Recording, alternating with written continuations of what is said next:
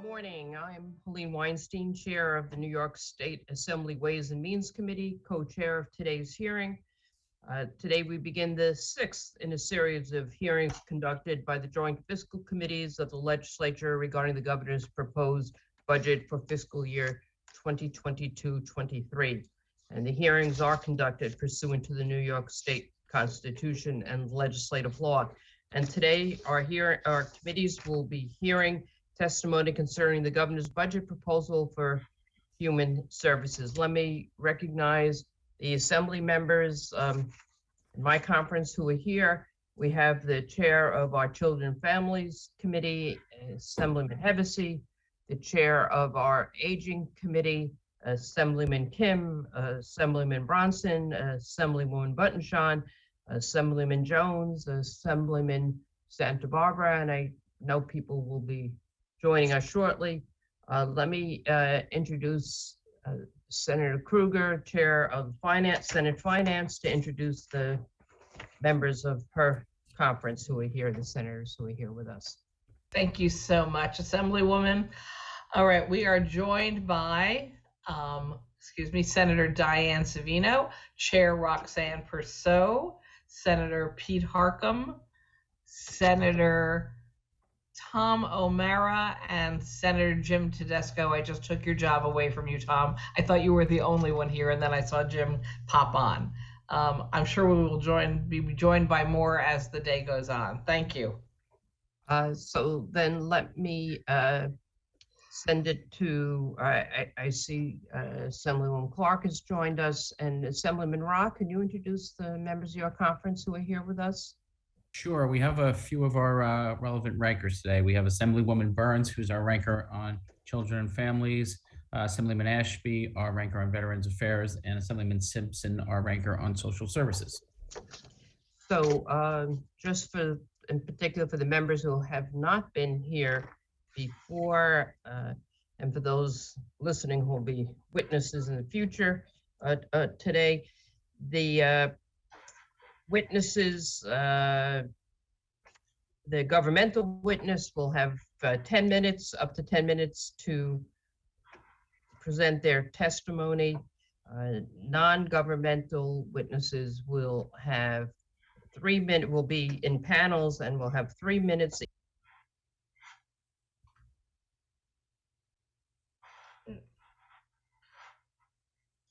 Lost you, Helene.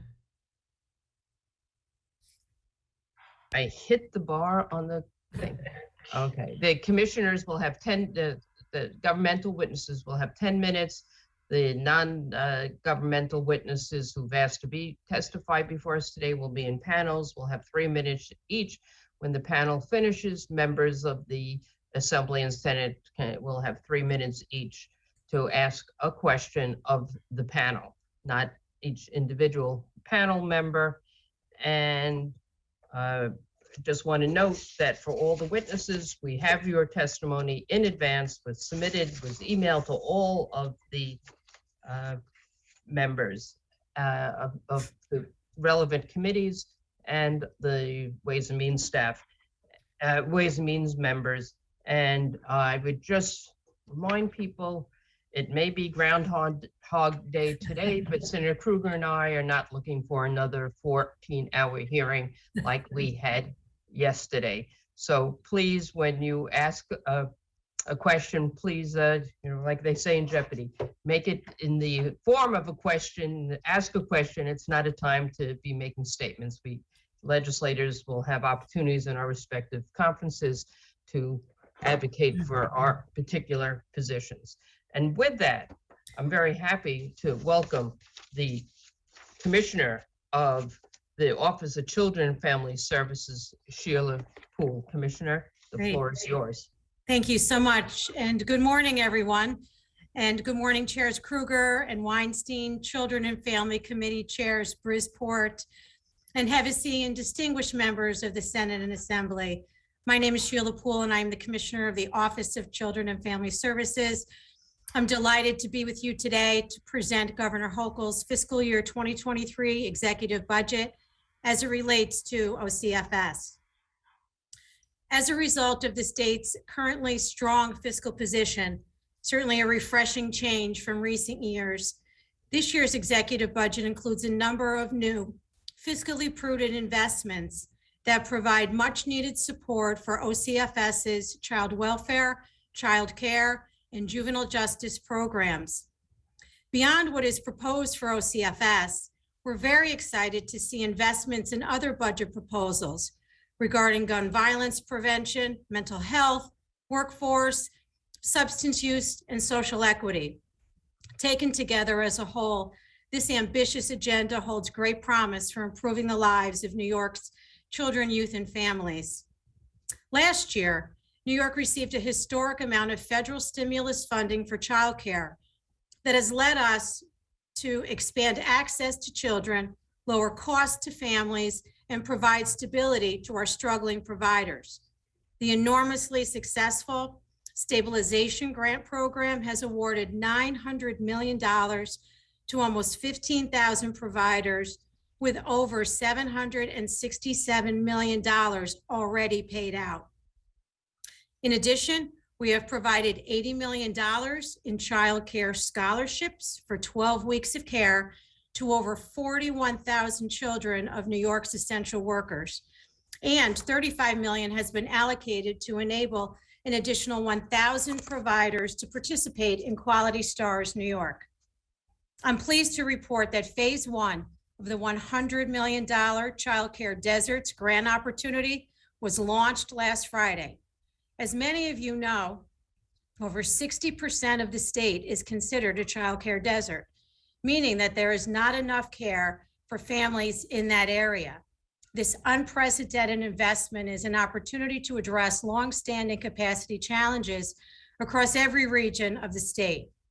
OCFS, in collaboration with our statewide network of child care resource and referral agencies, our CCR&Rs, the Regional Economic Development Councils, and other stakeholders, has launched a comprehensive outreach and media campaign to promote this opportunity, as well as to provide information and support to grant recipients. Funds made available in last year's federal stimulus package also enabled the state to begin implementing a number of critical, long-sought policy changes in childcare. We capped parent copays at 10%.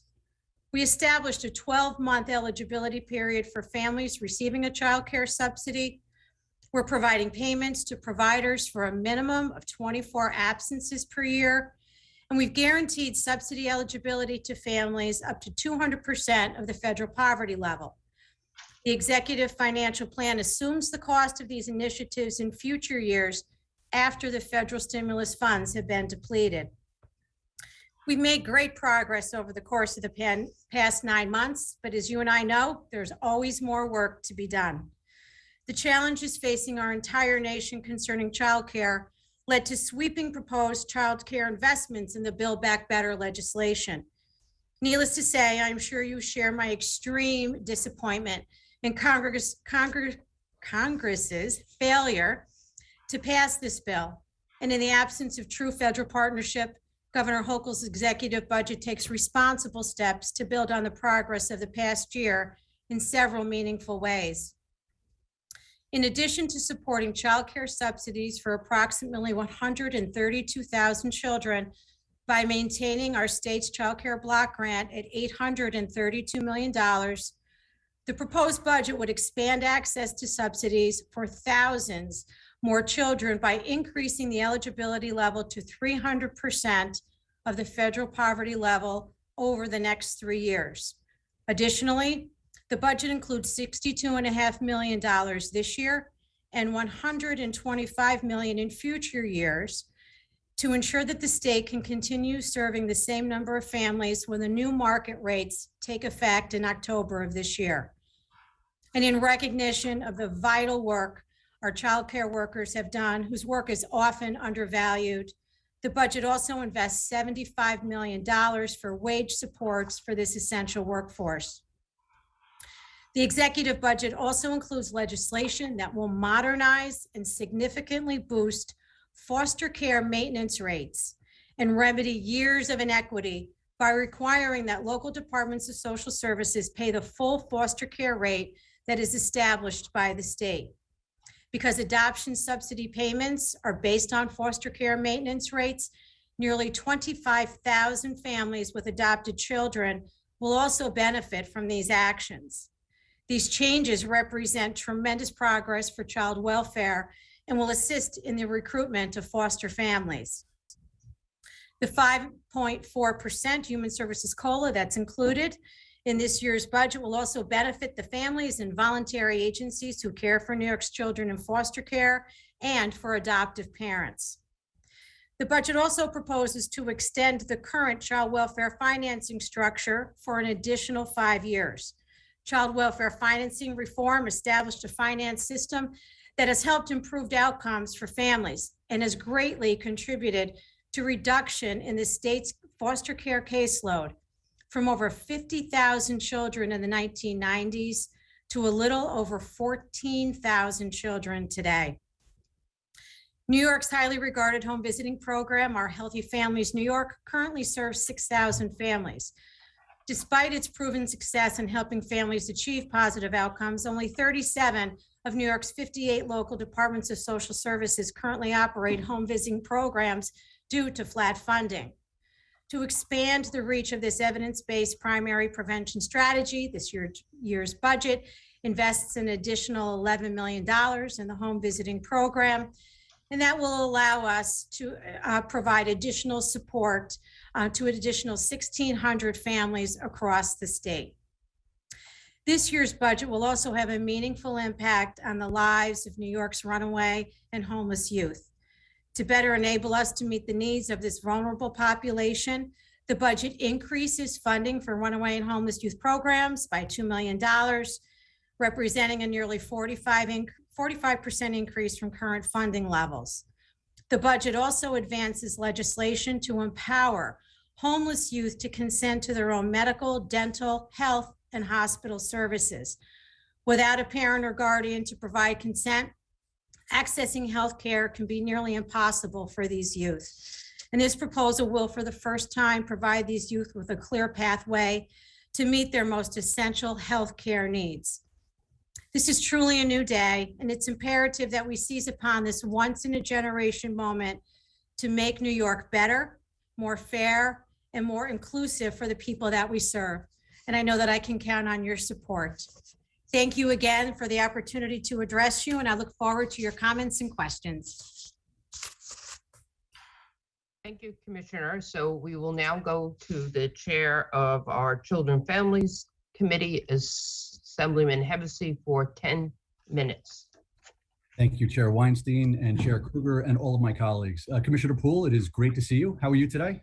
I'm doing well, thank you. Good, good. So I'm going to burn about 30 seconds of my own time to express my gratitude, my heartfelt gratitude. And it's not to you and Governor Hochul, but it's not for the investments and the things you put into the budget.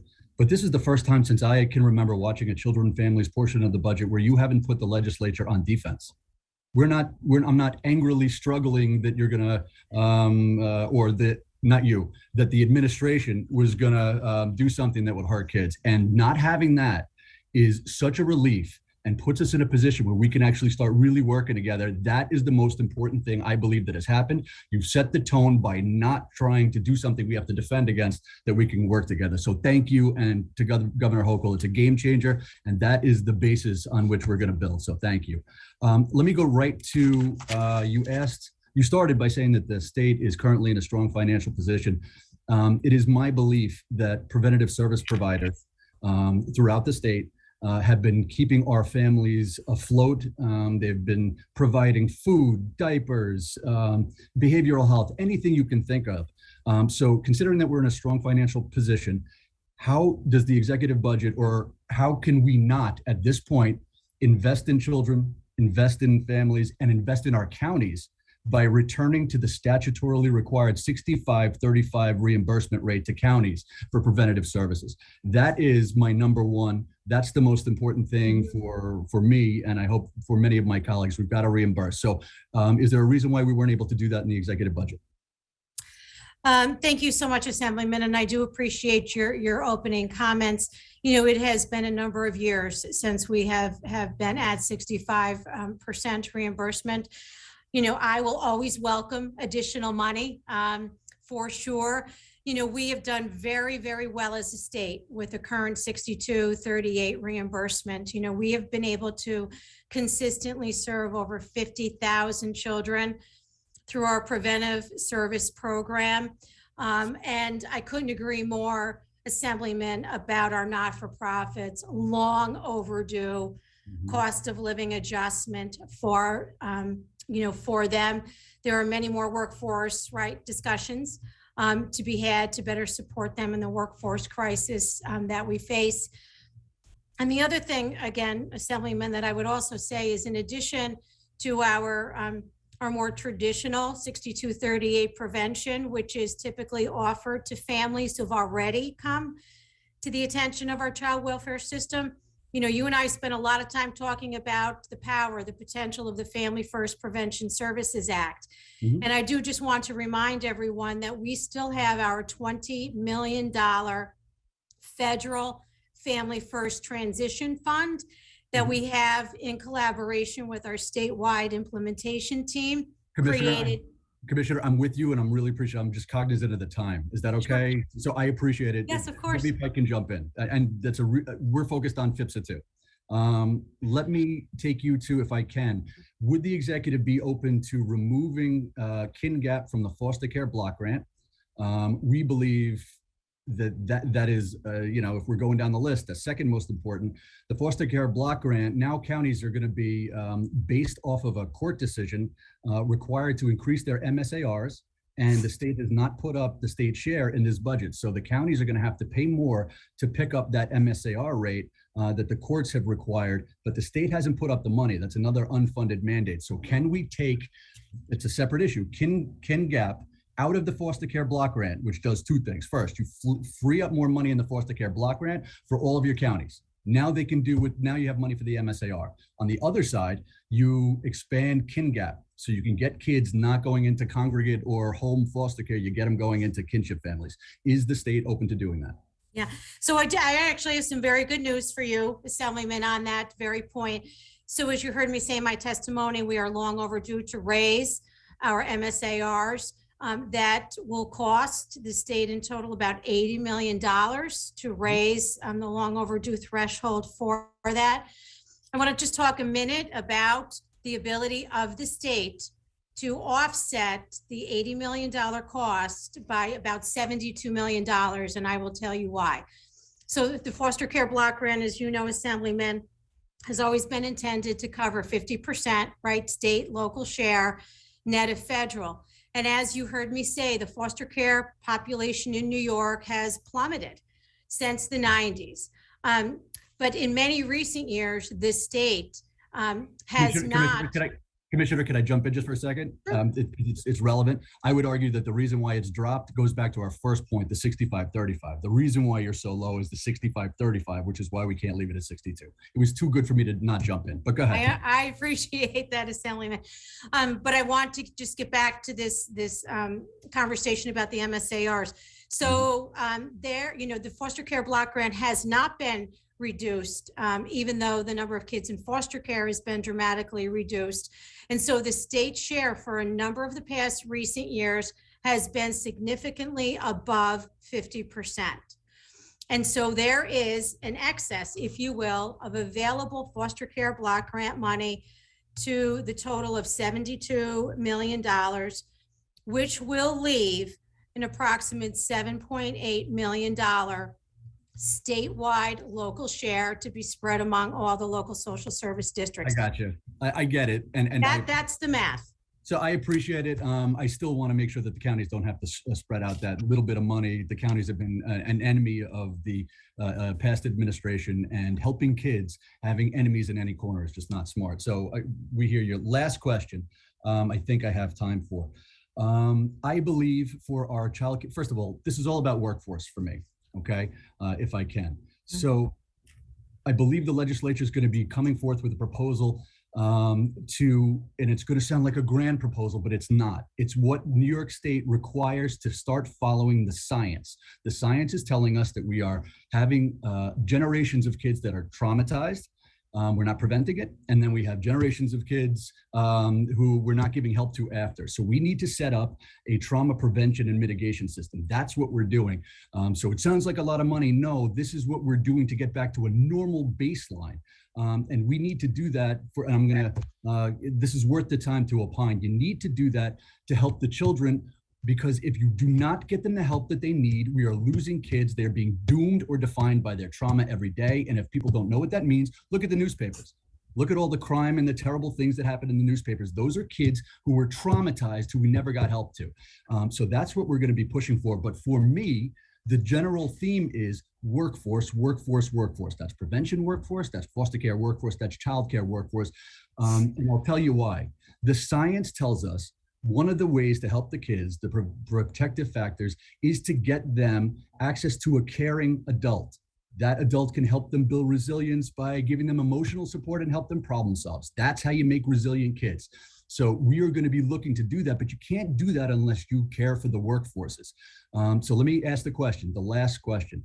For the child care workforce, and I'll get back to the other workforces because we're coming to help all of them. For the child care workforce, would you be opening to raising at least would you raise to the 90th percentile the market rate for childcare providers? I think if we do that, and I know we're at 69 and your budget holds us at 69, if you get to 90, then you're doing and getting us much, much closer to our vision and Senator Brisport's vision of universal childcare and Senator Ramos and Assemblywoman Clark and all of our friends.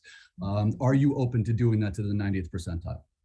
You know, the way I would answer that is, Assemblyman, you know, I think the estimated cost to get to 90%, just to socialize the cost, is about 370 million additional dollars. So again, significant investment, although you're never going to hear me as the commissioner of OCFS, say that we don't need to continue to support workforce in every corner of our human services sector. So Commissioner, I'm going to burn the rest of your time. You did great. Thank you. But let me just end with this. That is a fraction of money to support this workforce that they've been heroic during this pandemic. And we visited childcare providers now, and I know my colleagues are going to talk about this, doing the most difficult jobs with kids crawling all over them. They have not been respected historically. The last administration attacked them every year consistently, cutting funds. It's enough. This is the get right year. If it's a 370 is the cost $1 million, that's an investment that's going to save billions, because the kids that we help now are not going to wind up costing us money. I'm watching the clock. For homelessness, alcohol and substance abuse. They're not going to drop out of school. They're not going to be recidivists. You get the idea. This is our year. Commissioner, this is a great budget and a great starting point. Thank you for your time. My pleasure. And hopefully all members will follow our chair's example of keeping an eye on the clock. I just want to, many members have joined us in the assembly since we began. Let me just go through them, mention their names before we move to the Senate. Assemblywoman Barrett, Chair of Veterans Affairs; Assemblywoman Rosenthal, Chair of Social Services; Assembly members Anderson, Fernandez, Lunsford, Matenis, Seawright, Tapia, Mondamni, Smolin, Burdick, Lawler, Solange, Palmisano. And now to the Senate. Thank you very much, Assemblywoman.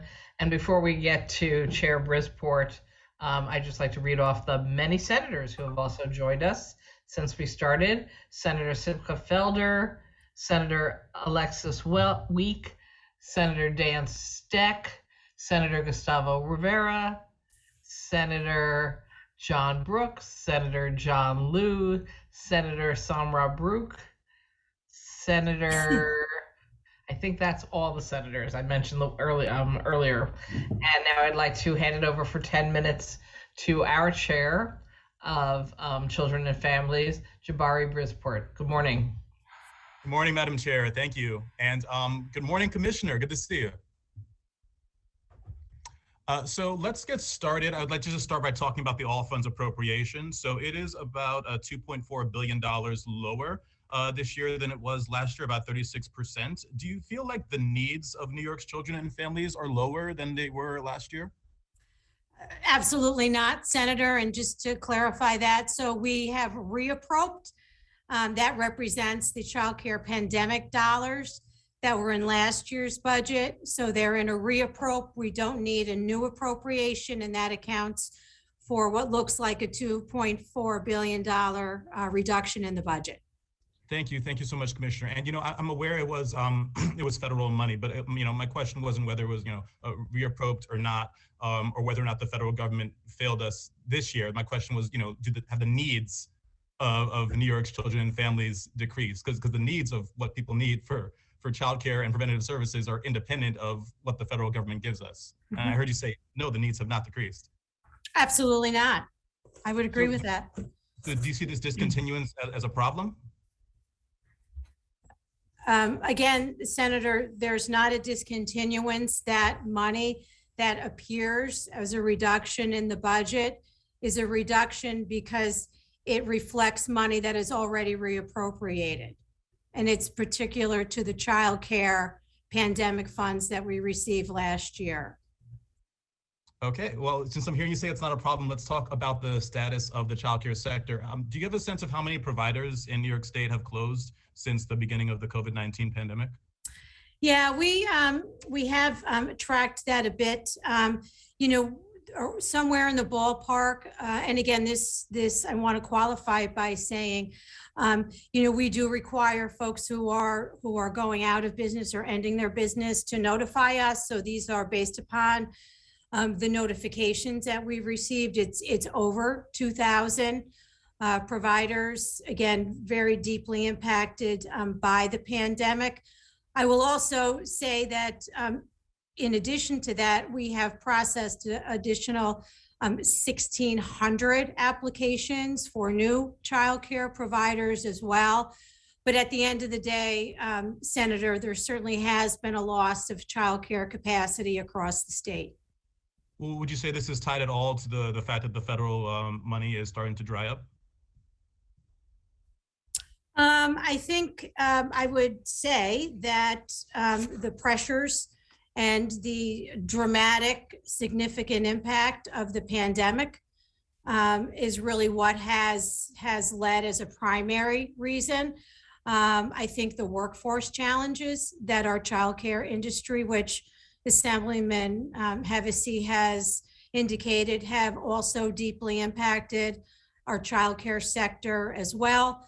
I think, the expansion of pre-K and universal pre-K, we've heard this consistently from providers, has made it challenging, particularly for those providers, left operating primarily infant and childcare programs. So there are a variety of reasons, but, that is why, Senator, we have just announced part one of $100 million investment to sort of restore where we have all of those childcare provider deserts throughout the state. So we're very hopeful that between that desert and infusion of $100 million across the state and using very precise census tracking and GIS mapping will help us do that. And just again, also back to the sort of drumbeat of workforce, want to reference in the proposed budget, there's $75 million for a workforce stabilization grant that we will be getting out the door very soon. Thank you. And I just want to circle back to some numbers I heard you say earlier. You said 2,000, you processed around 2,000 that closed and then processed around 1,600 applying. So that's a net loss, right? It is a net loss, yes. And you're confident that the $100 million will get us back to where we were pre-pandemic? I hope so. I hope more than that. I hope more than that, Senator. That's my question as well. Do you feel like we had enough pre-pandemic?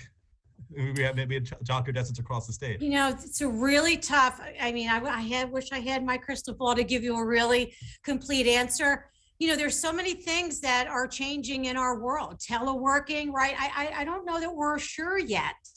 What will be the new demand capacity? One of the things that we're really hearing and going to address in the desert is families who would want to access subsidy and childcare programs. Were there more non-traditional hours offered? So many of our essential workers working weekends, overnight shifts, holidays.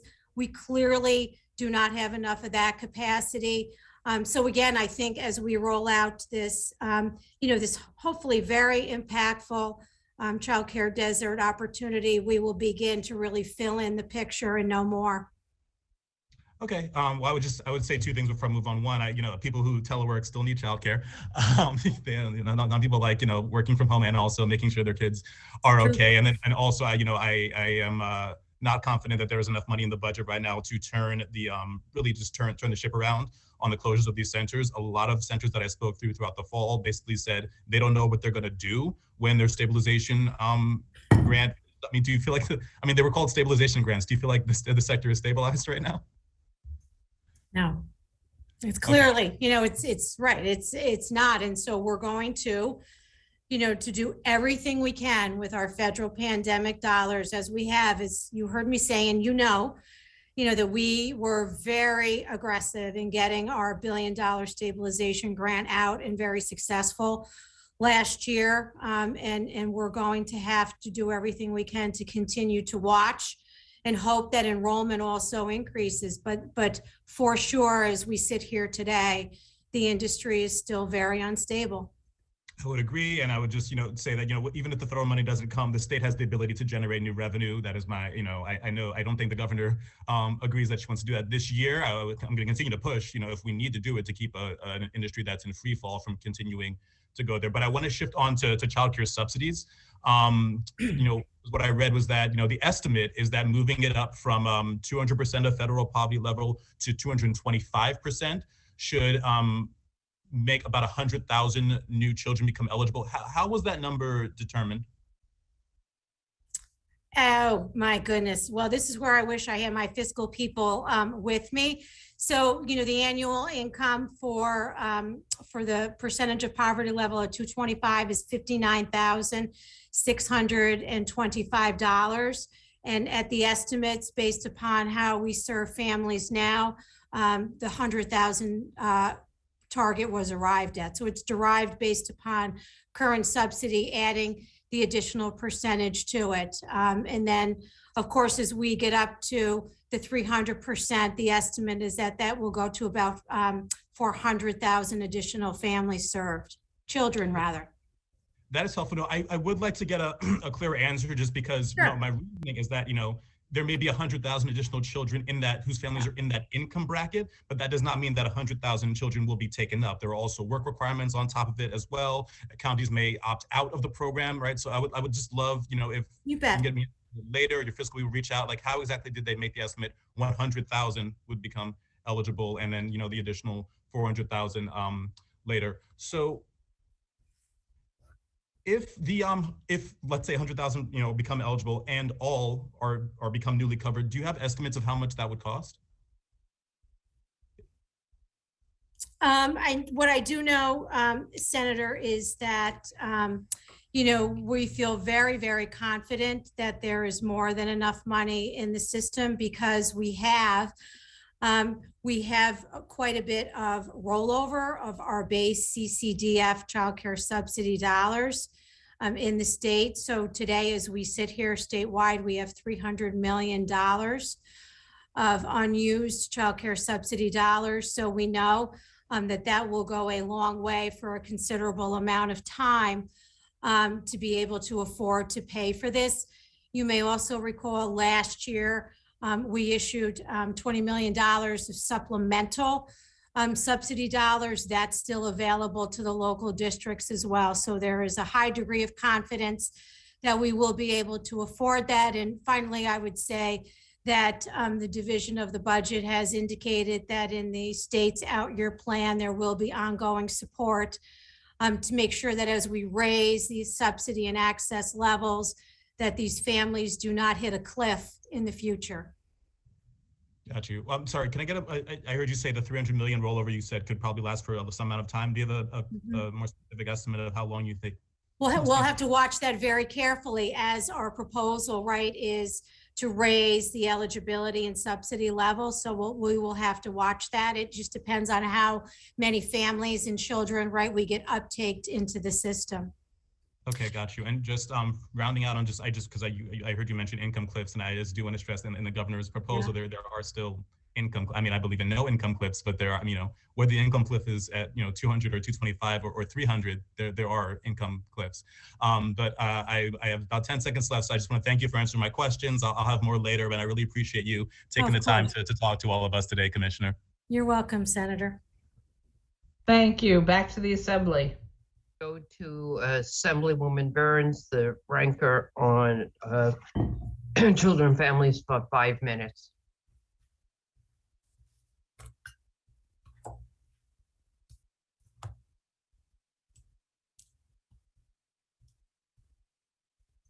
I saw her a moment ago.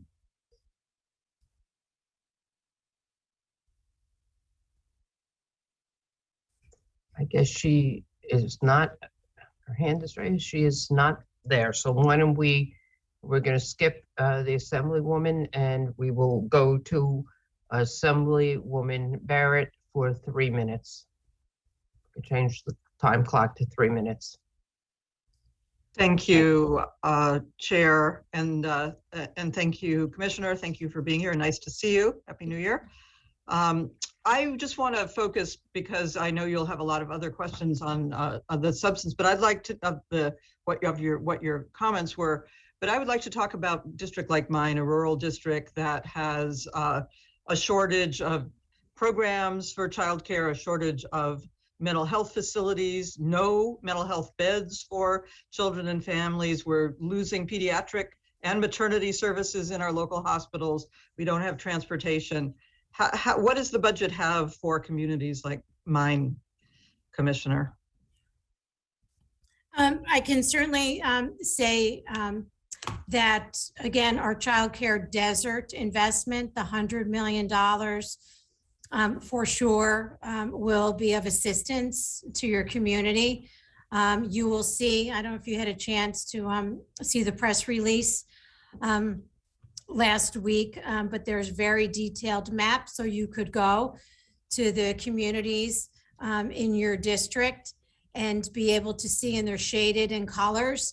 And we want to incentivize for providers, potential providers, right? Part of this strategy is to get new providers to come to the table with a lot of support, with startup dollars, with funding, to recruit and retain staff in those communities. So that first and foremost, I think. So you mean that they should come to you with startup dollars, or somebody with an idea should come, or the county could come to you, or one of our towns or something like that? So it will be providers, right? So we're working very closely with the CCR&Rs. You have them in your community, and they're going to be part of our technical assistance support, so that as there are potential, right, they're going to be doing a lot of public relations campaign. We have got to get the word out that we are looking for people who are interested in getting into the business of being a child care provider, whether it's opening up a new center, whether it's becoming a family daycare or family group daycare provider. So there's a huge public awareness campaign, a lot of technical support about helping people understand what it takes to become licensed, what are the staffing ratios. So that's the whole idea of this $100 million investment that, part one was just released last Friday.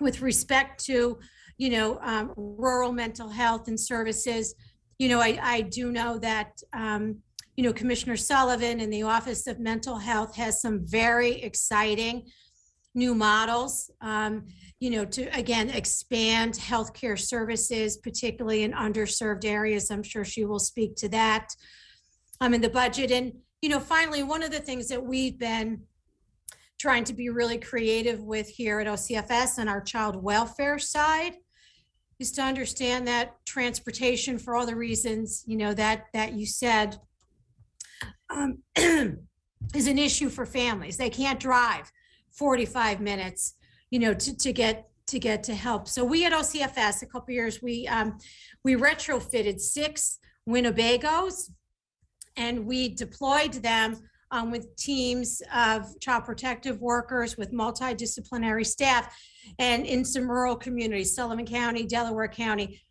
We are taking that model now and using some existing federal child welfare money we have to bring these mobile vans so that we can bring service delivery to families where we know there are service gaps. So whether it's bringing them diapers, gift cards for food, we're really trying to get much more upstream in our prevention. And we're working with the Office of Mental Health and other sister state agencies to sort of try and be part of that mobile effort with us. Thank you, Commissioner. We go now Thank to you. the Senate. Thank you very much. And our next senator is Diane Savino. Thank you, Senator Krueger. Good morning, Commissioner. Always good to see you. I only have 3 minutes, so I'm going to focus on a very important issue. As we know, in 2018, the state, through the budget process, enacted Raise the Age. It's an issue that I worked on for several years. I was not happy with the final product as it was hijacked by the governor and stuck in the budget.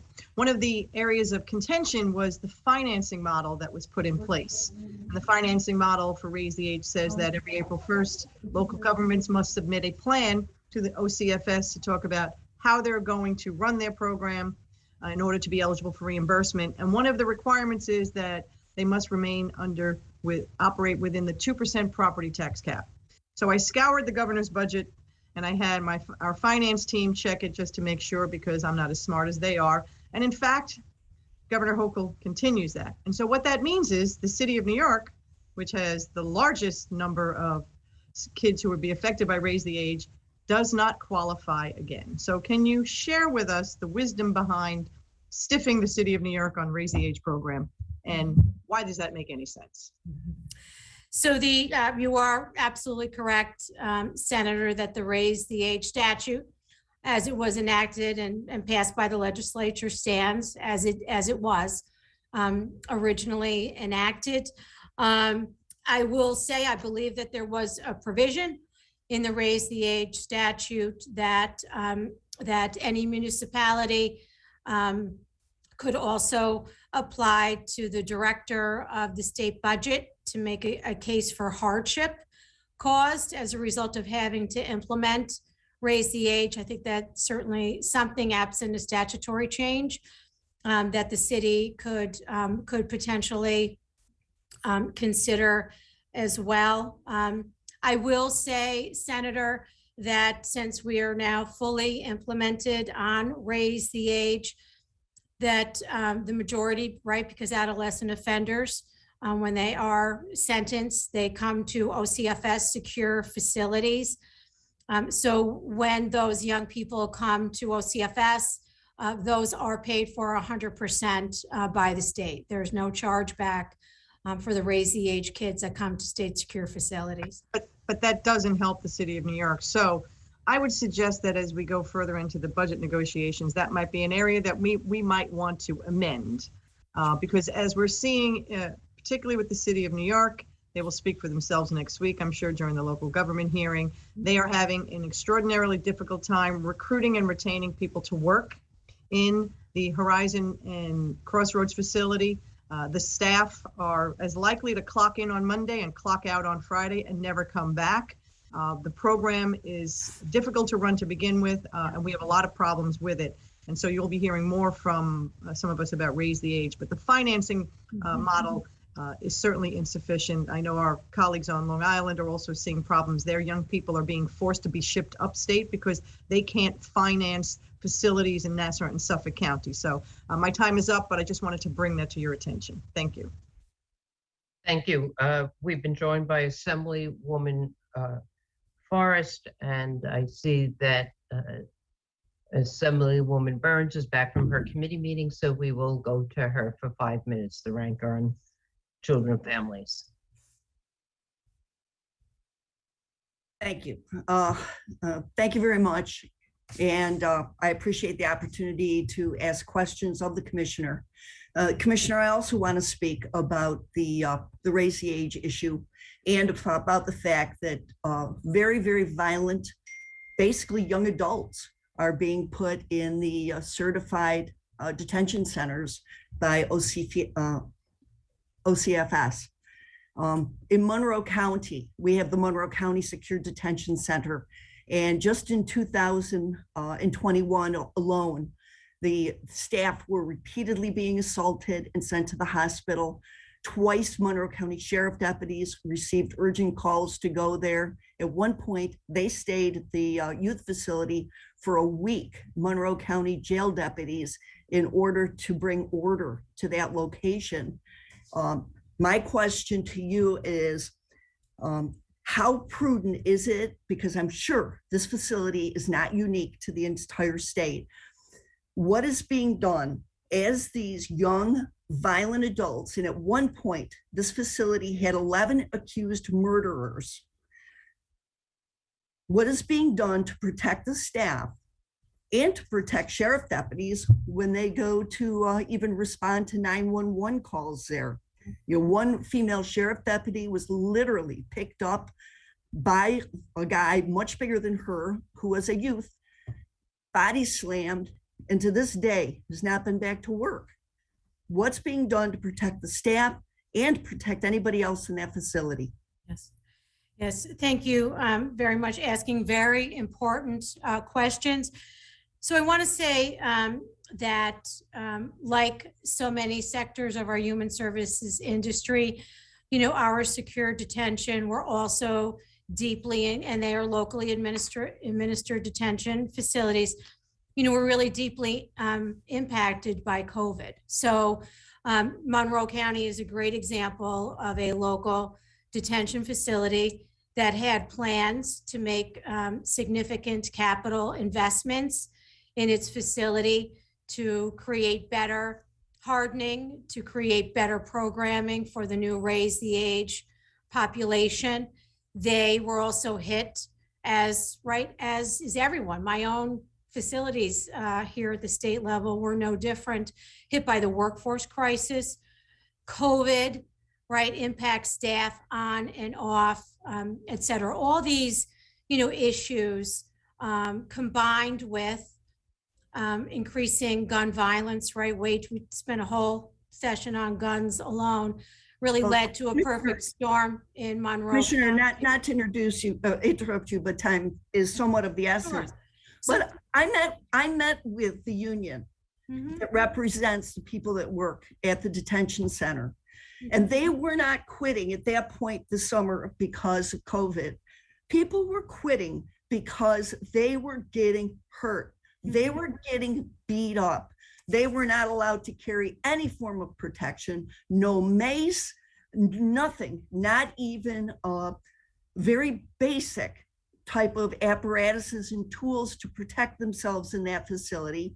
And even when the sheriff deputies tried to go there to restore order, your office tried very hard to ban them from even bringing in mace, billy clubs, the things that they normally would even use in any other facility should they be attacked to defend themselves. And I'm not even talking about guns. They don't carry guns, the jail deputies.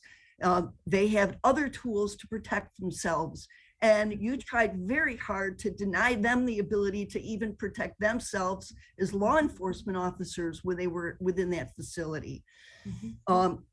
Don't you think that when we start putting 20 and 21-year-old gang members who are accused of murder in with legitimate children that are 16, 17, 18 years old, accused of far lesser crimes, that this is a recipe for disaster? I have to respectfully disagree with you on that point. I think that the research and the brain science behind Raise the Age and the failure of young people having been in such settings to rehabilitate themselves points us in an entirely different direction in terms of creating the right kind of programming for young people. And I can appreciate why folks would feel like pepper spraying and battering rams and those kinds of things, you know, might restore order. I will tell you from my many years of experience running the state's juvenile system, where we have these same kids in our programs, It's about adequate staffing.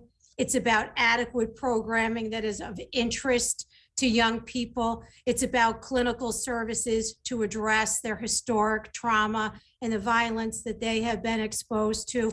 It's about hope, jobs, certification training. Those are the kinds of things that where our investments. And I will say to you that we worked hand in glove with the county executive and his team in Monroe County. Thank you, Commissioner. We're going to turn it back over to the Senate. Thank you very much. Next up is Senator Pete Harckham. Good morning. Thank you, Madam Chair. And good morning, Commissioner. Great to see you, and thank you for your testimony. I want to follow up on Chairman Brisport's line of questioning regarding childcare thresholds and also reimbursement. So 3 quick questions. In Westchester County, a family with 2 parents both making minimum wage did not qualify for either Title 20 or low income. So question 1, will they be eligible under the new income thresholds? Question 2 relates to reimbursement rates. What the providers have told me is when the state went from 75% to 69%, it wasn't nearly adequate and they were losing a lot of money on each student. Is there any improvement in the budget in the reimbursement formula? And finally, only being reimbursed on a daily basis. So if a child calls in sick, they still have the same overhead of staff, utilities, et cetera. So if you could address those 3 questions, please. Thank you. You're quite welcome. So the first one is a little hard because every family situation is a little bit different. But again, so for example, if the family's income, and this is sort of based upon a family of 4, if their annual income is under $60,000, then they should be eligible for a subsidy. So again, I think, and again, it depends on if they're working or seeking a job. There's other variables that we would have to take into account before I could answer definitively yes to your first question. To your second question, the 69th percentile is still what is included in our proposed budget when the new market rates take effect in October. So that is the current standing proposal at 69%. And then finally, maybe some good news on the answer to number 3, which is around payment for absences. So one of the provisions that we passed last year will allow up to 24 absences to be paid to families per year. So that should help mitigate, actually it's a minimum of 24 absences to help mitigate that issue. All right, good news on number 3, possible good news on number 1. We'll keep at on it. number 2, I would just share with you that the 69% is really inadequate. What I'm hearing from all the providers in my district, they're just losing too much money. And, you know, some are fortunate enough to have donors to help defray the cost, but a lot of them don't. So I hope we reconsider that number. Thank you very much. Quite welcome. Thank you. Thank you. Assembly. We go to Assemblyman Kim, 3 minutes.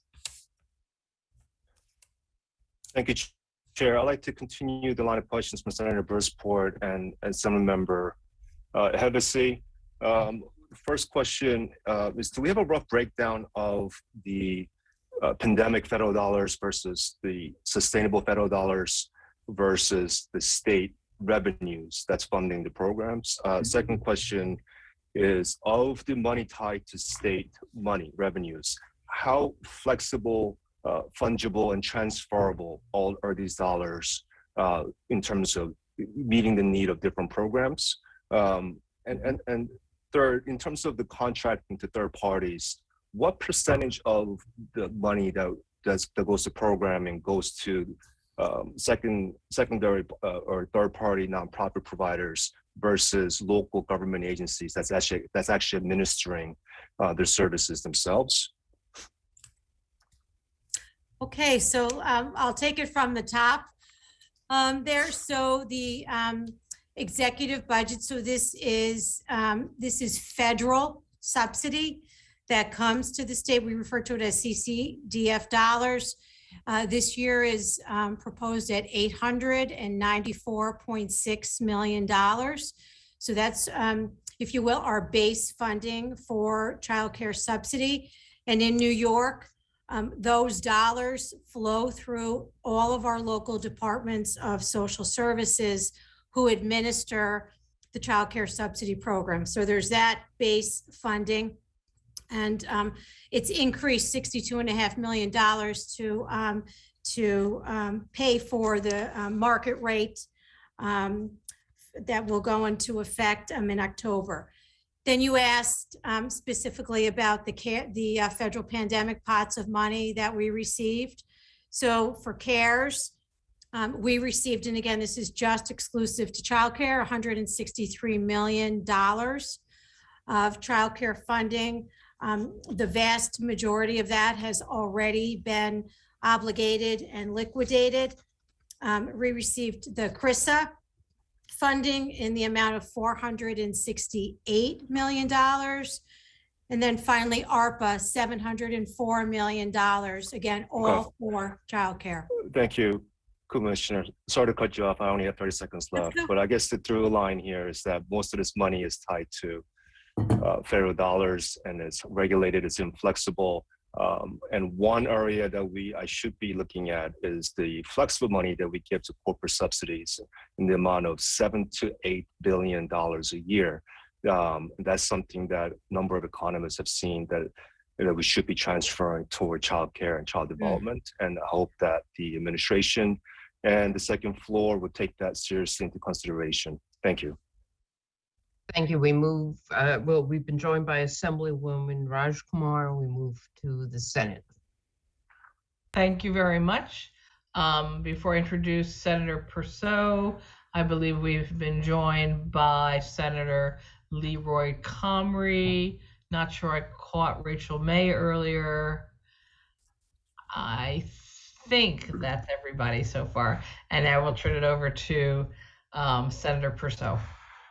Thank you, Madam Chairman.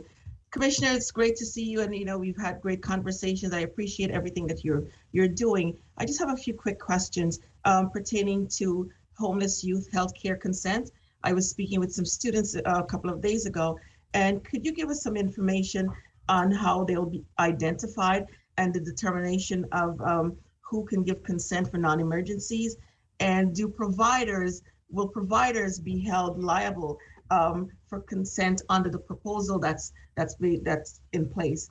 And then also, the city is looking to have the 18.5% reimbursement rate restoration for Committee on Special Education.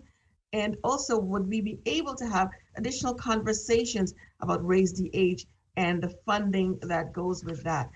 There are things that still, as Senator Savino has spoken about, there's lots of conversations that we should have. There's funding needs that have not been addressed. What is OCFS willing to do to move that conversation? And the last thing I want to ask, the gun violence funding. We have a spike in gun violence. Every day we turn on the television or whatever, and we're hearing about gun violence.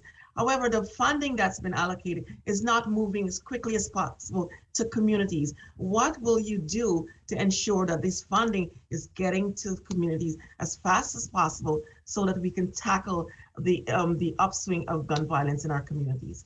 Thank you. Okay, that's a lot right there, Senator. So first off, with respect to our proposed Article 7, allowing runaway homeless youth to consent, this became so illuminated during COVID when we had young people, runaway homeless youth shelters, who wanted to consent to their own or get the COVID vaccine and because they're disconnected from their families, were not able to.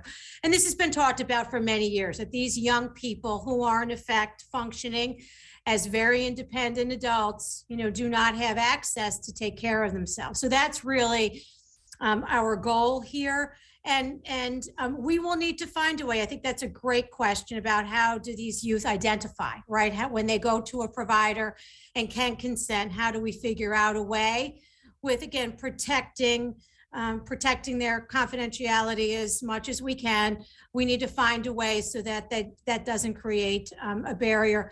The model is also predicated upon that they are under the care of a professional medical personnel who is, presumably recommending care and treatment. So that's the other part, is that we trust that these young people are getting good medical care and that their medical providers will want to support the youth in obtaining it. But happy to work through some of the operational implementation issues with you so that we achieve the goal.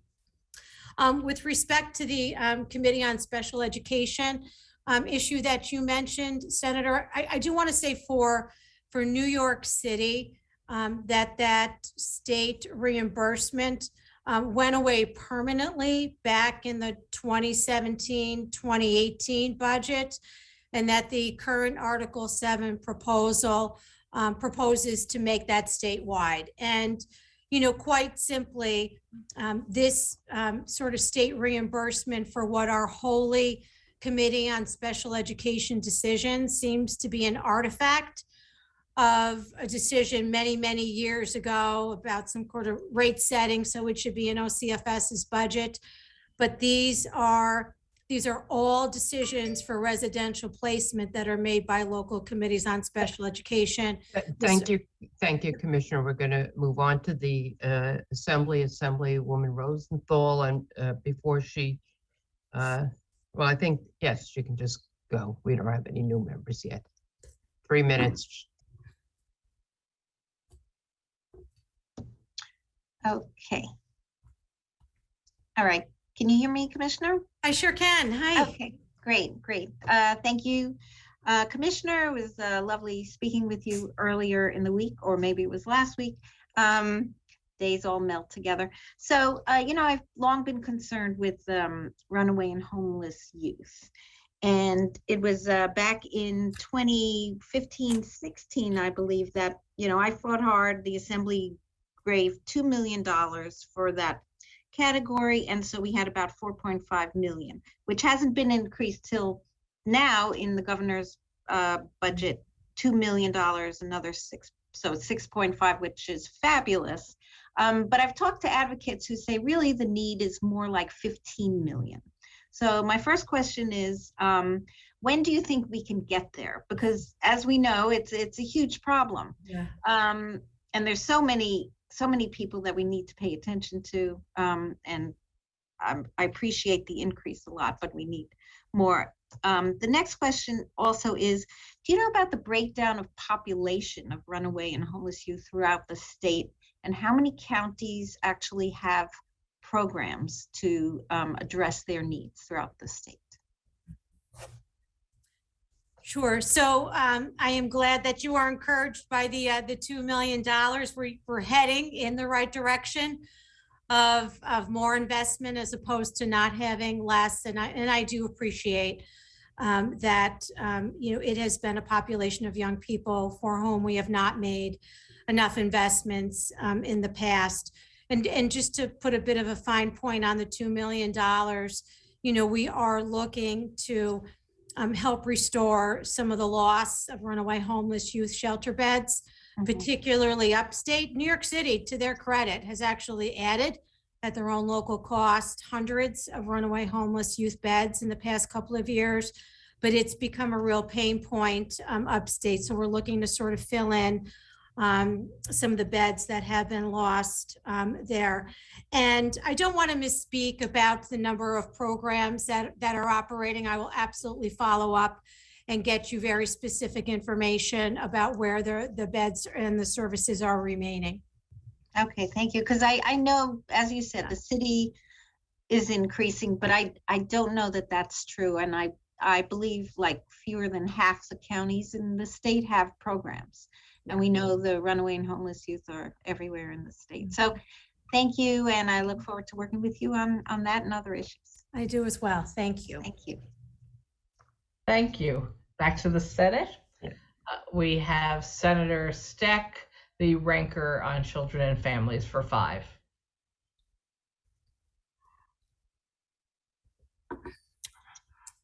Are you there, Senator Steck?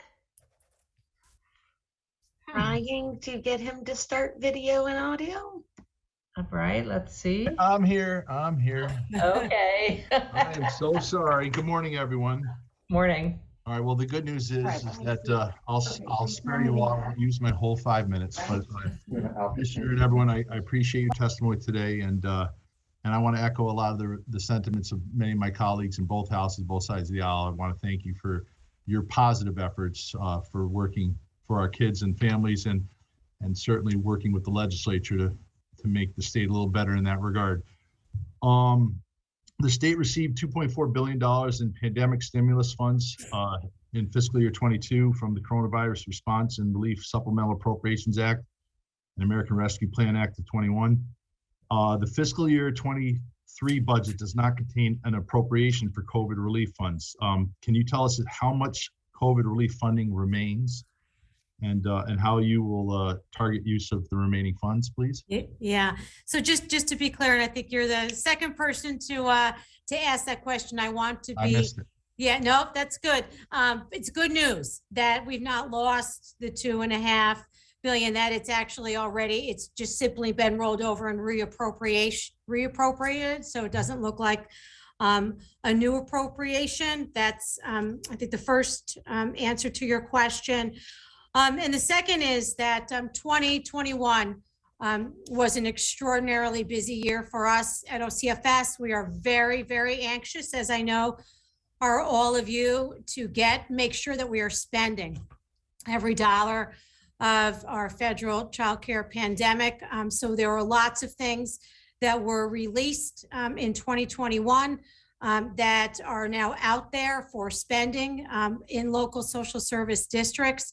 So it's the 10% cap on copays, and that means that counties, that's a cap. They can, many of them afford less than a 10% copay for families.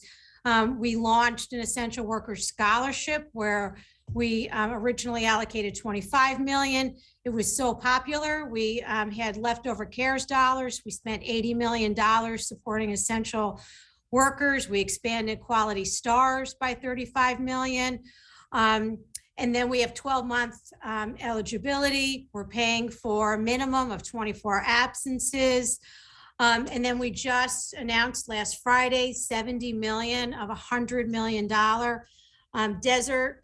And then we've got a couple of things that we'll be rolling out soon. So we are on a all-out effort here to get that money out the door to districts and to make sure that districts, this is where we need our county executives who are, I know, busy with all kinds of pandemic funds, but we have a lot of money in our childcare space. We have rollover funds that are on the table, and we need an all-out effort to make sure that it's getting spent before these funds expire in a couple of years.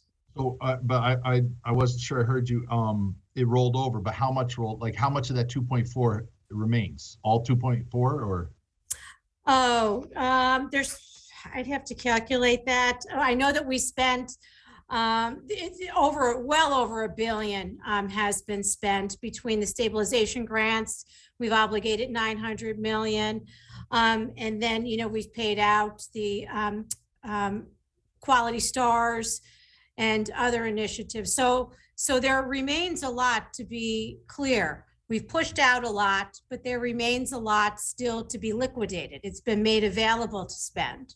How long do you think what remains will last? And is there a clock on how long you have to spend it? Yes, there is. And we have multiple clocks going here, right? So there's the base subsidy, our federal dollars that we have rollover. We got to make sure that they do not lapse and expire. So we watch those. And then, as I said, the CARES money, we're good there. Almost all of that has been liquidated.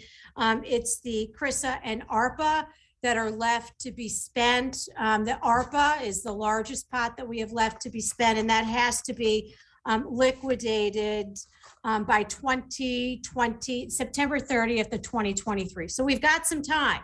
Okay. But the clock ticks fast, so we got to get Sure people does. spending. Yes, it It sure does. does. All right, hope thank you that very helps. much. Chairwoman, I'll yield my last 15 seconds back. Thank you very much. Assembly. We go to Assemblywoman Clark, 3 minutes.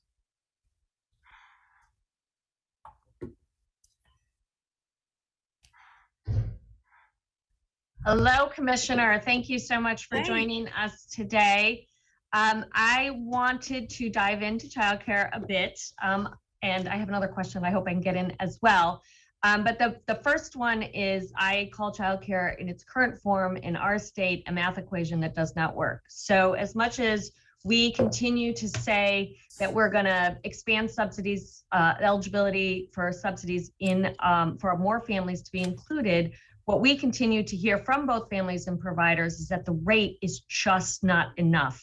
So if we are not paying providers true cost of care, they're going to not take subsidy families. So we are creating a problem by not actually addressing the root cause, which is that we are not covering the true cost of childcare, even in its current state, let alone if we start to increase wages for the childcare workforce, which is the main driver of why people are leaving.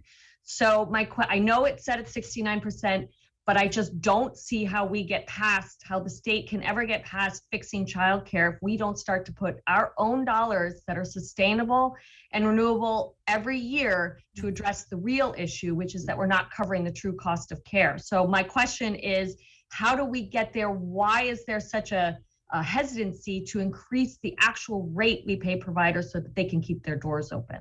Yeah, I think it's a very fair question, Assemblywoman. And we do have cost estimates for what it would take to get to the 75th, as well as the 90th. I don't know, you were on, I think Assemblyman Hevesy asked me the same question.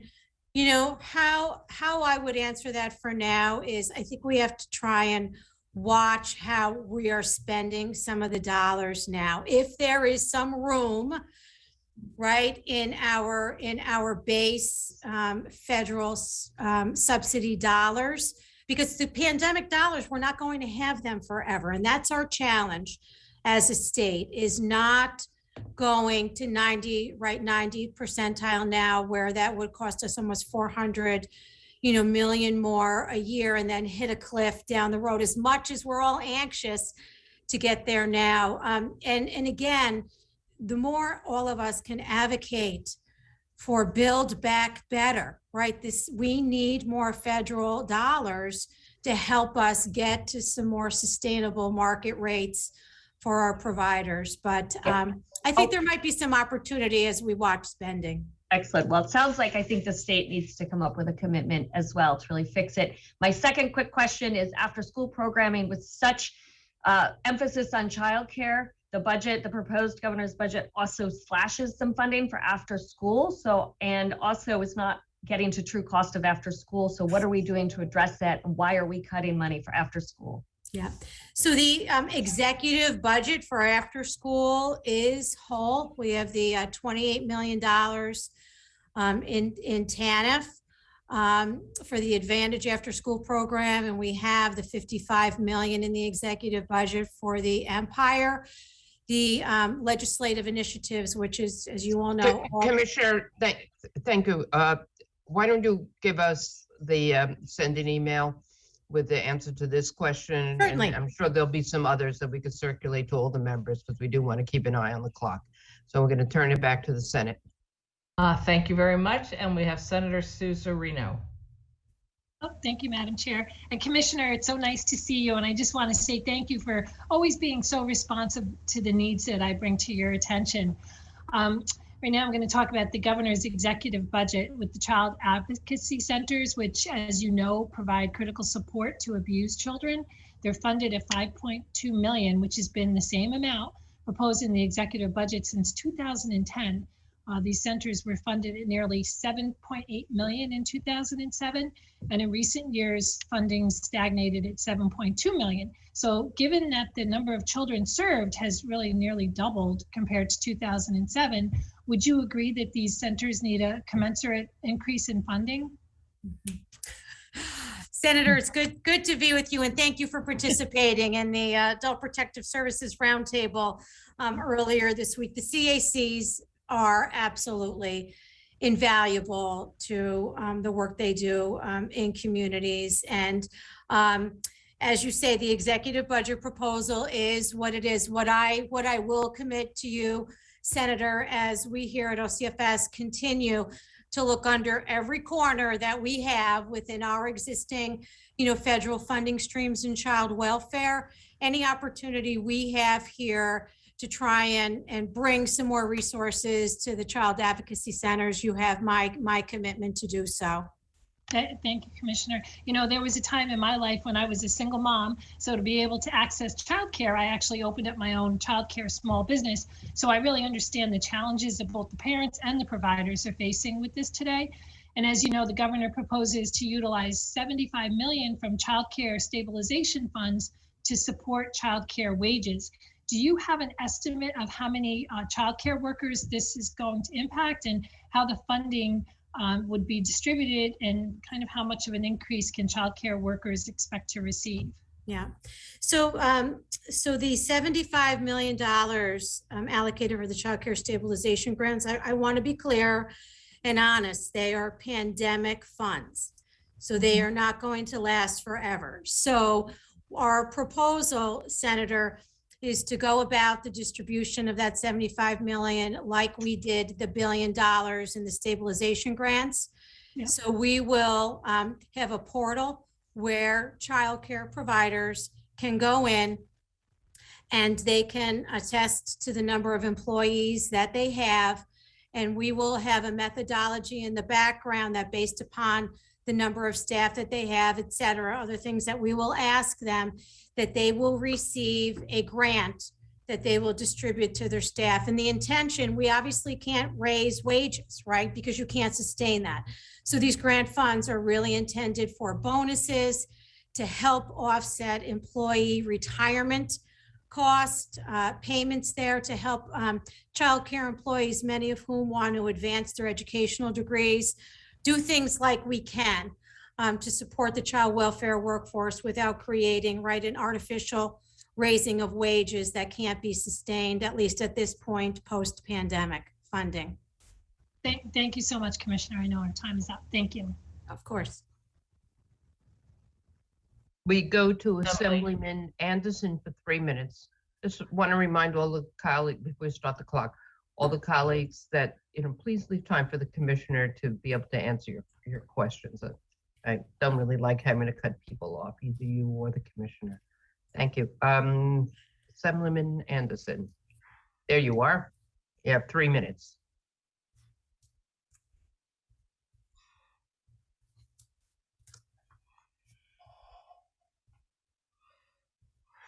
Assemblyman Anderson, can you hear me to unmute yourself? All right. Can you hear me? Yes, now we can. Okay. 3 good. minutes. I started talking and I didn't know if folks were hearing me. All right. Thank you so much, Commissioner, for being here. Thank you, Chairwoman Weinstein, as well as Chairman Member Hevesy. So I have a couple of questions for you, Commissioner. In terms of your strategies around personal protective equipment and supplies for OCFS sites, what does that process look like? And what, if any, additional funding do you guys need in the budget to ensure that our children and our families who are at OCFS daycare centers, sites throughout my district and throughout the state have those very important supplies and resources? That's the first question. The second question I have, and it's specifically around funding streams. I want to read it correctly. So last year, you guys expanded, or we expanded in the budget subsidy, and we went down to 200% federal poverty level.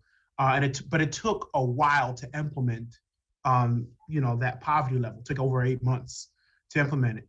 Actually, the regulations just came out a month or two ago, which is wholly unacceptable. But the budget this year proposes a expansion to 225 for those families in that bracket. But it won't go into effect again for another 8 months. Why is there such a delay for the implementation of these subsidies? And couldn't you guys just advance some of the stimulus dollars that you have to help assist with getting these funds out? So I'll allow you to answer, then I have one more question if I have time. Thank you, Commissioner. Sure. Of course, happy to. So I appreciate your question on the PPE. So we have been very fortunate between the ability to use federal pandemic money as well as support from our own state government from DISHES, that we have an ample supply, both for my state operated juvenile justice facilities. You know, we have KN95 masks, we've got all the right PPE, and we've had a good supply.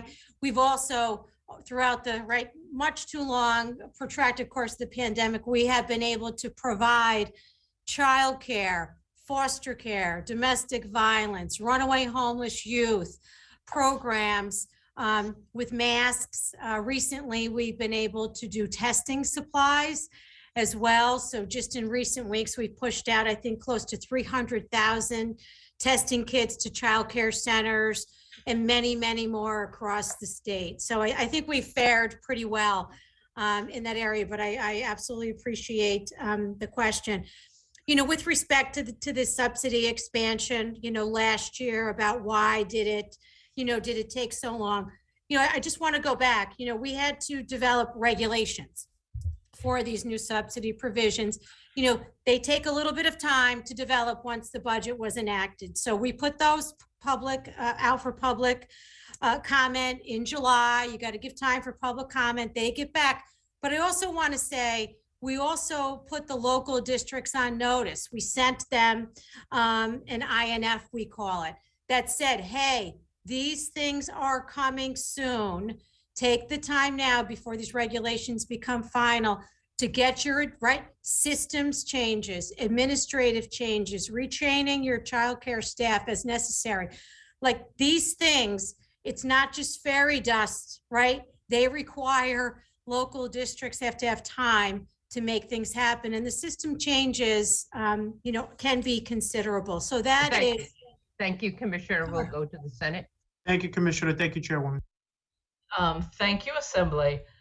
We have shockingly run out of senators with their hands up. Once they hear this, no doubt they will raise their hands, but I'm going to pass it back to you. Not to worry, we have many more senators. Okay. You do have many. Just shout out when you have a senator. We'll go to Assemblywoman Lunsford. Thank 3 you. minutes.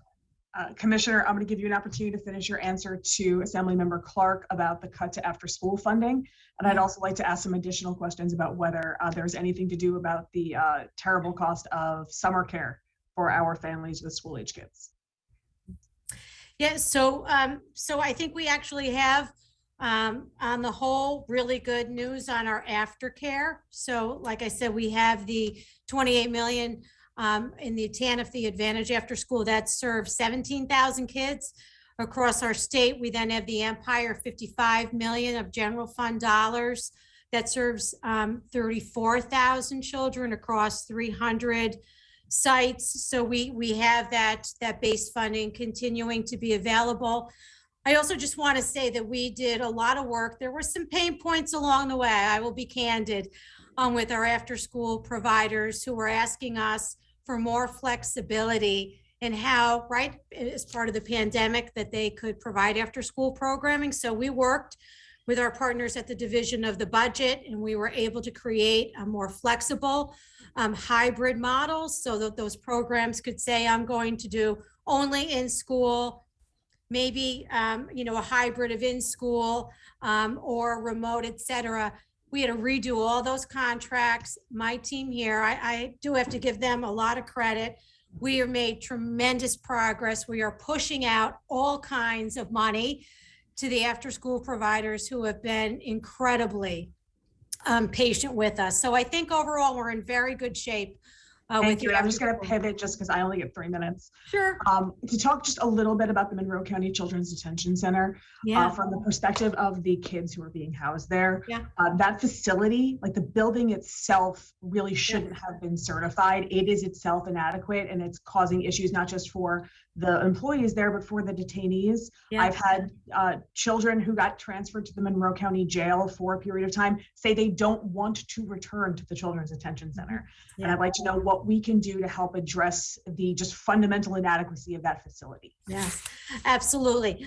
So I have very good news in that Monroe County has submitted to us their request for a capital plan proposal, which we are expediting this at record speed. We're delighted that the county, needed to make the right decision for them. They had a number of options they were considering. So we are working very closely with the Division of the Budget. We will work with DASNY. We're going to work with engineers, Assemblywoman, to get this done just as quickly as possible so that the physical plant is really modernized, right, to be able to do the kind of programming. I will also say I want to give a shout out to Monroe County. In spite of all the challenges that they faced in July of last year, which were very considerable, they've done a tremendous job bringing on new staff, raising salaries, bringing on additional managers and supervisors. There's been a lot of good partnership work with them, with our partners at State Commission on Corrections, and things are much better in the Monroe County Children's Center today. So kudos to them. To continue with Monroe County, go on Assemblyman Bronson. 3 minutes.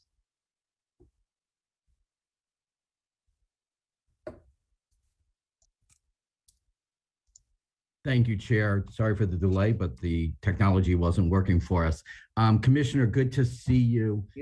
I have one line of questioning, and it is extremely important. As you know, over the last 2 decades, mental health practitioners licensed under Article 163 of the Education Law have been under an exemption that would allow them to diagnose and create assessment treatment plans. They've been doing this for 20 years. That sunsets in June 2022.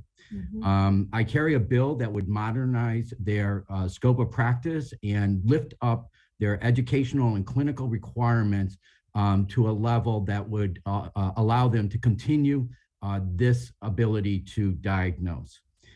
If we don't deal with this issue, there is going to be an extreme crisis in our community-based organizations that serve many of our families and children, including Hillside and my district.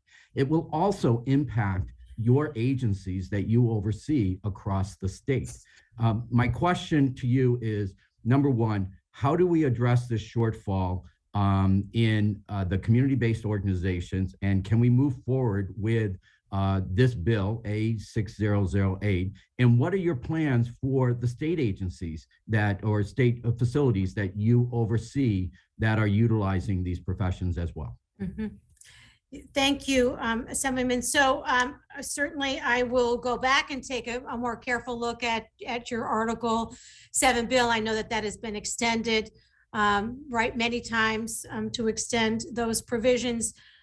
I would imagine, given the workforce crisis and in particular, the role that mental health practitioners and clinicians have played throughout the pandemic, would perhaps bring some renewed conversation to your proposed bill.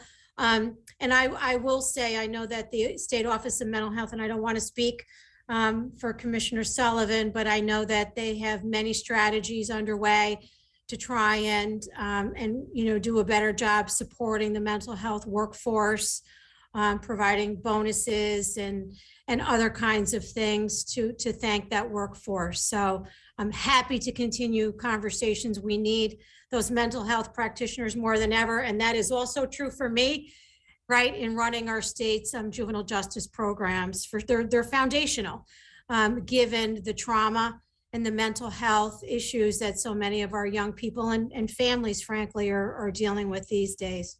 Well, thank you, Commissioner. I agree with you 100%. We have to address this. The need has grown exponentially because of COVID, and this bill would standardize these master level educational and clinical training and requirements. So we got to get this done. Thank you so much. Thank you. We go to Assemblyman Burdick.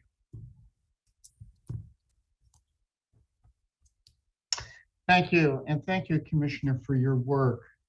I have two questions. I'll ask them both at once in the interest of time.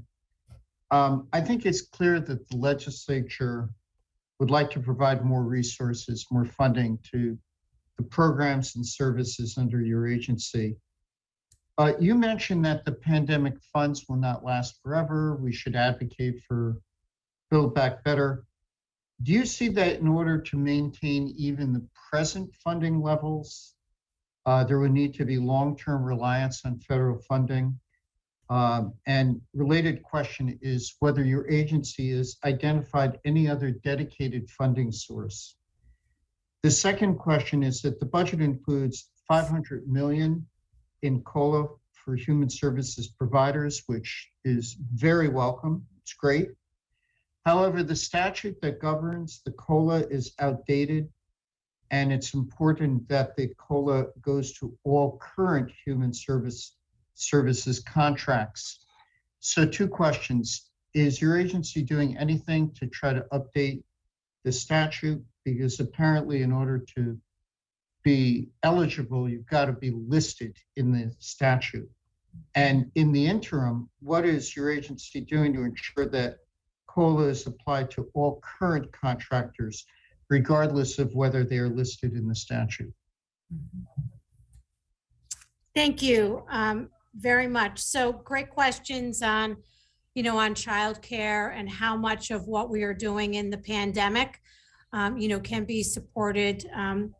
Again, I think the subsidy pieces in particular, raising the eligibility to 300%, keeping co-pays as minimal as possible for working families, trying to support providers with sufficient market rates are really, I think, the three core pieces that we need to watch carefully, right? So that absent not knowing what's going to happen perhaps with Build Back Better or additional base funding, we believe, and this is why, I think I've been asked this question, like, why are you taking seemingly such a cautious approach?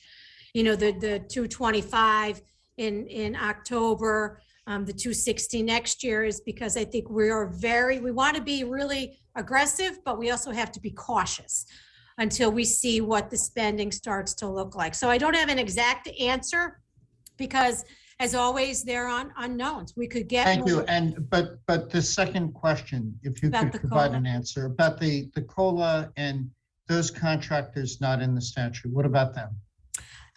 Well, I will say to you very candidly that is troubling for me, and has been. That maybe we can consider that offline then. Thank you so much for your work. Happy to. Thank you. Continuing with the Assembly. No, sorry, Senator popped up. Okay, to the Senate. Senators popped up, sorry. Senator Tom O'Mara, thank you. Thank you, Chairwoman. You're going to start referring to me as Senator Pop-Up, I think. But thank you. Commissioner, thanks for being with us this morning. I have a couple questions with regards to our youth detention facilities and the Raise the Age. I'm picking up a lot in the news with concerns from law enforcement of the use of 16 and 17-year-olds for criminal activity to avoid the more serious criminal responsibility of 18 and 19-year-olds, particularly in regards to gang activity and gun violence that we're seeing. I'm just wondering what, if anything, your agency is doing as overseeing the Raise the Age program as far as trying to gather information on just exactly what's going on and what you're picking up in your facilities on and hearing kind of at least anecdotally on what these 16 to 17-year-olds or even younger are doing. Are they being exploited so that older gang members or other criminals are utilizing them. Mhm. Yes, I will say I've read about that, right? There's been obviously a lot in the news every single day. It seems about that. I've not heard that quite a bit in my own, in my own facilities. What I will say to you is I think we have to just not conflate the raise the age law that was passed several years ago with what's happening now in our world. Between the number of guns on the street, between just the impact of COVID and court processing. We're seeing kids stay in detention for much longer periods of time that they were ever intended for. That's creating an issue on occasion where there's not access to specialized secure detention beds. Those are all real issues for sure that we are working our way through. And as you heard me say, we're now starting to see a number of capital proposals for detention programs now that the pandemic seems to be lifting a bit. So we absolutely need to move forward in building capital capacity. But I think we have to be very careful in not conflating what's happening around just gun violence with sort of throwing the baby out with the bathwater on race. Right, but we have to be very careful that 16 and 17-year-olds and those underage are not being either exploited or utilized because of they're going to avoid this criminal responsibility. And I think we're seeing longer stays in these facilities because there's more individuals, 16 and 17-year-olds now, going into those facilities that are committing much more serious crimes. And I would just encourage you and your department, because I have been in contact talking to Assemblywoman Burns, who was talking before about the issues in one of the facilities in her area, where they're hearing this, that 16 to 17-year-olds are being used to avoid the more serious criminal responsibility for the 18, 19 and older with that. And so I'll just leave it at that. And with regards to capital facilities, I hope we're looking at regionalized facilities where multiple counties can, in a localized region, can send their those youth to a more close facility anyways, because I do think those that certainly have family contacts and interested family, their ability to be able to interact with them while they're undergoing that. So Thank you. I just encourage that. Thank you so much. Senator. Thank you. We've been joined by Assemblywoman Forrest, Assemblywoman Gonzalez Rojas, Assemblyman Meeks, Assemblywoman Hunter, and Assemblywoman Reyes, and we go to Assemblyman Wolzak, 3 minutes. Thanks, Madam Chair. Hey, Commissioner, how you doing today? I'm well, thank you. So I was just looking at Casey and the way that New York State, in comparison with other states, invests some of its Title 4E and Title 4B in our foster program. And by way of comparison, they've got some interesting looks. So in prevention services, we spend 7% of our total in prevention and 93% of our budget to foster care. You compare us to somebody like Alabama, who's considered to have a really successful program when you compare them to others. They've got 76% in foster and 24% in prevention. So a significant amount more of their Title 4B pushed into those prevention programs. Do you have any thoughts on that? I actually don't. I'd be very interested though in seeing the report that you're referencing. Yeah, if you go to Casey, it's pretty easy to find. Actually, we work very closely with Casey Family programs. Good. Yeah.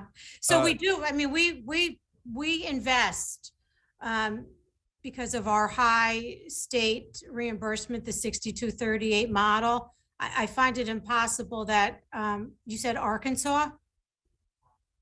Alabama. Or Alabama. Yeah. I would be very happy to try and put that into better context. Yeah, great. For you. I'll follow up with your office on that. Please, happy to. the same study showing 9% of our foster kids in New York enter the system for abuse, which is one of the lowest in the nation. Yeah. But that also means that we have the highest entering for reasons that aren't abuse. What do you think accounts for that? That is a fantastic question, and I can tell you we're doing lots of work on that. So, we know, right, from the data that you just described, that many families are swept into the child welfare system for neglect, and we know that much of neglect is derived from poverty.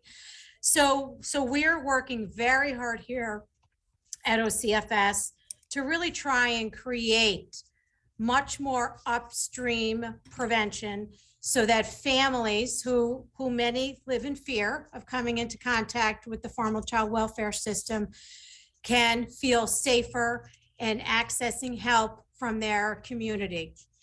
So we are working on a number of fronts. One of them is we are going to pilot a basic income project, which I know many of you are aware is becoming very popular, right? This notion that many families just need some additional cash income to help them do better and take better care of their children. So we're working with the University of Pennsylvania, with Redlick Horowitz here. We're going to have a randomized control study with a small subset of our child welfare families here to really better understand the impact of that model. We are creating a warm line. So instead of a hotline where families get called in sort of to the formal child welfare system, we want to create places where families or folks who know families are in need can call and ask for help and get Commissioner, that help. I see that I've asked a complicated question. I'll follow up with your office. It's a great question, We've though. exceeded our time here. Thanks. I'd love to tell you more. Thank you. Senator, I think you have a senator? I do, thank you. I have a senator, the Senator Alexis White. Thank you. Commissioner, thank you so much for being here today. And I'm concerned about the lack of secure facilities for teenage offenders charged with felonies. So recently I met with my Suffolk County Sheriff, Sheriff Toulon, regarding this issue. And these teenagers are transported hundreds of miles from their communities and families. They're driven from Nassau and Suffolk to Albany, Syracuse, and even Buffalo. Housing these teenagers so far away, of course, is costing our taxpayers $1,000 per day, per person, excuse me. And we have to reassign deputies from their regular duties to make these long trips. And it seems like a wasteful diversion of local resources.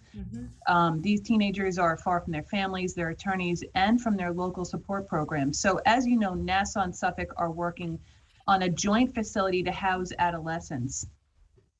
What is it you're doing to help speed this process? Because my local officials are telling me they're not getting much guidance or assistance from your office to help obtain the OFCS approval for their proposal, and we'd like to see that happen. So would we. Yes, we are very excited to have received fairly recently the county's proposal, which, as you're probably aware, right, is to purpose a new facility for close to 40 young people. So we are ready. The money is available. There is money in the state budget for capital. There's DASNY bonding authority. And I will say, and please feel free to reach out to my office offline. I am surprised to hear you say that that there appears to be a lack of cooperation on my agency's part. We've been trying to work very closely with the county. So if there's some disconnect, I want to know about it so we can get after it very, very quickly, because we need all due speed, and especially in Long Island, where there has not been adequate secure detention facility before Raise the Age. And of course, we know that COVID sort of put a stop on all kinds of capital projects, but we are ready. And we want to move forward very quickly with Long Island and with the other many capital projects that are before the state today. Okay, so is there someone they should be reaching out to? Because again, when they're reaching out to me, telling me they're not getting guidance or assistance, that tells me that perhaps they're not reaching out to the right individual or department. So yeah, yes, I know that My deputy, Nina Alador, is the lead. She's been in frequent contact with, I believe, the county executive's office in Suffolk County. So we should talk so we get all of this back on track. Okay, thank you very much. You're welcome. Thank you. We go back to the Assembly and Assemblyman Mamdani. Thank you so much, Chair Weinstein. Thank you, Commissioner Poole. I'm going to jump straight into it in the interest of time. There's a growing concern around public and community safety, yet Governor Hochul is proposing $51 million in cuts to various children and families initiatives that provide just that. Some examples include $2.5 million from settlement houses, $2 million from Safe Harbor, $1.9 million from the Kinship Program. Most of these are normally restored through the legislature, but why cut in a year when these services are sorely needed to help quell violence in communities? Mm-hmm. Yes. Yes, that's a challenging question, to answer. All of those programs, that you mentioned do valuable work. They have been supported, as you point out, by legislative proposals for a number of years. So perhaps as we continue, right, this executive budget is just a beginning conversation that we can find ways. But I appreciate your lifting up. Those are important programs. Absolutely, and I appreciate your answer. I think for me, it's just hard to understand why we would begin the conversation with cuts to such vital programs. But I'll move on to my second question. Last year, Commissioner, you testified that universal childcare is a, quote, really aspirational goal for us as a state. If we were to implement universal childcare, what would the benefit be to our children, our families, especially our working ones, job creation, and our state economy? Yeah, it's another great question. Right, I still believe that is still our North Star goal. And I also just want to point out, that all the investments that we've been able to make, and again, granted, some of it is pandemic funding, but there's also a lot in subsidy that we are committed to continuing, are foundational steps toward universal childcare. Is it going to take more money to sort of get us, to universal childcare, which I would also say requires a lot of discussion about how do you define that in the first instance. There's many ways to define universal childcare, but without question, right? We've all seen the economist reports, right? This is why it's been such an issue on a national level about universal childcare should in some way, I think, be our goal as a country. I'm sorry, Commissioner Poole, just because I only have 35 seconds left. Okay. Could you speak to a little bit to what it would mean if we had universal childcare in terms of what you would see in a difference in childcare provisions as well as the economy and for families in general? Yeah, I think it would remove, right, these sort of thresholds for eligibility. It's a policy shift that potentially looks at access to childcare as one does, right, a right to childcare in the same way that all children have a right to a free public education, right? That's sort of the broadest perspective of universal childcare. That also happens to be the most expensive one. But again, there's all kinds of, of flavors and varieties, and a lot of that just depends on how much we have to support that. Thank you so much, Commissioner. I think that nothing should be out of reach when it comes to our children, and we should fund that through additional revenue. I'll give the time back to the chair. Thank you. We go to Assemblywoman Buttonshaw. Thank you, chairs. Good morning, Commissioner, and thank you to your staff for responding to me so quickly. I appreciate the efforts in prioritizing childcare, and I want to just reconfirm what many of my colleagues have stated today about after-school programs, mental health, and the overall concern for our children. My question is directed towards what has been placed in your hands after the Raise the Age legislation that others have brought up. As you are aware, in the district I live, the word crisis is identified by the stakeholders that have been meeting over the last few months. And to ensure that we can provide safe beds that are healthy and can provide those services for the children that are in the family court system. How do we ensure that they get those services? And clearly, I can't change what the county's done in the past. Mm-hmm. So my question is looking at what the state can do for the future. So the second question I ask is, You've looked at the budget. What do you see missing that I can help, as well as my colleagues, to advocate for you to ensure that the support is there? Because these are children in need, and they are desperately in need of those services. Thank you.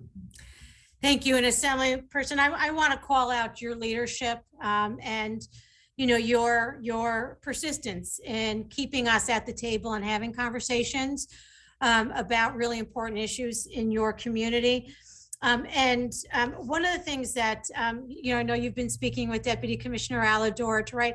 One of the things that we want to offer your community is to bring in a national consultant to help work with a broad group of stakeholders, in the counties, and to really try and get all the stakeholders together in a new way to try and see where there aren't opportunities for better cross-system solutions with some of the young people. As I referenced earlier, the State Office of Mental Health is bringing many more services to bear. They're rolling out youth assertive treatment teams.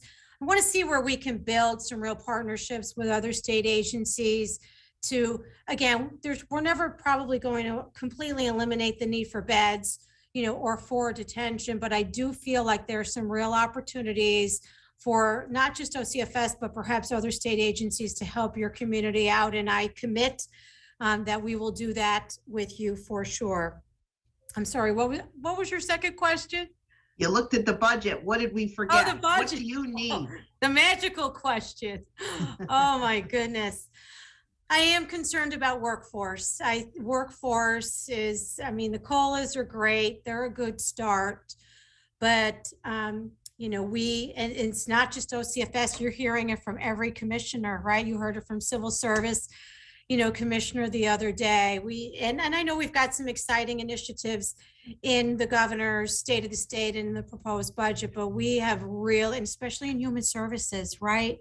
We have got to put all of our heads together and make long overdue investments because, we know, just for example, in childcare, our workforce, 60% of our childcare workers, receive at least one form of a public benefit. Like, we have got some work to do. Well, thank you, Commissioner, and I look forward to hosting in Utica. You bet. Thank you. We go to Assemblywoman Gonzalez Rojas. Thank you so much, Commissioner, for being here. I'm personally someone who's benefited from childcare as a mom. It's allowed me to engage in the workforce and have my son cared for. So really simple question. Do you believe that it's the governor's administration, the governor is the first woman, the first mom? Is it the belief that all children should be safe, nurtured, and that women and families should be able to join or return to the workforce? I don't think I know, right? We have heard, we've heard the governor, say that repeatedly as lieutenant governor. As you probably know, Assemblywoman, she was very instrumental in our child care availability task force, which I am really looking forward to that resuming. There are so many just critical conversations and things for us to be weaving together now. More than ever, but yes, I there's no mistake that our governor talks about this all the time, about how essential our childcare workforce is and about how essential childcare is to our economic recovery. Then do you believe this budget, if enacted as is, like how many families would still be left behind without childcare? Because as you've said, it doesn't adequately address all the concerns. And to the comment about workforce, grants, bonuses, good start, but certainly not a sustainable means of getting our childcare workers off public assistance in order to care for our children. Yeah. So I as I said, in my my opening remarks, I think we've been clear that without, and I know there are other proposals, legislative proposals out there, those aside, for a moment. We are using all of our available, subsidy dollars. There are general fund dollars. We use some TANF toward childcare expenditures. We're raising subsidy access. We do know, though, that the number of families and children benefiting from subsidy has continued to drop in our state. In recent years, we saw a 20% reduction in uptake in subsidy last year. And money is not the only issue. There's UPK, there's all kinds of other, other issues here.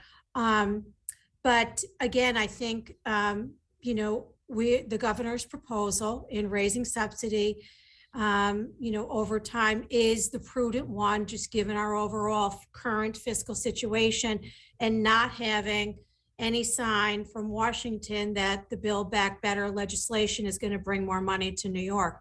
That is our current reality.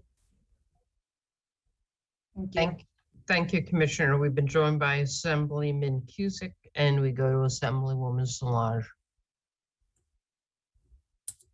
Thank you, Commissioner. As we saw during the COVID pandemic, universal forms of cash assistance was a promising way to help families. It enabled families, especially those in the foster care system, to have financial security to fulfill their potential dreams and have access to opportunity. We want to ensure that these children in the foster care system do not have deeper involvement in the system. And so it's interesting to see that, OCFS was proposing a universal basic income pilot. So first, can you elaborate on the project? Second, can you tell us if this project is similar to what's happening in California? And third, would you support, making this program permanent for foster care youth? So thank you. I'm very excited in trying this model, because we believe that so many families who are drawn to the child welfare system, not as far down as getting into foster care, which is an entirely different situation, can benefit from this. So it is modeled after California and other states who are doing this, not just for families in child. Actually, I think we're going to be the first state who is focusing our basic income or guaranteed income on families in the child welfare system. Others have done it in more broader economic, the TANF population. So we are working on it, and if you're aware, we have a dual track system in New York State. So there's Child Protective Services investigations, and then there's family assessment response. So it is sort of a more family engagement approach where the allegations are not serious, they're not abuse. We have 15 counties that are participating in family assessment response right now. And so we're going to pilot this basic income with a small subset of those counties. The idea is to give $500 a month for a year without a lot of questions asked to those families who are currently they touch the child welfare system. They're not involved in a traditional investigation, and then track and evaluate over time, right? How is that family fared? How has it helped that mom or that mom and dad stabilize? Have they been called into the hotline again? Is their family better?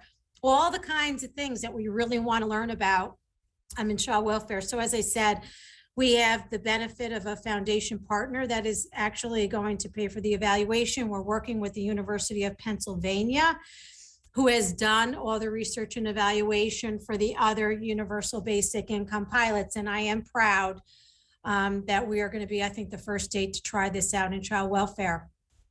As for sort of a permanent status, I think there's a lot of conversation. We have a new OTDA commissioner, right, coming on board. And I had the opportunity of a very brief conversation, with Commissioner Teets last week. And I am excited about us, right, this sort of child welfare agency, and then the temporary assistance agency, right, anti-poverty, right, work together. I am excited. Thank you. Thank you, Assemblymember Commissioner. Final, Senator Krueger, I see that you have a senator has raised her hand. Very much. I apologize for not looking in the boxes carefully enough. I see Senator Samra Brooke.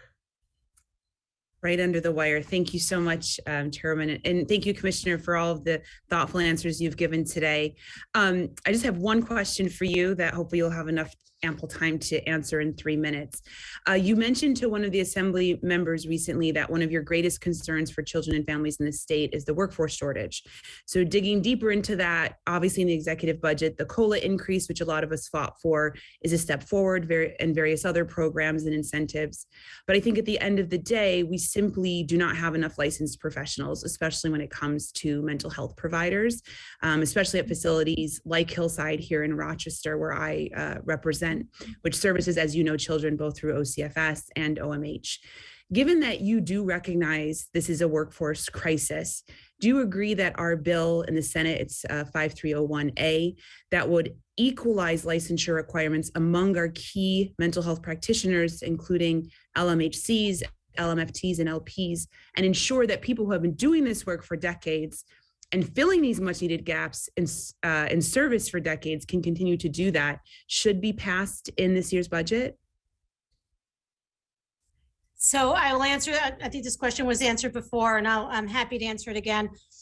Senator, I obviously have not studied the bill. I certainly will as we get closer, to those deliberations. And I would agree that the mental health licensure and workforce, certainly during the pandemic, right, requires sort of renewed focus and attention. And I think one way or the other, we need to find out new strategies to make sure that we have an adequate pipeline of qualified individuals, knowing that the mental health and behavioral health needs are at an all-time high in our state. So I'm happy to continue discussions with you and others on this issue.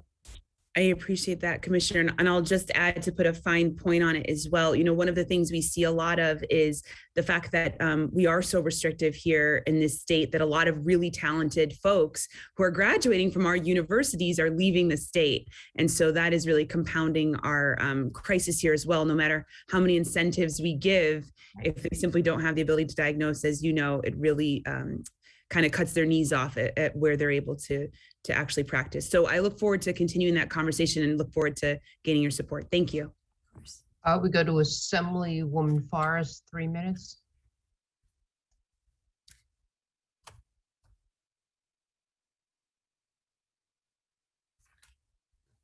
We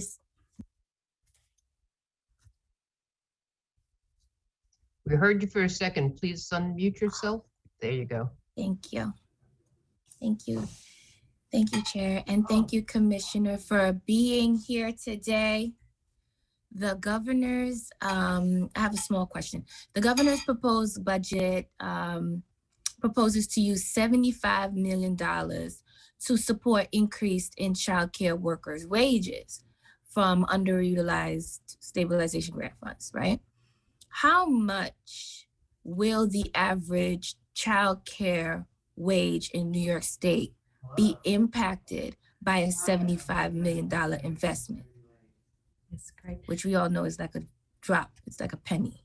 Yeah. But you tell me. Okay, great. Thank you, Assemblywoman. So I just want to clarify that the $75 million that's in the proposed budget is drawing upon federal pandemic dollars. So this is not our long-term answer to our childcare workforce challenges. I want to be clear and honest about that. So what we're proposing to do is, I think you're probably familiar with how we rolled out our childcare stabilization grants. Our $1 billion offering last year made it very easy for providers to apply on a portal. We're going to use that model again. And so the $75 million is not really so much for permanent wage increases, because it's not a permanent funding stream. We want to support, bonuses, or, if there is a wage increase, knowing that this funding will lapse at the end of September 2023. Providers can help their childcare employees by offsetting costs for their insurance, health insurance. They can give them stipends to help on educational or professional development activities. And so they're meant to be sort of more one-time grants that employers, right, the childcare employers can use flexibly with their employee workforce, depending upon the needs and the things that will work best for them. I hope I answered that. No, thank you for the clarification. So really it's the employers that are getting this money to then decide what they want to do as far as staffing needs. Yes, it will, but they will require to spell out in a plan to us, right, verify the number of employees and how they will plan to use the grant fund for their workforce. No problem. We're not spelling it out for them. They're going to figure it out and then report back to us. Yeah. Thank you, Commissioner. My pleasure. Thank you. And to end questioning for the commissioner or the ranker on Ways and Means, Assemblyman Ra for 5 minutes.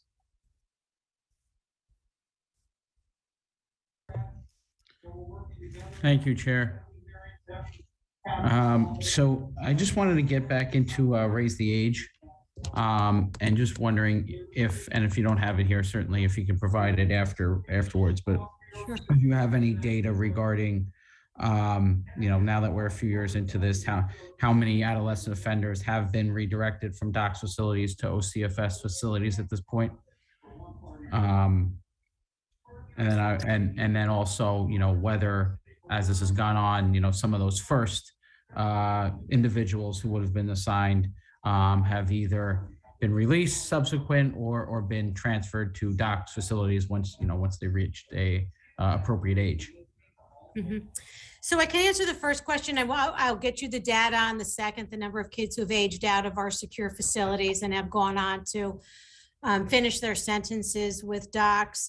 But I will say, I want to say the years are sort of blending. I want to say, Assemblyman, it was in 2020 that it was either 2019 or 2020. I'm pretty sure it was 20 that we worked collaboratively over a couple of months with our partners at DOCS to transfer back to OCFS secure facilities. I want to say it was between 15 and 17 young people under the age of 21.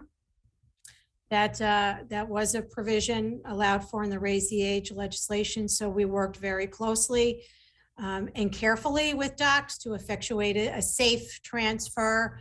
And as I said, that took place in 2020, which seems frankly like a lifetime ago. But that did take place, and happy to follow up with your office on the data going the other way when youth age out of our secure facilities and go to DOCS. Okay, and then I know there's this provision regarding the Juvenile Justice Delinquency Prevention Act in the executive budget. If you can just shed some light on that relative, individuals up to age 21 can remain in OCF secure detention facilities. So what we're trying to accomplish there. Yep, so it's an Article 7 bill that we have. It's in response to a federal Juvenile Justice Delinquency Prevention Act that actually took effect in New York on December 21st. And so our Article 7, and that we get about $2 million, or DCJS does rather, $2 million to support community-based initiatives. But in order for DCJS to draw down the funds, the entire state needs to be in compliance with the federal bill. So what our Article 7 does is actually goes beyond what is required to meet the federal statute, and it creates very specific guardrails so that if there is a young person under the age of 18 for whom an alternative jail sentence is being sought or a jail placement is being sought, that it can no longer happen by administrative means. So I can't make a decision that a kid can go into a local jail. That now this says, right, that young people really don't belong in jails, that by default they belong in secure facilities, and that we're proposing that we set very clear parameters around that, and that there is a newly created interest of justice hearing that requires that a judge must hear a request for a young person under the age of 18 to be held in a local jail placement. It also requires OCFS if we are looking to move a young person out of an OCFS facility under the age of, I believe it's 21, or under 18 rather, to docks, that we can't do that administratively as we have done for decades, but that too requires an interest of justice hearing. So it's really to make sure that youth have great representation, that there is a 360 view about why a young person might need a temporary jail placement. And the goal of our bill is to really create much stronger guardrails so that we are, we're making the right decisions for these young people. Thank you, Commissioner. Of course.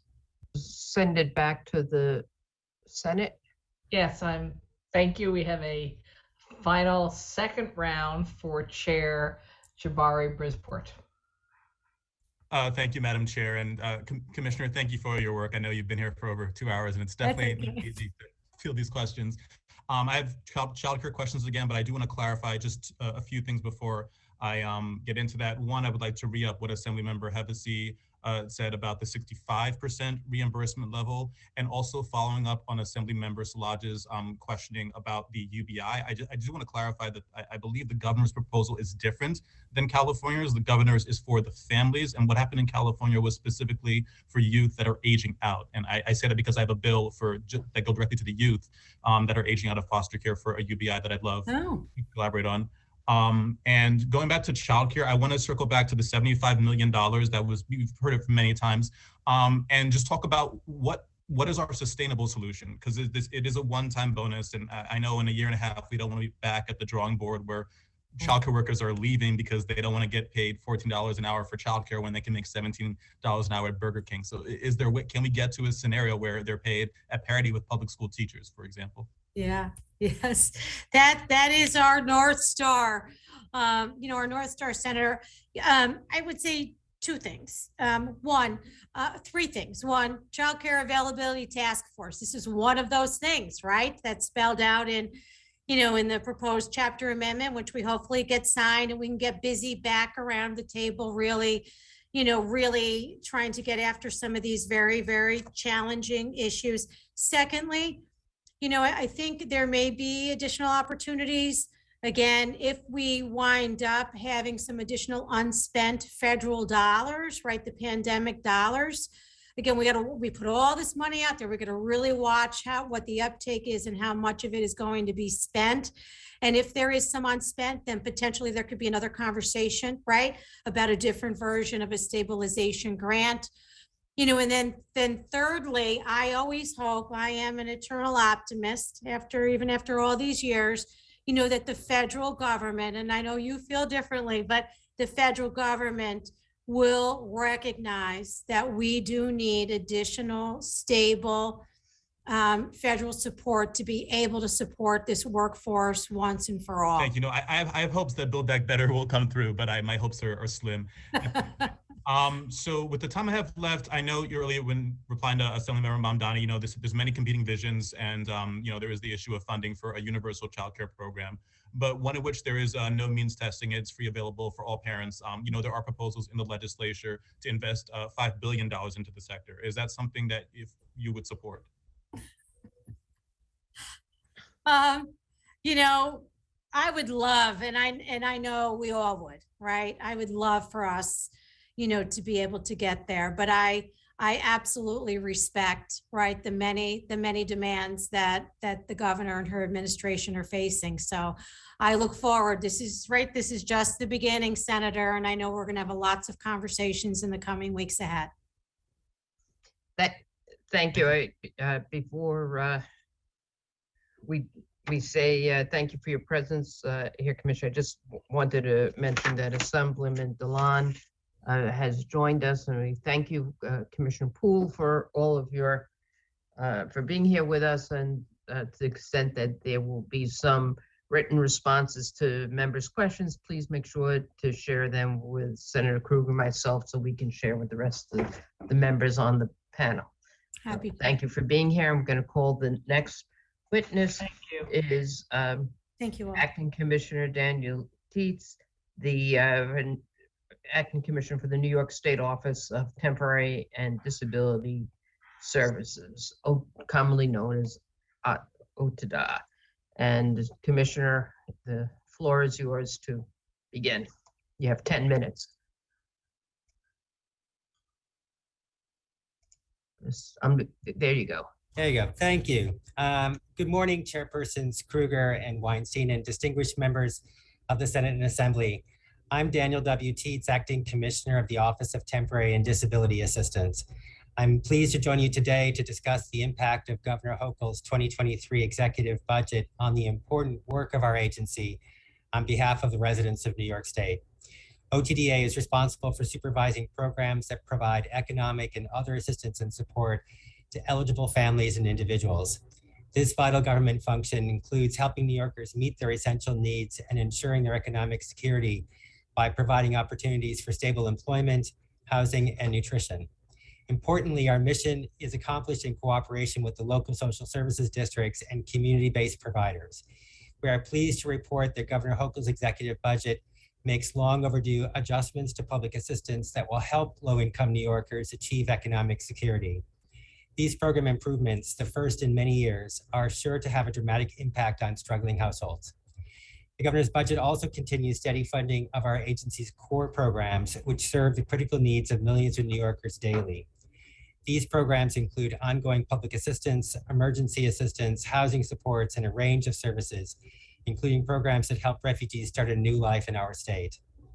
While OTDA's work has always been important, our programs have become increasingly critical amid the far-reaching economic fallout of the COVID-19 pandemic.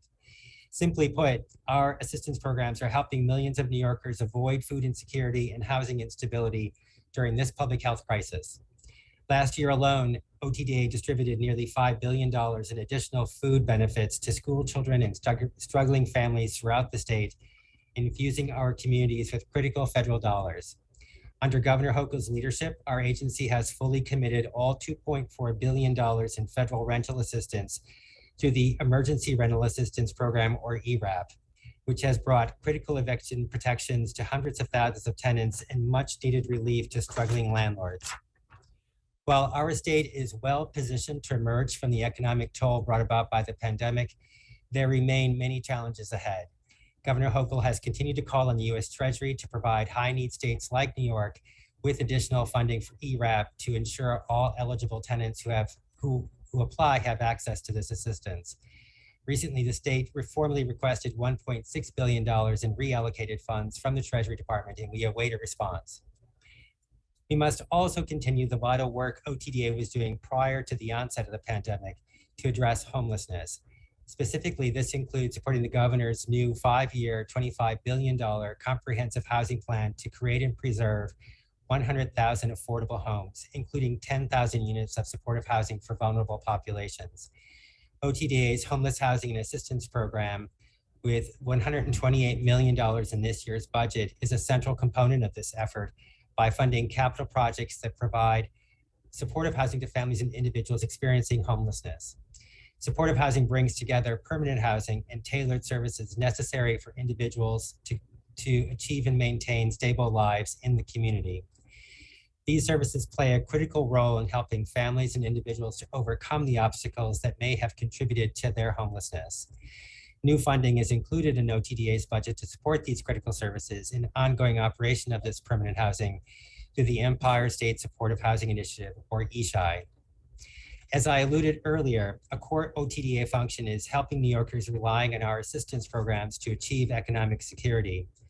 This year's budget proposes changes to the public assistance program to encourage increased earnings and allow more savings among recipients without forcing them off the so-called benefits cliff. The loss of benefits resulting from a quite modest increase in income that then places a household slightly over the eligibility threshold, thereby ending all assistance. Rather than incentivizing work, this benefits cliff often results in recipients who work becoming ineligible for any public assistance, even though the household remains below the poverty level. With the governor's proposed improvements, a single adult in receipt of public assistance in New York City will now be able to earn up to $1,094 per month before losing eligibility, more than double the $487 per month threshold that exists today. Similarly, the improved benefit will permit a New York City family of 3 to earn up to $1,876 per month before losing public assistance eligibility, an increase of $417 over the previous formula. And the fixed earned income disregard for all public assistance cases will increase monthly benefits for an estimated 25,000 households with and without children. Taken together, these improvements will make a significant impact on the economic security of individuals and families. Governor Hochul's budget will also permit applicants and recipients of public assistance to save more before that savings rents them ineligible for assistance. In addition, the budget proposes to eliminate the 45-day waiting period for safety net assistance applicants, helping households obtain critical benefits more quickly. The budget also continues to invest in the Summer Youth Employment Program, providing a funding increase to reflect a recent boost to the minimum wage so the program can continue providing invaluable employment experience for thousands of young New Yorkers. And while it is not directly connected to the budget, I look forward to building on these improvements through my work as co-chair of the newly established Child Poverty Reduction Advisory Council, which will provide an important framework to work with you and a broad range of stakeholders to develop a comprehensive set of recommended strategies and benchmarks to reduce child poverty by 50% over the next decade. We are also aiming to expand the Council's focus to more broadly address poverty and improve the financial well-being of low-income households throughout the state. In closing, Governor Hochul's budget outlines a bold vision and a tremendous opportunity for our agency in New York State. This includes building on OTDA's past successes and sensibly targeting resources to better ensure the economic security of every New Yorker in need. We look forward to working with you, our partners in the legislature, in the coming months. Thank you again for the opportunity to testify. Thank you, Commissioner. We're going to go to our Chair of Social Services, Assemblywoman Rosenthal, for 10 minutes on the clock, please. Yeah, not 3. Hi, how are you? I'm good. I'm waiting till the clock gets reset. Yes, no, the timekeeper, we need to reset the clock for 10 minutes. There we go. Thank you. Okay. Thank you, Commissioner. I see it says acting under your name, but I know you will be Commissioner one day. But it's wonderful to have you as Commissioner, and it's great, you know, conversing with you and having access to you and your team, and I really do appreciate that. So I have more than 10 minutes of questions, but let me start with ERAP. You know, ERAP ran out of money, leaving hundreds of thousands of New Yorkers without access to desperately needed rent and utility relief. Now the eviction moratorium has ended, and my office is already getting eviction cases, including an older man with cancer who had as an eviction notice. So tenants in arrears are being asked to apply for one-shots, HEAP, and similar programs. One-shots need to be repaid, and HEAP does not cover everyone.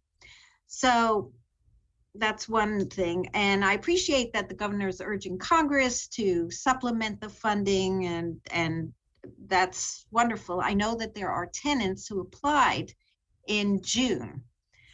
They still not received any updates or information about the status of their application. And, you know, in light of the fact that Guidehouse is crowing that they're making so much money off this program, can you help me understand what applicants from June, what is their, how can they find out their status? Why is it taking so long? And what is OTDA doing to investigate the Guidehouse statements? Thank you, Assembly Member. You know, there's a lot of questions in there. It is. I'm going to try and remember them all, but if I forget some, you'll remind me. Okay. So I think I think we should start maybe just with the background. So we have more than 300,000 applications in ERAP. We've paid to date about 113,000 out the door to landlords on behalf of tenants, equals about $1.4 billion.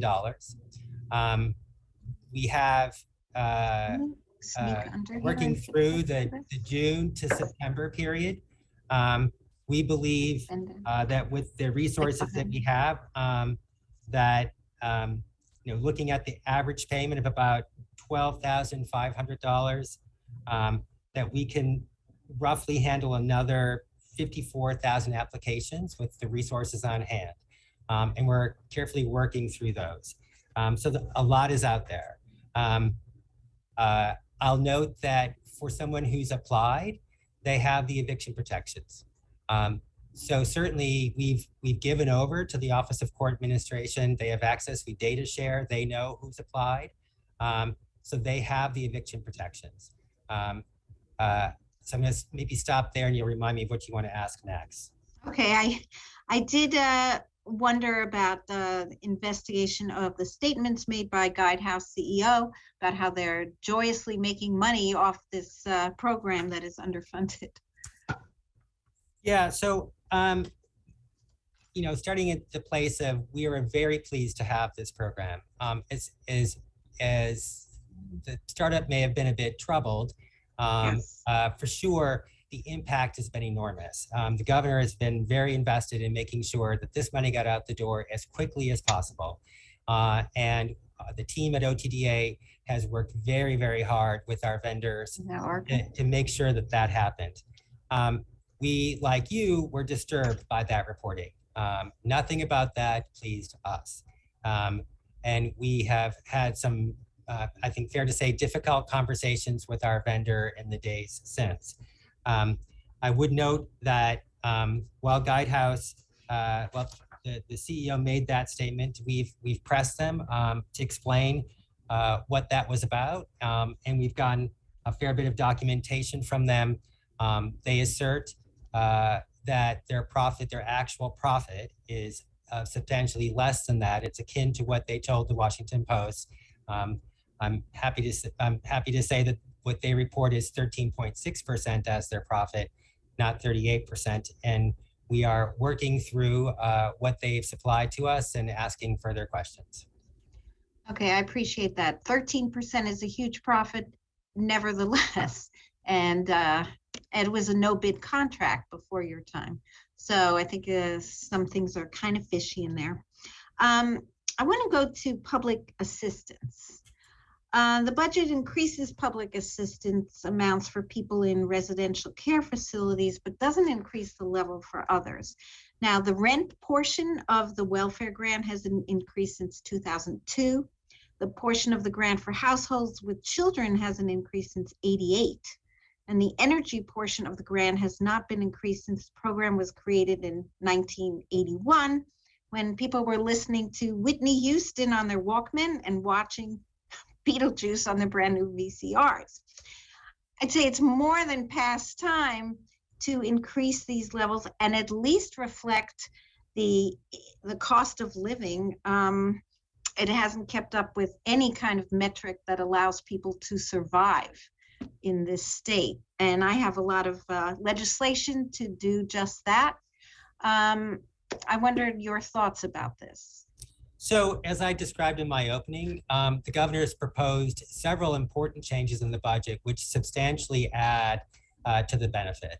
And I want to make clear that those are a start. Those are not the end of this process. The governor is committed to making real change here and to improve our public assistance programs and the benefits. As you know, the governor at the beginning of December signed the Child Poverty Reduction Act. That council is coming together, including with appointments from the legislature. And as I noted, we are going to take up this whole question of what are the best approaches to addressing the needs. So again, I don't want to foreclose on any of this conversation, and I think we're going to have it as part of that council and coming up with what all are the strategies that we need to do to improve the lives of low-income New Yorkers. And I'm quite confident that the shelter allowance and the other benefits will be a part of that conversation. Yeah, I maybe I should just note as well that districts can have a supplement to that. So there are opportunities here for districts to propose higher shelter allowance, for example. I think it's also worth noting that, in this budget, the governor has again put in $100 million for a rent supplement program for struggling households that we are waiting on several districts to provide us plans about how to use those resources.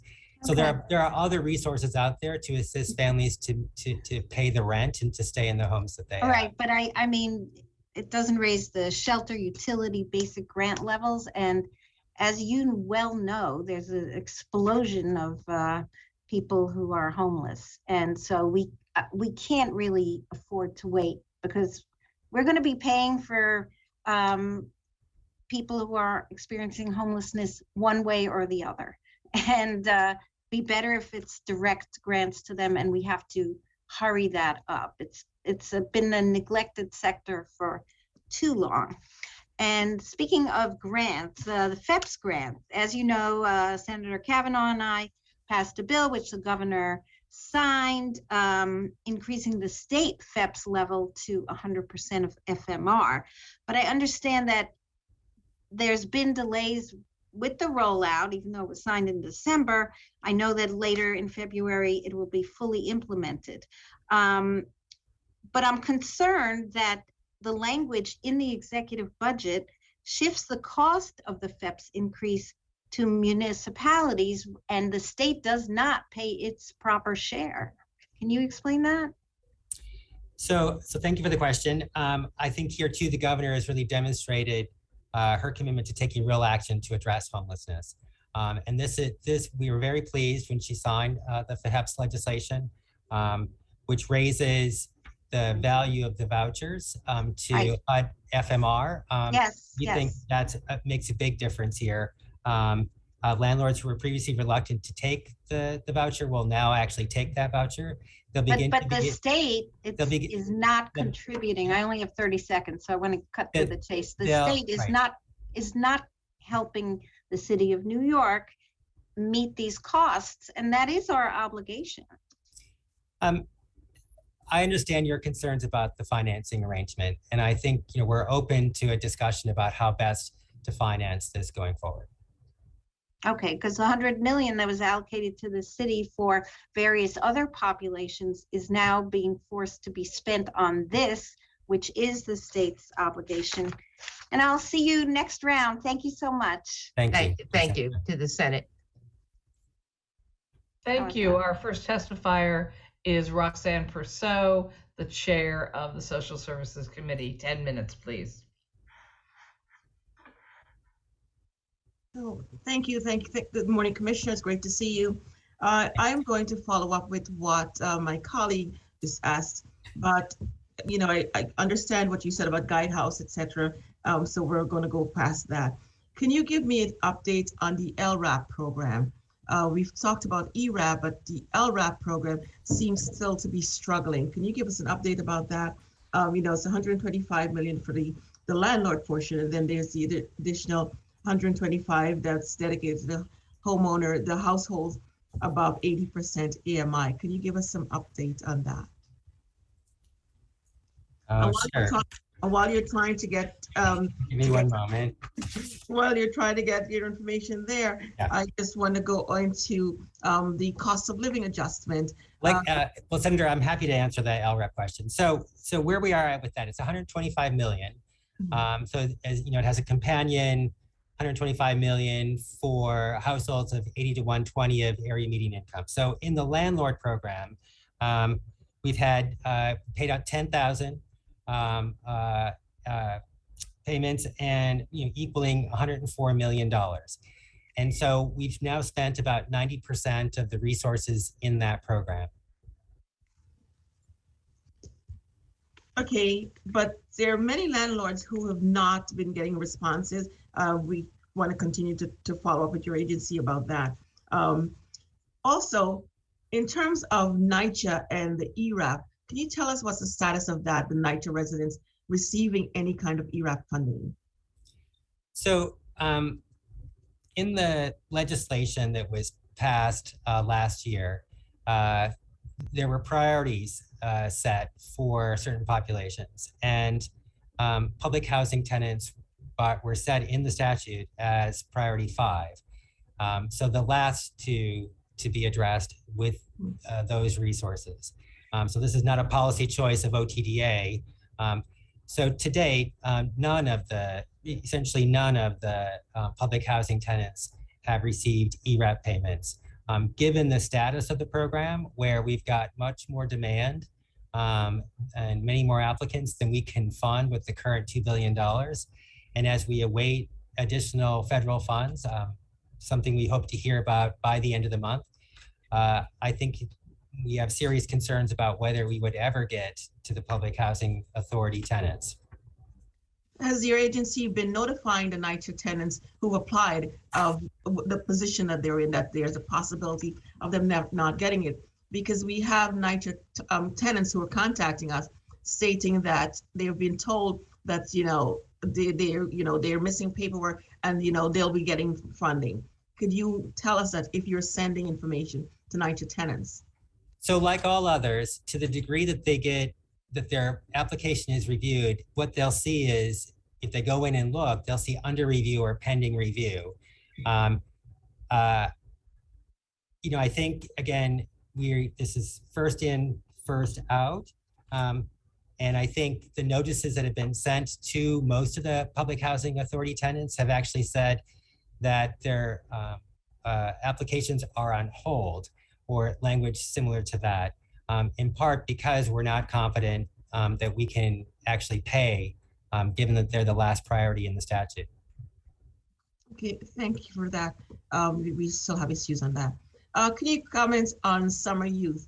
I know, I appreciate the governor's commitment to funding summer youth, but as you know, every year we have this conversation when we have budget hearings, that despite the commitments, there were not enough slots being funded. What can you do to ensure that we continue to push to get additional funds for summer youth? Well, let me start by noting, thanking you all for your support for the program. So we're pleased that the legislature provides significant support for the program. And this year, the appropriation in the governor's budget is $46.1 million, which is a $1.1 million funding increase. And as a result, I'm sorry? Still not enough, but okay. Yeah, so it's a bit more, and we expect about 18,000 youth to be served in the summer of 2022, which is about the same number as the pre-COVID.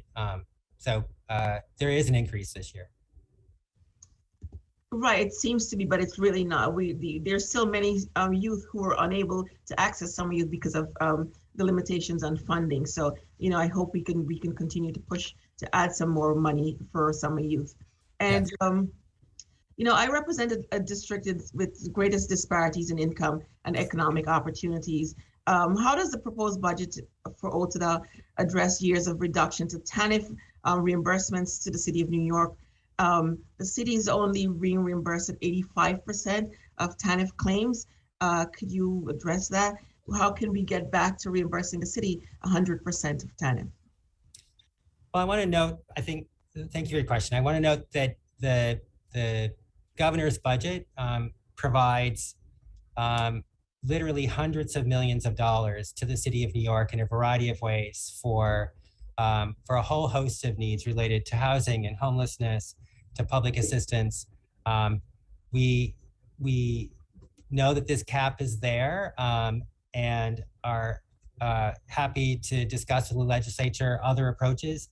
But I think it's important to note that the governor's committed a good deal of resource to the City of New York to meet these needs, and it, not just with TANF. Okay, we will hear about that again. In terms of DAP, do you think the Disability Advocacy Program, do you think their funding is adequate to meet the needs of the services that are needed? We proposed an increase in DAP. It's increased by $1.1 million to which is now bringing it up to $5.3 million, which is a doubling of what was historically been included in the executive budget. We think this program is terribly important. New York, because of this program, has a win rate on appeals of about 70% or thereabouts, which is substantially ahead of the national average by some 30 percentage points. And so we very much thought it was important to add additional resources to assist folks in need. Okay, but the funding that's proposed, you think that's enough? That's adequate funding? I know, we have this win rate and all of that, but I'm just asking the funding that's been proposed, because is it adequate enough? Yes. Okay, and we'll stick with that. Oh, thank you. In terms of earned income disregard, do you have an estimate of how many New Yorkers would benefit from the income disregard that's included in the executive budget? And how does the 50% of the monthly earned income proposal differ from the annual disregard, the current 55% that's implemented annually? And will the assessments of monthly earned income potentially burden the clients, in your opinion? So, this isn't so terribly different than the existing budgeting. The budgeting process isn't changing for clients. The amount that would be ignored from their budget, to be disregarded, is changing, but the process for determining that for current recipients isn't changing. So I don't know that it's any more or less burdensome. And as you know, we've given waivers so that some of this doesn't have to happen in person any longer. So I don't think it's actually burdensome. And as I said earlier, I think it's important to note here that these changes are the governor's proposed start of this conversation. I don't think it's the end of the conversation. And for sure, as part of the council, we're going to look at what else might need to be done. But I would view this as not burdensome at all. I think this is a big help to clients. Okay. I think our estimate was 25,000 households will benefit from this change. Oh, okay, thank you. And in terms of cost of limit COLAs, how does the proposed COLA benefit OTDA's funded supportive housing employees that aren't under New York 3 contracts? So the cost of living adjustment is in the healthcare providers. And so at OTDA, there's only a quite limited program area that is affected by that adjustment. The name of it, it's the Nutrition Outreach and Education Program. We'll see a modest increase as a result of that COLA, but the remainder of OTDA doesn't come within the means of the bounds of a healthcare worker. Okay, thank you. I just have a couple of questions. I'll come back. Thank you. Thank you. Thank you. Assembly. Yes, we go to the ranker on social services, Assemblyman Simpson, for 5 minutes. Thank you, Chair Weinstein, and thank you, Commissioner, for being here. I want to go back to ERAP just for clarification. So we solicited, we reopened, we brought more people in, more applications. Do we know, are we going to be able to meet that financial obligation to those applicants that have applied? So thank you for your question. It is difficult to say at this point. As you know, the governor, together with 3 other big state governors, have asked the Treasury for a good deal more money and have appealed to them, recognizing the enormous need here. As you heard me say, we have more than 300,000 applications. We expect somewhere around half or so at this point that there would be resources for. So it is certainly challenging, and we don't yet know what we will get from the Treasury. As I said earlier, I think we expect to learn more by the end of this month. But I think in the coming weeks, we're going to have a better sense about where we land. So do we have a plan for those landlords, property owners also, and those applicants that we may not be able to financially fulfill our obligation? So certainly, I think, the governor has provided a good deal in this budget. And as you know, there's $2 billion for COVID-related costs. I leave to the legislature and its negotiations with the executive about how best to use those resources, and this may be one of those areas. Okay, thank you. And then I want to move over to HEAP. In last year's budget, we saw a $450 million increase in federal funding that isn't in this year's budget. With the increased cost of energy, we've seen massive inflation affecting everyone. Will there be enough HEAP money to meet the energy needs for those who need assistance? Yeah, I think that actually there's a reappropriation here. But by our estimates, yes, we believe there's actually enough money in the budget for it. I'll note that we've increased the benefit significantly, somewhere between 32% and 43%. I'll also note that there's now a new program, the HEAP regular arrears supplement, which opened in September. That pays up to $10,000 for gas and or electric utility arrears. To date, we've issued 102,000 payments equal to $160 million. The average benefit there has been $1,500 some dollars per recipient. We expect to issue as many as 160,000 of those arrears payments. So we think that there's enough in the HEAP program. Okay.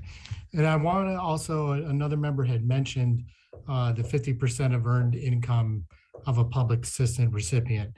Will that accomplish the, alleviate the benefit cliff proposed? Will that program help us alleviate that benefit cliff?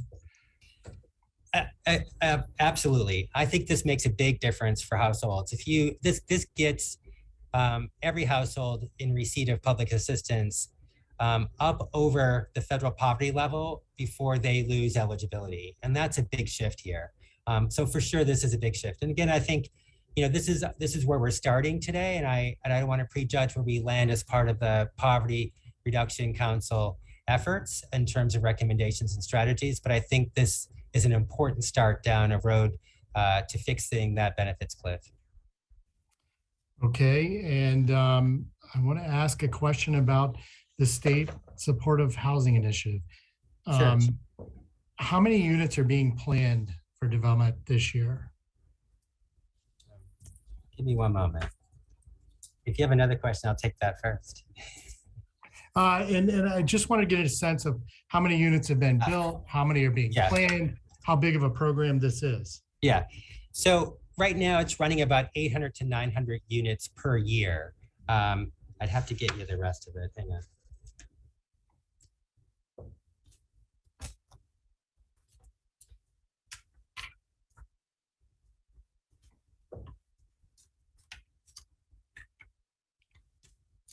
I might have to follow up with you. And I apologize. All right. Well, I'll yield back my time. I've only got 10 seconds left, and thank you very much. Thanks. We go to the Senate. Thank you very much. And our next questioner is Senator Diane Savino. Thank you, Senator Krueger. Good to see you, Commissioner Teets. Nice to call you that. Thank you very much, Senator. Nice to see you as well. I only have 3 minutes. I'll be brief. I want to talk a bit about expanding. I see the governor's expanding access to public assistance in the budget. You spoke a bit about it, but I'm more curious about what can we do to increase eligibility for more people? Because while this is a good step for those who are current recipients to expand what they're eligible for, there's still way too many people who aren't eligible. So they're not falling off the cliff. They never get up to the cliff. So for instance, we have a lot of, seniors who just make too much money, but whose life could be dramatically improved if they were able to qualify for SNAP benefits. So is there a possibility that somewhere in this budget or in future budgets, we could do something about expanding eligibility for, say, single seniors so that they could be eligible for SNAP benefits? Because right now the eligibility for a family of one is only, the maximum income is $25,000 a year, and many people exceed that. And so therefore they're cut out of any supplemental assistance. So what can we do about closing that? And then the second thing is, since homelessness is such an incredibly, big problem in the city of New York, and your agency will play a role with respect to helping the city of New York address it. What are we doing to help with our new administration kind of tackle the problems of chronic homelessness? Thank you for your question. So to answer your first question, I think the short answer is yes. And again, I don't want to push off everything onto, oh, we're going to work on this on the Poverty Reduction Council. However, I do think, look, that all of these programs and ideas and innovations come with a cost. And I think we have to think sensibly about which have the largest impact, which are the most meaningful. And partly, I think that needs to then be an organized effort, and that's some of our organized effort, which is to use that Child Poverty Reduction Council as the vehicle for doing that planning. I think, again, in the budget negotiations, this can certainly be on the agenda. The governor has started with how we help current recipients not go over that benefits cliff. But I certainly appreciate your point on this. With regard to homelessness,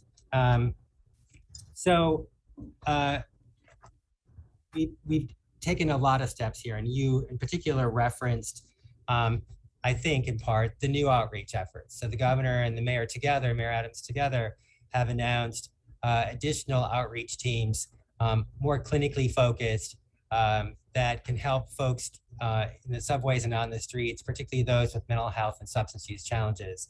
OTDA's role in this is oversight of the local districts and their shelter systems and their homelessness prevention efforts. We distribute literally hundreds of millions, a couple $1 billion annually to the local districts to address homelessness in a variety of ways. This will be an expansion on that effort. It is mostly driven by OMH, and our role is a coordinating role, given that the local social services districts are the ones, and in particular the New York City one, are the ones with the outreach teams on the ground. So it's a coordinating role with OMH. Thank you, Dan. My time is up. Thank you. Good to see you. You as well. Thank you, Assembly. We go now to Assemblyman Mamdani for 3 minutes. Thank you so much, Chair. Thank you, Commissioner. I'm just going to jump right in. Earlier, you testified that, quote, the governor's budget continues steady funding of our agency's core programs, which serve the critical needs of millions of New Yorkers daily, including programs that help refugees start a new life in our state. How does that statement fit with the governor's proposal to cut $1 million from the refugee resettlement program?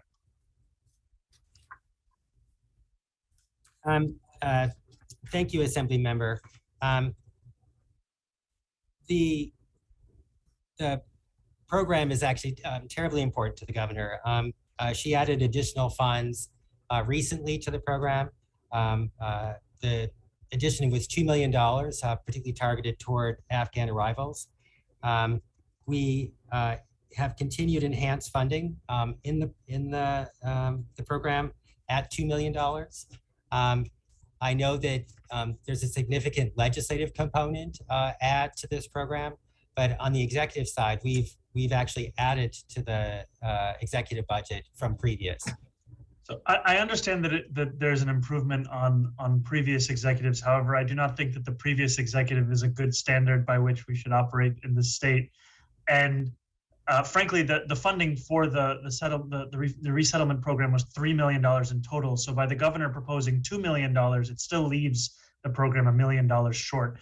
But thank you for your answer. I'm just going to move on to the next question in the interest of time. So we've recently received notice from OTDA that you've received 26,779 NYCHA ERAP applications, totaling $102.2 million. Given NYCHA tenants have suffered some of the worst health and income losses from the pandemic, and given that, as you said earlier, they are currently placed last after private housing tenants in priority for access to the funds, do you believe that they should be elevated in priority, or that a dedicated fund needs to be created for NYCHA tenants? Thank you for the question. I think importantly here, this isn't a policy choice for OTDA. It was written into the statute that public housing tenants were to be the last priority. If I could ask you to opine on whether there should be a legislative change in the future regarding this. I think I'm going to leave that to each of you in your negotiations. with the governor about where to land in this budget on COVID-related assistance. Thank you. I yield back the rest of my time. Thank you to the Senate. Thank you very much. Senator Rachel May. Yes, thank you. And hello, Commissioner. So a little while ago, we were talking about the benefits cliff and the problem for people who are close to the poverty level. I am very concerned about the governor's proposal for bonuses instead of raises for home health aides and other low-paid healthcare workers, that it could backfire by pushing them off the cliff. Do you share that concern? Thank you for your question, Senator. I don't think that that's actually within our purview here at OTDA. I mean, if you're asking me generally around pay and who's at some risk here, but I don't. Well, bonuses in general as a way workers. of remunerating people, doesn't it cause problems in social services? Those home healthcare workers aren't within our purview. I guess if you're asking me generally around rates of pay and that's what I'm asking. Who's at risk here? Yes, as I said earlier, I think what's important to understand is that this was an opening here to address something with regard to earned income for current recipients. I don't think it's the end of the discussion. I think it's the beginning of the discussion. And we're certainly open to doing whatever the governor and the legislature decide to do on the size of this benefit and the point at which it kicks in. Right. It's just the use of bonuses for people who are right at the margins. It seems like a dangerous policy to me. I have another question that's kind of specific, but I think it applies to people all over the state. I represent Onondaga County, which opted out of the ERAP program, has closed its applications because they exceed the amount of money they've got, but they have not declared that they have dispersed all the funds. So people in Onondaga County cannot apply for ERAP now and either get on the waiting list in case there is more money or avail themselves of the protections of applying for ERAP. And I'm wondering, what are you doing to make sure that everyone in this state has access to those protections? Yes, it's a concern for us too. We're happy to discuss with Onondaga County's leadership on what they'd like to do here. I think it does have to be a request from them to us. And so pending their request, we're happy to reach out to them, but we certainly share your concern. Okay, thank you. Thank you. Assemblywoman Gonzalez Rojas. Thank you so much, Commissioner, for being here. I represent a district that has been hard hit by COVID, and we're still seeing the pandemic of the hunger crisis in our community. We're still seeing lines wrapped around, food pantry for food and nutrition. Also representing a district that's largely immigrant, I'd love to hear more about how how OTDA is addressing the hunger crisis in our state, and what specific funding streams can you discuss in which does outreach for low income and immigrant communities for entitlement programs that they qualify for. I understand that, there might be programs that folks qualify for, but not the information, so the enrollment levels are low. So can you talk about what's being done to address that, given the hunger crisis we're facing right now? Well, certainly the SNAP program, which takes in more folks than the eligibility is much higher than it is for public assistance, and so many more folks will come into SNAP than could otherwise get other public assistance benefits. Those emergency assistance supplements have really increased the benefit to households, which is now $835 a month for a family of four. That's bringing roughly $230 million in federal funding each month to New York State. In November, the governor announced some important changes to the program, a simplified and shortened application, for example, that can be both used for applications and recertifying, a longer certification period. It used to be you had to recertify every 24 months, and now it's every 36 months. And we eliminated the requirement that you had to do it in person. So now it can be done without having to show up in person. So we've tried to make a bunch of changes here. I would say for households with children, the pandemic EBT benefits have also been made available, which are pretty substantial. We're talking over $1 billion in benefits to 2.5 million children in 2019, 2020, and 2021, 1.9 billion to 1.9 million children. So the caseload has gone up modestly across the state for SNAP. So certainly there's been some uptake there. Great. And then since the portal was reopened on ERAP, we've advised people to apply for protections. Do you have any New Yorkers have applied since it was reopened? Yeah.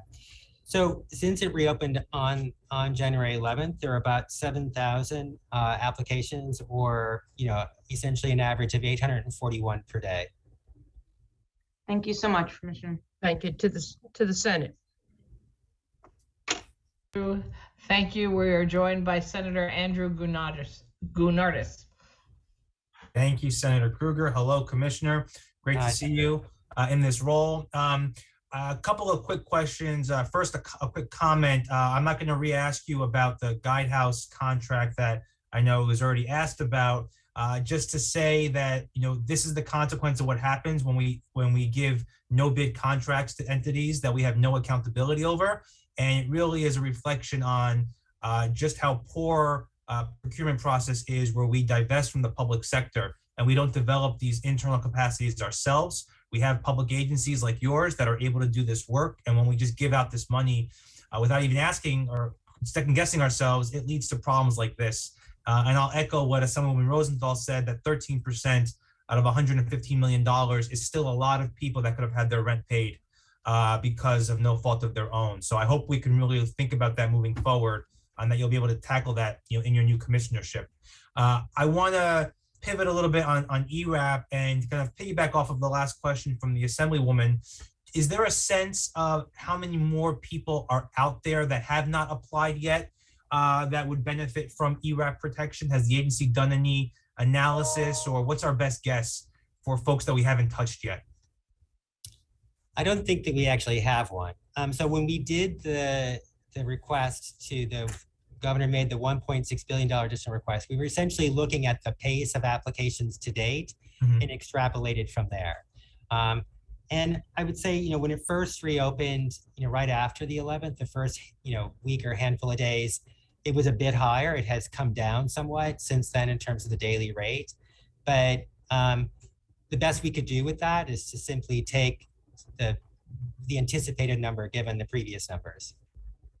And so I guess the 1.6 billion number is reflective of what we have in outstanding liabilities based on what we currently know, or does that project future? It projects future as well. It does, okay. Listen, it projects out a short bit. I don't want to get too grand with that, but it's a little difficult to, I think, request of the Treasury a number that isn't backed up by, a solid estimate. And so it's a little hard to do that, but it goes out a short bit. I think it's mostly looking at what we already know. Got it. Thank you. And my last question is, what additional resources would you need as an agency, or what process would you need us to help work on so we can match potential non-payment cases in courts with the ERAP program or the LRAP program to kind of have it be a more seamless process? How are we doing on that right now, and what more could we be doing there to support your work in connecting those, right hand to the left hand? Well, there is a data share with OCA, so they can actually see who's submitted an ERAP application, for example. And so there's that back and forth that exists now. And tenants who've made an ERAP application, if they were to be brought into court by their landlord, can produce those notices or produce what they got out of the system as evidence of the same, even if the OCA couldn't find it. So for sure, that back and forth happens now. Okay, great. Thank you. Thank you. Thank you. Assembly. Go to Assemblyman Anderson, 3 minutes.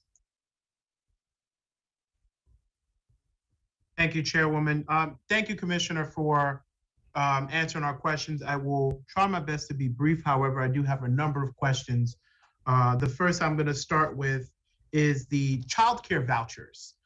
Many folks have applied for childcare vouchers that are distributed via OTDA on down here to HRA, or have applied for those vouchers. But I want to know what specific measures are taken to speed up the process in which those vouchers pay out to the daycare and childcare providers, because oftentimes it does take quite a bit of time for those vouchers to pay out, which impedes the ability for working class families to get back to work. That's the first question I have. Let me just answer that, which is to say Sure, that it's actually not OTDA, it's OCFS. Okay, so I'll make sure I direct that to Commissioner Poole and her team. In terms of ERAP, I want a clear answer on this because I can't get a clear written answer on this. So I've heard from constituents and from colleagues that if someone applies for ERAP and they have been waiting for God knows how long for that to pay out, but they're still accumulating rent, that if they apply for the one-shot deal, they're being discouraged from applying for the one-shot deal through HRA because it'll count negatively against their ERAP application. Can you just put to bed whether or not that double negative is actually occurring? And if you can point to any directives that you've given to your agency to ensure that if a tenant applies for ERAP and then turns around and applies for one-shot deal because they've been waiting for ERAP for God knows how long, are they being negatively impacted via their case? So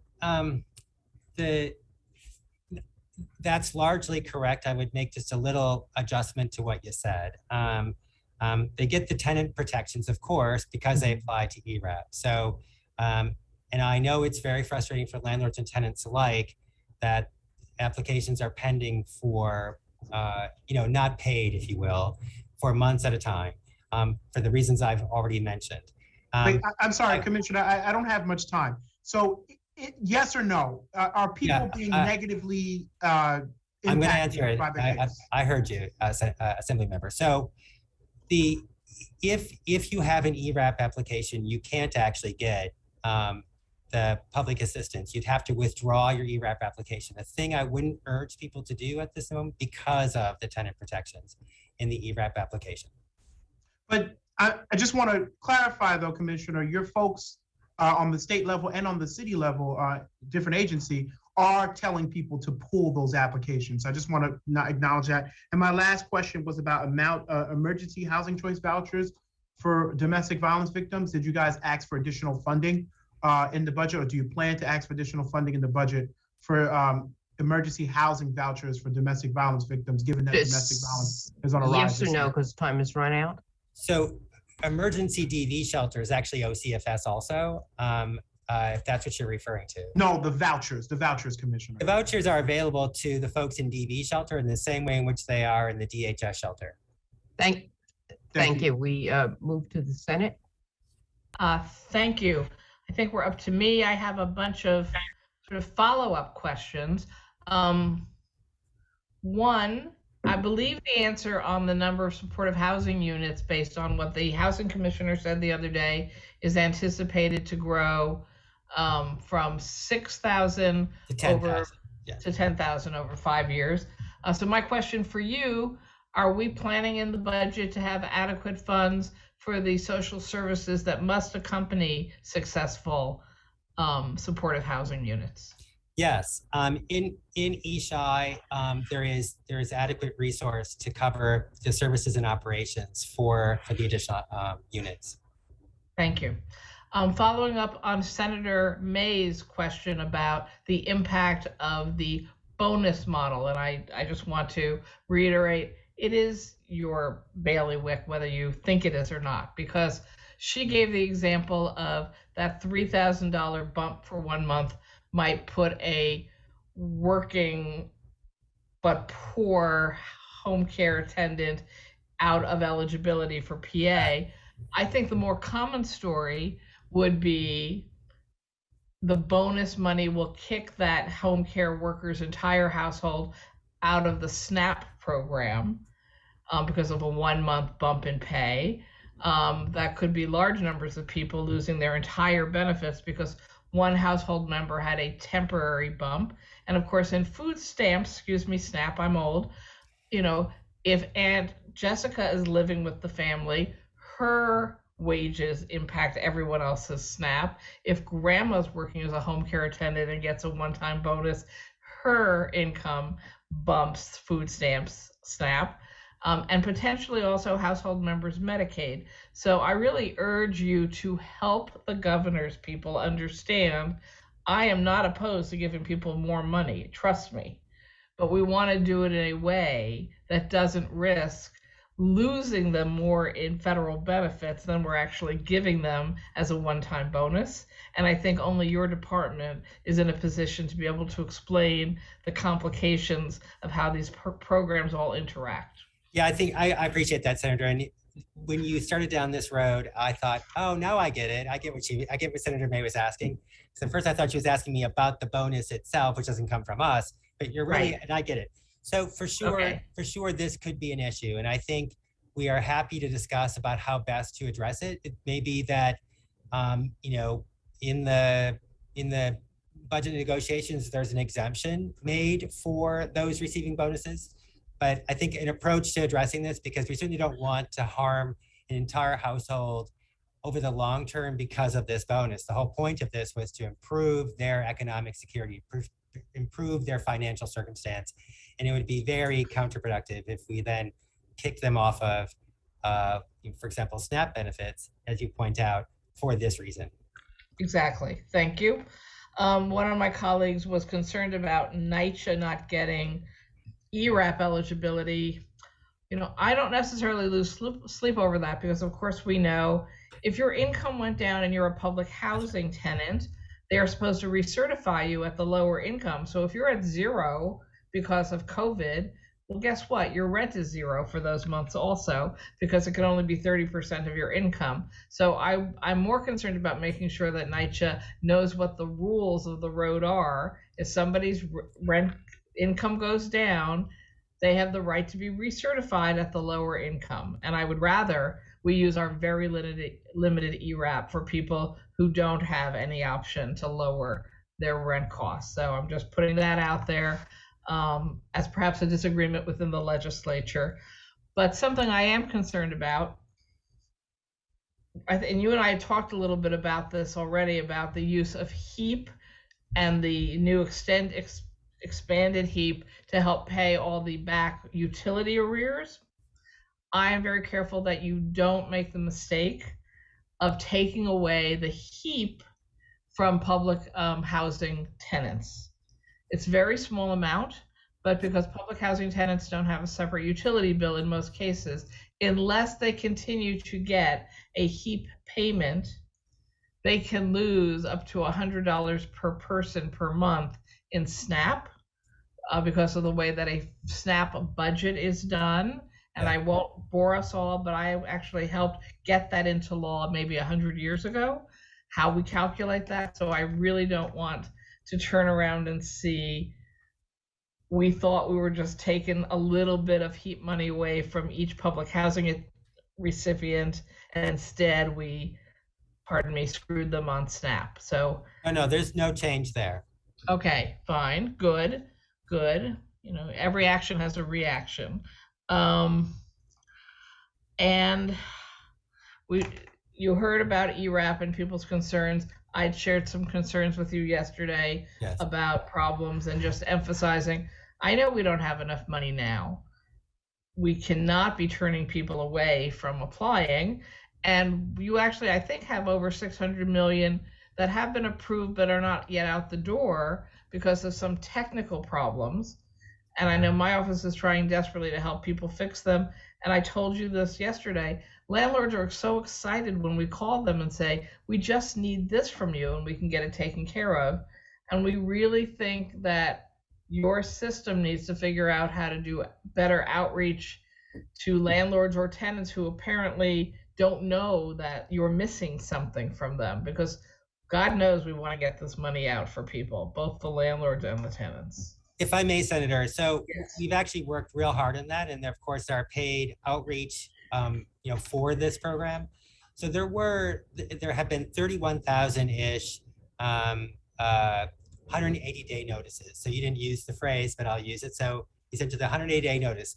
So tenant, just for example, tenant puts in an application, the landlord puts in, is supposed to match that. So there's a matching application. Oftentimes the tenant puts in one, but then the landlord is missing something or another. They get this notice. Both parties see the notice. They get a notice that says, here, we're missing thus and such, and you have 180 days to get it to us. In the last few months, that number, that 31,000-ish, is now down to 23,000. So some 8,000 applications have been completed and are getting paid. So for sure, it's having an impact. The outreach is having an impact to get those applications completed so that those numbers get paid. Because as you know, it's first in, first out. So we can't move on to future applications until the 180 days passes on the ones that are pending, which is why when people see that it's pending or it's provisionally approved, it's sitting there waiting for something else. And we are now pressing. We're working with community-based organizations, with the local districts, with landlord and tenant organizations to get those applications complete. And I think it's having some impact. Thank you. And just in follow-up to quite a few of my colleagues in both houses' points, and we all know this, our shelter allowance levels are too low to afford rent. Our FEPS levels are still too low. You can have vouchers and never find an apartment in New York City based on the complications. I'm very disturbed to read just, I think yesterday, an article saying that in New York City, 2/3 of the families who apply for shelter are rejected. I beg you to go look into that. I have had the highest respect for the efforts the city has attempted to make during this extraordinarily difficult time of COVID and growing homelessness and impossible mismatches between income and rent costs. I'm very proud of the fact that I never fight a shelter that comes into my district because I understand we need them, even if nobody wants to have to be there. But something's wrong, Commissioner, if we're rejecting 2 out of 3 families who come to us for shelter. So I hope that you will work with the City of New York to figure out what the heck's going on there. I know that you didn't pose that as a question. However, we have looked into it some already. I think, without getting too far into the weeds, it's not exactly as presented in that article. Here, where it was the case, 10-day conditional stay while they investigated your actual need, and you got to produce documents and so forth to demonstrate your actual need for shelter as a family. In the past, they would be, if they didn't produce whatever they needed to produce, they would be sent out of that shelter. They'd have to go back to PATH, to the entry point in the Bronx, to do it all over again, as you know. Well, that's not what's happening now. What's happening since COVID is you stay in the shelter. You can do it from there. And listen, for better and worse, it's been, folks just haven't turned in the materials that DHS says they need to ensure that they are actually eligible. So they reapply. So we see the rate of reapplication going up in place. They never left. They're still there. The biggest drawback, of course, is that until they're found eligible, the clock doesn't start to run on the voucher, right? That would get them permanent housing, which the story did, that article did address. So I think we're looking into it. I can tell you that it didn't go unnoticed. Thank you. I've used up my time, and welcome back to the state. As we know, you have gone back and forth between the state and the city agencies multiple times. Looking forward to continuing to work with you. Thank you, Helene. We go to Assemblyman Burdick, 3 minutes. Thank you, Chair Weinstein, and thank you, Commissioner. I wanted to speak to you a moment about reentry housing. I serve on the Correction Committee, and I also have 2 correctional facilities in my district. And I know that the executive budget does have a modest reentry housing initiative, but I'd like to get an idea of what the longer term strategy is, given the fact that, as you know, the Department of Corrections and the legislature is moving ahead with programs that will provide for more to be released from our correctional facilities. And the tragedy of it is that so many of them end up in homeless shelters, as I'm sure you know. In 2 consecutive budget hearings, Commissioner Annucci acknowledged that the vast majority end up in homeless shelters. So tell me what the longer term plan is, because this is obviously going to be continuing for a while. Yeah, certainly there's an intersection here for OTDA in the local districts with corrections. I mean, the reentry housing is really in the corrections budget, and it's, I think, largely driven on their side of the house, but we are more than happy to collaborate and work with corrections, among others, on what to do about reentry housing. You're not wrong. If I could just interrupt you there, because, you know, it's interesting because Commissioner Annucci kind of intimated that, well, you know, this isn't really what we do. That's not really our mission, is to provide housing. So, you know, I had suggested to him that among the agencies, whether it's HCR, whether it's you, there really needs to be some coordination. There needs to be, we completely and it doesn't seem to be happening. And I would just say that since the principal mission of your agency is to provide temporary housing, or at least one of the missions, then I would think that somebody has to take this on and to say, look, this is something that we acknowledge is our part of our mission and part of what we should be doing. And I would really appreciate the opportunity to discuss this offline among yourself and the other commissioners. Absolutely. I'm in my 3rd week of work, but it just has. And congratulations, by the way. Thank you.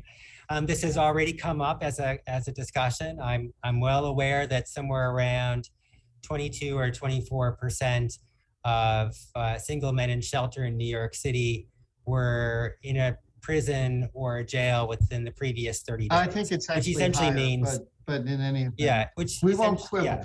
So yeah, so we get that there's a real challenge here, and it runs across agencies, and I'm happy to work with you and others on this. Super. Thank you so much. Sure. Senator, are you going to go to for a second round? We have a second round just for our chair, Roxanne Persaud, 3 minutes. Thank you, thank you. So Commissioner, quickly, I'm just going to go through this.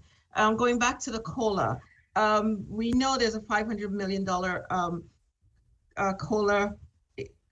Could you tell us, how is your agency going to use that to ensure that all current contractors, regardless of whether they're listed in the statute, that they're covered with that? We want to ensure that the COLA is going to them. And Senator, if I may, so as I mentioned earlier, OTDA only has one small program that this affects, and it's, you know, it's a modest adjustment in that budget of $165,000. We only have a short handful of staff that this affects. Okay. Can you tell me also, in terms of contracts, I'm going to skip the contracts because it's going to get into the guidehouse thing.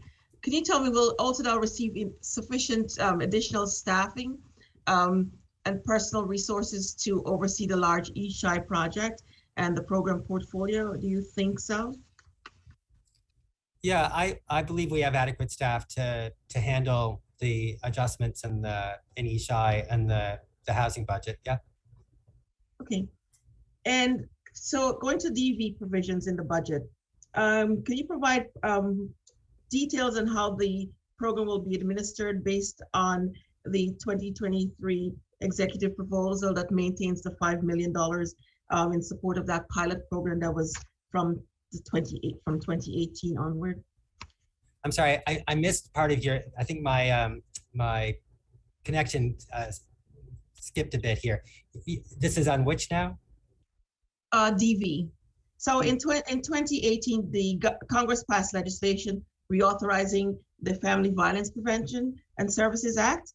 And so we, in the 2023 budget, there's $5 million in support of the pilot program. Can you provide details on how this program will be administered? How does OCF, can you provide details on how that will be administered? Senator, I think you actually were about to say where it actually lives, which is OCFS. I think I missed a line in my notes I'm writing. I'm going to get back to that question. Sorry. Can you tell me how does, I'm going to go back to COLA again, because I want to make sure that we are understanding this. So for example, can a SNAP outreach worker not be covered under the COLA, but a NOEP worker is, a coordinator is? Can you tell us, even though you said it's a small percentage of people, but we're just trying to get the sense of what is happening, because our understanding is that some people who are sitting in the same office, one person can be getting a COLA and the other one will not. Can you address that? So it is the NOEP program. It's the Nutrition Outreach and Education Program. Right. It's a 5.4% increase for about $165,000. That's the only COLA adjustment that is living within the OTDA budget. Okay, so just to clarify, a SNAP outreach worker will not have it. Okay, thank you. And do we go to Assemblywoman Raj Kumar? Thank you. Good afternoon, Commissioner Teets. Hi. Congratulations on your new role. Thank you. So my question is about the report that was released this week in the news outlet, The City. And I believe Chair Kruger referred to it earlier, and I would just like to hone in on it a bit more. Unbelievably, it was reported that the rejection rate for New York City homeless families applying for shelters was over 75% in 2021. That's up from a 50% rejection rate in 2016. The major barrier to families securing a place in a shelter was the City Department of Homeless Services burdensome requirements. Those requirements included requiring families to document their living situations for the past 2 years and proving that they do not have any alternative. OTDA heard almost 1,400 appeals of these DHS housing assistance denials last year. That's almost 500 more appeals than OTDA heard in 2020. And amazingly, in 38% of cases, OTDA ruled that the DHS decision was not correct. So my question is, what specifically could OTDA do to help reform this application process so that homeless families get the housing they are entitled to without a lengthy appeal? I'm very interested in your thoughts. Why did OTDA hearing officers overturn so many of these DHS rejections? Can you give us some insight? Yeah, so we've had some initial conversations with DHS following that article. Here's what I would note, that in addition to what I described earlier about they can now apply from where they are, they don't leave shelter, as opposed to previous where they would have been sent back out of a shelter having been found ineligible for reasons of, among other things, for reasons of not providing the evidence required and would have to go back to PATH. Some of the other reasons here with regard to the OTDA and the decisions is that a couple of things. So in the past, some of these would have just been denied because the client didn't show for the hearing. Now those hearings largely happen remotely. So the show rate is much higher. I think for the agency, for DHS and its representation, in the past, they would have stipulated more of these things, and there wouldn't have been a ruling against the agency. It would have simply gone along. The client would have made out their case, and the agency would have said, fine, you're right. And they would have been permitted, they would have been found eligible for shelter. So we're digging deeper on this, but I think, I guess I would just say that I wouldn't wouldn't take that article as the whole story here.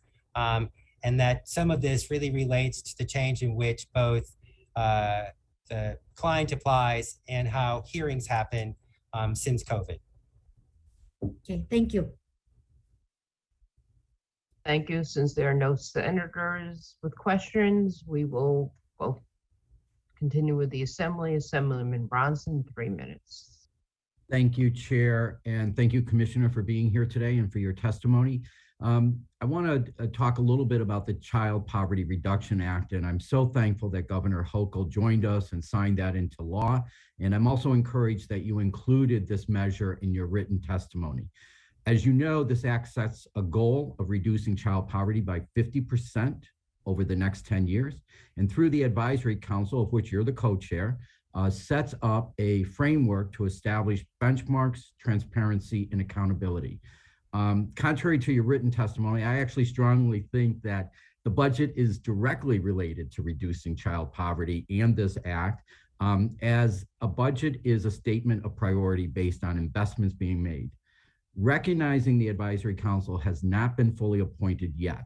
My question is, as Commissioner, what funding measures, tax credits, or support for programs are contained in this budget that will help us to begin to reduce child poverty in the 2022-2023 budget year?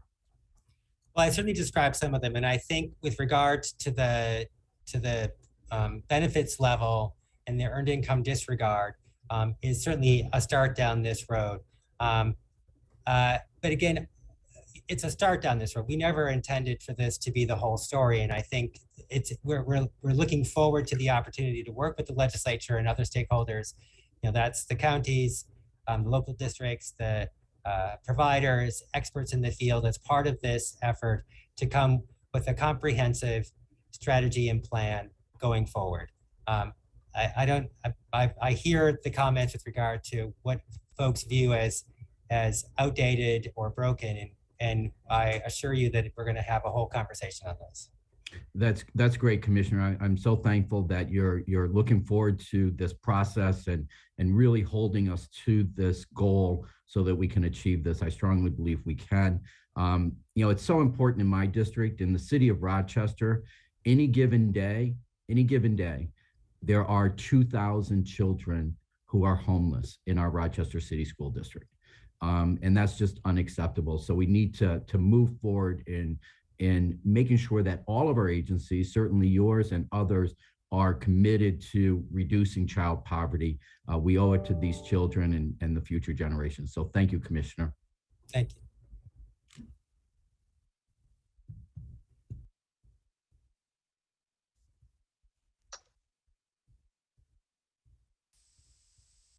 Assemblywoman Forrest, 3 minutes. There she is.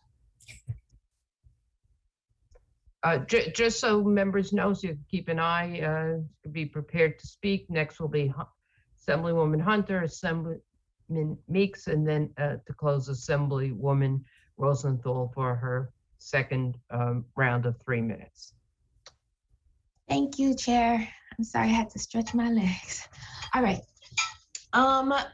Thank you to the new commissioner. Good luck with the new job. It's great. We have a growing crisis of homelessness with over 92,000 homeless families in the state. I know that OTDOT already contracts with extremely robust outreach network that includes many well-funded nonprofits.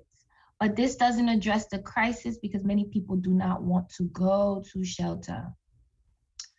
Do you agree that we need to fully fund rental assistance so that outreach teams can successfully move people off the street and into permanent housing? So as I noted earlier, the governor has announced with Mayor Adams, the expansion of those outreach teams, and in the addition of clinical services, particularly mental health and substance use related services for folks in the subway and on the street. We work in close collaboration with those sister agencies and with the local district, with DHS, which contracts with BRC to serve folks in the subways. And so at that, we're very much involved in that expansion and have a significant collaboration role in this.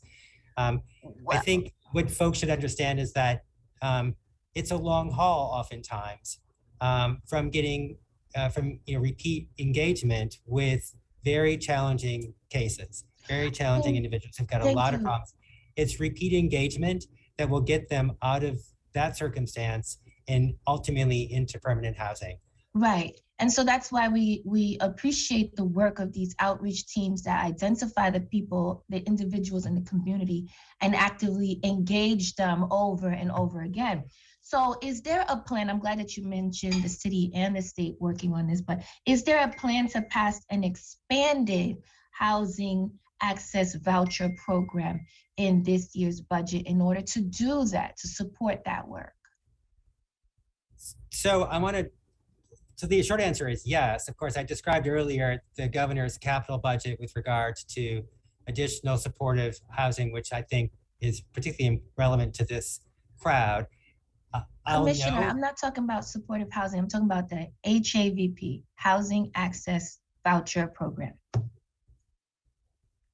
So HHAP is partly what we're referring to here. So there's the support and services piece of supportive housing, and then there's the capital piece of supportive housing. I'm just going to note again that I think the issue here is engagement with those folks to get them to a very low barrier kind of stabilization, temporary housing, and then ultimately into supportive housing if that's what makes sense for them. That's not a short ride, as it were. Many of these folks require repeat engagement again and again before they even are willing to leave the street or the subway. So, but for sure, in the longer haul here, we're creating 800 to 900 new supportive housing units, some of which I would anticipate would go to these folks coming out of the subways and off the streets. Thank you, Commissioner. Thank you. We go to Assemblywoman Hunter. 3 minutes. Hi, yes, thank you. Good afternoon. I have 3 questions. How many non-payment evictions are projected? And what is ODOTA doing with localities for these displaced New Yorkers? I don't know that I actually have a number on evictions. I don't think that's something so much that we can track. I think we can certainly inquire and get back to you. It may be a matter that's as between the local districts and the courts. We may have some sense of the number, and we can certainly follow up. Okay, and you had mentioned that there are 7,000 pending applications since January 11th. Obviously, I live in Onondaga County, so none of those are mine. But those are based on the fact that the court said you had to open up the portal, but there isn't any money to fund those applications. So if somebody presents at eviction court with that application, even though we know that there isn't money to fund it, is that still eligible for someone to not be evicted? Yes. Okay. And relative to the Housing Nexus Voucher Program, I see a bill that Simberwitz has. You've made mention of it several times. Some of it is for people for shelter. You made mention for domestic violence. Is there an opportunity, because we need to look past the pandemic, and obviously this housing crisis has impacted many people. Many of the people in ERAP and in my county as well were not eligible for the program because of the median income that they had to have. So in relation to how much housing costs. So a $50,000 an annual salaried person in Syracuse wouldn't have been eligible, where maybe an $80,000, $90,000 salaried person in New York City would, based on the average housing cost. So trying to see, will there be any mechanism to help the middle income earners with these huge increases in rent that are coming, and will only need to be helped by assistance from ODOTA and some sort of voucher program because they can't afford, and it's just another form of eviction? It's a great question, and I'll say that I think, for sure many of our programs are targeted at lower income households. I'll note that in ERAP, not ERAP, but in the tenant program that matches LRAP, right? So the 80 to 120 of AMI, so for arrears, That actually is fairly undersubscribed. Only about 20% of that money's gone out the door. So for someone who's got COVID-related arrears, that program is still available and still open, which for sure at 80 to 120 area median income is taking in middle-class households. I think for the longer term, we're open to discussing with the legislature what makes sense in terms of future investments. But admittedly, I think the $100 million supplement that the governor has provided takes in folks who may be above public assistance eligible at some point, but I wouldn't necessarily describe that as reaching middle class in the way in which probably most of us think about middle class. Thank you. Thank you. We move on to Assemblyman Meeks. Thank you, Madam Chair. Commissioner, you mentioned earlier, and I was glad to hear discussion about the benefits cliff and that it's recognized. And you put a dollar amount on a benefits cliff. What are the chances of accompanying that with a timeline of sorts? So say, for instance, a person, makes X amount more 1 month, and then, the benefits they're eligible for, they're no longer eligible for them. What's the timeline on that? Is it 2 months, 3 months, a year? What is there a timeline? There isn't. Okay, and that's something that I would think we should take into consideration, implementing a timeline. For instance, if it happened in a month, that would be too soon for a person to actually save up some resources. We see that in Rochester, in Monroe County, instances where a person was receiving $600 a month towards their rent, and then the benefits cliff, they fall off and they're no longer eligible for that $600, but they're only making $5 more an hour, and it just doesn't add up. So I think we need to consider a timeline opposed to a dollar amount, or put the couple of two together. Again, I think it is part of our entire sort of anti-poverty agenda effort and the overhaul of the public assistance benefits. The governor has made clear that what we've proposed here now in this budget is a starting point, not the end point. And that going forward, we are open to far larger conversation as part of the Child Poverty Reduction Council Act, Advisory Council's discussions and coming with strategy and plan. I anticipate that this will be a part of it. Great, thank you. Thank you. We go to our Social Services Chair, Lynn Rosenthal, for 3 minutes in the second round. Thank you. I guess this is your last 3 minutes on the hot seat this year.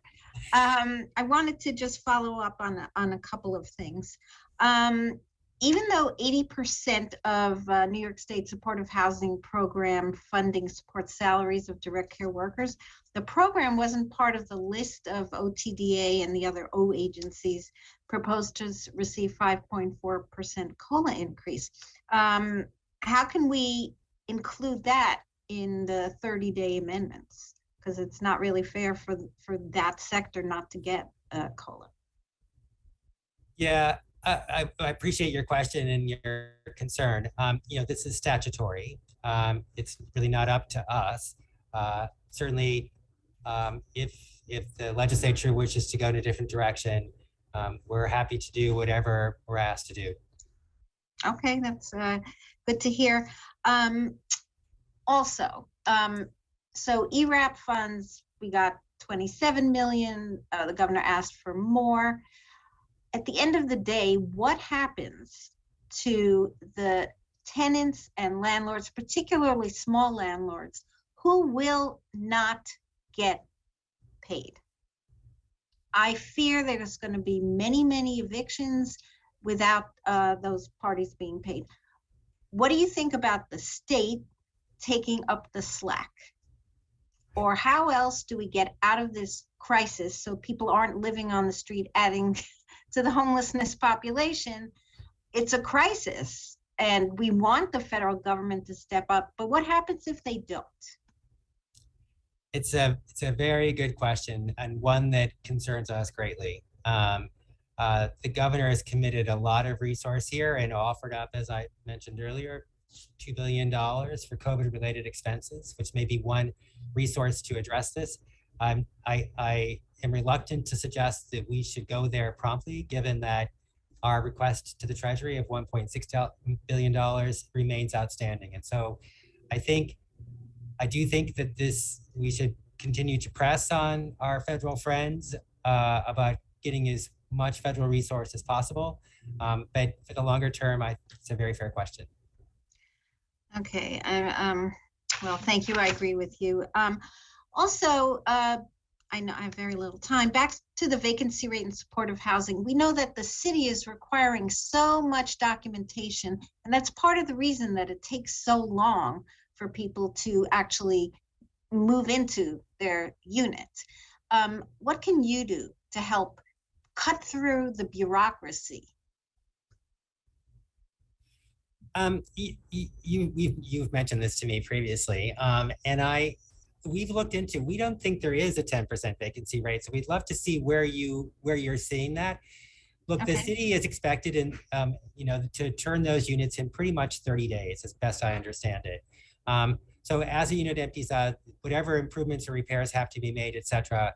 And there's a whole list of folks who are all set to go. Like there's, as you know, there's more demand for supportive housing. They know who those folks are, and they run them to those units in order. I think they get to look at 3. They have to pick one. The turnaround happens quickly. It is very much in the city's interest to turn those units as quickly as possible and not leave them vacant for long. So we're happy to discuss with you. You've got some data for us to look at. I'm happy to look at it and then talk with them. All right, thank you. Thank you, Commissioner Thies, for being here with us today, and look forward to having continued discussions as we work on the final budget. Thank you so much. So there are no more questioners for you. Thank you so much. It was a pleasure. And now we will have Greg Olson, the acting director of this New York State Office for the Aging. Greg, can you hear me? Yes, just wanted to mention, just a reminder that you have 10 minutes to make an opening for remarks. Your testimony has been distributed to all the members, so feel free to summarize and not necessarily use all the 10 minutes, and then there'll be questions from some of the members, the respective aging chairs and other members. So the floor is yours. Well, that sounds great. I will summarize some, but I promise you I'll stay within the 10 minutes. So again, good afternoon, Chairpersons Krueger, Weinstein, Chairpersons May and Kim, all the distinguished members of the Senate and Assembly Standing Committees. Again, I am Greg Olson, the Acting Director of the New York State Office for Aging. And I'm really honored, as always, to testify on provisions of Governor Kathy Hochul's proposed budget that directly impact NYSOFA programs and services, along with additional budget proposals that will positively impact older New Yorkers and their families. Governor Hochul and her administration's commitment to older New Yorkers is unprecedented, and I think you see that within this budget looked at holistically. The governor's State of the State message and subsequent proposed executive budget contain many initiatives that are positive for older adults and their families, but the approach is much broader than one particular agency. It's about making New York the healthiest state in the nation through a multi-agency coordinated effort, which focuses on improving physical and behavioral health, preventive healthcare strategies, embedding healthy aging and livability principles into general government operations and local government operations, expanding age-friendly communities and age-friendly health systems, expanding access to services and training for older LGBTQ individuals, supporting informal caregivers and working caregivers, addressing disparities in access to care, and so much more. Utilizing the prevention agenda from 19 to 24 as the umbrella, instituting a health across all policies approach, New York State agencies are incorporating health considerations into our planning, programs, and initiatives. As agencies, we're committed to working together and considering how all of our policies fulfill New York's pledge as the first age-friendly state in the nation.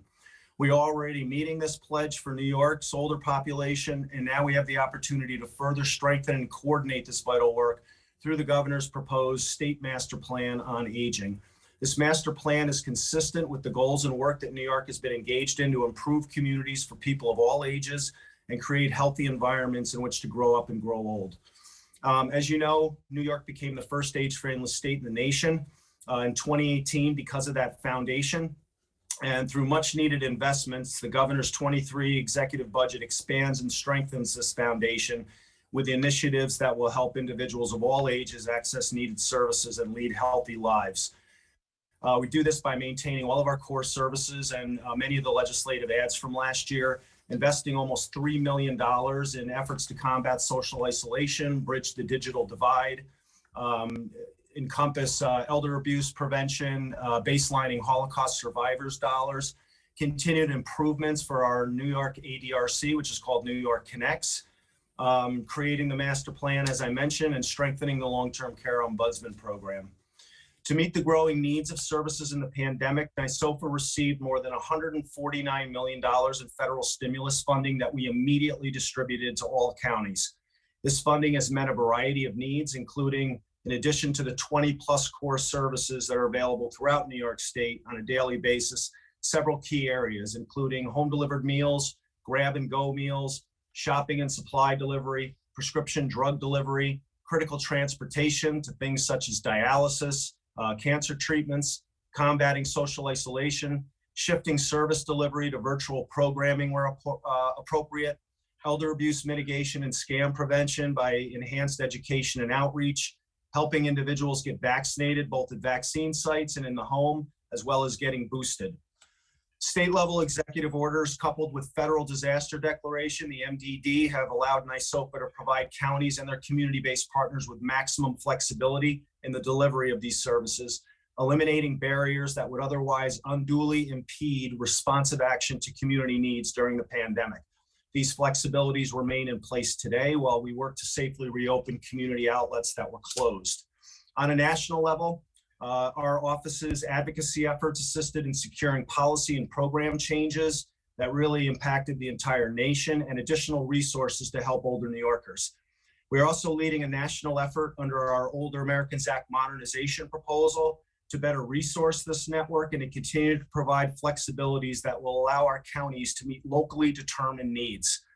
The demand of COVID-19 has also strengthened our existing core partnerships with many state agencies to help New Yorkers, such as our work with Ag and Markets on access to food, the Department of Labor on support for working caregivers, the Department of Health on all COVID-related health and safety issues, the Office of Mental Health on addressing social isolation and mental health issues magnified by COVID-19, the Office of Alcohol Services and Supports and Prevention, the treatment of alcohol and substance abuse, prescription safety and abuse, and problem gambling, Division of Veterans Services, where 63% of the veterans in New York State are over the age of 60, and of course our partnership with OVS to expand our enhanced multidisciplinary team elder abuse mitigation model.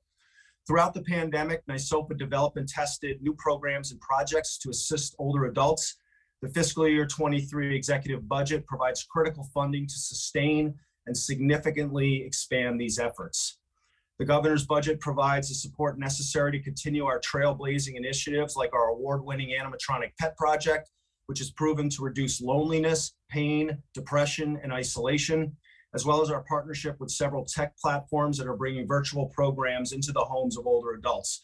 This includes our partnership with the Virtual Senior Center, Get Set Up, leveraging the therapeutic power of pets through our Pets Together platform, and our partnership with the New York State Council of Arts to bring professional teaching artists into the homes of older adults.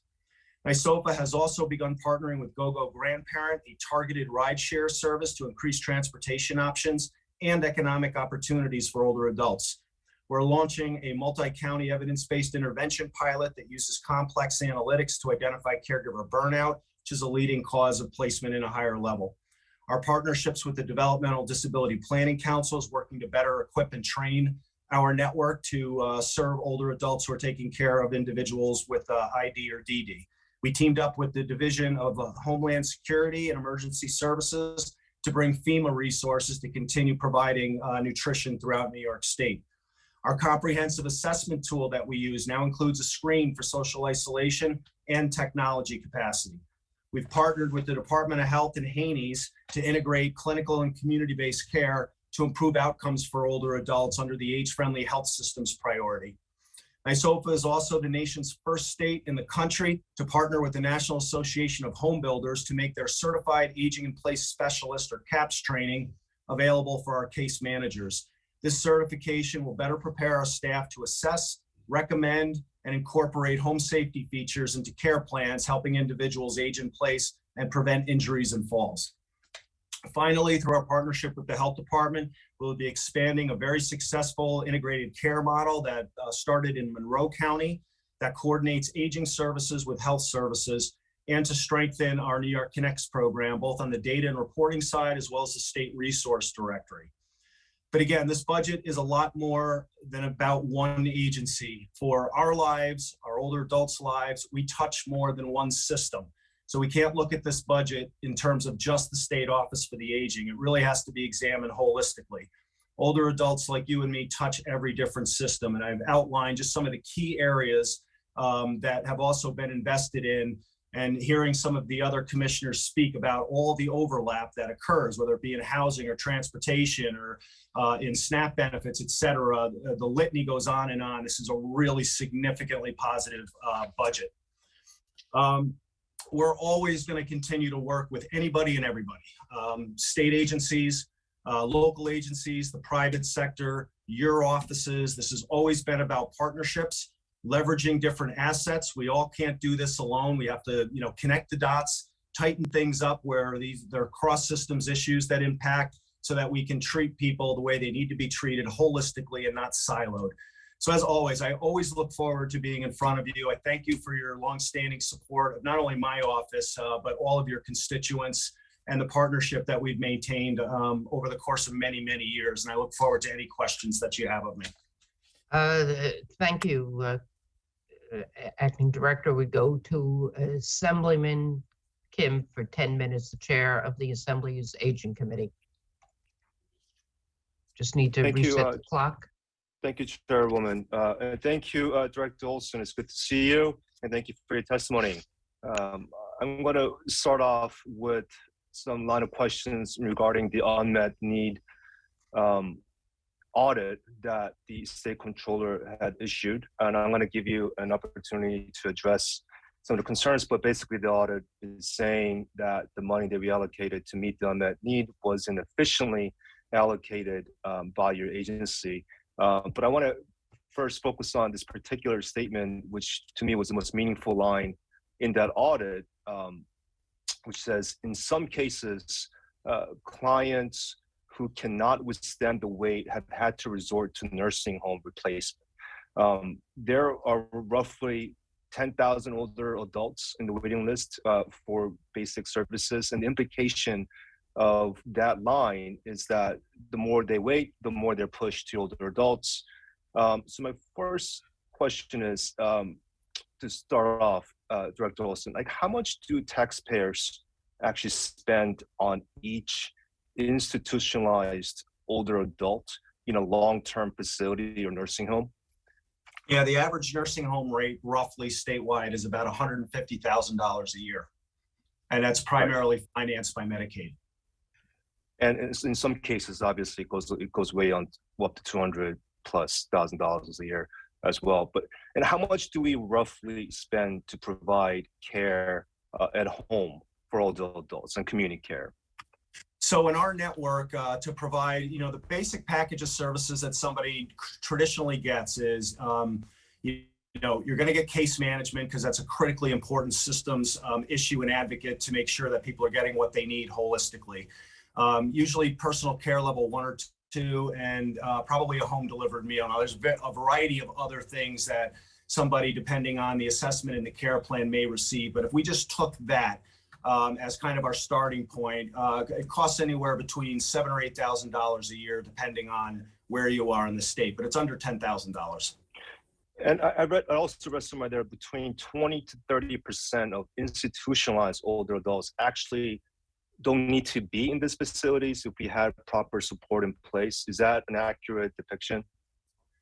I don't know. So, the way I'd answer that, Assemblyman, and I appreciate the line of questioning, is, because of how our system works, which is we're able to trigger services long before somebody needs the type of skilled care you would get in a nursing home. right? We're able to organize not only a package of NYSOFA funded programs and supports, but because of the way that we're structured, leverage so many other community partnerships, whether that be adult protective services or the court systems or working with law enforcement. And I want to be quick in terms of the time that you have.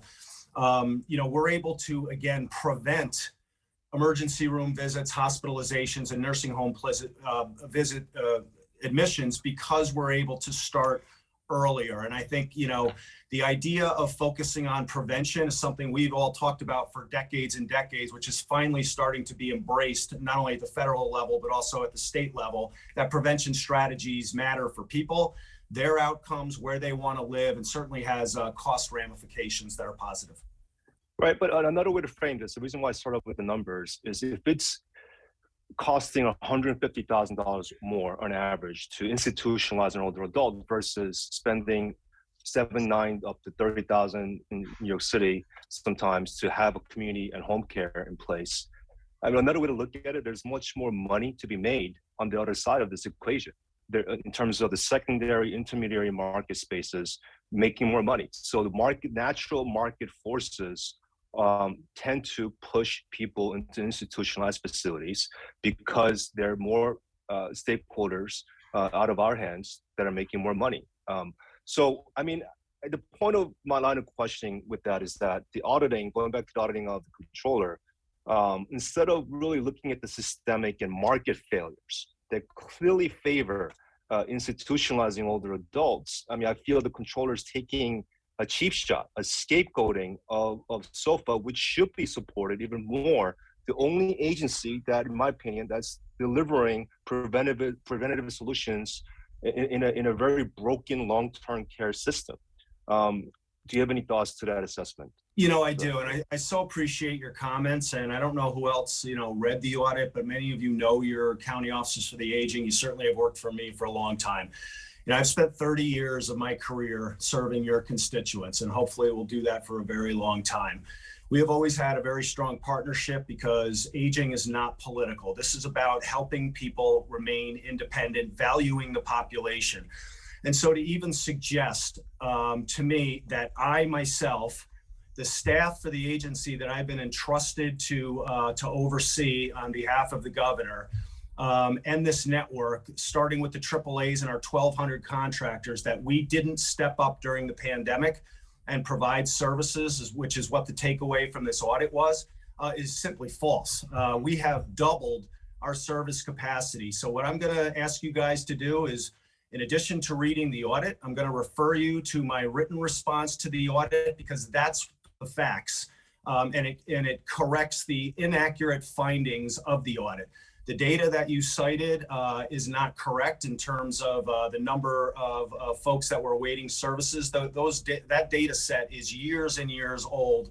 And unfortunately, I think much of the time that I spent communicating did not wind up in the audit. And it's disappointing because it puts a cloud over what this day could be, which is really highlighting the incredible efforts of your counties, your providers, and our office in doing the job that needed to be done, because job number one was serving people, and that's exactly what we did. And I would just add, Greg, that the danger of the controller's audit of SOFA is that the knee-jerk reaction that may come out of it, which may follow to further take away the agency's funding streams and hand over to third-party quasi-government contractors, what the Empire Center once called shadowy nonprofits. And I hope that as lawmakers, that is not the reaction that we have, and we'll work with you in making sure that SOFA is more efficient and effective. But speaking of these third-party contractors like Health Research Incorporated, HRI, I know we've spoken about this before, but does SOFA contract with HRI in any capacity? We don't contract with HRI, Assemblyman. We have, fortunately gotten some really good staff that worked at HRI that now have joined my team several years ago. But no, we do not contract with HRI. Are you aware of the September 2014 Department of Health HRI RFP contract that was to study and prepare the state for emergencies like the pandemic? I am familiar with it because you had raised it to me. Yes. And specifically, the RFP gave, I think, HRI federal money to prepare for hospital to nursing home surge in emergencies like a pandemic. But it's my understanding that other agencies that are focused on community care, like yourself and home care, was not part of that discussion. Is that correct? I can't respond to that, Assemblyman. What I can respond to, because HRI is directly works with the health department, are the efforts that our agency is involved with DISHES and all the other state agencies, as well as our involvement at the county level and all the emergency operations planning that deal with this as well. So we have a long track record in working at the state level and the local level, and in partnership with others on emergency management and preparedness. But I can't speak to the HRI RFI. I'm sorry. That's okay. And I mean, I guess the line of my question is that the right course of action would have been to empower and include SOFA in every step of the way in our state's emergency preparedness plan. But that's not what happened. And I hope there's some lessons learned so we don't repeat the same mistakes moving forward. Just transition my last 1 minute for the Ombudsman, long-term care Ombudsman program. The executive did not include any dollars to this program. But we plan on supporting and giving some teeth to this program. And I hope that your agency will work with us and putting in some real dollars to make sure that we have a proper oversight program of the long-term facilities. Yeah, I'm with you 100%. I think that there's a couple of things. There was $2.2 million to hire 17 additional staff that in the health department to be able to receive those types of complaints from facilities that really rise to that level. That's a real promising thing. As you guys know, the legislature passed 5 different bills last year impacting the long-term care ombudsman program. So I'm actually really excited about the study. I think it's the right time and right place to do that so that we can really have a thoughtful, deliberative process on how we empower and strengthen, the response for the LitCop program to be as successful as possible. Thank you. We go to the Senate. Thank you very much. And we go to Chair of Aging, Rachel May, for 10 minutes. Thank you so much. And I'm just going to run with the ball that Chair Kim was starting with. So first of all, going back to the unmet need, the waiting list for services, what is your estimate of what we should be pushing for? And I agree with Chair Kim that we can't let that controller's report deflect us from the fact that we really need to meet the need for people to stay out of nursing homes wherever possible. So what is your estimate now of the waiting lists and the people or the amount of money that we should be asking for? So on the financial front, Senator, and thank you for the question, we have the money within our networks from the 5 different stimulus packages, our basic federal allocation, the general fund commitment to older adults, as well as a proposal to continue the $23 million in unmet funding. Where we're seeing the unmet need numbers have gone significantly down, and that's what we all expected. Of course, I know that you're carrying a home care bill. There are other proposals in the budget to try to, attract, retain, increase salary benefits for direct care workers. That's the area that we are dealing with right now is on the workforce front. But, we're not standing around and doing nothing. So I want to let you know, what we are doing. We have the ability and have since 2014. And, I have to implement tools that I have within, my authority, which we are doing. We have the ability to negotiate higher rates to incentivize aides to assist our clients. We have a partnership that we are strengthening with HCP that oversees all the LICSs to do exactly that. Can we target particular areas where there just isn't an aid available to, again, provide the types of resources that would incentivize them to work with us?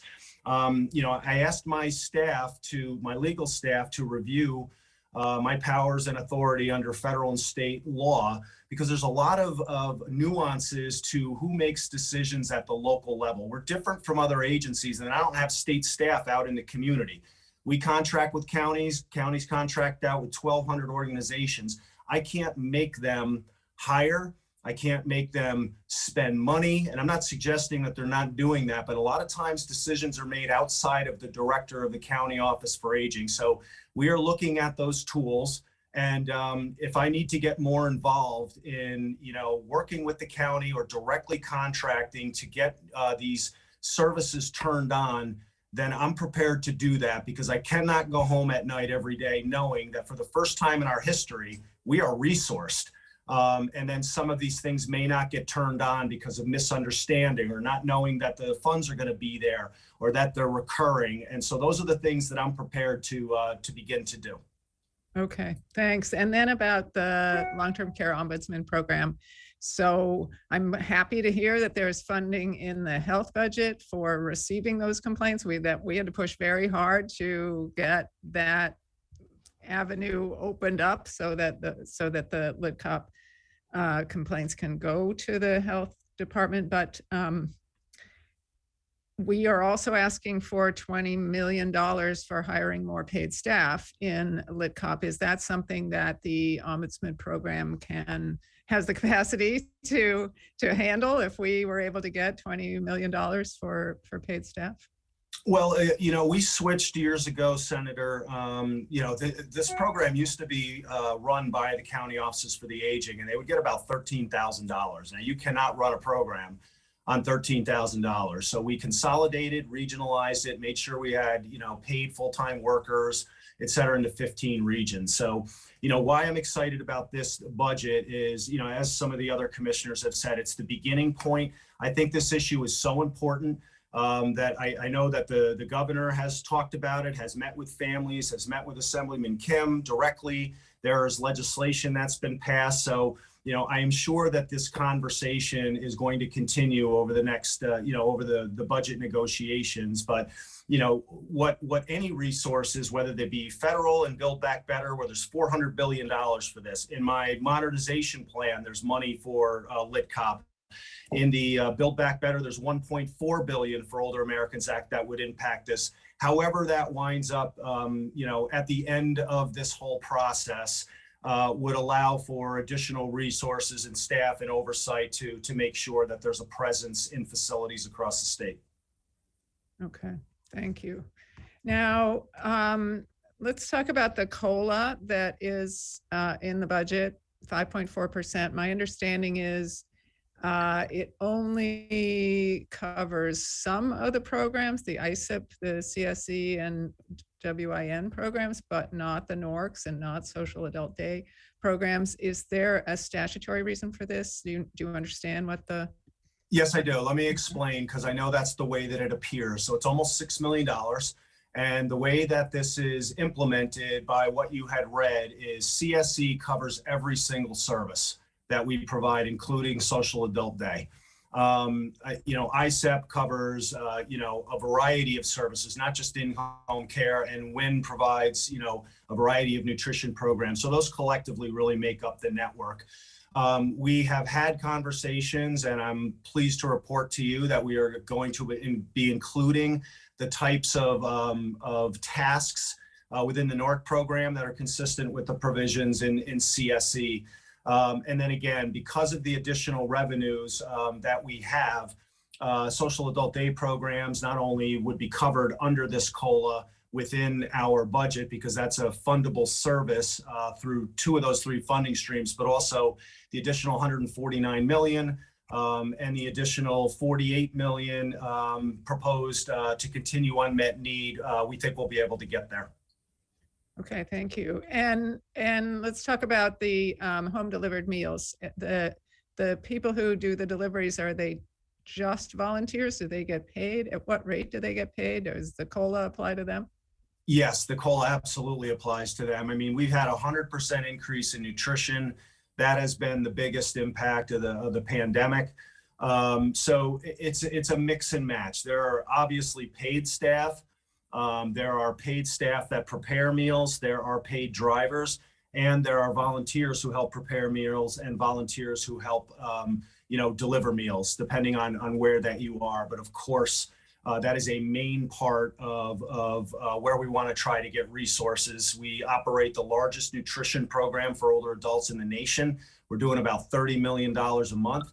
In addition, as I mentioned, we partnered with Dishes to make sure that we had access to the same FEMA emergency nutrition money that New York City applied for. So that is ongoing. What that will do is not only bring a lot of federal resources in, but it will help stretch our existing dollars further because we can spend those FEMA resources first. Okay. And then the master plan for aging, what is your plan for that? What is the timeline? What would be the process? How can we make sure that this is not just something that sits on a shelf, but is actually put into practice? Yeah, well, I'm with you, Senator.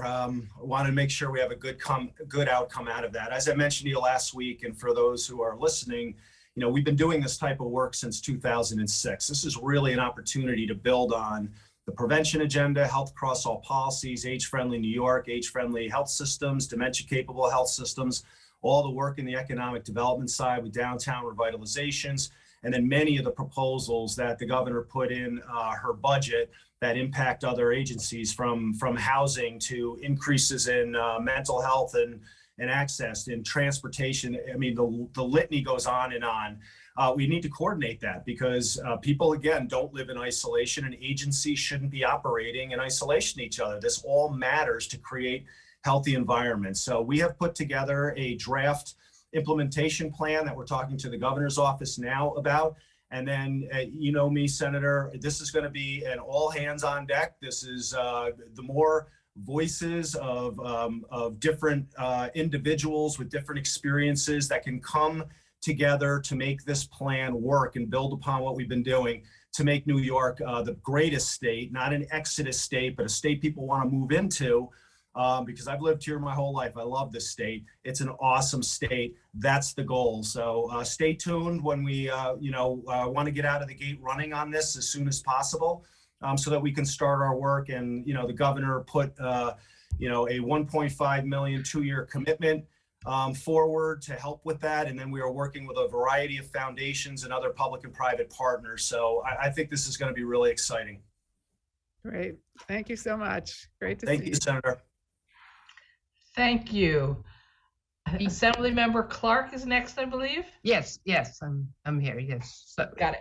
Just so people know, the order is Assemblymember Clark, then Mamdani, then Simpson, then Forrest. Hello, thank you, Director Olson, for being here, and excited for the opportunity to chat with you about some people we all love the most, our older adults in New York State. I'm gonna just sort of jump on the long-term care ombudsman program a little bit more.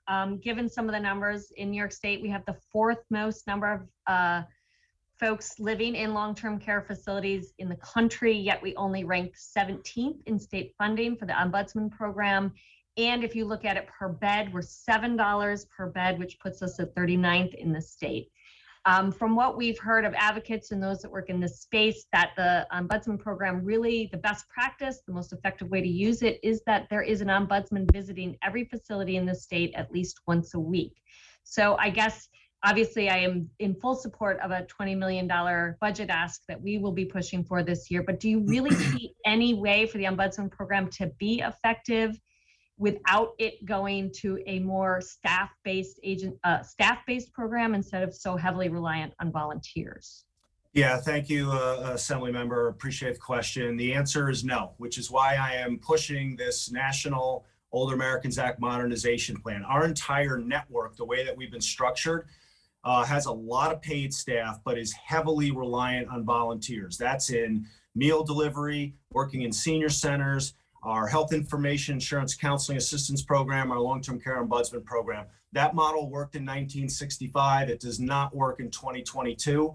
So my plan calls for $2.7 billion, which would bring an additional $175 million to New York State to do exactly what you're talking about. This is a very professional network. that works with doctors, nurses, emergency room departments, rehab, nursing homes, hospitals, and we need to have a staff that reflects that professionalism. I am so thankful for all the volunteers we have. We have over 1 million volunteers, that are providing $13.8 billion worth of service, and we will always be trying to recruit them. But that is not a sustainable service delivery model. And then when you go through the pandemic, as I know you're smiling and shaking your head, you know this as well as I do, what happened? The folks who are volunteers were the ones who are most susceptible to COVID, yet they risked their lives to do the work. And I can't thank them enough. But, we do, which is why I'm excited about the study. I think this is an opportunity to something. I'm sorry, I don't mean to cut you off. No, I believe, and I could go on this forever, but I do want to just spin real quick to a very quick question or put on your radar. Lifespan did a pilot program which was called the Community Care Connections, and it used Medicaid dollars to have a casework work with primary care physicians to actually take care of what we consider the critical services our older adults need. One of the ways that we could expand that through the state is to put more money in the critical service pot across the state, and also allow it to be able to hire caseworkers and case managers to work with primary care physicians to actually get our seniors the services they need to save dollars from emergency room visits, healthcare, and medical needs. So putting it out there as an idea. I want to answer because you're going to love my. So first of all, Assemblyman, my career started at Life. I'm sorry. We've gone over the we can follow up later. Went over the time. There's So you can get $2.75 million that we're going to expand that program. Okay, to the Sorry about that. Senate, I see you have some more senators, and we have a number of assembly members. We do, thank you. Senator Roxanne Persaud. Oh, thank you, Director. A couple of questions I have pertaining to food delivery, home deliveries. Yep. First, we have a number of agencies, and the reports are telling us about the wait lists for food delivery. Could you tell us how you're addressing that? And then also, how are you addressing the meeting the dietary needs and the cultural needs in the food delivery for the seniors? Okay, I don't mean to ask a question back at you, but I'm shocked to hear you say that. So where are you saying that there is any wait list for home delivered meals? My district in New York City. So New York City has had a broad FEMA grant since the beginning of the pandemic that anybody over 65 years of old is categorically eligible for. That is still running today. That was, as you know, overseen by the now State Ops Director, Catherine Garcia. New York City DFTA, who is our AAA, that represents the 5 boroughs, received almost half of all the stimulus money and receives almost half of all the federal and state funding that goes out the door. So if there are anybody waiting for meals, they need to be connected to the organizers who's continuing the FEMA project, because that's 100% federal dollars that can meet the need. In terms of RD standards, those were waived during the pandemic, but we still tried to maintain them. All of our meals and menus are RD certified. They meet the highest national standards. It was only in the very beginning of the pandemic where we were trying to get, meals out the door regardless. We weren't always able to meet the highest standard at that time, but we've been back on that on that piece for a very, very long time. In terms of cultural meals, those are things we work very closely with our RDs, with our counties, because that is critically important for a lot of pockets around the state to make sure that the meals that are being delivered do exactly what you say. They're not going to be used if they don't meet the taste and the way that meals are prepared for certain populations. If that's not happening, please follow up with me. I definitely will, because I still, as of last week, I had complaints about that, the need for, particularly in a certain community, for kosher delivery and Bengali delivery and stuff like that. So I will definitely follow up with you. And again, thank you very much. No, thank you, Assemblywoman. We go back. Senate. Yeah, I'm sorry. That was our senator. Back to the Assembly. Go back to the Assembly. Assemblyman Mondani. Thank you so much, Chair. Thank you, Director Olson. I'm just going to jump into it in the interest of time. Governor Hochul previously spoke of the need for wage increases for healthcare workers, yet there is no such increase within her budget proposals. While these workers are eligible for the one-time bonus that the governor has put forward, I haven't seen any research that bonuses alone will solve New York's worst in the nation home care shortage. Does your agency have any data to support the idea that a one-time bonus will address this shortage? I do not, Assemblyman. I thought when I went through the state of the state and the proposed budget that there were quite a few investments in the healthcare and long-term care workforce with real dollars, bonuses, and a Medicaid enhancement. That's not my area of, that's not what we do, but I do look through all the others just to, again, show the value of the budget looked at holistically. I completely agree with what you guys have raised today. And I think that's the value of these hearings is that, you know, you do not want to provide, even though the intent is right, you don't want to provide a bonus that's going to then knock people off of, you know, Medicaid or earned income tax credit, you know, SNAP, HEAP, other types of benefits. So I think that you're raising that today, not only to me and to the other commissioners, will help get it into the mix because nobody's trying to do harm. I think like the past commissioner just mentioned, it's about trying to improve people's economic security. So you're raising these, the benefit cliffs is critically important. Thank you. And I think just to assert my interest fundamentally is that any increase that we put forward should be a permanent one, because while a one-time increase is a good thing, frankly, the need is at the level of permanent wage increases. And I hope to see that matched. With my final question, Director Olson, I wanted to just let you know that a few weeks ago, Budget Director Robert Mujica said that, quote, home care workers were taken care of with minimum wage. What do you believe he meant by that statement, and would you agree with him? I did not hear that statement. I think I'm not quite sure where we are in the phase-in with the minimum wage. I do know what aides are paid. I know, again, we have a fairly large in-home program also for people who are just above the Medicaid rate, and the rate that, you know, we're paying PC 1 and 2 is around $25 an hour. So that's where the aides are getting $12, $13.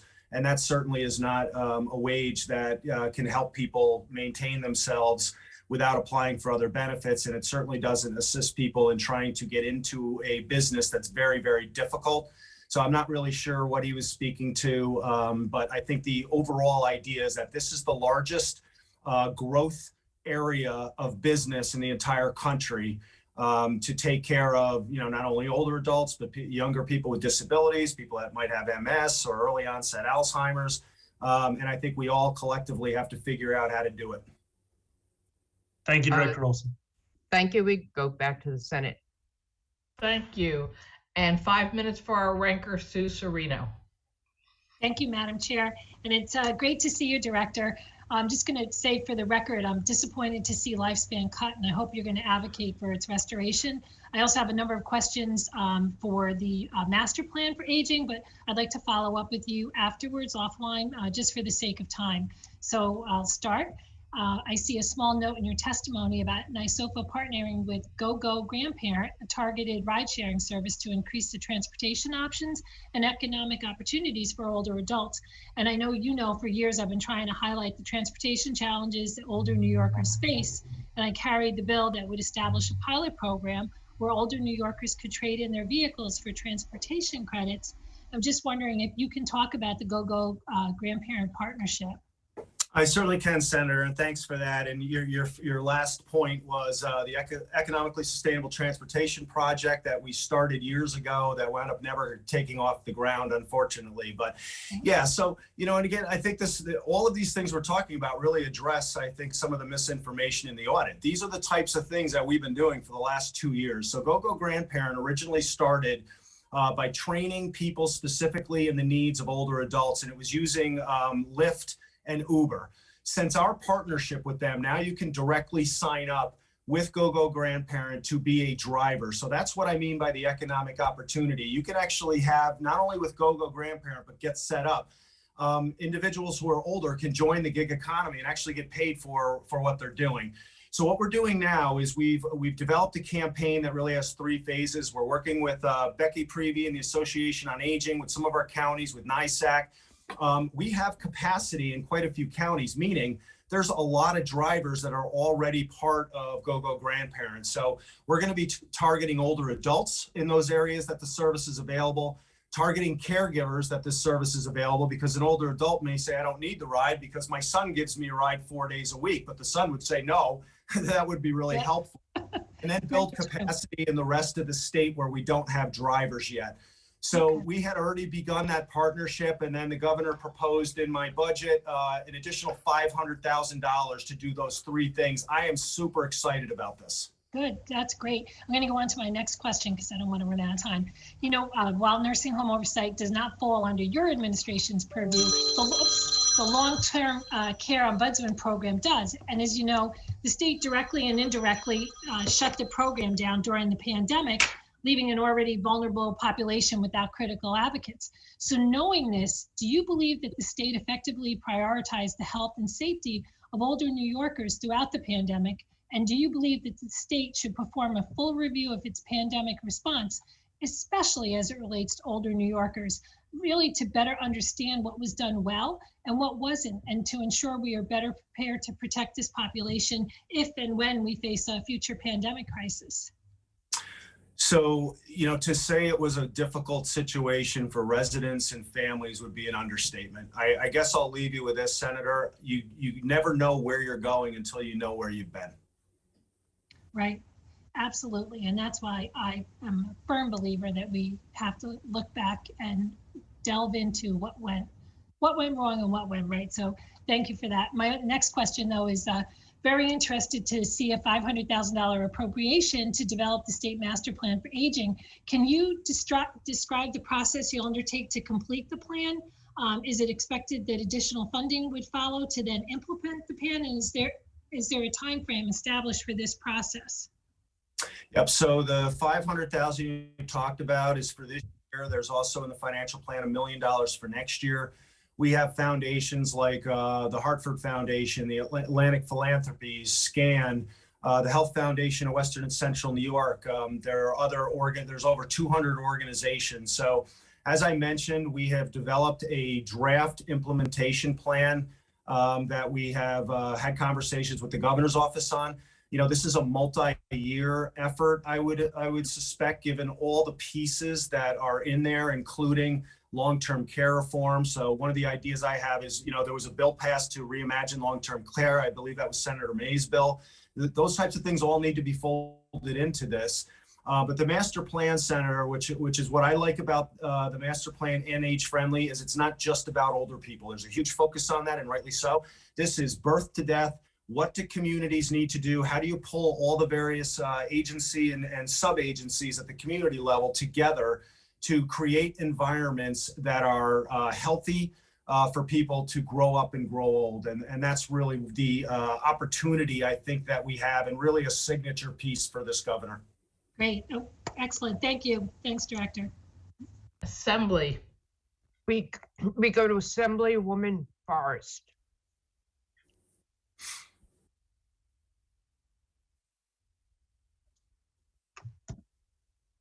Hi, thank you so much for being here. My question, I thought Simpson was ahead of me. I didn't prepare my question. Chair, I need to pull up my question because I thought Simpson was going ahead of me. So just give me 1 second. Okay, why don't we, well, why don't we go to Assemblywoman Gonzalez Rojas then, and then we'll come back to you.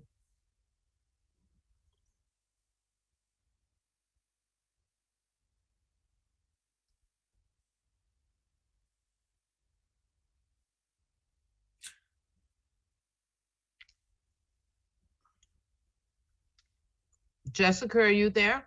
Gonzalez Rojas? Okay, Hi there. Okay, Can you hear me? See me?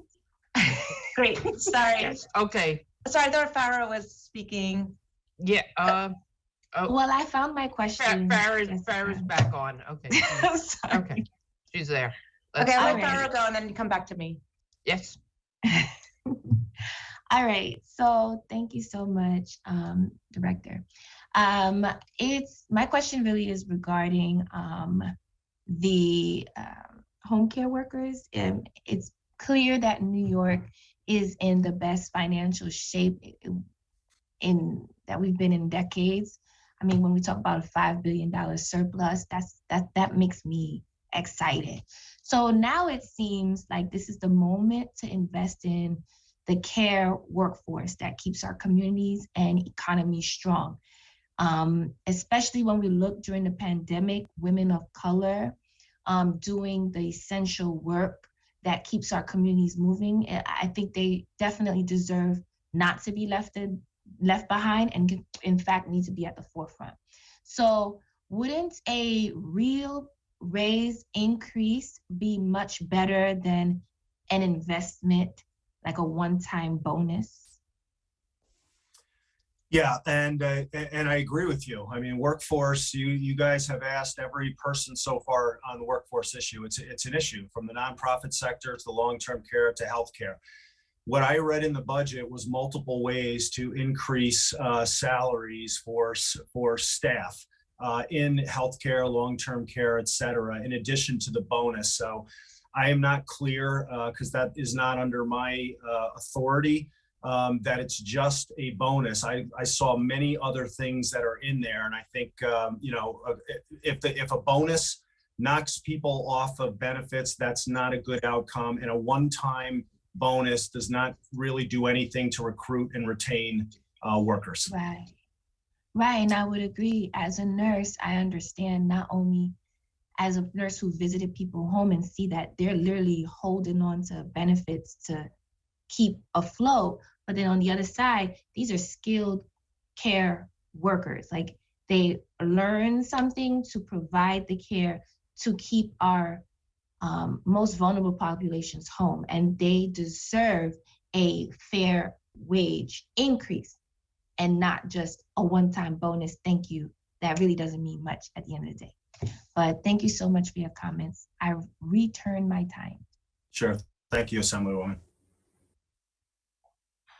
Senator Krueger, did you? Thank you. Yes, I have a few questions and then I pass it on.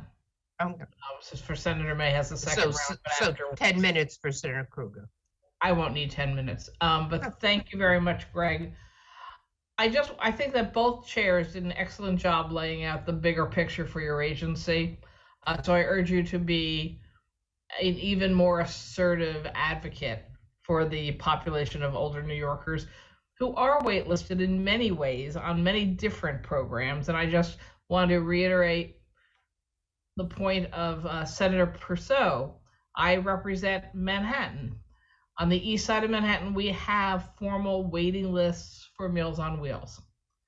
I got a call from visiting nurse service yesterday. They are not able to get meals for vulnerable New Yorkers leaving hospital stays. So I don't know who's telling you what, but I am telling you this is not being addressed adequately at this point in time. And kudos to Catherine Garcia when she was working for the city of New York, doing a phenomenal job trying to feed more New Yorkers than I think has ever been done by any government in history. But things are not working right now. So Senator, do you have an ability to track this? Yes. Senator, why are folks not able to access the federal funding for this? So that's where I'm not clear. I don't understand. If you have somebody who is older, they're eligible for the FEMA funded meals. Where's the disconnect? You actually have to tell me. We track back to the one group who supposedly evaluates your eligibility, says you're eligible, passes that along to somebody else who says there's a wait list to be added to getting you the food. So I don't know whether it's a money issue, a staffing issue, I don't know what. That's why I asked you as the commissioner. So under the MDD, anybody 60 and over is eligible for, the dollars we give to DFTA, and under FEMA at 65 and over, there are no eligibility requirements. So If that's a recommunication we need to have with DFTA, we certainly will. I've been expressing that message for 2 years now, that we have these flexibilities that you have to put in place because job number one is to serve people. So we will double back on that. Please do, because maybe DFTA has an answer for you. But I just want to assure Senator Purcell, and I suspect other legislators here at this hearing, that no, you're not imagining it, Roxanne. We really aren't able to get meals for seniors in many neighborhoods in New York City. Second, I am also disturbed if in fact the Department of Budget, Division of Budget said the home care workers have been taken care of, because we know we have a crisis in home care, right? We do know that, don't we, Commissioner? Yes, we do. Okay. So if we have a crisis, we need answers. And I suspect the answers involve adequate pay for people to be able to, I understand in upstate New York, it's even worse than in New York City, and that home care workers aren't even able to afford the vehicles they would need to get to and from the locations that we need them in. So tell me what more we're going to be doing in this year's budget to address that crisis. Well, I think you're raising this not only at this table, but I'm sure you will as well at the health table on the critical need is important. I think for us, what we're trying to do is continue to educate the counties and their contractors that that contract with LHCSAs, that they have the ability to raise their own rates. We're not bound by Medicaid rates or MLTC rates. We can do that. We've been working with counties directly to have them hire aides on the county payroll, which takes care of the transportation problem because they can use cars. They're in the state retirement system. They're receiving a living wage with benefits. We are also working with HCP that represents the LHCSAs so that we can identify those areas where there are not aides available and to work with them to try to recruit them through some of these tools that I talked about. Under the Medicaid side, again, that's not what we do, unfortunately. I'm hoping that Build Back Better gets back on track. They're starting to talk about that again. There's dollars there. There's dollars in Build Back Better for our network, another $150 million. If the pool of Medicaid PC aides and home care goes up, that will have a trickle-down effect in better access for us as well, but it's a challenge. Thank you. I cede back my other minutes. Thank you, Assemblywoman. Thanks, Senator. Thanks for calling me Greg, too. I appreciate that. We go to Assemblywoman Gonzalez Rojas. Thank you, Chair. Hello, Director Olson. I also want to underscore my concern for the home health workers. I feel like no one should be in a job that works so hard and needs benefits, right? Forget about losing benefits. They shouldn't have to have these public benefits. They should be paid enough and have the benefits included in which they could live with dignity as they help serve our families. And I'm someone who has used a home health aide when I broke my leg about 11 years ago. So I know how vital their care is. But since a lot of people talked about that, I'll move on to another issue that I care deeply about. We know that given the fiscal and eviction crisis that's been exacerbated by COVID, it's more important than ever to protect our older tenants. And I see $2 billion for eviction legal representation. I'd love to hear more about how that would protect older immigrant adults with disabilities. And I ask that because I have a bill that would expand eligibility for the Disability Rental Income Exemption Program, DRE, to extend it to undocumented immigrants who are our elders and have disabilities. And I hope this is something the administration can get behind. But in the meantime, I want to hear about how that $2 billion would be used. So and specifically for undocumented immigrants. Yeah, so that, Assemblywoman, that's a great question. I was as excited to see that as you were. That is not under our budget. I believe that's under OTDA or CFS. It's $2.2 billion, not only for, rental assistance, but to basically replicate the legal service protection that the city has had for a while, upstate New York, to provide legal representation for eviction. But there's also a variety of other funding around the housing areas, the eviction, rental assistance, et cetera. So I have the same question as you, because I think that, our next step for all the great things that are in the budget, once, we get to the finish line here, depending on what gets passed and what doesn't, is to make sure that all of our counties and their providers know who the point of contact is for all of these things, because, we don't operate this program, but we deal with evictions all the time. We work with Mark Streb and his coalition of, housing prevention providers across the state. And these are the things we need to know, is when you're subject to something like this, where do you go so that you're not making 17 phone calls and there's nobody on the other end picking up the phone, and you have an automated system, and that's just not helpful for anybody. So I don't oversee that. I'm sorry, I can't answer that in more detail. Thank you. And just to affirm what you just said, like, no older adult wants to navigate these complicated systems, particularly ones that may not speak English or are English dominant. So thank you. Right. We send it back to the Senate. Oh, thank you. I believe we have Senator Rachel May, the chair, for her second round. Right. Yeah. Thank you. So, Greg, you have you fielded a lot of questions about home care, even though I know the home care workforce isn't under your auspices, but you have been successful in embedding in your budget something that ought to be obvious, which is that investments in helping seniors age at home result in savings to Medicaid. And you've actually had line items put in the budget that way. Can you give us advice about how we can carry that reasoning over into the health budget so that we can argue that investments in raising wages for home care workers actually have a rate of return that's probably higher than the investment within the budget? Yeah, it's a great question, Senator. And, having been around a really long time, what I learned, you hope you get smarter over time, right? I learned that if you don't have data and metrics behind what you're talking about, anecdotes just don't work.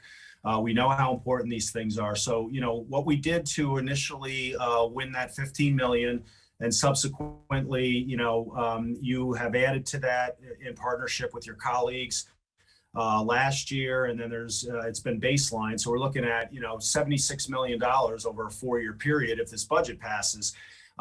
We looked at what happens to people.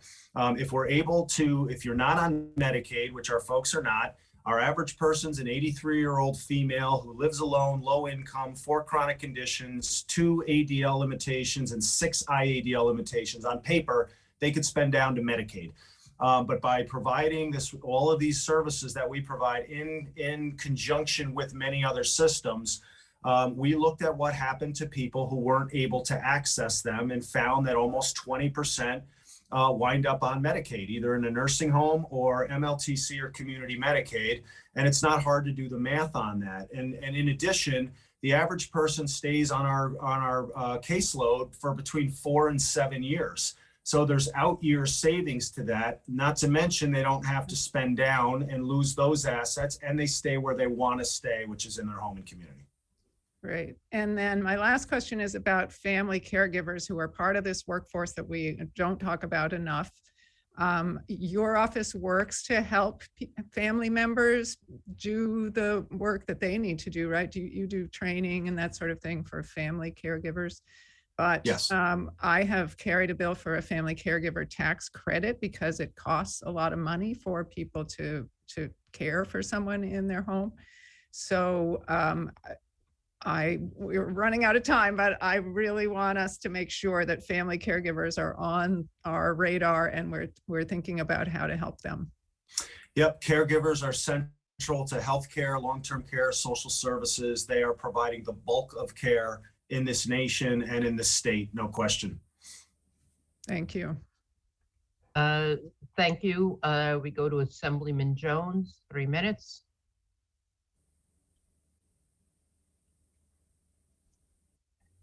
Hello, Commissioner. How are you? Or Director, how's it going? Great, I Assemblyman. didn't know, I don't know I was up right now, but that's good. Have to emphasize, I know it's been said numerous times here about our home care workers, desperately needed. I think there's two issues going on there, obviously pay and recruitment, because, and maybe that, that will go hand in hand. So I have to put in, my call for that as well. And I know many on this hearing want to work towards getting more fair wages for our most important, or some of our most important workers that we have, taking care of our loved ones, letting people age in place. That's what we want for our family and neighbors and our loved ones. So anything we can do to help that process, I'm all for.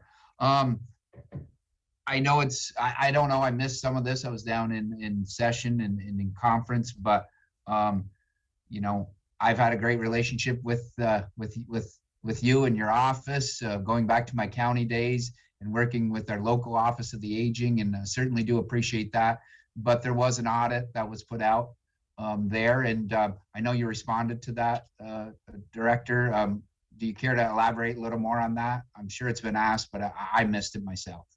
Yeah, it has been. As I mentioned, Assemblyman, I appreciate your comments because, you specifically in the various roles that you played, the work of our office, the challenges at the county level, but the yeoman's efforts that the County Office for Aging and the two areas that you represent, but prior to that in Franklin County, what they do.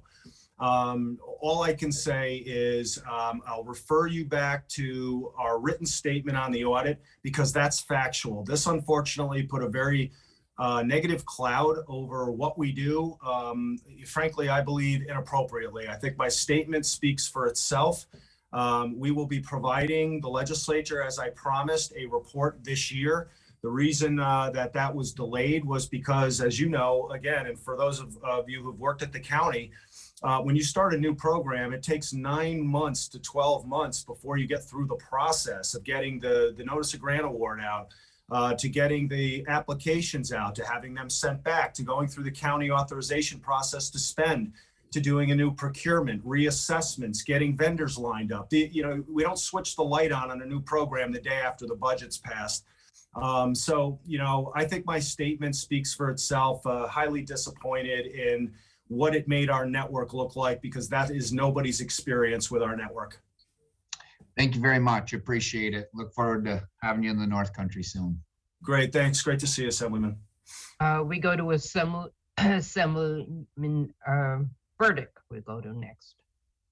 Thank you, Chair Weinstein. And I want to thank the chairs of the committees for the great work that they've been doing. And nice to meet you. Greg, I take it you prefer that, so I'll do that. Thanks so much. Nice to meet you also. Just one point again for the chairs, if I could indulge them, that if there are documents that are distributed, if they could be shared with the other members here, that would be great. And in that regard, you make reference, Greg, to the written statement on the audit, and maybe if you could provide that, that would be terrific. And if I could get contact information for follow-up for you, that would be wonderful. Sure. The digital divide, are you in talks with any cable companies to make internet accessible, preferably free, via hotspots for seniors in senior facilities? And I'll ask my second question, just to follow up on the long-term care ombudsman program. I recognize that you're looking to change the model and to look to federal dollars in a new program, but what are we doing in the interim? Yep. So on the first one, it's great to meet you as well. In addition to the response to our audit, I'd be happy to send that. I'm also finalizing our list of 2021 accomplishments, which I think will show abundantly clearly what we really do rather than what was potentially portrayed. That's a 64-page document. No, that would be great, but I'm sorry, to the share questions. that with you guys. So I on the have digital, on the digital, limited time, go ahead. Oh, yep. On the digital stuff, the governor announced a couple of weeks ago a commitment that for individuals at 200% or below poverty, the Wi-Fi monthly rate will be $30. There's $1 billion in the budget that we'll be able to access that will not only subsidize that $30, but can help pay for the purchase of equipment, tablets, phones, as well as training. During the course of the pandemic, those were things we used our funding for and told the counties they could as well to, provide Wi-Fi, to provide tablets, and they did, help with telehealth calls, et cetera. So this is going to be huge in terms of when we get fully coverage for the state, that there's actually a funding stream that keeps the cost down, but also allows for the purchase of some of this equipment that's going to help people. And the interim, what you're doing on the long-term care ombudsman program until federal money comes in?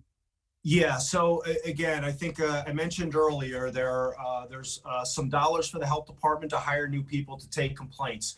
We have $150,000 to expand our stipend program, which has been very successful.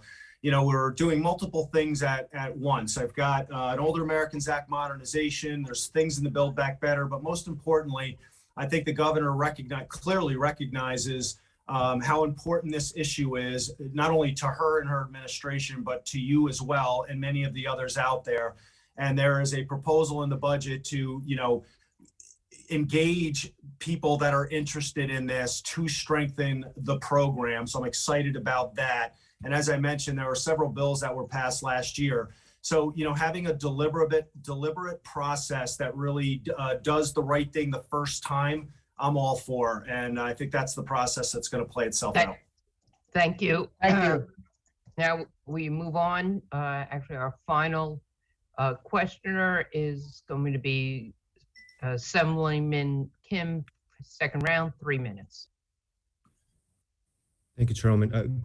Greg, first of all, +1 for my chair, May, on the family caregiver tax credit. I carry the bill in the Assembly. Hopefully we can get something done in this budget.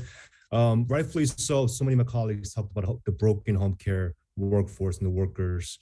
And unknowingly, I think they're touching on some structural and systemic problems because home care, Medicaid, in reimbursed home care falls under the Department of Health, and institutionalized facilities, nursing homes fall under the Department of Health under Medicaid. SOFA has social daycare, community care, but you mentioned that there's some non-Medicaid home care that you oversee under SOFA. Can we get some clarity? Yeah, so we started our program in 1988. So we serve about 15,000 older New Yorkers. We use the same infrastructure that Medicaid does, licensed home care service agencies. And we have a variety of federal, state, and local funding streams that fund that. You may know one of them as ISEP, but that is just one funding stream of many. So we have a pretty large in-home program. In 2014, when MLTC came in, our rates used to be tied to the Medicaid rate. We couldn't exceed it. That no longer is the case. So our counties are able to work directly with their local LICSAs. Many of them are small programs to raise those rates, enhance the hours if needed in order to incentivize, aides that would then be able to serve our customers. But yeah, we've been doing this for over 30 years. Well, let me just reframe that. So you no longer are tied to intermediary managed care, MLTC rates.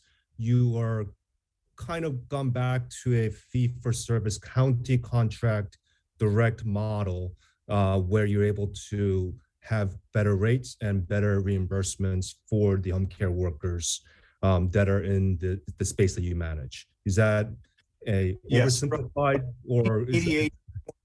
From 1988 to 2014, when our program was tied to the same rate structure that Medicaid had before MLTC, meaning we couldn't pay more than what Medicaid would. And that was really to try to balance the playing field. Once MLTC came in, they started negotiating their own rates on behalf of the state for that service. We did the same. So we have the ability to exceed. I'm sorry, I have like 20 seconds, Greg, but unfortunately, the daycare center is still tied. They're like a distant cousin to home care. They're still tied to some Medicaid rates and MLTCs. They often get left out of discussions of community care. So I hope that we can look at it, fix it, and restructure under SOPA model that's working for non-Medicaid home care workers. Thank you. Okay, thanks, Assemblyman. Thank you, Greg Olson. That is all in terms of the all of the questioners. As I so we thank you for being here. We look forward to working with you, and we're going to call in the next government witness, who is the New York State Division of Veteran Services Director, Reverend Viviana DeCone. Good afternoon, everyone. There you are. Okay. Director, you have 10 minutes. Feel free to not use it all and to summarize your remarks, which we have already distributed to our members. And the floor is yours. And then there'll be some senators and assembly members who will have some questions for you. Thank you. Good afternoon, Chairs Krueger and Weinstein, and distinguished members of the Senate and Assembly. My name is Viviana DeCohen. I'm a Marine Corps veteran, and I have the distinct honor of being the director of the New York State Division of Veteran Services, or DVS. Thank you for the opportunity to discuss Governor Hochul's 2022 executive budget as it relates to New York State Veteran Services. In December 2021, I joined DVS and found a truly inspiring and hardworking group of individuals dedicated to our mission of serving those who've served us. As a veteran myself, and having previously served as the commissioner of the Mount Vernon Veteran Service Agency, I've benefited not only as a constituent from the work DVS does, but also as a teammate and partner. Governor Hochul has made it clear in her administration and in her budget that we are ushering a culture of respect, teamwork, and expansion in this great state. The veteran service realm is no exception to this, and DVS is eager and excited to implement the many programs and services to provide the highest quality care for New York's veterans, service members, and their families. Under Governor Hochul's leadership, New York remains a state where veterans and their families are proud to call home. DVS's economic impact, which goes straight into the hands of New York veteran families, yield incredible results annually with over $790 million in tax-free federal dollars for thousands of veterans and their families in 2021. These funds filter their way into every community across New York State to support not only over the 714,000 veterans of New York, but their entire community and businesses. The work of this agency delivers concrete results and benefits for veterans and their families in the form of these federal funds and healthcare access. Throughout the past year, DVS has shown time and time again it is ready and able to provide the services our constituents need during these challenging and ever-changing times. DVS has addressed food insecurity, increased public access to veterans benefits information through digital technology, and expanded peer-to-peer mentoring programs to assist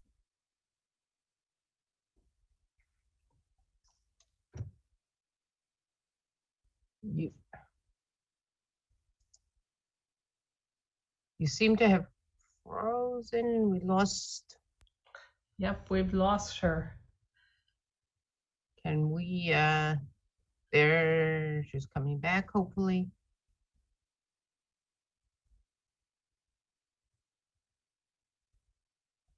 Director, maybe try and speak without your video on. That often helps.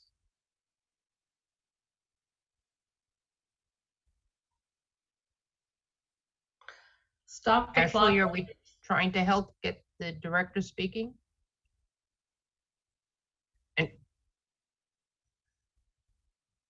Maybe she can sign off of Zoom and sign back on with the link. Sometimes that helps. Okay. I'm not sure what other advice to give.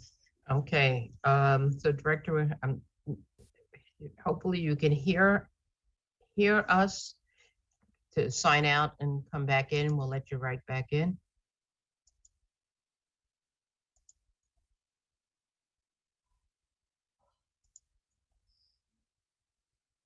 I am, Liz, I'll leave it to you. I'm gonna go walk over to the tech people over here and see what we can do. Okay. Oh, And I she suggest- seems to have Oh, sound back. She's come back? I could be wrong. I'm sorry. Okay, let me go check. Okay. If she comes back, just let her continue. And everyone else, this might be a good few minutes to take a break to stretch your legs or eat a late lunch quickly, something. We have a witness for the problem. Okay. Pause the director. What's going on?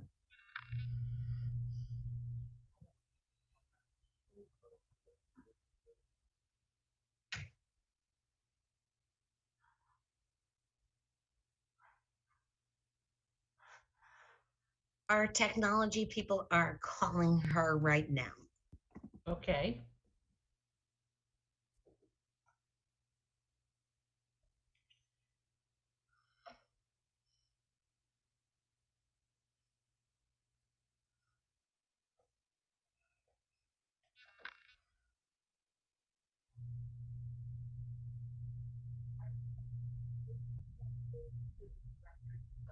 Location, go ahead.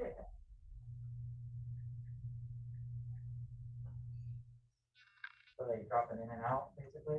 No, just this person. We've been okay otherwise.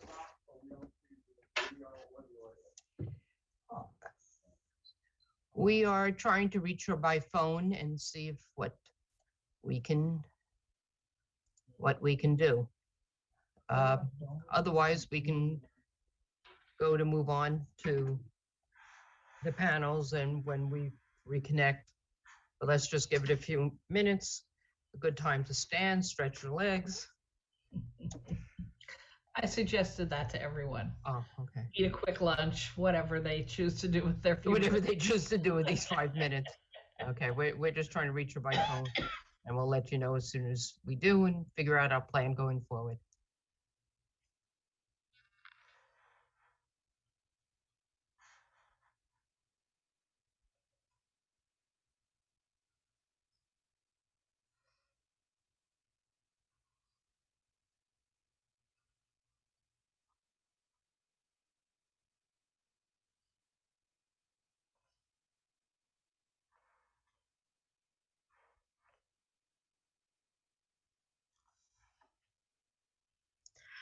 Also trying to get our first panel into the room. That's a So good this plan. may not be seamless. I apologize.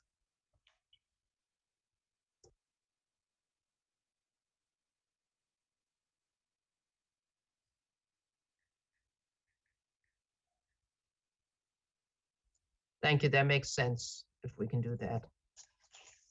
Our tech person is on with her staff, so we may be back to normal shortly.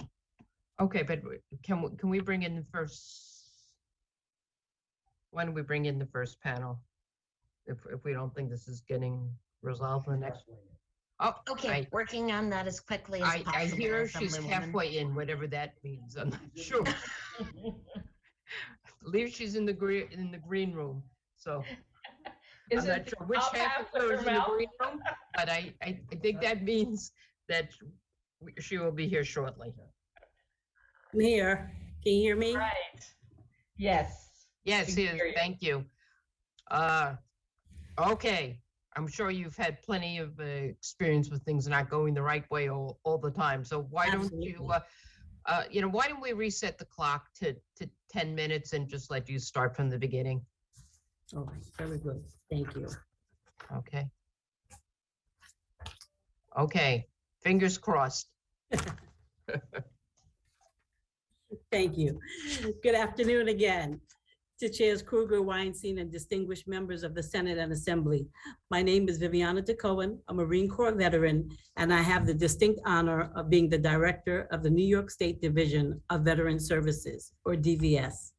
Thank you again for the opportunity to discuss Governor Hochul's 2022-2023 executive budget as it relates to New York State Veteran Services. In December 2021, I joined DVS and found a truly inspiring and hardworking group of individuals dedicated to our mission of serving those who serve. As a veteran myself, and having previously served as the commissioner of the Mount Vernon Veteran Service Agency, I have benefited not only as a constituent from the work DVS does, but also as a teammate and partner. Governor Hochul has made it clear in her administration and in her budget that we are ushering a new culture of respect, teamwork, and expansion in this great state. The veteran service realm is no exception to this, and DVS is eager and excited to implement the many programs and services to provide the highest quality care for New York veterans, service members, and their families. Under Governor Hochul's leadership, New York remains a state where veterans and their families are proud to call home.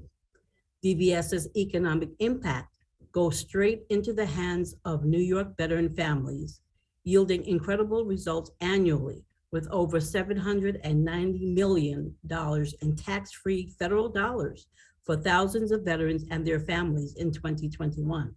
These funds filter their way into the communities across New York State to support not only the over 714,000 veterans of New York, but their entire community and businesses. The work of this agency delivers concrete results and benefits for veterans and their families in the form of these federal funds and healthcare access. Throughout the past year, DVS has shown time and time again it is ready and able to provide the services our constituents need during these challenging and ever-changing times.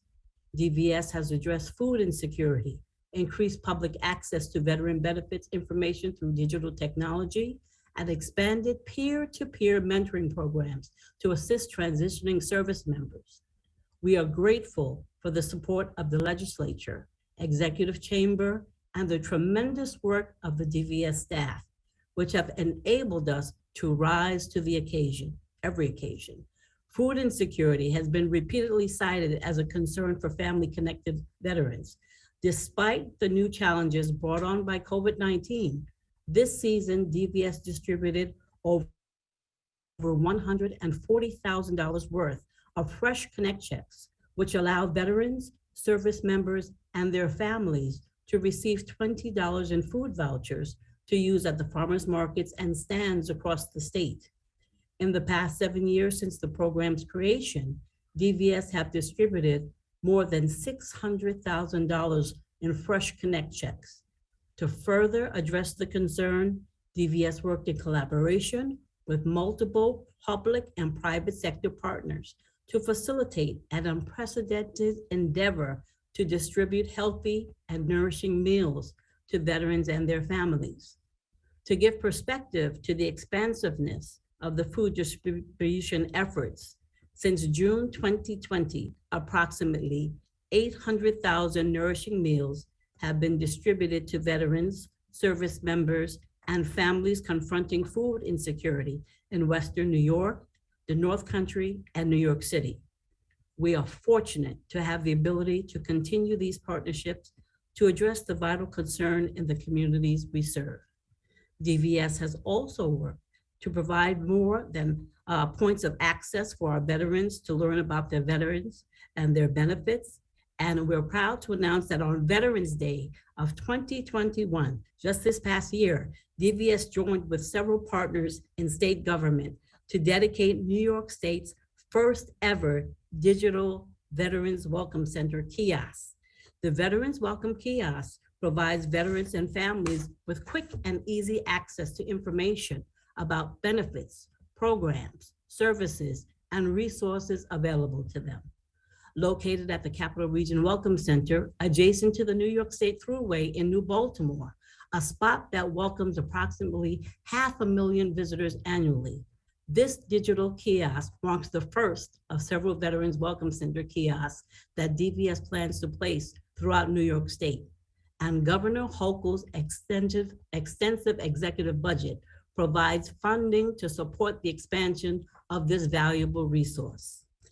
Lastly, DVS has endeavored to find ways to best support transitioning service members and make New York State a place they'd like to call home.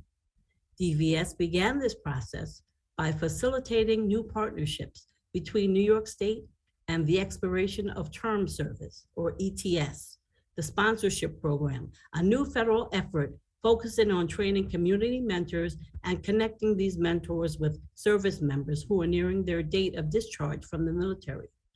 Already, more than 150 New York State residents have completed the training to serve as community mentors.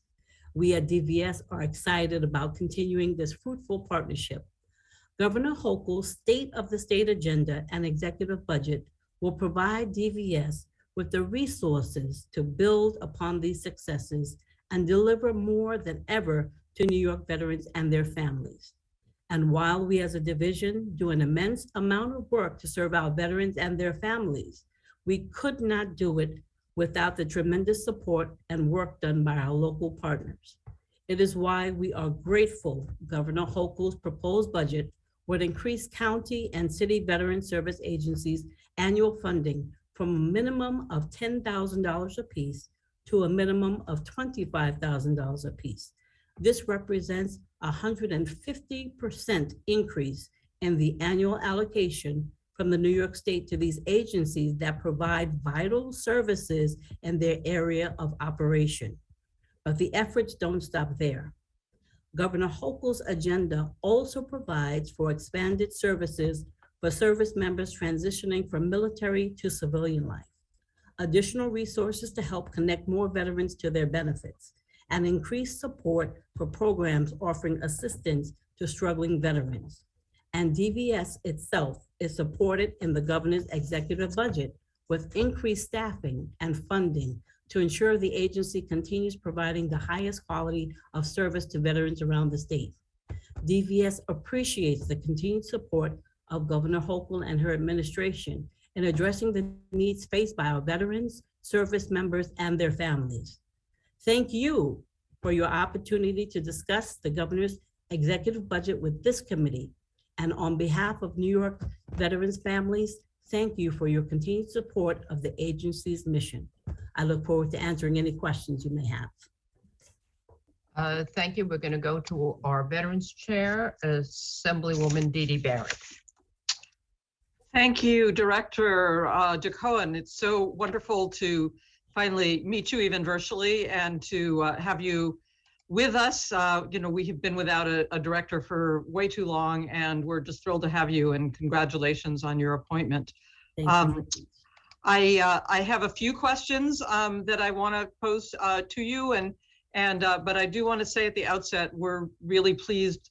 It's the best budget in the 4 years that I've been the chair of Veteran Services, and we really appreciate your advocacy and always the division's advocacy, but also, of course, the governor's recognition that that veterans from the outset need to be supported and funded. It always was this kind of bargaining chip where the legislature would put back funding for veterans, and it just was so inappropriate and such a frustrating experience. So I'm really pleased that that we've entered a new phase of cooperation, as you say, and very, very happy about the funding for Dwyer. As you know, that doesn't go through your division, it goes through Office of Mental Health, but that's another topic to talk about. But we but her recognition that it should be statewide, as it should. This is truly a program that saves lives and has made a difference in veterans and their families, and really happy to see it be part of her executive budget. So let me start with a couple of questions. The executive budget includes an increase in 17 FTEs. I think you mentioned that. Could you just share with us where those benefit advisors are going to be posted? Yes, thank you for that question. I would also like to say thank you again for welcoming me aboard. And I'd also like to thank all of you for supporting our Deputy Executive Director, Joe Evans, who I think has done an outstanding job. You know, he's a veteran himself. So Yes. The fact that he grabbed the bull by the horns and has continued to take this to the level where it is today, just wanted to be able to say that and say thank you. Just to answer that question, the initiatives throughout the state are going to be in the area of outreach. This is something that I'm very passionate about because having served as the former commissioner at the Veteran Service Agency in Mount Vernon, I learned of the importance of not only bringing outside services in, but also taking the services outdoors. And it was through outreach that we were able to assist many of the veterans that this department, DVS, had given me the tools to be able to work with, to be able to reach those not only that had technological prowess, but those that did not, by utilizing simple methods of going into communities and going into places that they would frequent, like our supermarkets. So that's going to be huge as far as the outreach.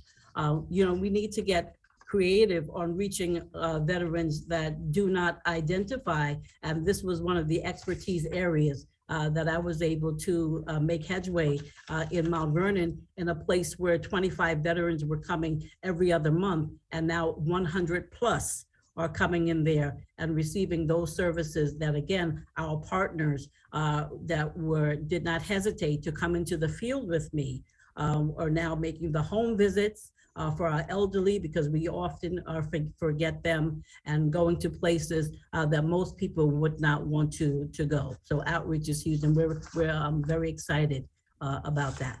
Great. Well, thank you. That sounds like a good use of those new full-time employees.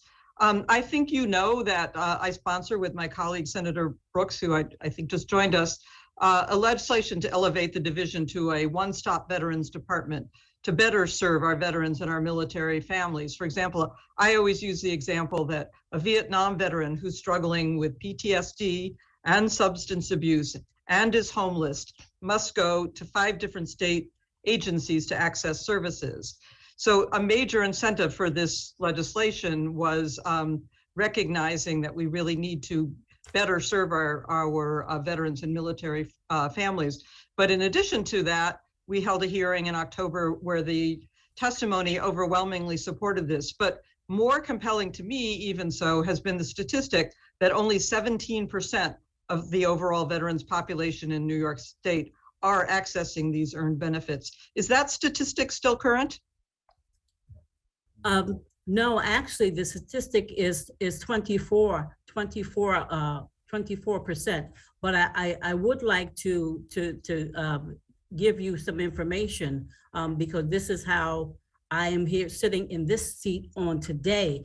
Every day DVS establishes ourselves with the spirit of excellent integrity, strength, but also leadership. And I have been the Veterans Commissioner in a one-person office, and the training from this body that taught me how to ensure that the veteran is being serviced from A to Z, not only allowed me to recreate and turn my office into the first ever Veterans Resource Closet that partners gave us brand new clothing, food, hygiene products, but also allowed me to know that I had to bring the services outside in. In other words, I brought in mental health counseling twice a month into my office, and the veterans were there. We even brought in the realtors who were savvy in the VA loans to assist our veterans. We brought in education, and it was DVS that I called, and those counselors came right to the office. I created a one-stop shop. And I'm so glad to also share with you that in just the 6 weeks that I've been here and going out to our various veteran services, they're doing the same thing.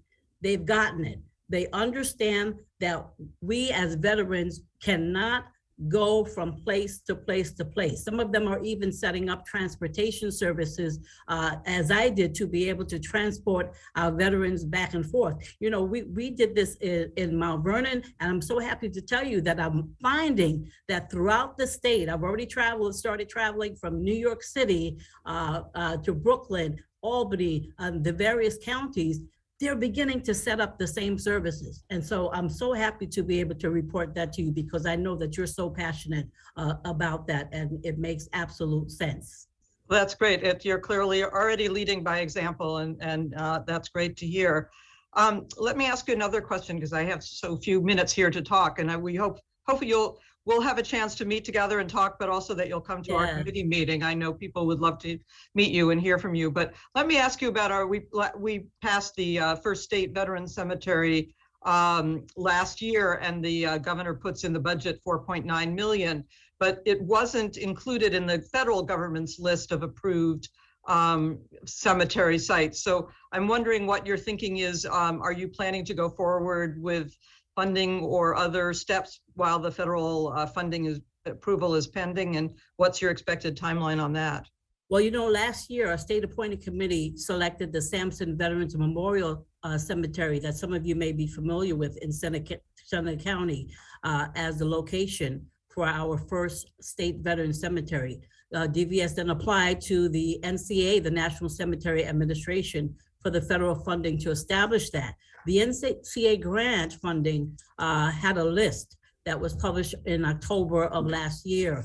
They had some funding cuts. The NCA could only fund the first 12 items. We remain today number 14 on that list. So a grant has not been offered at this time. You know, the grant comes from them, but the funding opportunity that we're hoping will be available this year. Governor Hochul's executive budget includes appropriations to support the cemetery. So we're hoping, you know, we're hopeful for the funds at some point, but we'll have to reassess, you know, at that time. The current money in the budget is that just to support the cemetery, but we are reapplying this year again for the grant in August. And right now, you know, we're already moved up to the list on number 2. So we're very, very hopeful.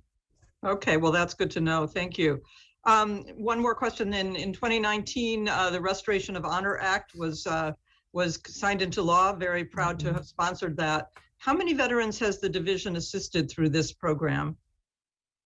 I'm sorry, you froze. Could you repeat the question? Restoration of Honor, where we made other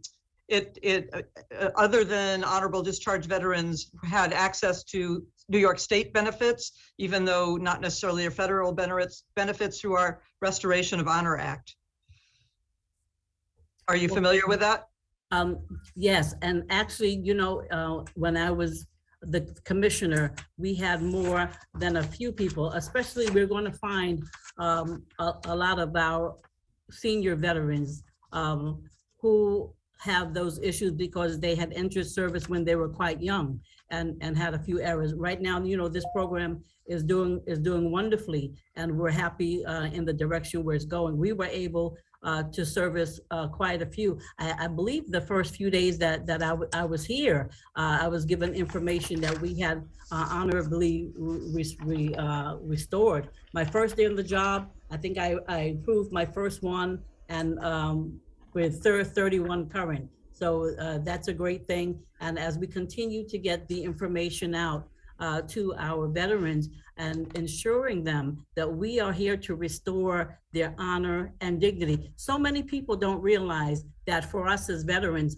service never ends. You know, God, country, family, and then community. So it's so important for us to be able to go back and capture those who may have felt that they lost their dignity because of that stigma on their discharge papers. And so, you know, we're very happy for where we're moving in the direction.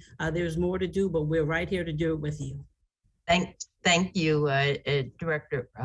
Senator Krueger, do you have? Thank you. I do. I have our Chair of Veterans Affairs, Senator John Brooks.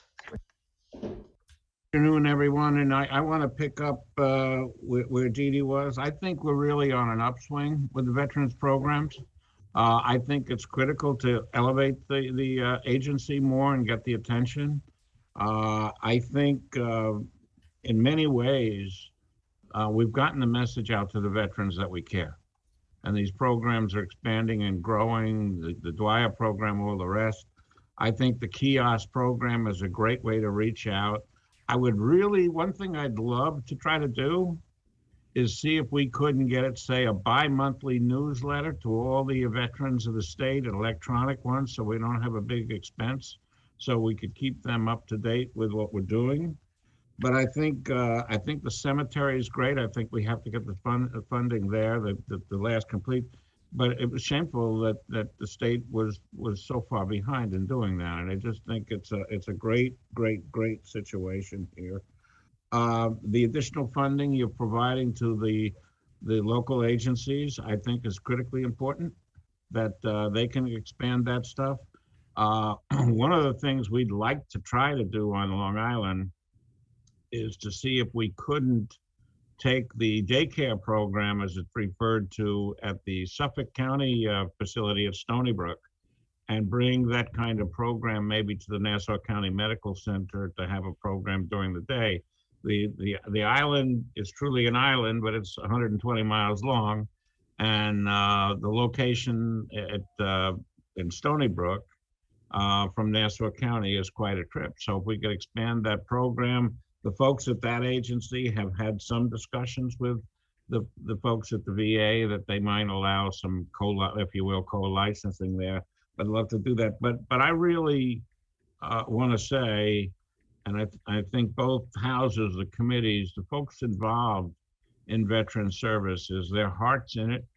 I think the increased penetration is reflective of the fact that not only are we providing good programs and showing interest, but they're responding to those programs. So I think we've got to keep at it.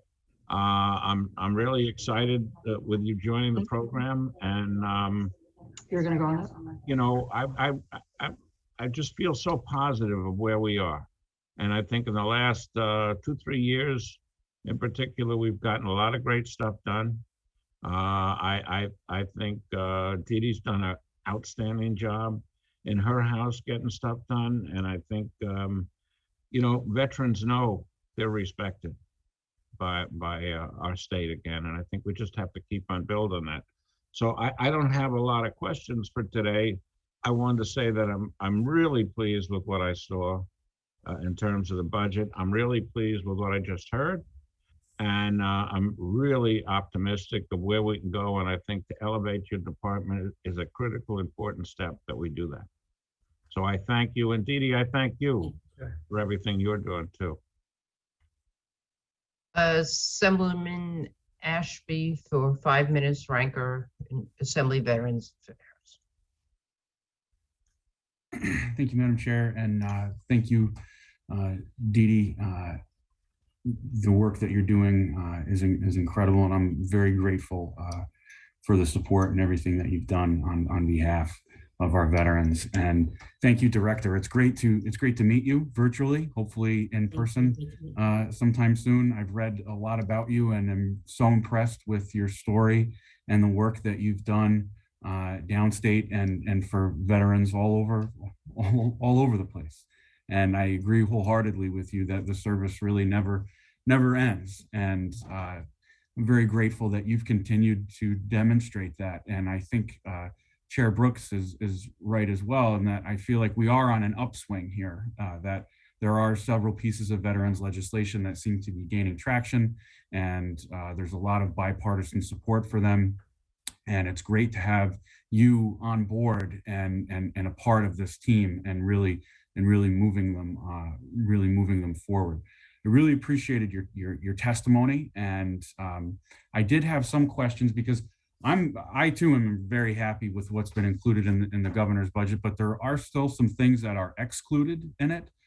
In particular, 20 programs that, for whatever reason, just seem to be left off the chart for whatever reason, seemingly every year.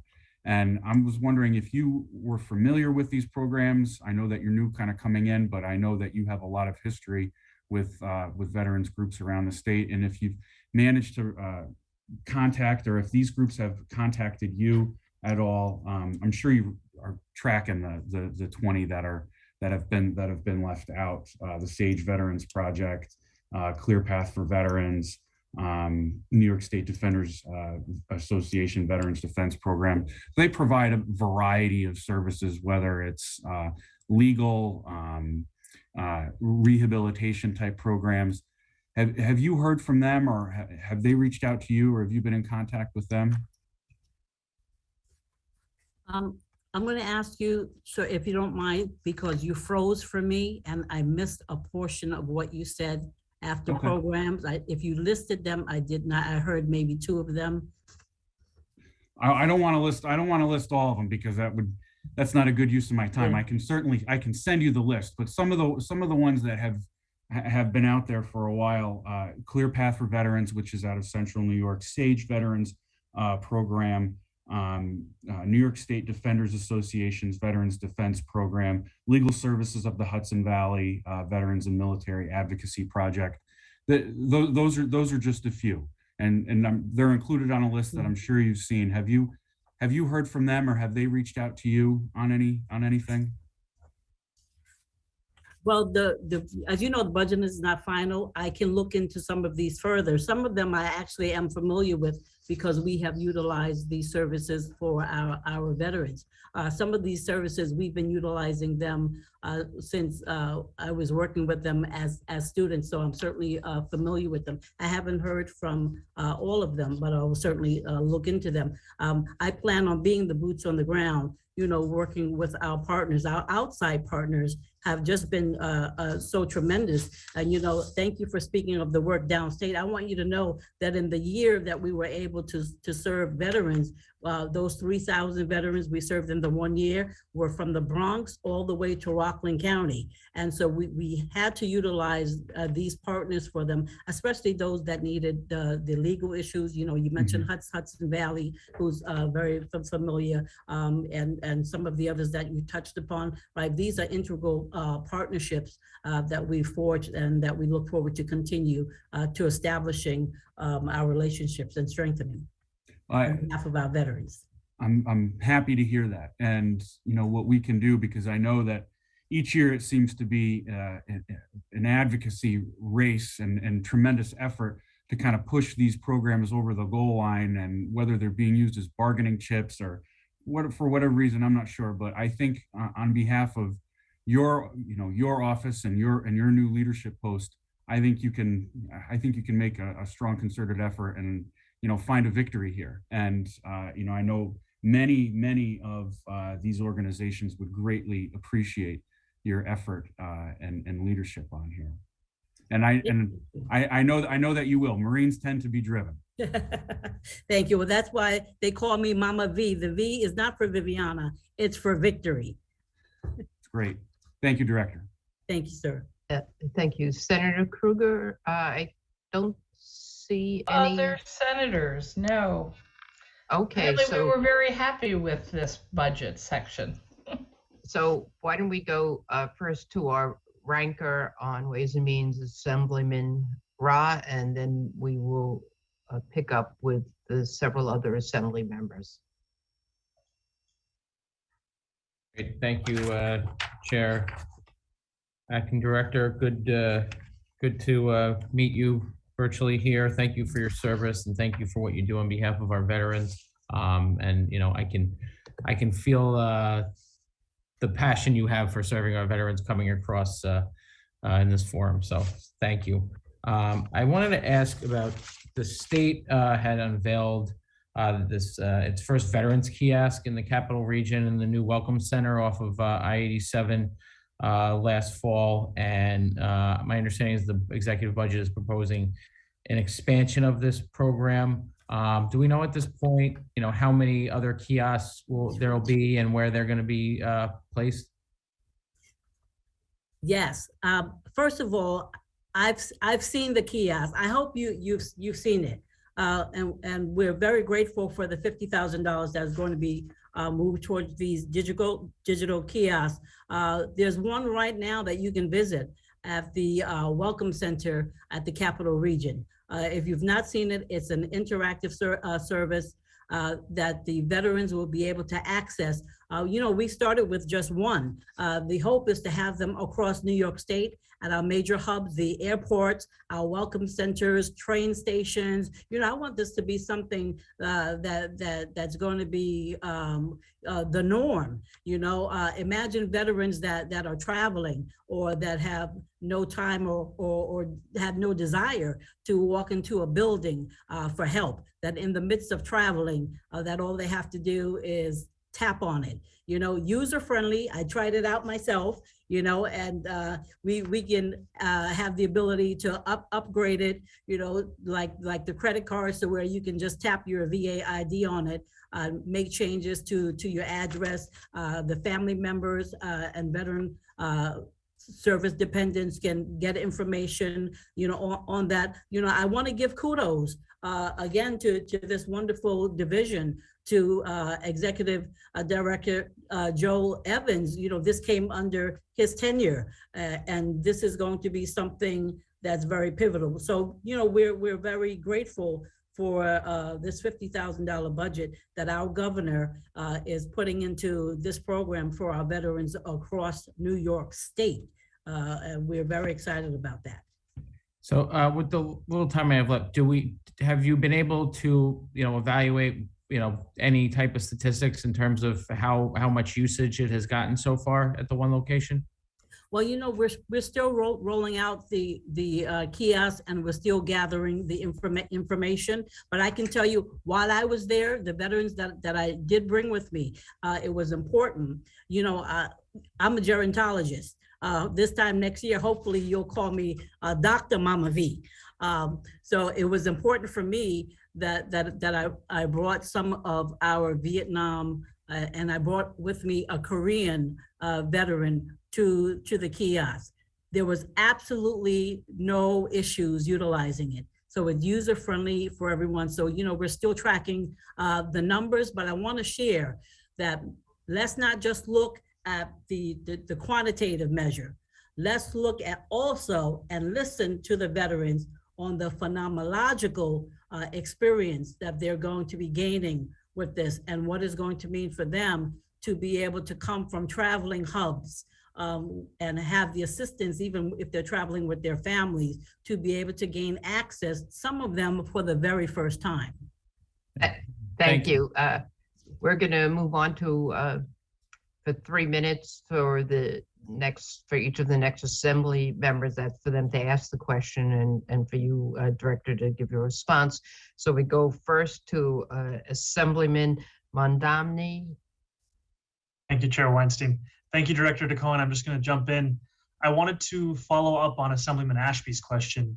Earlier, you stated that, quote, while we as a division do an immense amount of work to serve our veterans and their families, we could not do it without the tremendous support and work done by our local partners.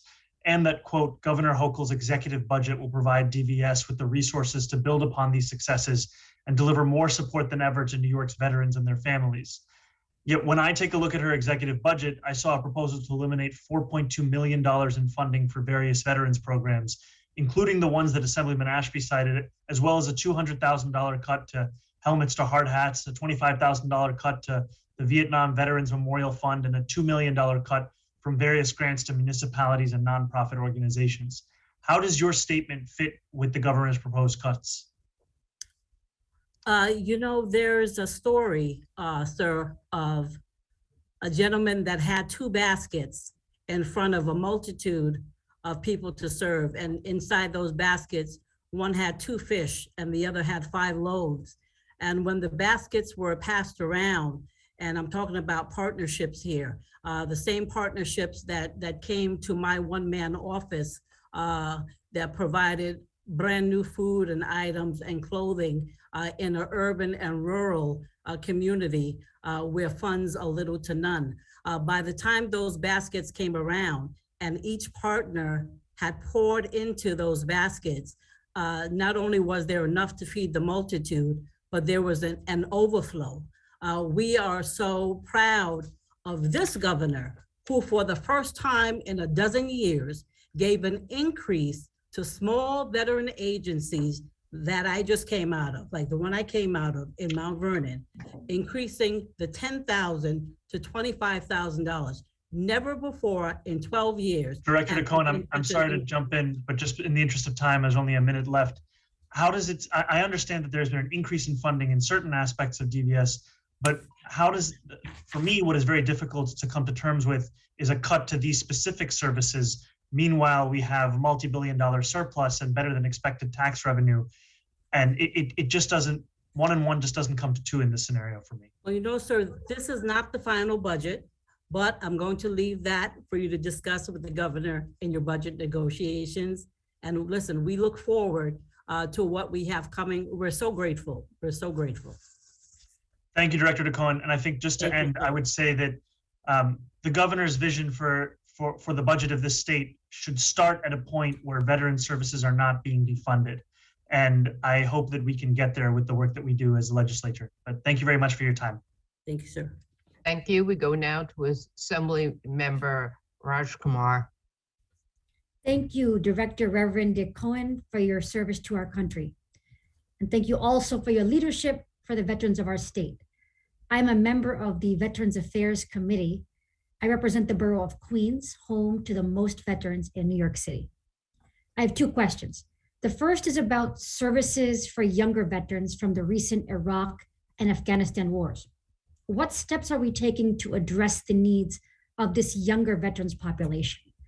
I recently introduced a bill in the Assembly to extend the public housing benefits offered to Vietnam veterans to veterans of the more recent wars in Iraq and Afghanistan. So what else can be done to serve our younger, more recent veterans?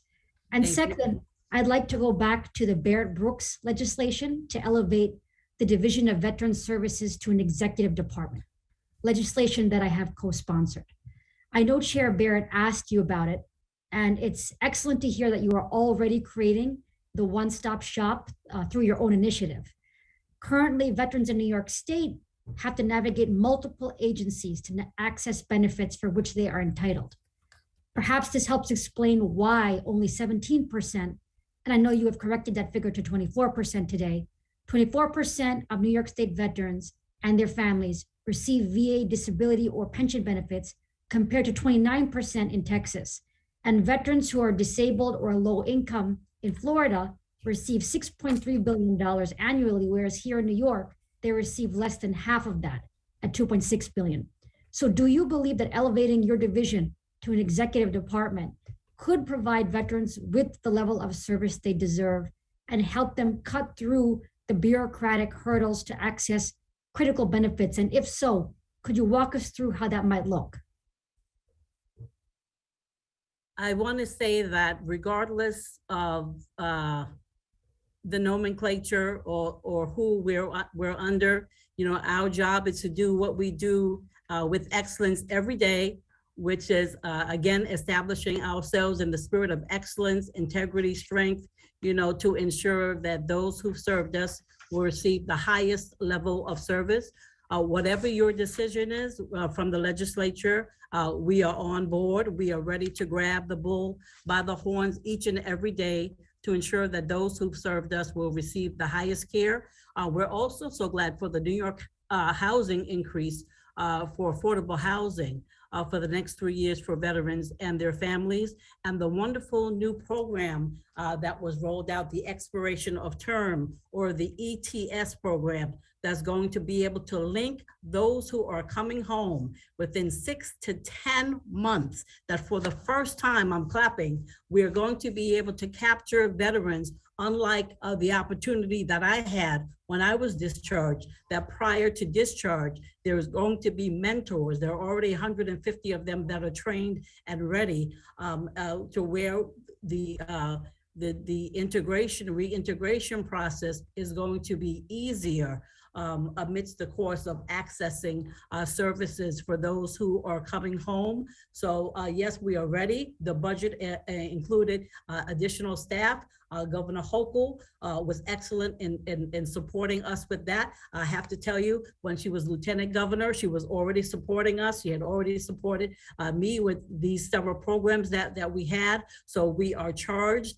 We are ready for those returning home. And we are right here servicing the ones that are here on a higher level. And we know that it's good with your assistance. And thank you for everything that you're doing, because it has been so appreciated and it has been ineffable, the service. There's not too much that we can do. There's never enough. For every 20 programs you give me, I can think of 100 more. that need service. And for everything that's taken away, I can tell you the quality things that have been put into this budget, quality, quality, quality for our veterans and their family members means so much. Thank you. We're going to move on to Assemblywoman Buttonshaw. Good afternoon. Thank you to our chairs as well as Director. Thank you so much for your leadership as well as your service to this country. I too support and co-sponsor the bill that our chair carries regarding upgrading the division, as I see it as imperative and will help in assisting you. I also echo the concerns of my colleagues that they have addressed, that you do not possibly have enough resources at this time to support all those great programs out there. My colleagues discussed the state cemetery. I have a district that has spent years preparing, is located in central New York and is minutes off the New York State Thruway. So I would be interested in you keeping me apprised to what will be moving forward.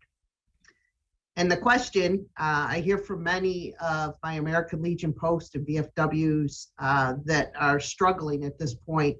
I just wondered what your plans were to work with them, as many of our veterans utilize that as a first step to seeking help. For the, as you know, for the Joseph Dwyer program, which is such an important program. I've sent so many of our veterans to that program. It's been funded by OMH to be expanded statewide.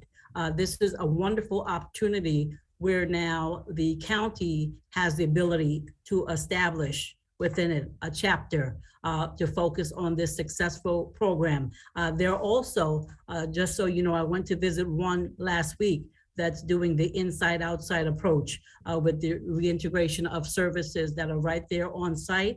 And as we speak, they have clothing that's being delivered and racks that are being put up to be able to have services, but also throughout the past few years, improving our collaborations, you know, with county and municipal veteran service agencies, as well as the not-for-profit organizations, has been a top priority. Our partnerships are important to us. We value them. In 2021, you know, we trained and brought under our accreditation a total of 35 county and city veteran service agencies. And we're open to engaging in this process free of charge for any local government veteran service agency that would like to be accredited with us. We do not impose any cost or quotas for our partners or any other strings attached for our local government entities or not-for-profit veteran service organizations, you know, that want to be accredited. Most county veteran agencies in the New York accredited by the American Legion, you know, our partners. We've signed a memorandum agreement with the American Legion and the Department of New York to offer the opportunity for any Legion accredited veteran service officer to receive the agency's week-long annual training. I'm a benefactor of that training, you know, and we've opened up all of the online training to the local government veteran service agencies in the state. Again, I'm a benefactor. I'm sitting here trained because of those services. And in 2021, I don't mean to interrupt you, but I know my time is running. And I appreciate that, as we do have, with the assistance of the chair, a Dwyer program in the county that I'm so excited about as it moves forward. But my question just refers to the concerns that I'm hearing with our support networks in the Legions as well as the VFWs that are struggling at this point in looking for those collaborations. So I will further reach out and remind them of the accreditation, but also would like to just bear in mind that they consider that their first stop for so many of them. So thank you. You know, we were just with them on Monday with one of the DAVs that just opened up, and we're doing an interview with the American Legion for a magazine this week. I happen to be a member of the American Legion. I am a Legionnaire post for one of our posts. So I'm so happy to support them and do Facebook. Thank you very much. Thank you. Thank you. We go to Assemblyman Wolziak. Thanks, Madam Chair. Thank you, Director, for the time and for your service, of course. Just a couple quick ones. Wondering if the governor put anything in this budget that has to do with assistance for veterans who served in or around burn pits. I have no Did you hear knowledge me? of that at this time. I'm sorry? You're coming in very quiet for me. Oh, I'm sorry. I said, unfortunately, I have no knowledge of that at this particular time. But I'd be happy to get back to you with that. Okay, great. Yeah, look, I think that's a pretty important issue, and I think most legislators understand the importance there and would be open to hearing your policy ideas as well in ways that we can assist those. I kind of see that as the next Agent Orange wave that, you know, it took us a long time to take care of our Vietnam veterans, and I think we have the opportunity to do so for a lot of those returning from the conflicts in Afghanistan and Iraq. Another sort of off the wall one that I want to bring up actually is the New York State Police recently talked to me about, you know, they have a test coming up, and they were talking to me about the standards for the academy. And I was just wondering if you would be interested or willing to reach out to the superintendent of the state police and start a dialogue about the tattoo policy for our state police. It's not in line with the Department of Defense or the Army's tattoo policy currently. And I think what's happening is we're inadvertently eliminating a lot of really great candidates that would be excellent state troopers just based on some of those things. Is that something that you'd be willing to do?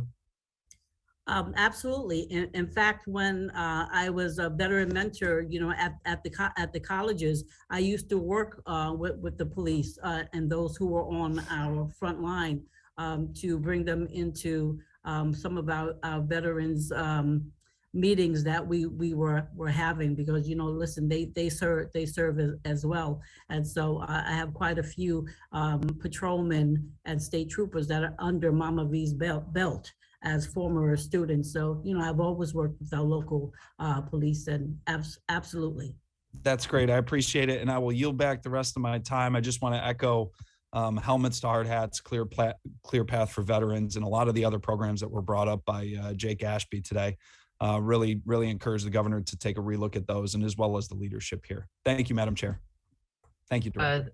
Thank you, and thank you, Director. And you know, obviously, thank you for your service, and we look forward to, now that you're with New York State, to good things that you can bring to our state that you brought to Mount Vernon. So we're all very excited and happy that you're here with us.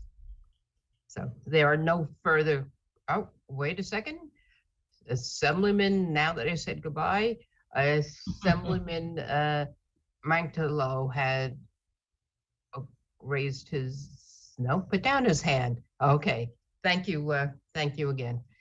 So we're gonna have, oh, did you want to speak, Assemblyman? Okay, Brian Mankat. Let's let Brian Mantalo in. Your hand went up and went down. So if you were there to speak, there you are. Okay. Thank you, Madam Chair. And I apologize. I got on a little late. Did we talk about Veterans Courts at all? We did. You did? Okay. I will touch base with you then later on about that. I'd like to share a few things with you if you're open to that. Yes, sir. All right, and thank you for your service. Thank you, Madam Chair.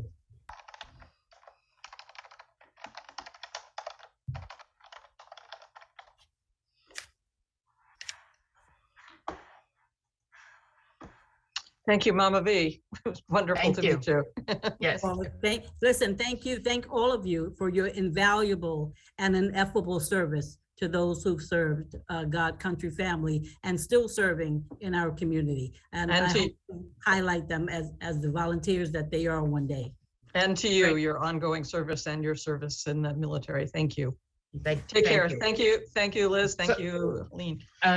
This ends the governmental portion of the hearings. We now are going to go to the public portion of the hearing. These are people who have asked to speak on the Human Services budget. And for the members' edification, we have people grouped together in panels. Generally, people in each panel are speaking on a similar subject, so that it will they'll all be together, and then any assembly member who so chooses to ask a question, each member of the panel will have 3 minutes to speak. When the panel's finished, assembly members, if they wish to ask a question, will be called upon for 3 minutes to ask a question of the panel as a whole, not each individual member of the panel. And I know Helene really meant to say members of the Senate or the Assembly who wish to Oh, ask right, I keep saying members. Yes, senators and assembly members. So our first panel, we have AARP, Beth Finkel, State Director, Disabled in Action of Greater Syracuse, Sally Johnston, President, and New York Caring Majority, Kendra Scalia, Hudson Valley Leader. So if we could bring those people into the gallery, I believe they are. They're all here. So why don't we go in that order? And Beth Finkel, if you can begin. Thank you very much. I want to thank all of you for being on. I particularly want to thank the leadership, Helene Weinstein and Liz Kruger. And I also want to call out Ron Kim and Rachel May, who've been incredible supporters, all four of you, of what's important for New York State's aging. On behalf of AARP's 2.5 million members in New York State, I'm really happy to be here today to talk to you about how older adults have been more seriously impacted and burdened by the pandemic that we are continuing to go through. 95% of the COVID deaths in New York have been among people 50 and older. And this year's budget, we believe, really must confront the struggling older New Yorkers and what they're feeling right now. So here's a quick list, because I know you have my testimony. 20 million for the long-term care ombudsman program. You heard about this before. They are the front line of investigating nursing homes and what's been going on in the community. And we really need to make sure that someone has people can mute themselves. I think Dee Dee Barrett. Thank you. I'm sorry. You were getting a voice back from me because I never can talk fast enough. I'm a fast New York That's talker, okay. but- You're Okay.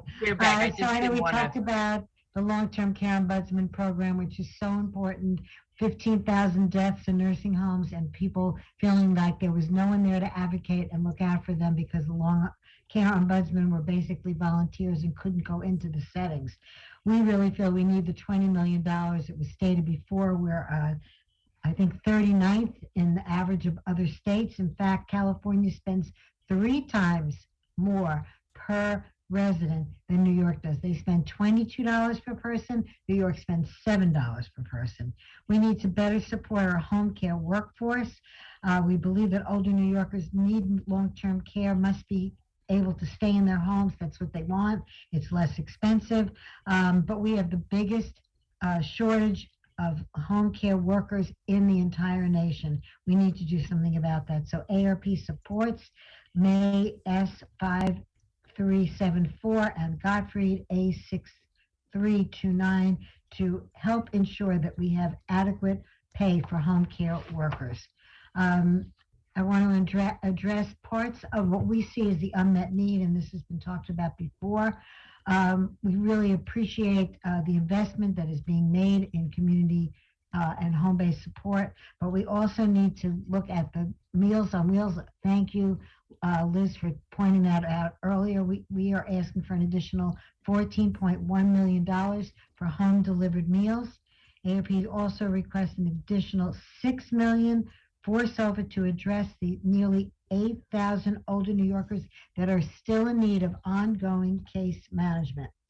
We need to have transparency where these wait lists are. I think we just heard that in this testimony earlier. We need to understand where the shortages are and why they're there. And so that's why we support the legislation from Eichenstein A 2590, which will give us the transparency that we need, requiring county aging officers to keep records. We need the state to identify additional investments, and they can't do that unless they get the transparency of the data. It passed the Assembly. We needed the Senate to pass it, and then we need the governor to sign it.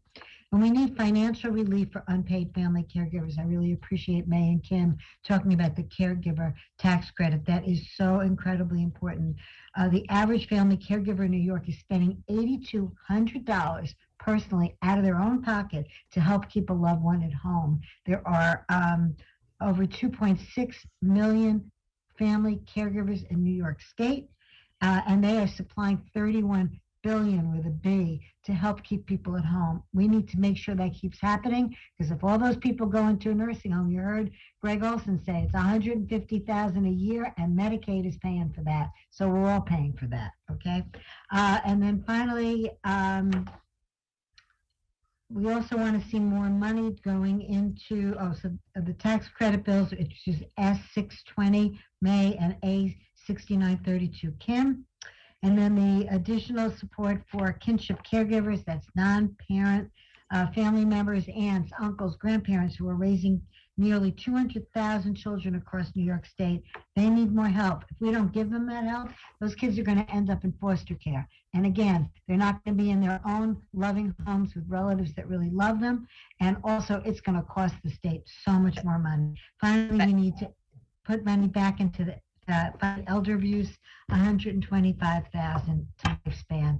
And one more shout out to the governor for doing the master plan for aging. We're thrilled with that, and I know Greg filled you in on a lot of those pieces.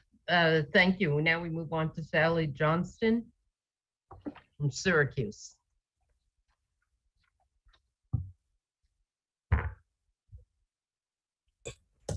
You're unmuted. Yes, we can hear you. You can hear me, okay? Yes. Good afternoon. Thank you very much for this opportunity to speak today. My name is Sally Johnston. I'm with Disabled in Action, and I am speaking on behalf of myself, members of our organization, and thousands of people with disabilities and seniors in New York State. And we are in support of the fair pay for home care that we desperately need. I am struggling, like everyone else, to keep a home care worker that only gets paid $13.20 an hour, and that's not a living wage for anyone. And we need that support of additional money to give these home care workers an increase. I am 79 years old. I've been married for 52 years. I raised a son. I was born with a disability, by the way. I raised a son. I have three grandkids, and I want to remain in my home. But I need fair pay for home care in order for that to happen. You can't do a one payment bonus. That's just not going to do it at all. These people need an increase. $13.20 an hour, and you can go to Burger King or McDonald's and get $17, $18 an hour. You see how hard it is to get an aid? I worked for over 40 years in human services in a managing position, and I don't think I ever interviewed as many people in my work history as I have in the last 2 years. My husband died in 2016, and I had to spend down our small savings.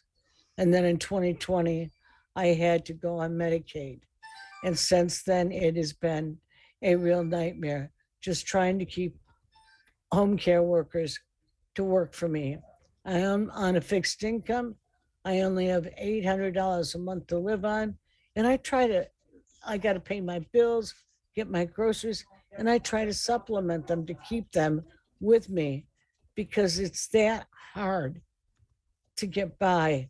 So we really need our state elected officials to stand strong on this, to really speak out on this and to tell, well, to ensure that the fair pay for home care is in the state budget. We must do this in order for people to survive. I don't want to go to a nursing home. I know thousands of other people that don't want to go to nursing homes. The care is poor and COVID runs rampant. We're capable of living in our home. We want to live in our homes, be as independent as long as we can. I really, really, truly hope that you will consider my plea and that you'll fight, all of the legislators will fight to make sure that this is in the state budget. And I thank you very much for this time. Thank you for being with us today, Sally. And now Kendra Scalia. Good afternoon. My name is Kendra Scalia, and I'm a Hudson Valley leader with the New York Caring Majority and a disabled woman using the Consumer-Directed Personal Assistance, CDPA, home care services. Last year at this time, I submitted testimony to this legislature regarding the home care crisis our state continues to ignore. I told you about my experience losing 3 personal assistants, or PAs, during the start of COVID, and how I had just 1 PA working 7 days per week. I expressed the importance of fair pay for home care workers to make it possible to recruit new workers to this field. And I also let you all know that, quote, I live in constant fear that should something happen to my personal assistant, or should he find a better paying job, my literal independence and freedom will be taken from me overnight. I wish I could sit here today and tell you that I've hired workers, that I'm able to eat a hot meal every day, and that my fears of institutionalization are quieted, but this body failed to provide the bare minimum attention to slow down the home care workforce crisis last year. And so today, my fears are being realized. My 1 PA cut back his hours because he found that better paying job. And not a single candidate in 18 months has accepted a job offer with me for $13.20 per hour. Parts of my independence have been lost, as entire areas of my life I simply can't engage in any longer. Because my 1 PA can only work 4 hours at night, I'm forced to go without the toilet all day long. I stay in the same position in my wheelchair for 20 hours at a time. I sleep in my wheelchair 5 nights per week because I have no one to get me out of the bed in the morning.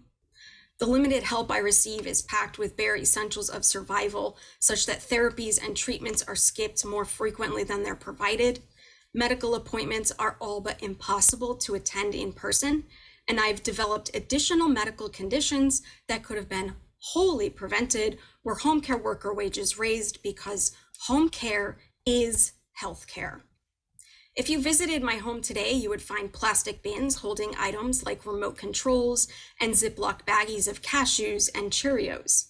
A dozen water bottles with straws line my kitchen table from one corner to the other, allowing me the ability to at least stay hydrated while I spend more than 80% of each day without care that I need.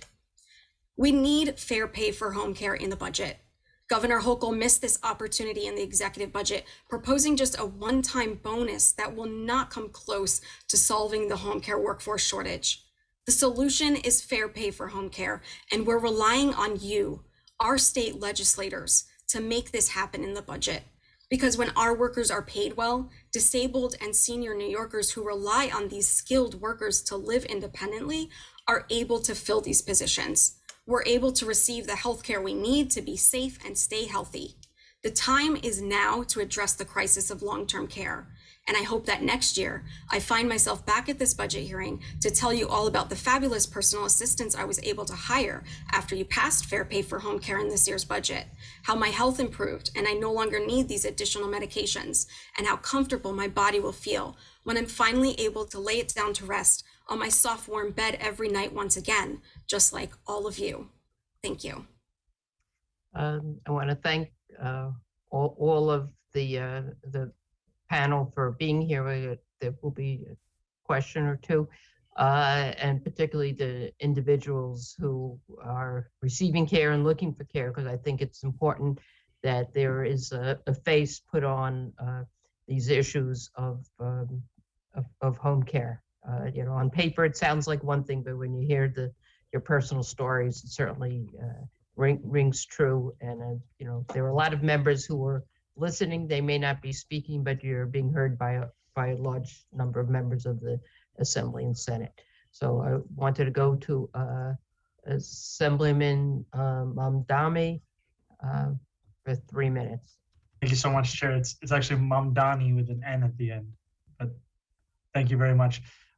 Thank you all for your testimonies. Kendra, I just wanted to ask to follow up on your statement. Can you speak a little bit to whether you think that the one-time bonus is sufficient? And if not, why does it need to be permanent wage increases? And what will the fallout be if it's not permanent wage increases? Thank you for that question. Yeah, the one-time bonus is absolutely not sufficient. And the major reason for that is that a bonus for workers who are already in these positions does nothing to recruit new workers to this field. And that's what we need. We have a severe workforce crisis. There's a severe shortage going on in this state. We need to incentivize new workers to this field in the hundreds of thousands to become home care workers. So one-time bonuses are not going to keep the folks that I have around either.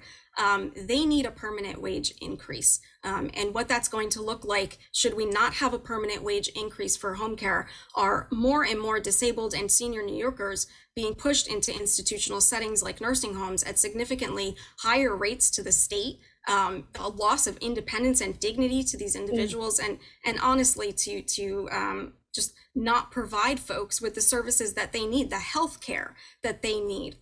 Nursing homes are not providing health care at the most basic entry point to our healthcare system. It's home care that provides those services. And Can I at add this to time- that? Can I add- Yes, please, Sally.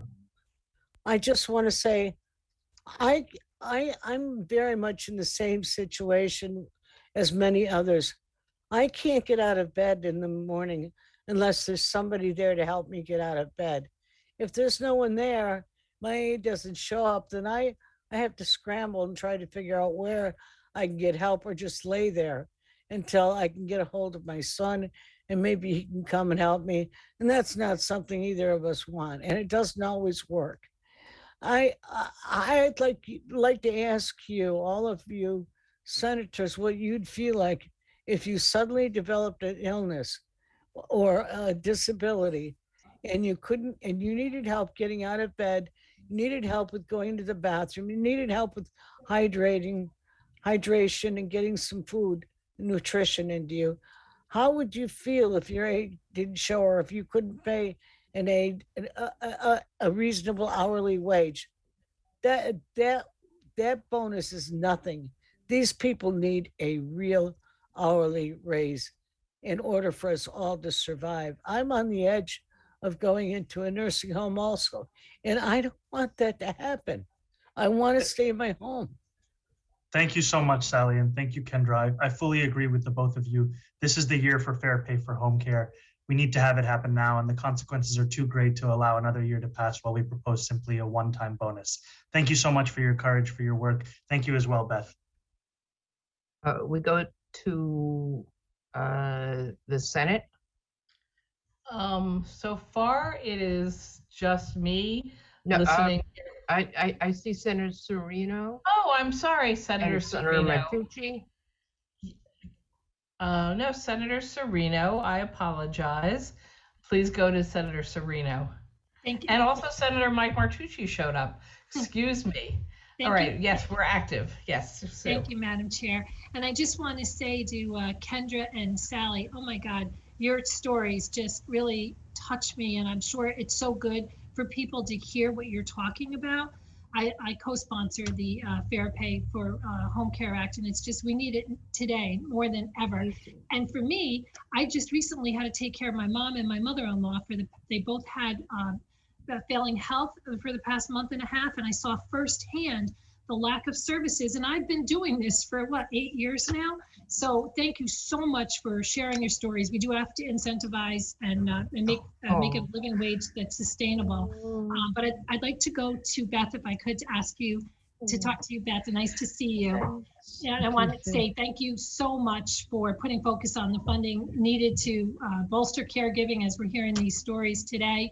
And we really need to fund and professionalize the ombudsman program. You know, it's something that I absolutely love. One thing that doesn't get as much attention is the middle class fair family caregiver tax credit. And that's something that AARP has been pushing for quite some time. And I know would be a great benefit to many families that we all serve. So can you just elaborate on what passing that tax credit would mean for New York families? Yeah, it would. So basically, as I said before, the average family caregiver pays out in New York $8,200 a year out of their own pocket. And that might be because they're helping to pay for chore services. They might be paying for medicine. They might be paying for supplies. They might be doing renovations on the home to make them more, remodel them. It's a myriad of, they might be paying for respite services, et cetera, or caregiving. And what we're saying is that this money would then be able to, this tax credit would be for people who have up to $75,000 a year in income. So it's very middle class. And thank you, Senator, for pointing that out. And that's the whole point, is that we have to help the middle class because they're really not getting enough help. And if we don't, then what are they going to do? And they are the backbone of our long-term care system. So this would allow them a tax credit of $3,500 a year, which would be wonderful. By the way, it's a pilot program. We can see how it works, and then we can go from there on it. So I think this would be really great, good government. Thank you for saying it. Absolutely, Beth. You know, and that $3,500 means so much to, you know, a middle-class family, to anybody right now with the rising costs on everything. It really will be very helpful. So thank you so much for your advocacy. And once again, thanks to Sally and Kendra for really telling your heartfelt stories. And thank you. We all needed to hear that today. Thank you. Thank you. Back to the Assembly. We go to Assemblywoman Rosenthal. Hi, thank you. Hi, Beth. Good to see you, and thank you for your testimony and your proposal. You know, the state gives away a lot of tax credits, for example, to developers to build mostly luxury housing. That's a place we could use a tax credit. Move it from there to your proposal. To Sally, I want to keep seeing you on the screen with that bookcase behind you. I don't want to see you in a different setting. And Kendra, well, you're blurred, but I want to see you in your home. So let me ask you, what did you feel when the budget director said home care workers were taken care of with the minimum wage? What did that make you feel and think about what the state thinks of home care workers? When I first heard that, I was really dismayed and disappointed and angry because it sends a clear message that he does not understand the state of long-term care in New York State. And if he does, he is wholly ignoring the cries of the disability and senior communities, as well as our providers who have been talking and elevating this issue for a number of years now. Thank you. Sally? I felt the same way. I couldn't believe it. You know, how can you get somebody like this to understand what it's really like to have a disability and to be stuck, to have no care, you know, to just maybe lay in bed and defecate all over yourself because somebody didn't come, and you got to wait and wait and wait until someone does come. I just don't understand where he's coming from, and I didn't like it at all. It was just so unfair and unthoughtful. You know, I agree with you, and I don't know how anyone can listen to your stories and say you're wrong. And so I think perhaps we need to summon or have a meeting with Sally and Kendra and someone from the administration, so you can tell them directly your story and your wide experience and years-long experience struggling to hire people who can assist you in maintaining your lives the way you want to. So this is an official call out to the administration. Please have someone meet with Kendra and Sally, and I don't know if they want to add anyone to this, so you can feel and see them, hear them and do something about it. We need fair pay for home care, and it's not just a phrase, it is a necessity. And I will continue to work to advance this cause. Thank you. Thank you to the Senate. Yes, we have Senator Mike Martucci. Thank you, Chairwoman. Great to see you as always. My question is for Kendra. Kendra, like Senator Serino and so many others on this call, I too am very proud to be a co-sponsor of Fair Pay for Home Care. One of the things that I've heard has been a struggle is obviously not only finding someone to serve regularly in a role, but sort of what happens if over the last year with things like quarantine and illness and sickness, if your regular caregivers are not available, are there any substitute folks, or is there sort of like no substitute pool? What does that look like? Yeah, when there are no home care workers to come, there's no one. So unless you have family, friends, or neighbors who are willing to leave their job for the day, go without pay for the day, and spend their time doing really tough physical work, this is not companionship work. This is a physical, labor-intensive job.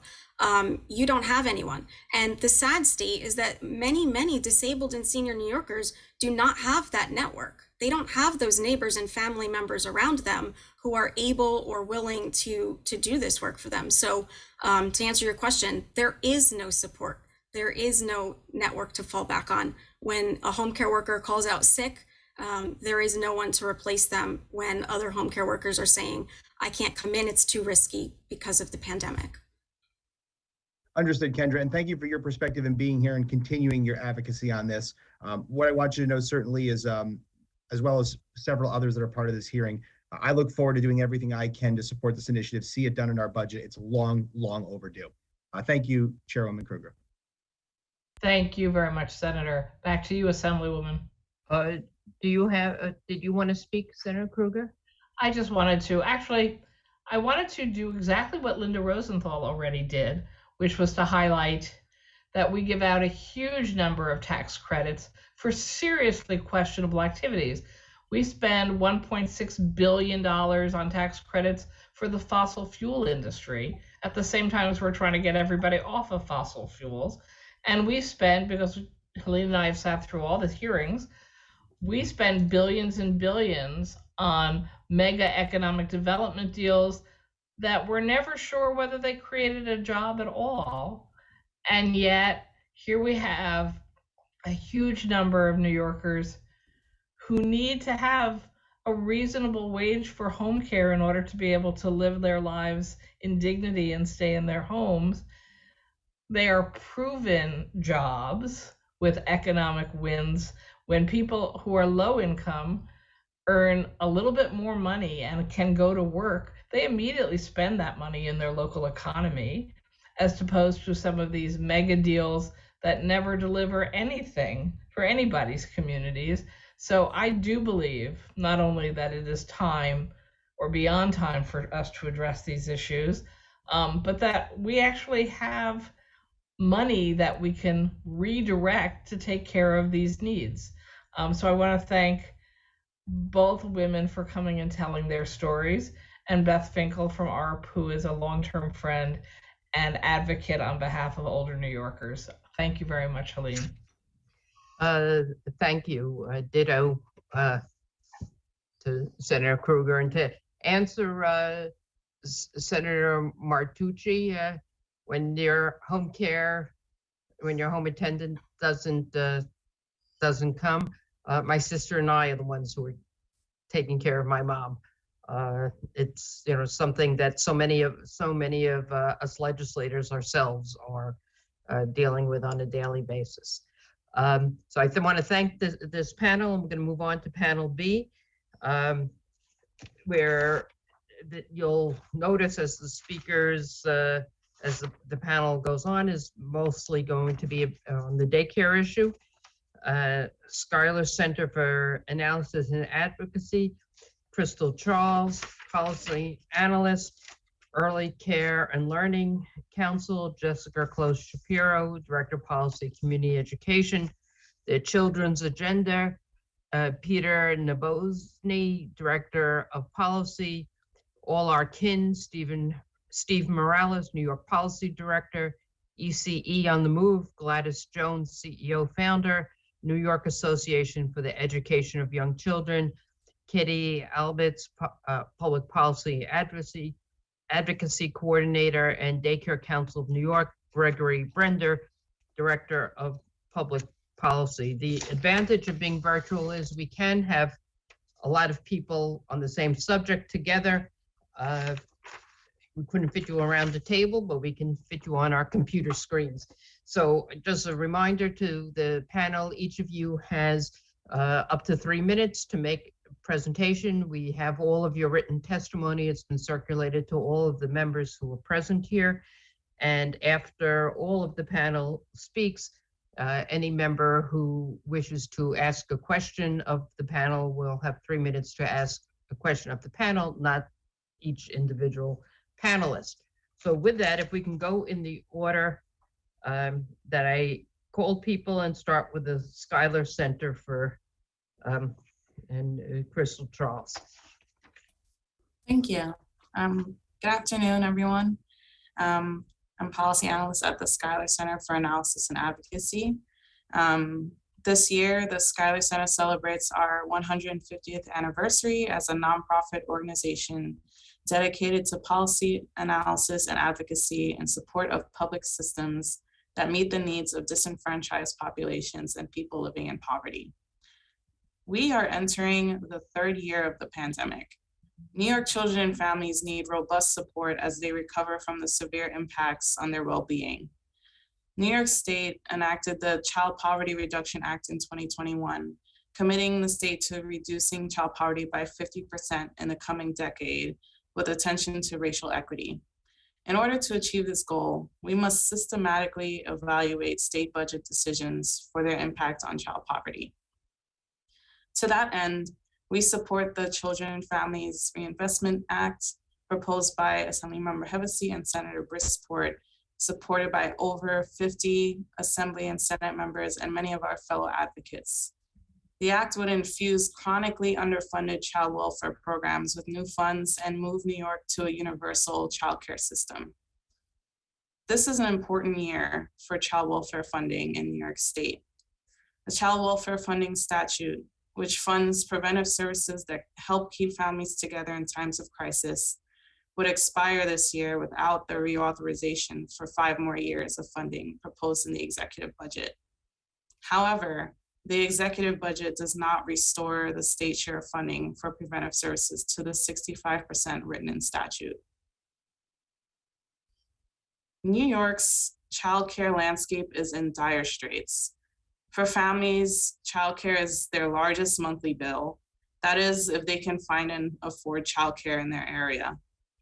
For childcare providers, the sector is on the edge of collapse, with stabilization payments set to end early this year, low wages, and many providers having to reduce staff or shut down during the pandemic.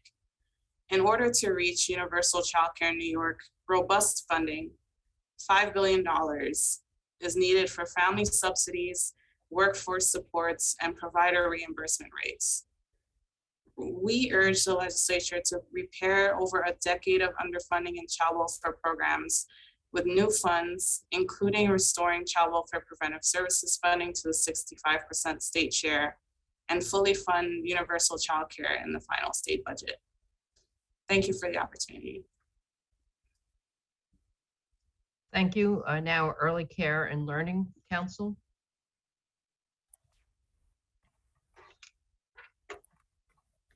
Sure. Good afternoon. My name is Jessica Claus-Shapiro. I'm the Director of Policy and Community Education for the Early Care Learning Council. ECLC and our network of 35 child care resource and referral agencies, or CCR&Rs, provide direct assistance and support to parents, child care providers, and employers in all 62 counties.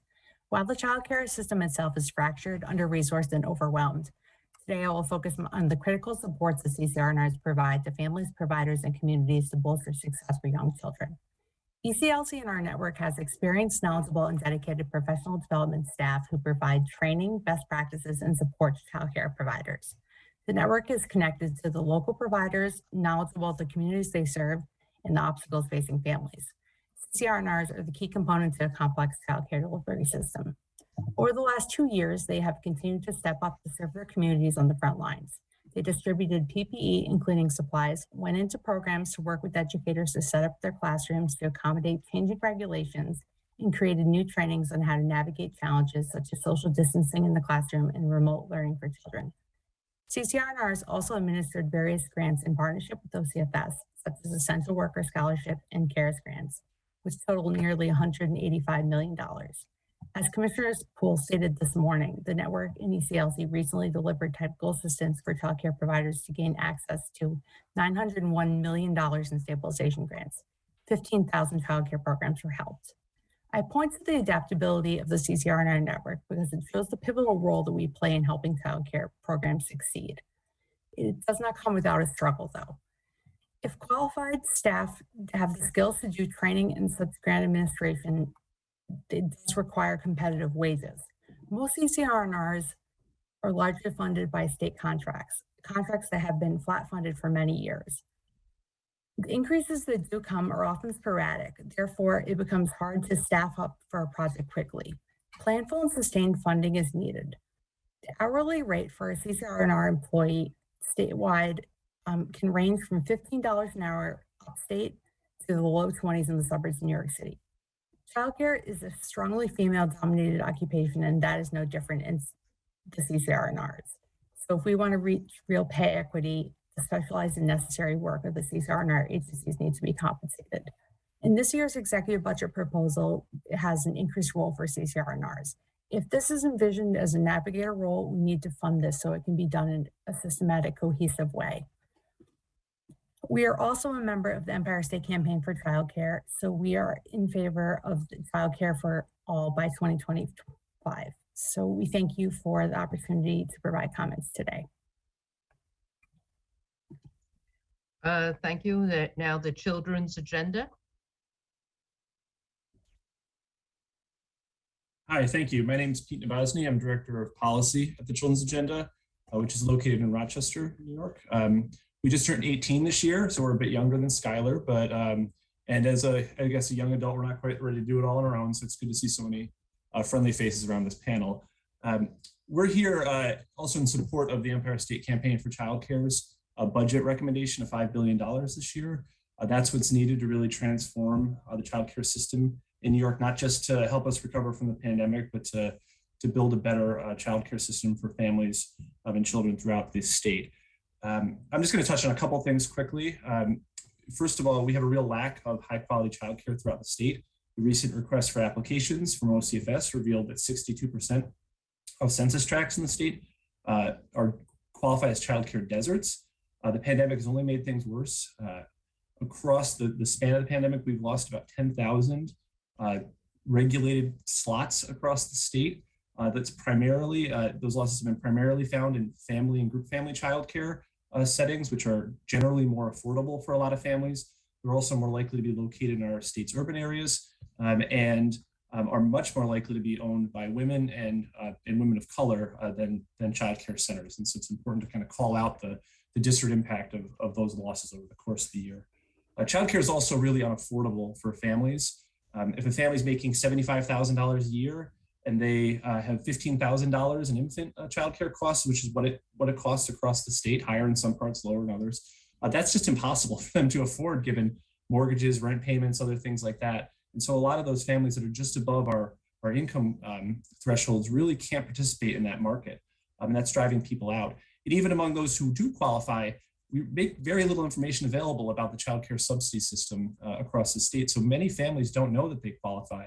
And the ways to navigate it are so Byzantine that the people get excluded just through the bureaucracy. So we need to change that. And finally, childcare workers are dramatically underpaid. Where I live in Rochester, they make at the 3rd percentile of all the different job types in our region. So the average childcare worker here makes about $26,000 a year. That's about as low paying as any job. And that's not recognizing the incredibly critical work that they do at nurturing and developing young people. So what do we need? We need $5 billion this year, really to push on 3 major areas. One is to expand access to every New Yorker who seeks childcare. The second piece is to improve worker compensation to recognize the important work that these folks do, and to reward that through greater support from the state. And third, we need to raise rates so that the childcare business is a sustainable business model. And this $5 billion proposal would achieve that. Thank you. Thank you. We move on to all our kin. Thank you, honorable senators, members of the assembly. My name is Stephen Morales. I'm the New York Policy Director at All Our Kin. All Our Kin is a national nonprofit organization that trains, supports, and sustains home-based family childcare educators, including nearly 300 family childcare educators in the Bronx. We're also proud members of the Empire State Campaign for Childcare. And I'm here today to talk to you about the need to invest $5 billion in state funding in childcare, including licensed home-based family childcare in the upcoming budget. Parents across the state rely on licensed home-based family childcare for high quality, flexible, culturally responsive care. In my written testimony, I've included statistics about family childcare, but the need to fund childcare goes beyond statistics. So I want to use my time now to share some stories that I've heard from family childcare educators, which I think speaks to the urgency of making these investments at the state level. First, Beatrice, who owns a group family childcare program in the Bronx, told me that there are families in her program who have either failed to qualify for subsidies or who have spent months waiting to receive a voucher. So Beatrice has several times had to make the gut-wrenching decision to take money out of her own pocket in order to provide free care to these families, because she was not going to turn away a family who could not afford to pay. No educator should have to decide between her own livelihood and serving a family in her community. And we need to fund universal childcare so that no family or educator in New York is ever faced with this type of decision again. Another educator I've spoken to, Isaura, she owns and leads Little Giants group family daycare in Williamsbridge. And she talked about, despite having a full program, she's unable to pay her staff the wages they deserve. Isaura spoke of staff members who have, despite their love for children, decided to take jobs in retail or fast food so they could earn higher wages and benefits. Isaura wants to be able to offer healthcare and retirement benefits to her employees, including to her own aging mother who works in her program. But she's simply financially unable to do so with the rates that she currently receives from the state. No childcare educator should have to choose between poverty and leaving their profession. Unfortunately, these stories are not unique. This is a crisis that's devastating our entire childcare sector and threatening our state's economy. We all know the cliche that our budget is a reflection of our values, and we cannot afford to wait for federal action. I urge you to show that New York State values our youngest children and the educators who teach and care for them by investing $5 billion in free and available childcare for every family who wants it, and in raising compensation for educators so they can sustain their businesses, receive ample take-home pay and benefits, and provide high-quality care for the long term. Thank you for the opportunity to share today. Thank you. Next, ECE on the move. Thank you for the opportunity to testify today. I was going to do this rehearsed testimony, but being here today, I have to say this. The connection of children, seniors, and disability. It is very sad to me that we all are in the same boat. It is very sad. My name is Gladys Jones, and along with my fellow providers, I started ECE on the Move 3 years ago to address the system and policy needs of family child care providers in New York City. I am an early childhood educator in a residential setting in Staten Island and have worked in this capacity in my community on behalf of low-income children and their families for 18 years. ECE on the Move is provider-led and serving organization that seeks to address the systemic barriers and challenges facing family childcare providers. We have over 600 provider members in New York City. In addition to organizing providers and parents via WhatsApp and in-person, ECE on the Move supports providers understanding system requirements and interacting with city and state childcare related agencies. My testimony is informed by these voices and experiences of the workforce and the families who they serve. The realities we face are dire. Providers are largely living in poverty. The priority of EC on the Move is to ensure that child care providers and the families who rely on the services are well served by public systems, earn living wages, and are prioritized the business and social support services. We are in a crisis, and without immediate action, many child care providers who will cease to operate, eliminating service that working families rely on. These services underpin an economy where working parents can fully participate. We are far from that today and face a future with even less child care availability. We will be extinct. The task ahead of New York is to stabilize this shabby, shaky sector while reducing child care costs. I am in the same page of Empire State Child Care Campaign. I won't quote what we need, but I am here with them and we are in trouble. I'm very emotional. I thought I was gonna be happy to be here, but it made me sad to hear all this today. I give up my time to someone else. Thank you. We're happy that you're here to be able to share your the experience of yourself and other providers. Next, the New York Association for the Education of Young Children. Hi, thank you for the opportunity to testify today. My name is Katie Albitz, and I'm the Public Policy and Advocacy Coordinator for the New York Association for the Education of Young Children.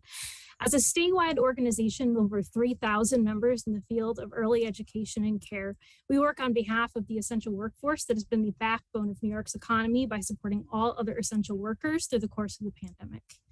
As we hope to demonstrate through the summary of our testimony, 6 months of stabilization funds are not enough to correct for dysfunctional childcare system facing decades of underfunding and neglect. We joined with our coalition partners in the Empire State Campaign for Childcare to ask for an investment of $5 billion in this year's budget to put New York on a clear path to achieving universal childcare. I cannot emphasize enough that the $75 million proposed in the governor's budget is not sufficient to improve the wages of childcare providers in our state. Yesterday, the Washington, D.C. Council voted to allocate $75 million to improve the wages of the 0 to 3 workforce in a city of 700,000. This is the same amount that the governor has allocated for a state of 19 million. The reality of low pay as a child care provider is something I speak to from experience. As a toddler teacher, I earn minimum wage while playing, soothing tears, changing diapers, cleaning, developing lesson plans with 10 children under 2.5 years old. I relied on my father's health insurance and then on Medicaid. I could not afford a car or my student loans. There was no path to a living wage. Every day, people like me are leaving the work they love because they have no way to make ends meet. Every year that goes by without meaningful investment and a commitment to wholly transforming our system is one that weakens what is left of New York's childcare and takes advantage of the dedication of early childhood educators. For the remainder of my time, I will share the words of childcare providers who are unable to be here today because they're currently taking care of children right now across our state. Tiffany Diaz from the Bronx shared with us that stabilization grants, which are now over, meant survival of my program, survival of the childcare industry, survival for my staff, survival for my family. An anonymous family childcare provider told us that stabilization funds meant she won't become homeless. A provider in Croton-on-Hudson told me that stabilization funds mean that she can try to offer her staff an ethical wage for the first time ever. Her staff had to go to food pantries during the pandemic. Danielle Wright, as a director in Auburn, she shared that her local McDonald's is starting staff at $18.50 an hour, and they can't compete. A family child care provider told us that she is able to pay down her debt with stabilization funds because many providers kept their programs afloat by using personal debt, and stabilization allowed them to pay that debt back. Now she can focus on children and not that debt. Another family child care provider shared with us that these funds give her hope that they will be okay and that they'll survive this economic tragedy. But now the stabilization funds are over. What happens next is even more important. And it's absolutely essential that the state legislature invest $5 billion this year. Thank you. Thank you. And the final presenter on this panel Daycare Council of New York.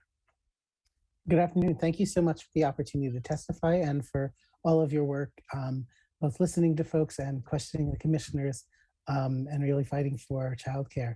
My name is Gregory Brender. I'm the Director of Public Policy at the Daycare Council of New York. We are the membership organization of early childhood providers in New York City. Our member organizations provide services in all 5 boroughs through a variety of means, many of them with contracts with New York City Department of Education, which, as you know, are partially state funded. We are, as my other fellow panelists all said, part of the Empire State Campaign for Childcare. As providers of early childhood education, Daycare Council members engage families at the crucial earliest stages of children's development. The first years of a child's life are the only opportunity to provide them with the social emotional development and early skills development that supports them throughout their education and throughout their lives. As such, Daycare Council and its network of community-based early childhood educators have long recognized that access to strong and stable early childhood education programs has profound effects on their later learning and academic achievements. Moreover, high-quality childcare is indisputably essential for New York's economy. As Governor Hochul has stated, childcare is the backbone of our economy, and this transformative investment is critical to building our economic recovery. Childcare makes it possible for working parents to return to work, keeping businesses open, fueling the economy's growth and the state's recovery. We believe that New York leaders can and must include transformation proposals and funding in this year's enacted in the budget. Now is the time for New York to commit to $5 billion to move towards universal childcare within 4 years. There are 3 main components of the Empire State Campaign for Childcare's budget ask that we support. The first, that New York provides universal guaranteed access to childcare of the family's choice for all children, regardless of parental work status or income or immigration status in year 1. That New York immediately raises workforce wages by extending stabilization grants and creating early childhood workforce compensation fund until payment rates are increased. And that New York transitions to a payment rate model that is based on a cost estimation model that accounts for geography, quality, and assumes all childcare staff are paid at parity with the elementary school teachers. Daycare Council of New York and our partners in the Empire State Campaign for Childcare strongly support the Universal Child Care Act from Senator Brisboard and Assemblymember Hevesy, S7595A8623, which is built around the core principles for universal childcare adopted by ESCC.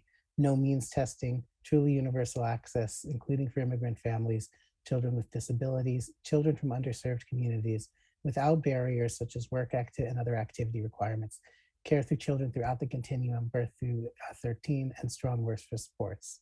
We are thrilled that so many of New York's legislative leaders are advancing and supporting visionary proposals to dramatically expand access to childcare in New York.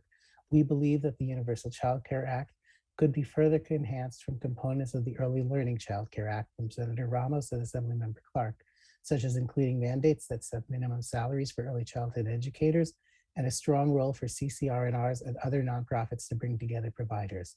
This year's enacted budget must include a $5 billion investment in childcare to put New York on a short path to universal childcare. Thank you so much for the opportunity to testify, and sorry that it looks like I ran over. Thanks. That's fine. I want to thank all the panelists. Now we're going to go to some of my colleagues for questions. 3 minutes each. Assemblyman Hevesy first. Thank you, Madam Chair, and thank you to that panel. You guys, let me just. I'm so grateful to you. Let me just tell you what I heard, so I can compare notes with my colleagues as we go into this budget negotiation.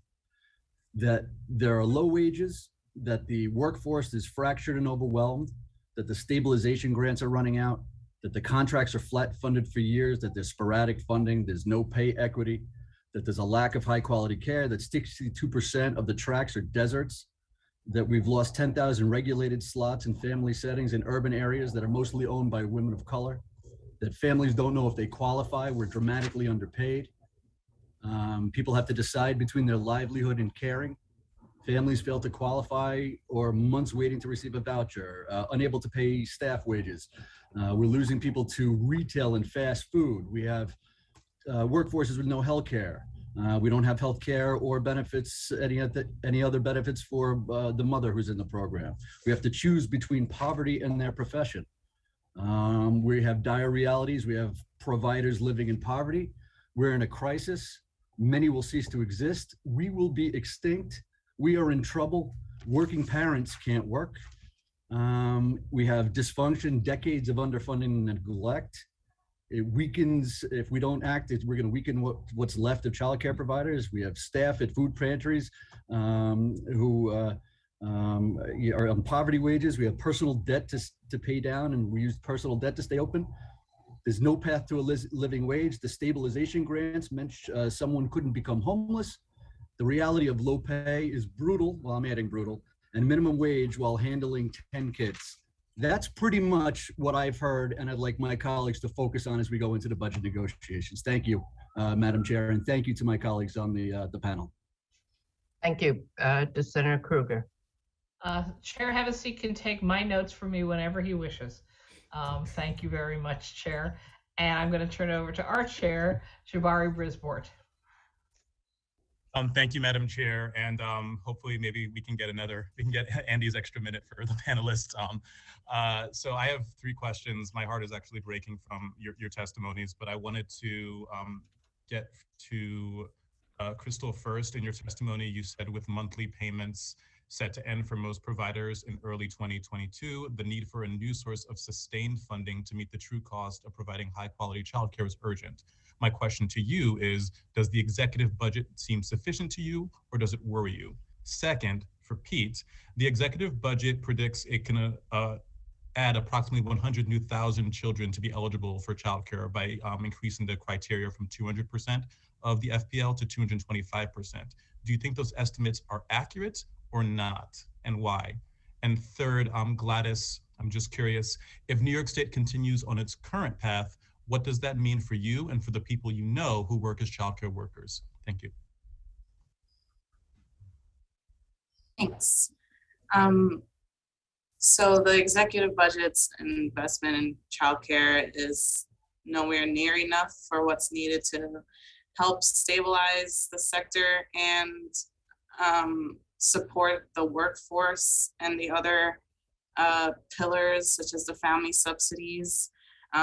Each section of people who are part of the childcare sector, the families, the workforce, and the employees are all struggling right now, especially during the pandemic. And the investment from the executive budget is only a small piece of what's actually needed. As my colleagues mentioned, $5 billion is much closer to what's needed to help this sector move forward. Thank you. Thank you, Pete. Yeah, so the executive budget included a mention that it would cover 100,000 new children. That would assume that all 100,000 of those children would be enrolled in a child care slot. And we know that that's not possible under state law today. For example, any household where all parents are not in the workforce, so if one parent stays home, that family is not eligible. That's about a quarter of that 100,000 families right there. You have other families who their children are enrolled in Head Start, families that choose to have that child with grandma, grandpa, or a variety of other factors, people who work overnights and they kind of trade off the childcare. So no, it wouldn't cover anywhere close to that number. The number would be much closer to 25, 30,000 children at most. Thank you. Gladys? I'm trying to remember what you asked me, but I do know. What will it mean? I mean, it's hard for me to even answer that at times because the nation is in a crisis. You see what's happening. Everyone sees what's happening. And so I will answer that. We will no longer be here, especially in New York City. This is one of the, family child care is one of the most used modalities of care in New York City anyway. And also, I need to have a goal. And what this taught me is that I need to stand up and look for a goal. And I think right now, the only thing that is here for us is universal child care. I have to have something. I have to have some hope. I have to have something. And I believe that is our hope, to have universal child care. So I won't have to be here feeling like I have to be begging to survive. But it's not for me. is for my children, for my grandchildren. I want them to be in a system that's going to work. So I hope we come together and listen, because it's really bad. The economy is going to fail, as we know. And so you all know, you're all policy people, you know. Thank you. We're going to go to Assemblywoman Clark now. 3 minutes.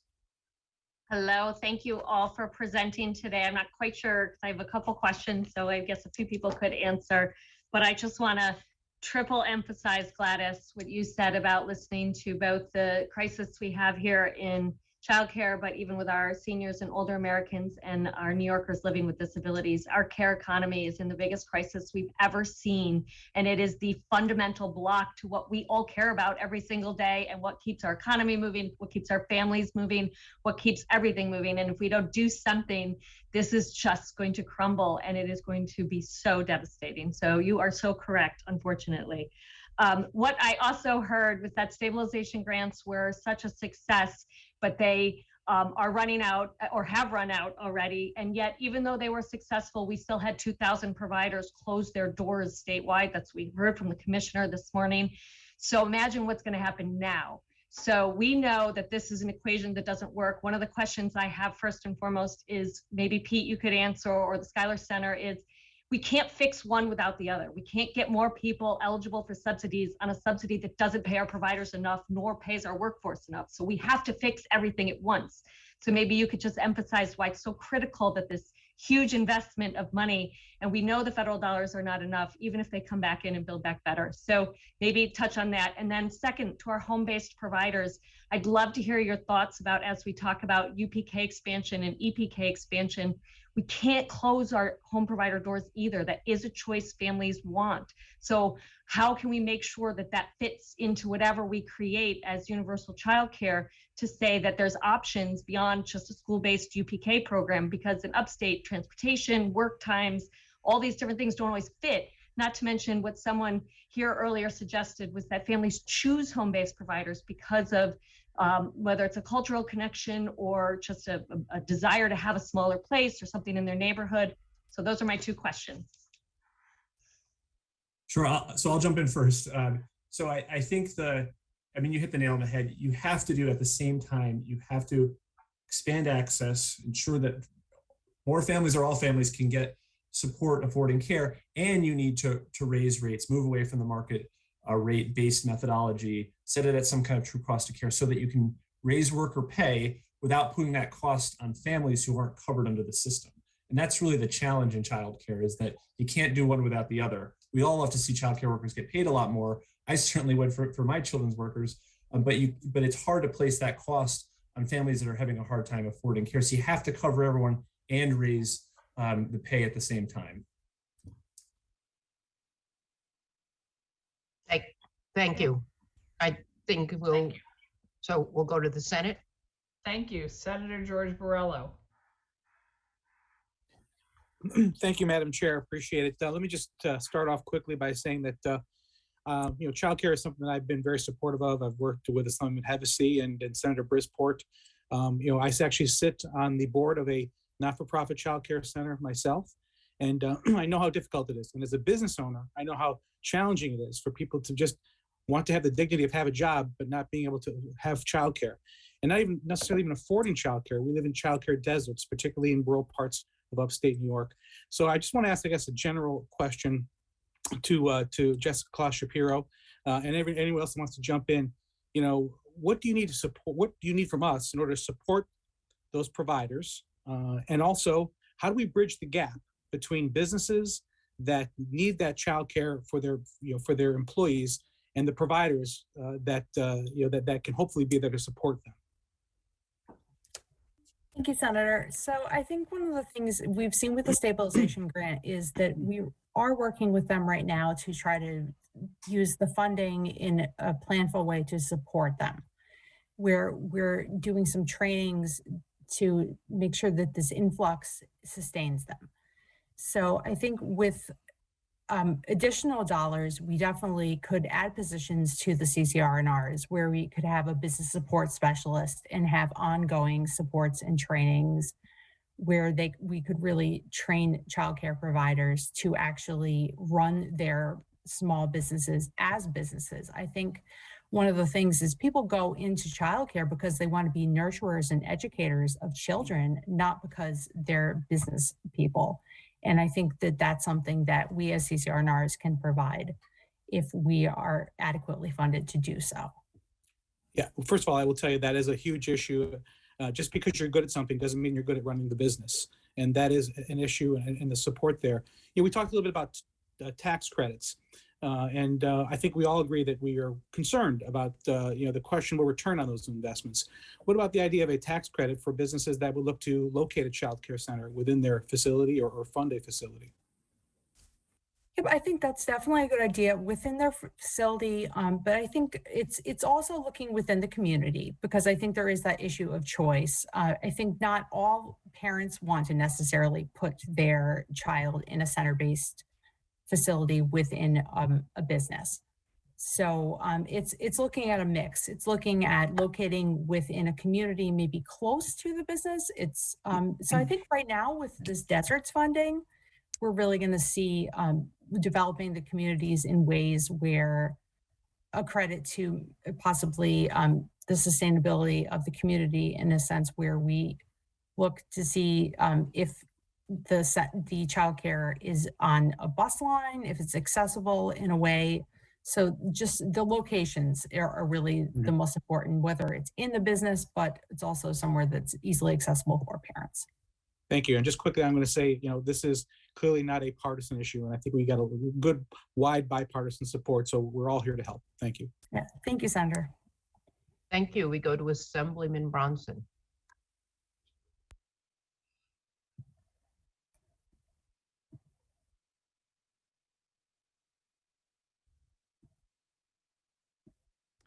Thank you, Chair, and thank you, panelists.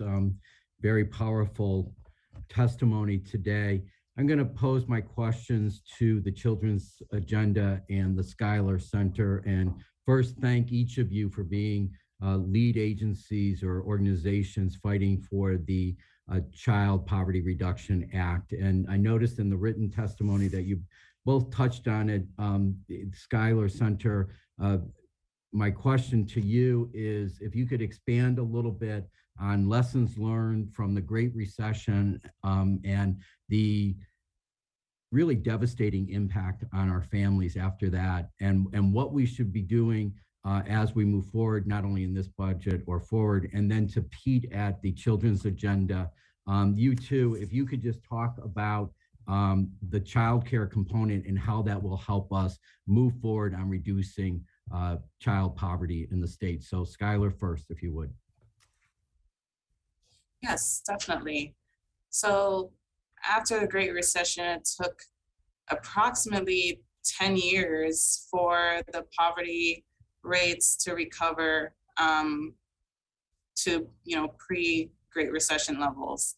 And since the pandemic, we've seen a similar impact on poverty. Some of that has been alleviated because of the different stimulus packages that have come in from the federal government.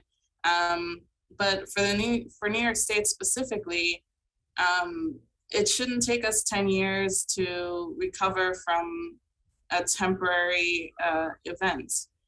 And the Child Poverty Reduction Act is something that helps us be more intentional.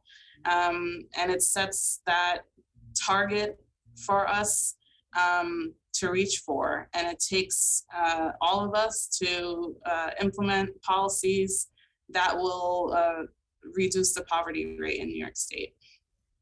Thank you, Crystal. And Pete, a little bit about childcare and how that'll help us reduce child poverty here in New York State. Yes, thank you, Member. So in I think it was 2012, 2013, there was a study done at the federal level, I think by the Urban Institute, that looked at there's a really strong to cut to the chase, there's a really strong relationship between increases in affordability. For every 10% that childcare becomes more affordable, a 10% reduction in the cost to families, a corresponding increase in maternal employment. And we know that most child poverty in New York State is related to a lot of it is single moms with young children. And so getting childcare to be more affordable for families has a direct impact on reducing child poverty. And it has to be part of any plan that we put together in the future to cut child poverty in half in 10 years. Thank you, and thank you all panelists for the good work you're doing out there in our neighborhoods. Thank you. Seeing no further senators, I'm going to go to Assemblywoman Lunsford. Thank you very much to all the panelists, especially those of you who are providing direct care. We see you and we hear you, and we're fighting to make things better. I'm going to direct my questions also to the Children's Agenda, who's getting a lot of heat because of how much Monroe County is represented here on the Children and Families Committee. But I'd like to talk a little bit about the conflict between expanding universal pre-K and our child care centers. There's obviously a big push to ensure that as many kids get access to pre-K as possible, but that is causing a financial issue in our daycares. If you could speak to that a little bit, and if you have any suggestions for how to rectify some of that conflict. I'm going to start with Pete, and then people can move out from there if they have other things to say. Sure. Yeah. I mean, I think that's one of the key issues that's driven a lot of the business challenges that childcare providers have faced over the past decade. Is the fact that childcare sort of, it makes its money from a business sense on slightly older children, and it loses it on younger children. So if all the older children are in a UPK classroom where it's free to that family, it makes it very hard for a childcare provider to charge parents what it would cost to actually provide the infant and toddler care, as well as those kids who are in pre-K are not in pre-K all the time. That's 180 days a year, and they still need care at other times, evenings, after school, school breaks, things like that. So we've got there's definitely some things that we can do. Part of it is more public investment into the childcare sector, treating it more like how we treat education with appropriate funding. There's also things. School districts are required to allocate 10% of their UPK slots to community-based partners. You could increase that to really shore up these community-based organizations, these child care centers. You could also help family child care providers become certified as UPK providers, which other states like Maryland have done, to sort of bring, some families want their pre-K experience in that kind of setting. And so we should recognize and honor that and help providers get to that point. So there's a lot of other things that can be done, but it does fundamentally come down to some policy changes, but a lot of it is funding. And I'll turn it over to whichever one of my panelist colleagues want to add to that. Can I just add in on that from the family childcare perspective? So one, Pete, 100% is right. We need to find ways to meaningfully let family childcare participate in all of the public systems. I also just want to mention, we have a tendency in the policy world to be talking about early childhood and pre-K as separate things, when in reality that is a continuum. So even the setup of the system right now is such that there's no switch that goes off at 4 years old that means a child now needs care, but they need it throughout that entire time. So we need to be supporting it throughout that entire time. Thank you very much. Can I say something real quick? Yes. But you're muted, Goddess. Sorry. Yeah, I said you need to let the we still have another member. Yes. A workforce speak for themselves, and also families speak for themselves. Let us talk. Thank you. We have another assembly. Still no one else from the Senate. We have another assembly member, Assemblyman Mamdani. Thank you so much, Chair Weinstein. Thank you, everyone, for your testimony. I was just wondering, and this is open to anyone on the panel, if you can speak to how means testing, like income eligibility or work requirements, prevents families from getting childcare. Thank you.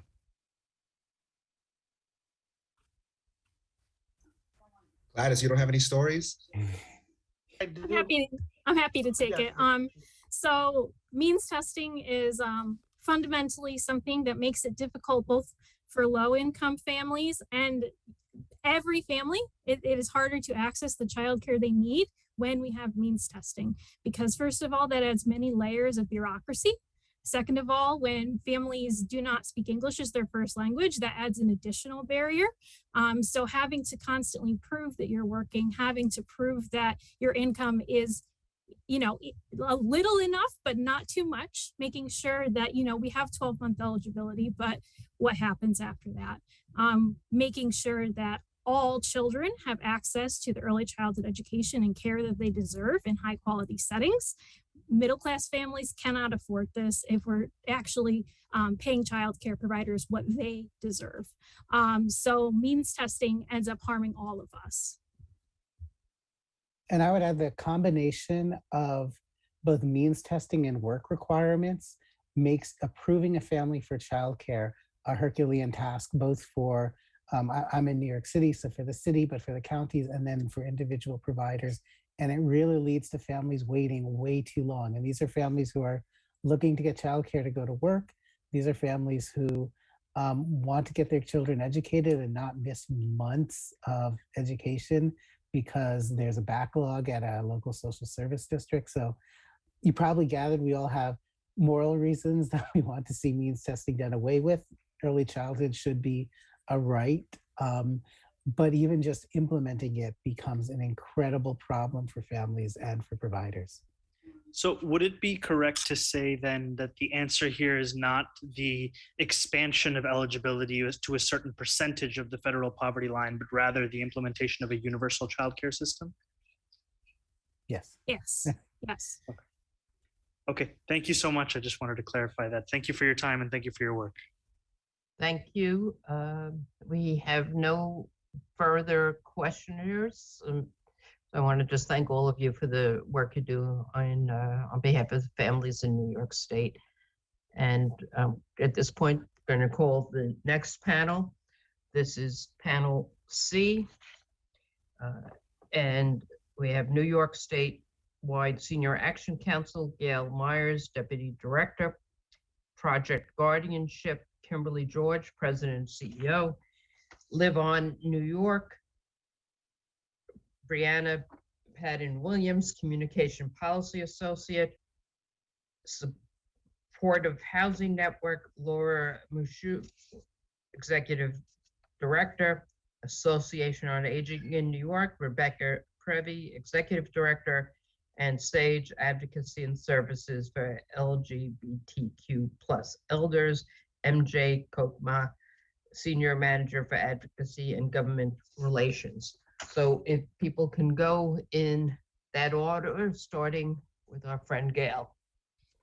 Thanks for having me, and I appreciate so much to say in so little time. Our testimony will focus on transparency and accountability and improving benefits, expansion of programs. And I will start out with our contracts that are funded by the state. New York Statewide Senior Action Council learns about problems in the aging and healthcare delivery system from 2 contracts, helplines that we operate through the New York State Office for Aging budget funding that you put into the Aid to Localities budget. Thank you.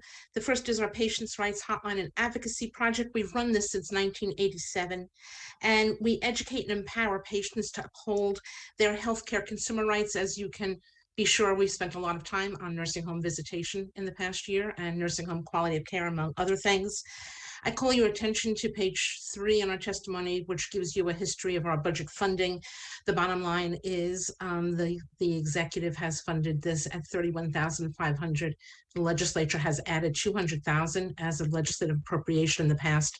We need you to do that again, otherwise our services are at very big risk for what is a vital program to help people.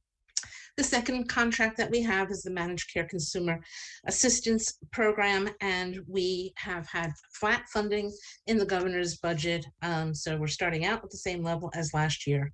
We have had increased need, and there's increased need to help people who are eligible for services to get enrolled. So we'd like to ask you to add another $200,000 as a legislative add to that. We want to increase our capacity to reach more underserved and hard to reach older residents and to get them enrolled. I just want to also note that while we are a subcontractor through the New York State Office for Aging, or contractor, we have not been earmarked for any human services agency COLA. And so we're coming to you to ask you for some additional support. In focusing on the services offered by the Office for Aging, I just want to stress that and when we talk about it, there's a difference between unmet need and waiting lists, and we ask you to really examine both and to get to the existing barriers to ISIP home care services. Regarding home care, we support the Fair Pay for Home Care Act. Regarding the Long-Term Care Ombudsman Program, we'd like to see an increase in the budget to improve the staffing, but tie that to a report that shows how the staffing was increased. We are advocating for improvements to the EPIC program that would also allow people under the age of 65 to use the benefit and to remove the onerous new EPIC application. There's a bill, Senate 4603, A5422, that we bring to your attention.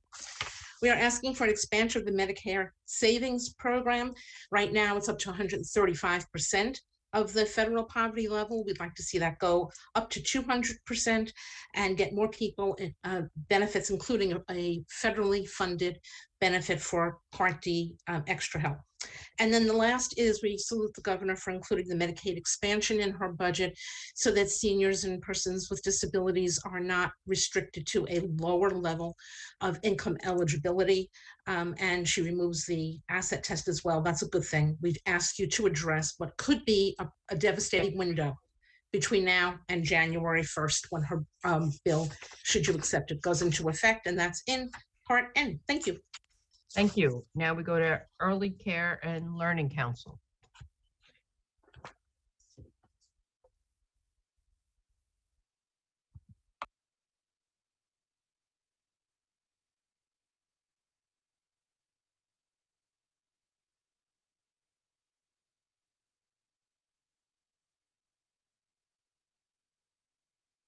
I'm sorry, Kimberly George, Project Guardianship. There you are. Hi, Okay. yes, sorry. You said a different name, so I was waiting. Yeah. Hi, thank you, Chair Kruger, Chair Weinstein, and all the honorable members of the legislature for hearing from me today. I'm Kimberly George, president of Project Guardianship, which was founded by the Vera Institute of Justice 17 years ago. As we are all well aware, our population is aging, and we do not have enough systems in place that treat older adults as valuable members of our society. Add to that the fact that older adults are facing greater poverty in retirement than previous generations, and older adults with disabilities and cognitive disorders such as Alzheimer's and dementia are living longer. Unfortunately, there's a growing subset of adults who are poor, alone, which means they have no one to be their power of attorney or healthcare proxy, who need help making decisions in managing their affairs. For this population, guardianship is necessary to prevent neglect and abuse and to provide the dignity that people deserve at every stage of their life. I must distinguish for you between two types of guardianship in New York. There are two statutes. One, Article 17A, is for children with intellectual and developmental disabilities aging out of parental control. This is intended to allow family members to make decisions for that person after the age of 18. What I'm focusing on is Article 81 guardianship, which is for adults who have had an event or circumstance in their life that makes it so they no longer have the ability to take care of every aspect of their life. Under Article 81, the burden of proof that a person needs a guardian is much higher than 17A. The guardianship also must be the tool of last resort, and the powers of the guardian must specifically be tailored to the person's needs for support. New York's current Article 81 system includes a patchwork approach to who will serve as guardian. There are family and friends, often referred to as lay guardians. And when there is no family or friend to serve, a private guardian, usually an attorney, can be paid out of the person's resources. So if a person has no family or friends that are able to do the job and no money to pay a private guardian, it can be difficult to find a qualified guardian. This is especially true if the person's case is complex, requiring time and expertise to untangle issues such as housing instability, untreated mental illness, and property theft. Nonprofit agency providers are trying hard to fill a big gap but there is no designated funding stream in New York State's budget for these services. These nonprofits, including Project Guardianship, struggle to cobble together the funds needed to meet the high demand for our services. As such, New York leaves unprotected a population of largely low-income aging adults and people with disabilities. Without skilled guardians, this population is at risk for losing their homes, unnecessary institutionalizations, repeated hospitalizations, increased poverty, isolation, and exploitation. Project Guardianship believes that $10 million will be needed on an annual basis to meet the growing need for nonprofit guardianship providers. Understanding that this would be a new program, and given that the appointments need to go through a timely court process, we're requesting $4 million in this year's budget as a starting point. And I thank you for your time and consideration of our request. So we can go on to Live On New York. Hello, my name is Brianna Peden-Williams. I'm the Communications and Policy Associate at Live On New York. Thank you to both the Senate and the Assembly for the opportunity to testify today. Live On New York's members include more than 100 community-based nonprofits that provide core services that allow all New Yorkers to thrive in our community as we all age. Throughout the COVID-19 pandemic, the human services sector has stepped up to ensure the most vulnerable New Yorkers, including older adults, have access to critical services to aging community. For over 2 years, providers confronted a pandemic that put older adults at the greatest risk, not only to the virus, but also to the negative health impacts of extended periods of social isolation while staying at home to avoid infection. In response to these threats, providers worked to change their service models virtually overnight, shifting to reaching clients via phone, setting up Zoom calls, and really just continuing to be a resource to older adults throughout New York. We appreciate the recent aging-related commitments by Governor Hochul in the executive budget to support the human services sector and older New Yorkers. Nonetheless, we also recognize the work still needs to be done to better support older New Yorkers. While the older adult population continues to be the fastest growing demographic, making up nearly 16% of the state's population, the program that supports older New Yorkers remains chronically underfunded. Representative of this underfunding, the overall state budget grew by 3.1% in the executive budget, while the NYSOFA budget lagged behind overall growth at 1.8, despite the population it serves making up a larger and larger share of the overall population.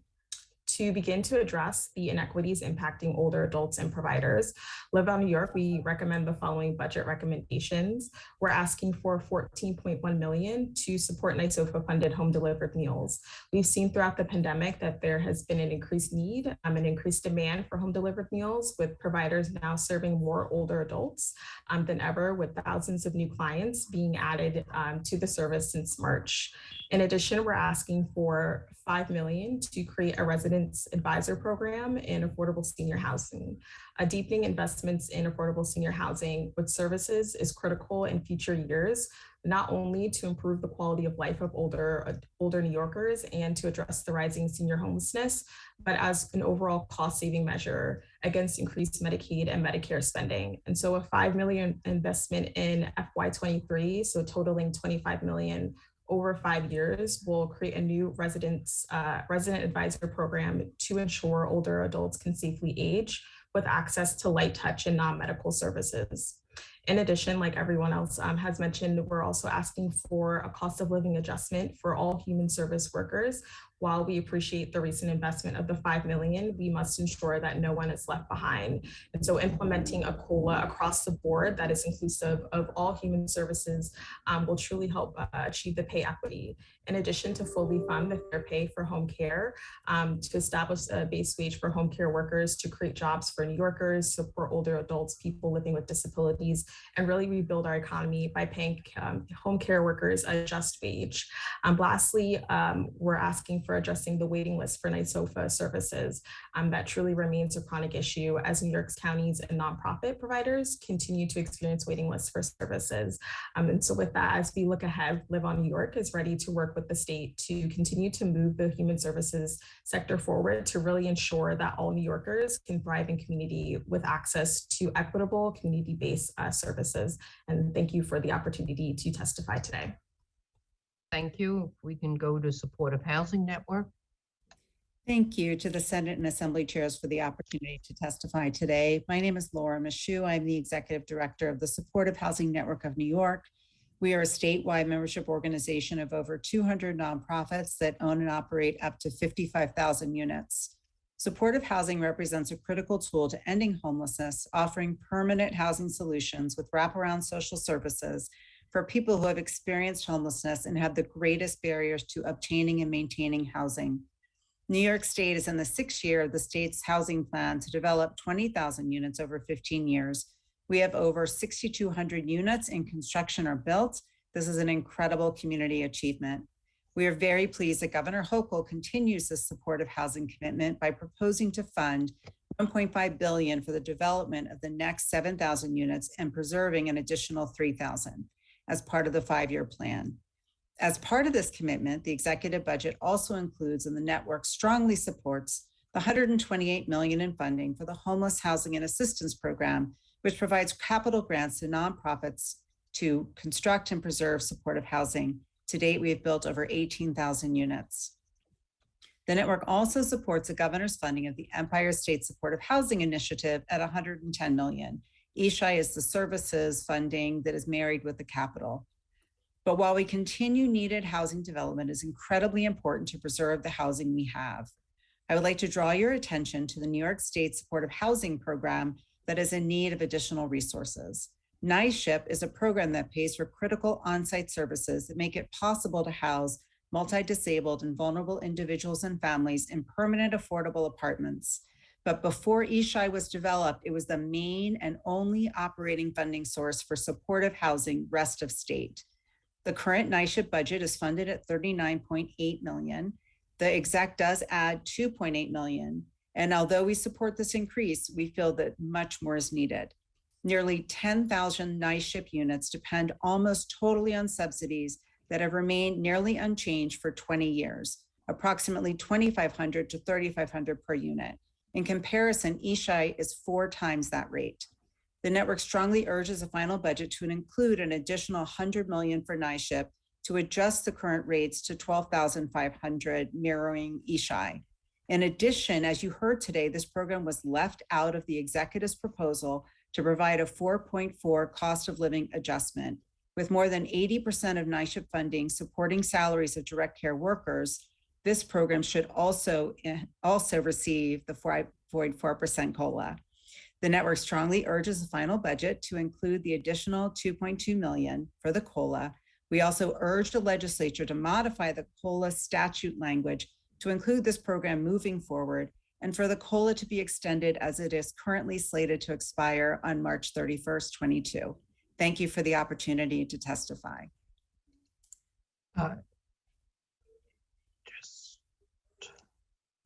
Thank you. And do we have Association on Aging in New York?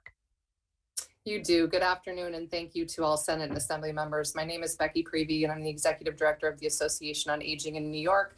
And my membership consists of the 59 offices for the aging that are doing the direct services that have been talked about today.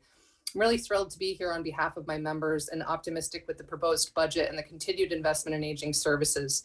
The past 2 years have been extremely difficult for our network as we've experienced an increase in the demand for our services that has almost doubled the number of people that we are serving. Additionally, we've had to change our traditional service structure, transition to remote services, and we were thrust into new services, including vaccinations and education regarding the pandemic and the older population. Although the budget includes increases in funding and allows for innovative new programs, there are certain areas that desperately need attention in order for older New Yorkers to age in place and avoid costly nursing home placements. We have heard all day today and in previous hearings the need for fair pay for home care and the horrific real-life implications of what not receiving care means to people just like Kendra and Sally who testified today. Our home care program supports older New Yorkers that are above income for Medicaid services, but we utilize the exact same licensed home care providers as the Medicaid population. And because our traditional authorizations for older people above income for Medicaid are lower than the Medicaid system, we're deferred services from licensed home care agencies because of this.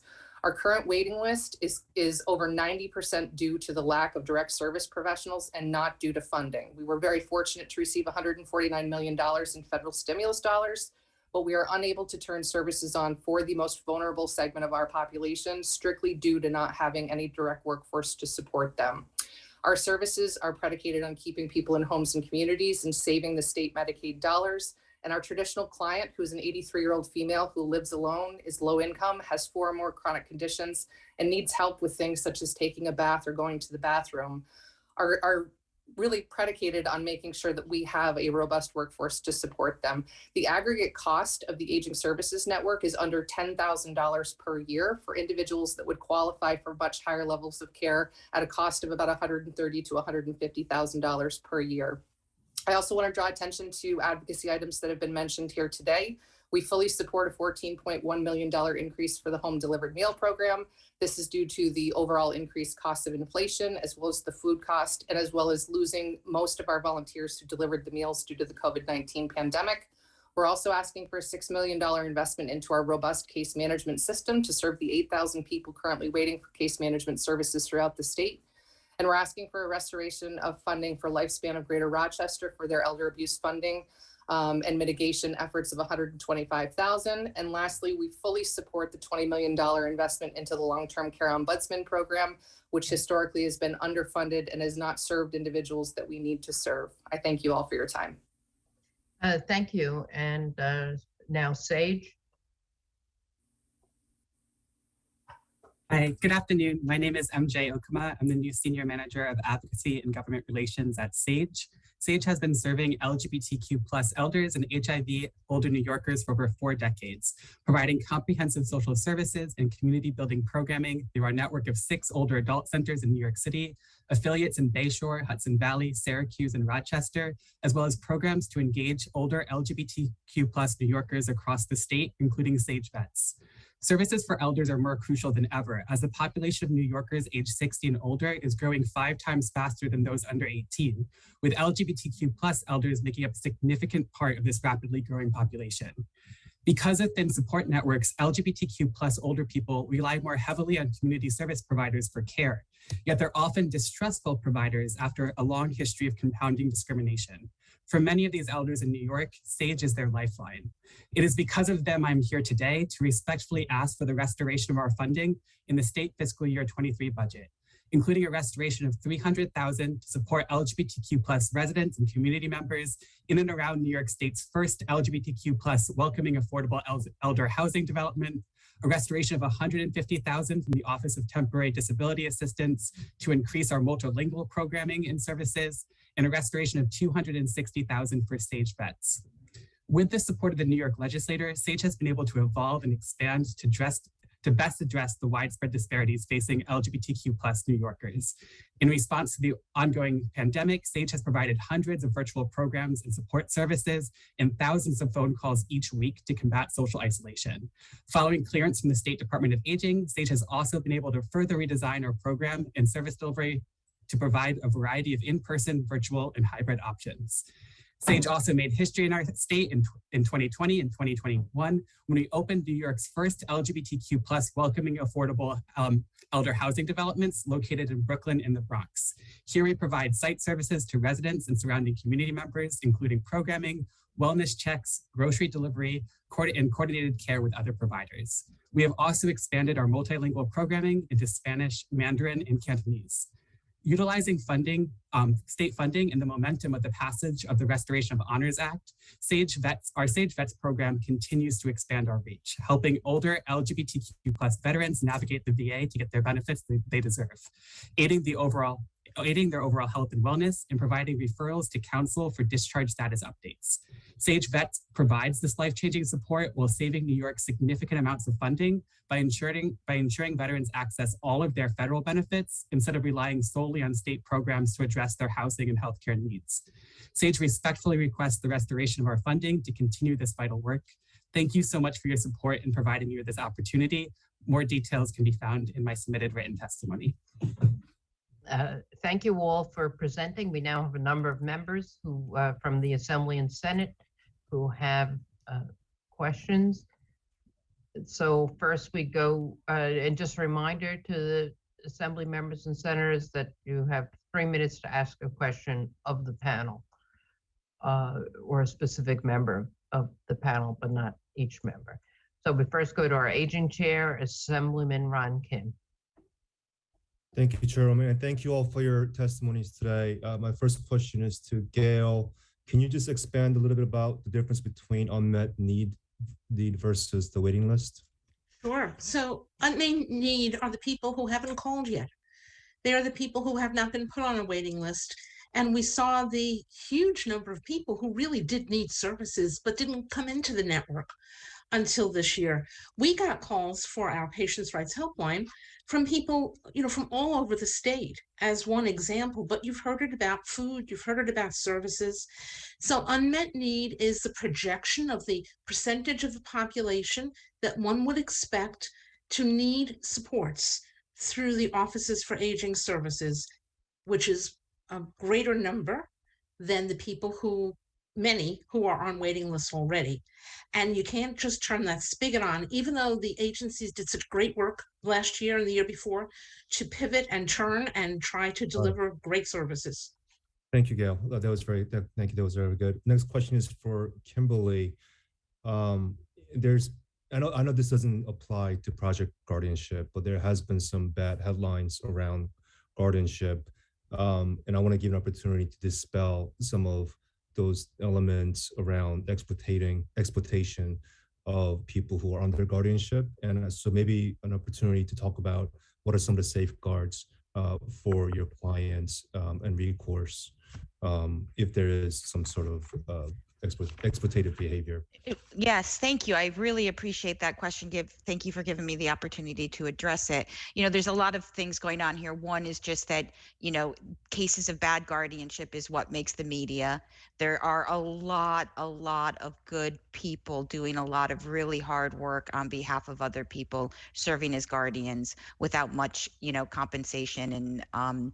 And so that doesn't get highlighted. So oftentimes guardianship is the result of abuse that has happened, and research shows that elder abuse is much more often happens by family members and under power of attorneys than by guardians. Lastly, we believe that a nonprofit model is a great way to prevent abuse by guardians. Got it.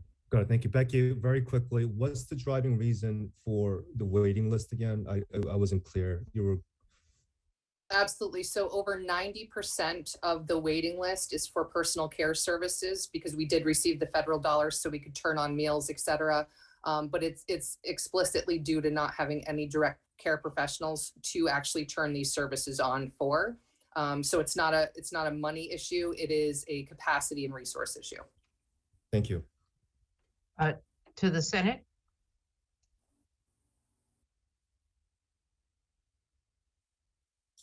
Excuse me, there we couldn't get mute off. First is Senator Bridgeport. Thank you, Madam Chair. My question is just for MJ from SAGE. You have the Centrum District, y'all do incredible work, and I'm just curious if you don't receive adequate funding from the state legislature this year, how will that impact the work you do? Yeah, no, thank you so much, Senator, for the question and your support of SAGE's work. We really had a lot of momentum this year being able to expand our multilingual programming, which has been really, really quintessential for the new housing developments, as we're seeing a large amount of community members who are monolingual and can't access our services in English. So this funding really, really helps us provide that and continues our access and outreach to the communities. We're seeing a lot more demand specifically around homeless LGBTQ+ elders as we kind of create these new centers across New York City. There is an increased demand, and this funding really makes sure that we not only maintain our levels of services, but able to expand our outreach to make sure that we're reaching more. More specifically, we've really expanded our transgender and gender non-binary outreach and program development, and state funding is very, very important to that.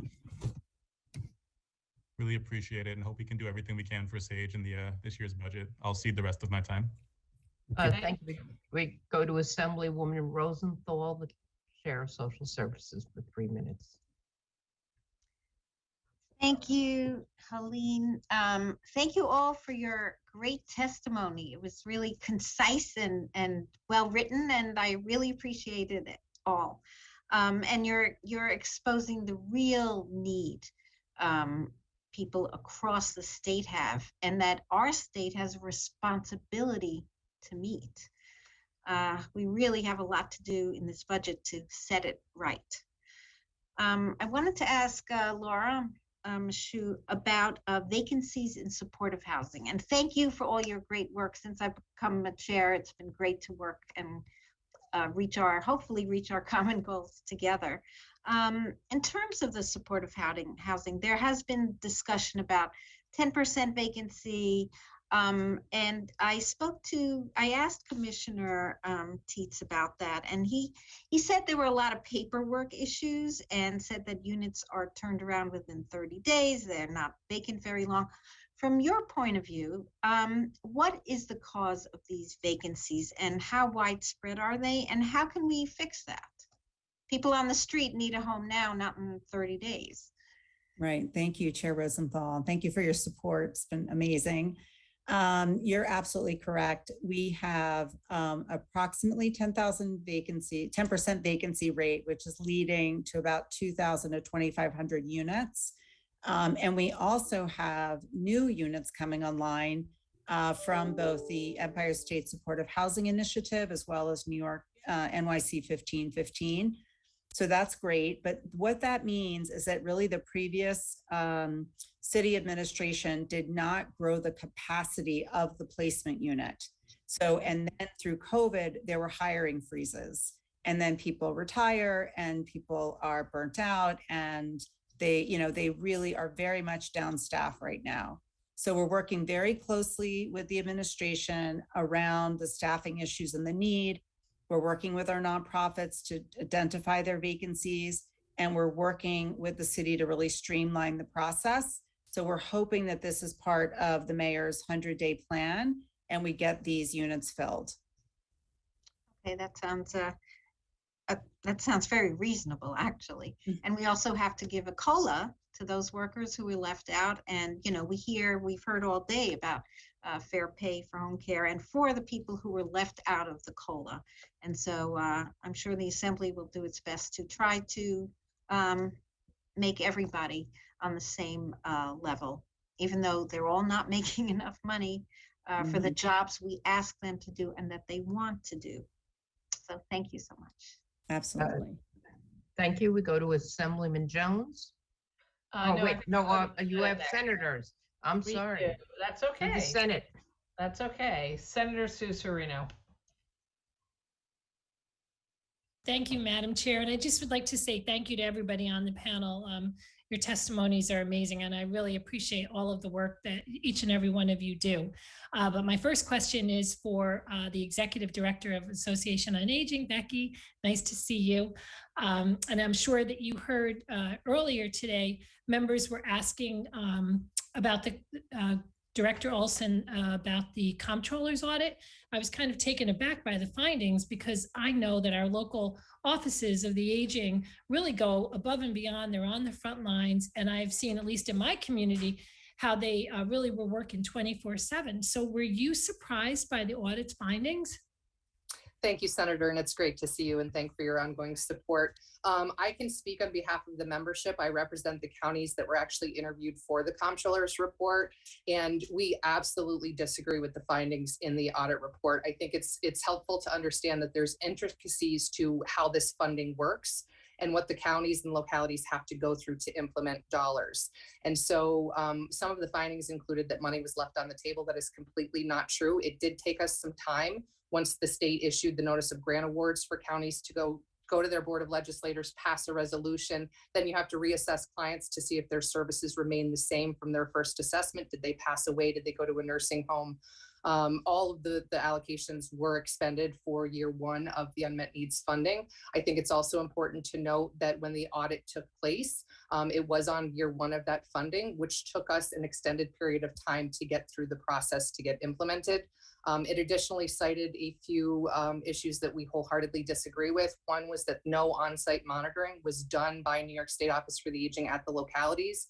To me, it is absolutely insane to criticize an organization for not going for site visits in communities that were so harshly hit by the COVID-19 pandemic. We lost almost all of our volunteers. We lost staff. Offices were fully remote, and the number one need for New Yorkers was to get them fed, keep them healthy, and keep them safe. And that's what these counties did. In conjunction with that, I can speak personally that the Commissioner, Director Olson, and I met with our counties twice per month, and then had one-on-one technical assistance calls with all counties to make sure that they could expend those dollars. That was in addition to program, fiscal, and nutrition support calls. And therefore, I think that because if you're not really well versed in the intricacies of what our funding mechanism looks like, you could see those barriers. But we wholeheartedly disagree, and all of the counties that were interviewed shared with me that they were extremely disappointed. I had one director who was in tears because all we have done in this network for the past 2 years is to try to keep people alive, and that's what we've done. Yeah, thank you so much for explaining all of that too, Becky. And this is a question for everybody about elder abuse. I'm really concerned to see that lifespan was cut. And we all know that elder abuse did not stop when the pandemic started, but it's not being reported, and that is so concerning. So I was just wondering, does this budget invest enough in elder abuse prevention services? And I'm sorry, we don't have time for you to get all the answers since we ran out of time already. Okay. Thank you, Chairwoman. But everybody, feel free to get back to Senator Serino after your panel's over to share your view about that as well, because it certainly is a real issue, Senator Serino. Thank you. Thank you. Now we'll go to Assemblyman Jones. Hi, everyone. Thank you for all that you do. And I would guess this question is towards Becky. First of all, I want to reiterate how much we need to support our home care workers. We need our older adults to age in place. We need to provide those services. We need to get them a living wage so they can do that, take care of our loved ones, keep them in their homes and our neighborhoods. A couple of questions, actually. Could you tell me how we are actually saving Medicaid dollars in doing that and keeping, in getting those services, getting those home care workers into those homes, how we're saving Medicaid dollars? And also, if your numbers have increased in the past couple of years, I want to see, or I want to hear how you've done that. And this is a question for, this is a loaded question, but we need to get our home care workers a reimbursable rate so that they can make a living, so that they can take care of our most vulnerable population, so that they can stay in their homes and where they are in their neighborhoods, where their families want them, where they want to be. How do we do that? We've been talking all day about this, on how we keep people there. I know it's getting more money, getting a better reimbursable rate to our home care workers, DSPs, all of that, but please answer those questions. Thank you, Assemblyman Jones, and thank you for your ongoing support. It's a loaded question. What I can tell you is exactly what I spoke to in my testimony. Our average client receiving home care services would require skilled nursing facility placement if there were no services available in the community. So they qualify on paper to go to a higher level of care. We're able to provide them wraparound services from personal emergency response systems to home healthcare workers providing the care to keep them in homes and communities. The reason that's so important for Medicaid savings is that we're serving the portion of the population that makes just above the Medicaid benchmark, but they can't afford to privately pay for the service. So the minute that individual transitions to a skilled nursing facility, they spend down to Medicaid, and the state share on Medicaid is significantly high. So we know it's a cost savings for us to keep people in homes and communities. We have also partnered with the entire disability and Medicaid community on Fair Pay for Home Care for exactly that reason. Medicaid is the major payer, but we're serving older people, people with disabilities, et cetera, and our goal is to keep them in homes and communities. And I will share with you, this has been an issue since the 1980s when it was first publicized in the New York Times. The Assembly hosted 2 hearings on this issue years ago that went on for 12 hours plus. So we've been talking about this in aging and disability and all payer sources for decades, and it's time to finally get a solution before people start dying. And I think why aren't we doing that? What is taking it? First of all, it keeps people in their homes. And second of all, it would save the state money if we reinvested, or if we invested this on the front end instead of paying for it on the back end. I don't understand why we're not doing it, but thank you so much for all the work that all of you are doing. Thank you, Assembly Member. Next, we go to Senator Martucci. Thank you, Chair.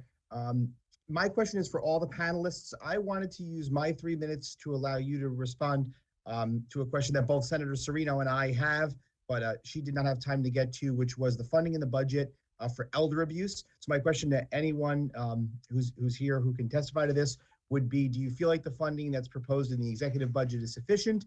And if not, what should this legislature be taking under consideration with respect to that issue? I can speak to that. I can tell you that we absolutely need a $125,000 investment for Lifespan of Greater Rochester.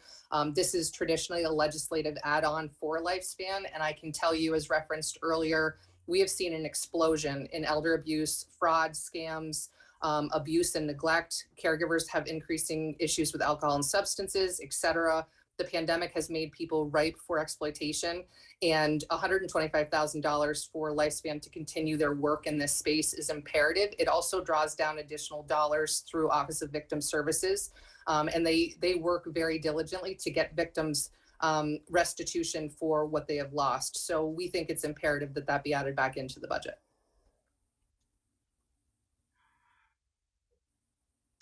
We don't do direct service regarding elder abuse. We do a lot of referrals when someone calls us to other services.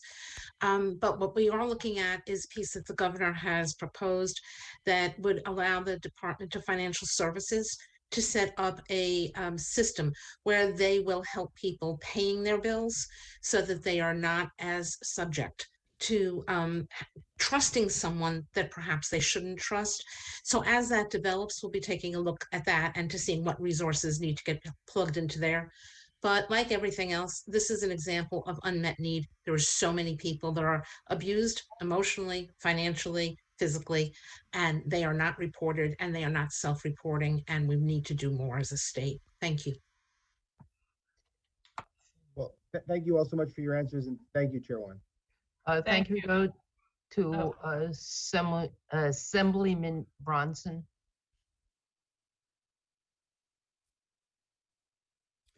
Thank you, Chair, and thank you, panelists, for your sharing with us this important information.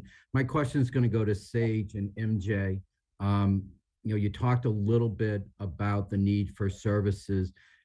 I think it would be beneficial to my colleagues to hear how the LGBTQ plus elder community is really perceived to some degree as being invisible, and they're disconnected from services. And why is that? And in particular, why is it for our trans and gender nonconforming individuals?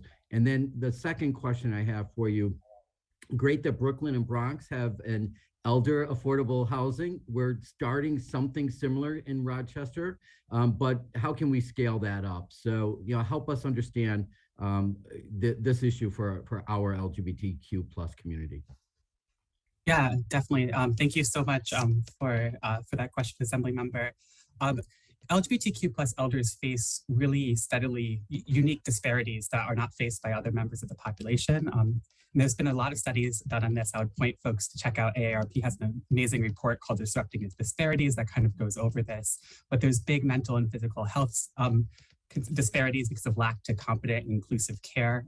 Many specifically of our transgender elders fear that they have to go into the closet, or they have to, return to family who might not be accepting, or force them to, go by a name, pronouns, or wear clothing that doesn't align with who they are.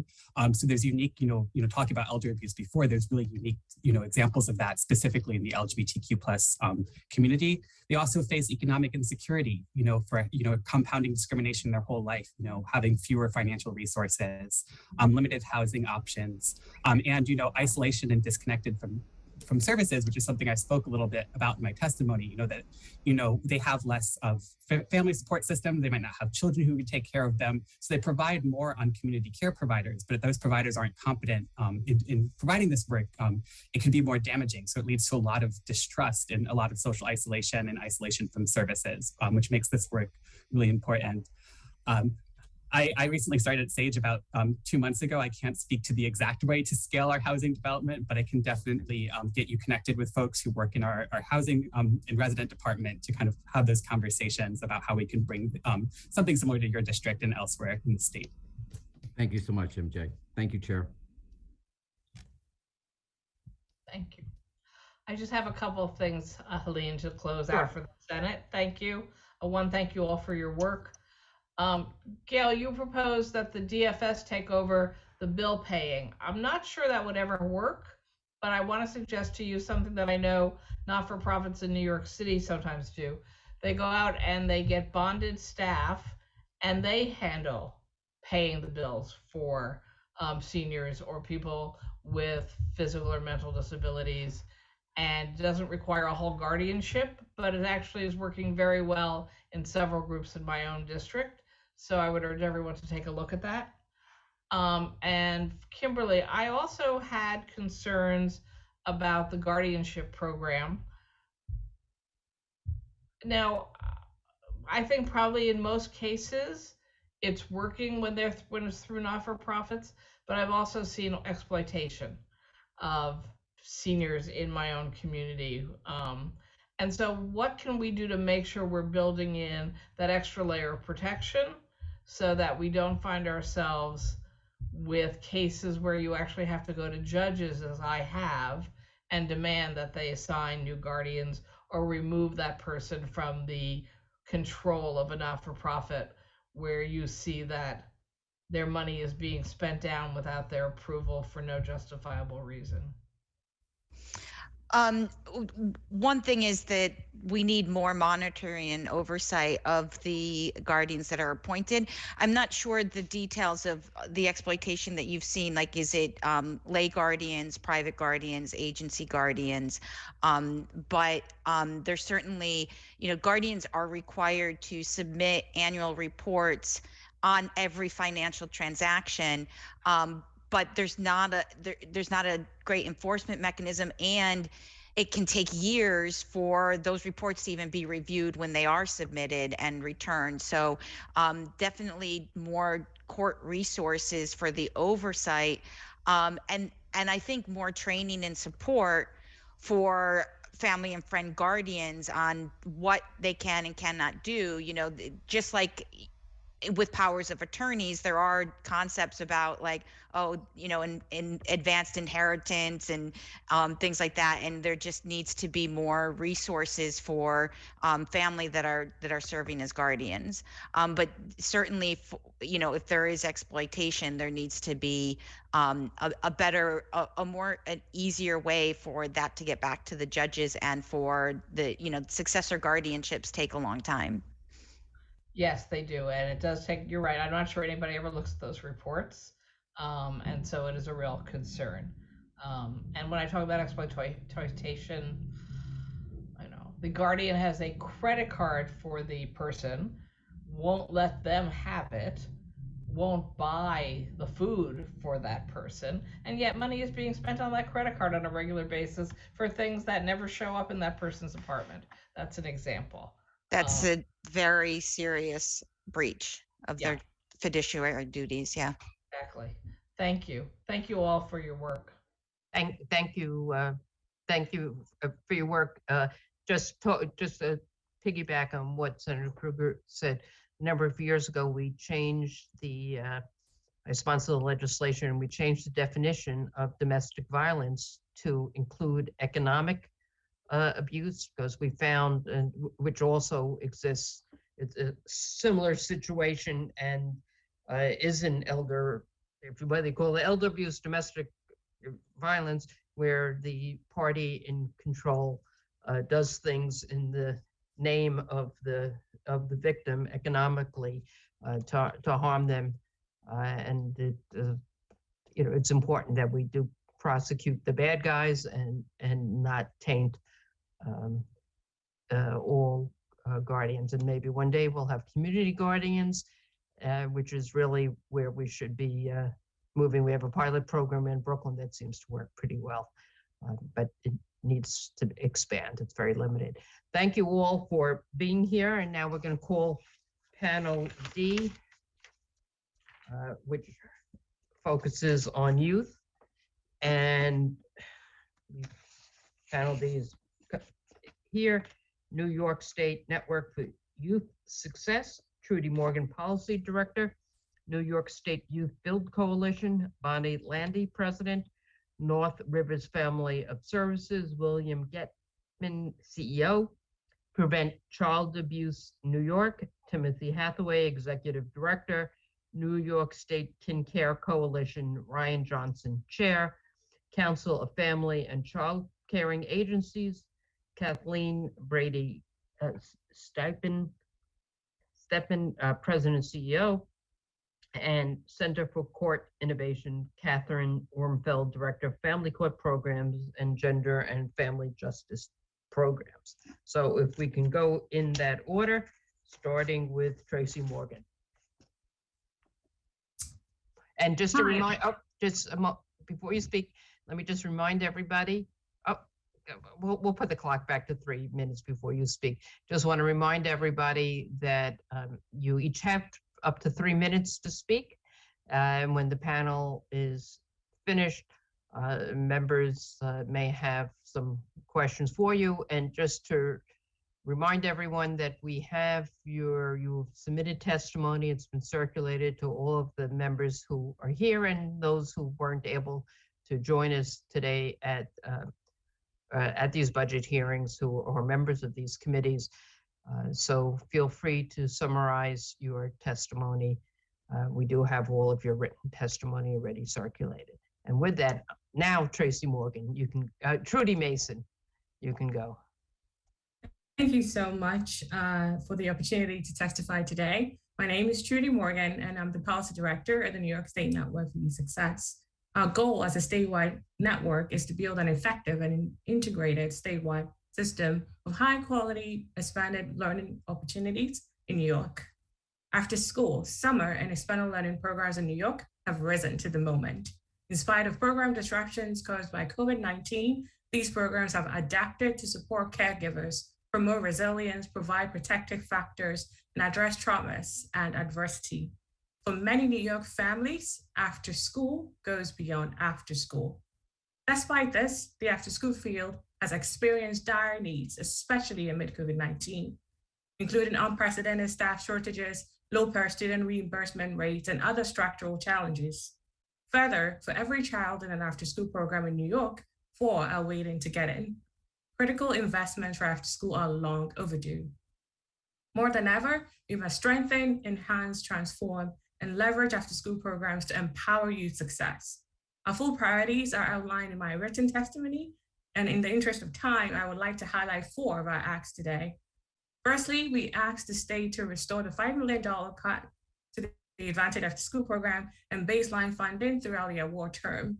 Persistent reductions in the executive budget undercut the Advantage program and puts at least 2,500 kids at risk of losing current after-school access. We also asked the state to provide $169 million to align the current per student rate of state after-school programs. That is Advantage, Empire State After School, and the Extended School Day School Violence Prevention programs with a true base cost rate of $4,300. This would require a change in budget language for the Empire State After School program, which currently has its per student rate set in statute.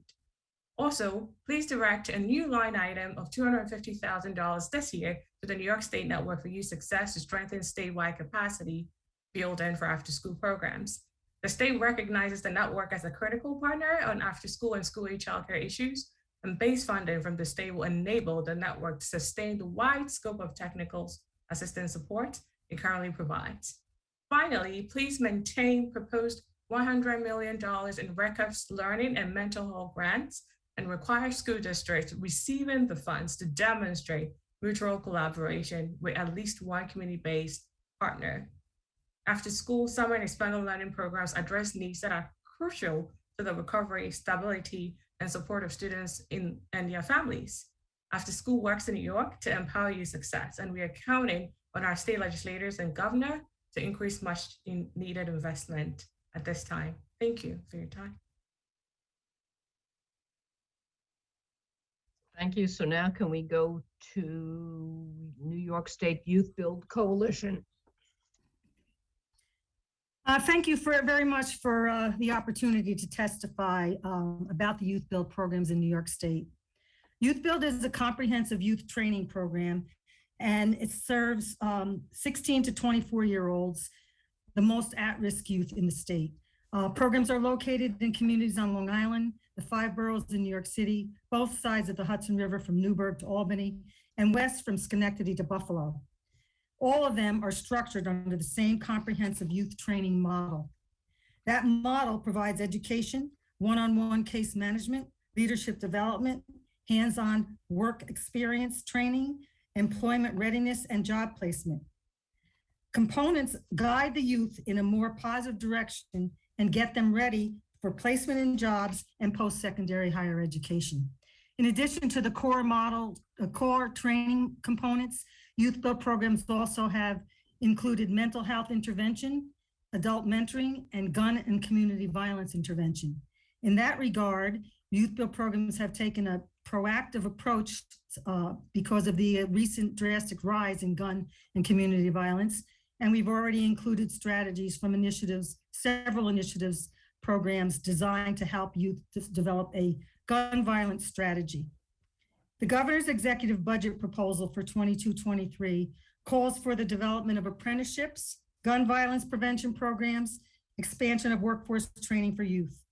We would like to recommend that the state not reinvent the wheel, but adequately fund the state Youth Build programs who already provide all of those trainings. We can point to data that clearly indicates the effectiveness of the comprehensive training provided by Youth Build programs. Specifically, data that indicates recidivism rates at 8% compared to 68.9% for court-involved participants. And programs experience a 75 to 80% completion rate, where nationally there's a 51.8% completion rate. Another tangible item and successful achievement of Youth Build programs is the provision of affordable homes for low-income home buyers, a tangible result of our required housing construction skills training. The New York State Youth Build Coalition appreciates the recent engagement we've experienced over the past several years with various funding amounts from the state legislature and participation in the Workforce Development Demonstration Project grants, which is scheduled to end in August 23. However, the Youth Build programs can assist in preventing the most vulnerable youth from being more vulnerable in New York State. We have a successful training program, and as such, we would respectfully request the following. 1, pass the New York State Youth Build Act and fund it at $10 million. This will provide consistent, sustainable funding for New York programs. Without consistent funding, programs will probably close and communities will lose the valuable resource for their youth. The New York State Youth Build Act has been a bill in the legislature for the past 10 years. Each year, the Senate passes their version of the bill, but it languishes in the Assembly. Let's finally get the act passed in both houses and fully funded. 2, provide additional funding to Youth Build programs for continuation of the Workforce Development Project, removing it as a demonstration project and sustaining it as a workforce development program that has proven successful with the outcomes for the youth that is served. We would finally like to point to and note that the design of the training program for Youth Build, training model for Youth Build programs has been successful as a youth training model since 1978, when it was launched right here in New York State 43 years ago. Let's finally recognize the value of Youth Build programs training and fund it and invest in a funding stream that would make it more viable. Let Youth Build be part of the solution for the youth training of young people in New York State. Thank you. And now North Rivers Family of Services. Thank you. My name is Bill Gutman, and thank you for your opportunity to speak today. First off, I want to thank all the members of the legislature for your service, because you make a difference in the state, and your voice is critical to passing a budget that's good for all New Yorkers. Northern Rivers is a provider. We provide services, mental health, child welfare, adoption, mental health, community-based services, and residential care to about 18,000 kids and families every year. One thing I can tell you firsthand, during the pandemic, every one of our staff left their homes to come to care for others. And I can also tell you that the 400 foster parents we have took in kids during a pandemic. They are the real heroes, and we need to support them in this budget. As my testimony indicates, we support the governor's 5.4 COLA recommendation and the $500 million. However, we have to make the permanent extension of the CPI-based COLA part of the budget bill. We cannot let this bill pass without the extension of the COLA in the future. We also need to include adult and children health home workers because they also took care of kids and families during the pandemic. Last, in terms of workforce, we need to extend the bonus provisions that are in the mental health and the OPW budget to frontline child welfare workers. And of course, we need scholarships and forgiveness and professional development. As you all know, foster parents are the backbone of the child welfare system, and the budget provides an increase to their monthly per diem rate. I have to dispute, though, Commissioner Poole, since I was there when the block grant was formed. This was never intended to be an unfunded mandate. The money that's going to increase foster parent payments needs to be put in the foster care block grant, or it'll be just a cut to child welfare services. And that will result in less preventive services and other valuable services. And that takes me to the point that Chair Hevesy talked about is we need to restore the child welfare preventive program from 62% to 65%. That was the basis of the statute originally, and the intent to remove it to 62% was only driven by fiscal realities. We don't need to do that anymore. And last, let me talk about the need to reform the scope of practice. As Assemblymember Bronson articulated earlier today, we will have devastation if we don't extend the diagnosis waiver, and more importantly, pass a bill that makes sense. Our agency alone has a wait list of over 1,000 in our clinics, and we have several hundred families waiting for community-based mental health services. Those numbers will double if we don't pass the scope of practice reform here. And of course, not-for-profit infrastructure was included in the governor's budget at $50 million. We support that so we can make sure we have good places to serve kids and families. Thank you very much for your leadership. And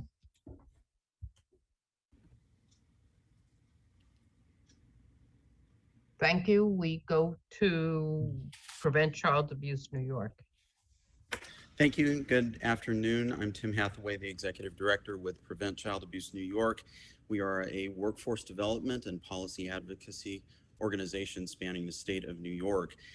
If we really truly hope to affect change and reduce the number of children that are impacted by child abuse prevention, we have a clear path in front of us, and it is the path of creating economic security for all of our citizens across the state.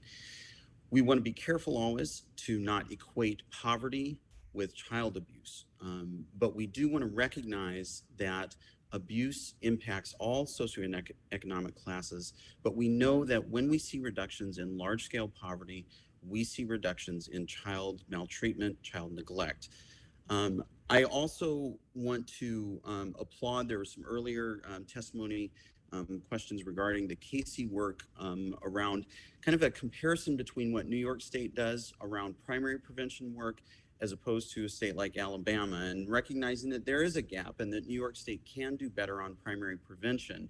And with that, I will draw attention to our testimony. We're not going to read the whole thing today, but a couple of highlights related to that. First and foremost, around the issue of prevention, again, call out the great leadership from Assemblymember Hevesy on the Children and Families Reinvestment Act. Mr. Getman just addressed some of that. There is a third leg in that piece that really talks about primary prevention and the importance of supporting family resource centers, Help Me Grow efforts across the state at screening and parenting education work like Triple P. So we encourage investment in that area. We also want to just commend the home visiting investment that has been put forward in the state budget, $11 million to support Healthy Families New York, serving 1,600 more families. We also request additional investment of $2 million in Parent Child Plus to maintain existing services, an additional $2 million for a total of $4 million in Parent Child Plus to extend professional development work there. Housing, we want to talk about, again, excellent, wonderful news about the $25 billion investment around housing, because we know that good housing protects children, reduces neglect, and We are excited about the idea of continued eviction moratorium. That's an important piece for us. Childcare has been discussed quite at length today. I do want to point out that we need to keep the school age after school care money in the budget. The $5 million that has been cut for Advantage After School needs to stay in the budget. It's a critical piece to child abuse prevention. Thank you very much for your time.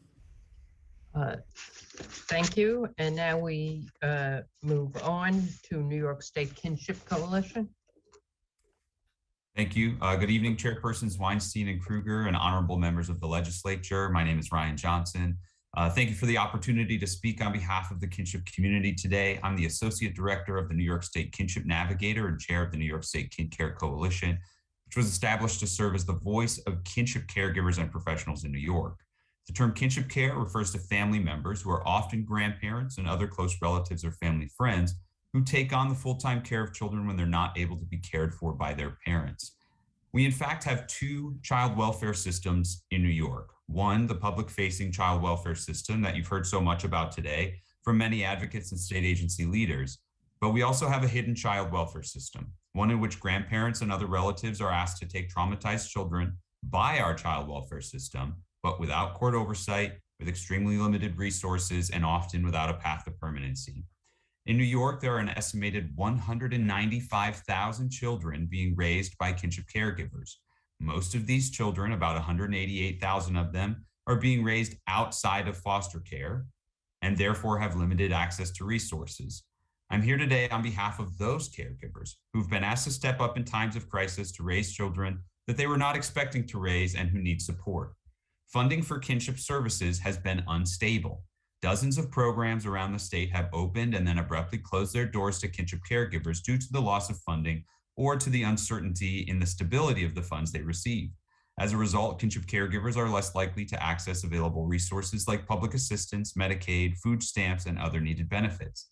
Since 2016, the legislature has funded kinship services at a total of $2.5 million.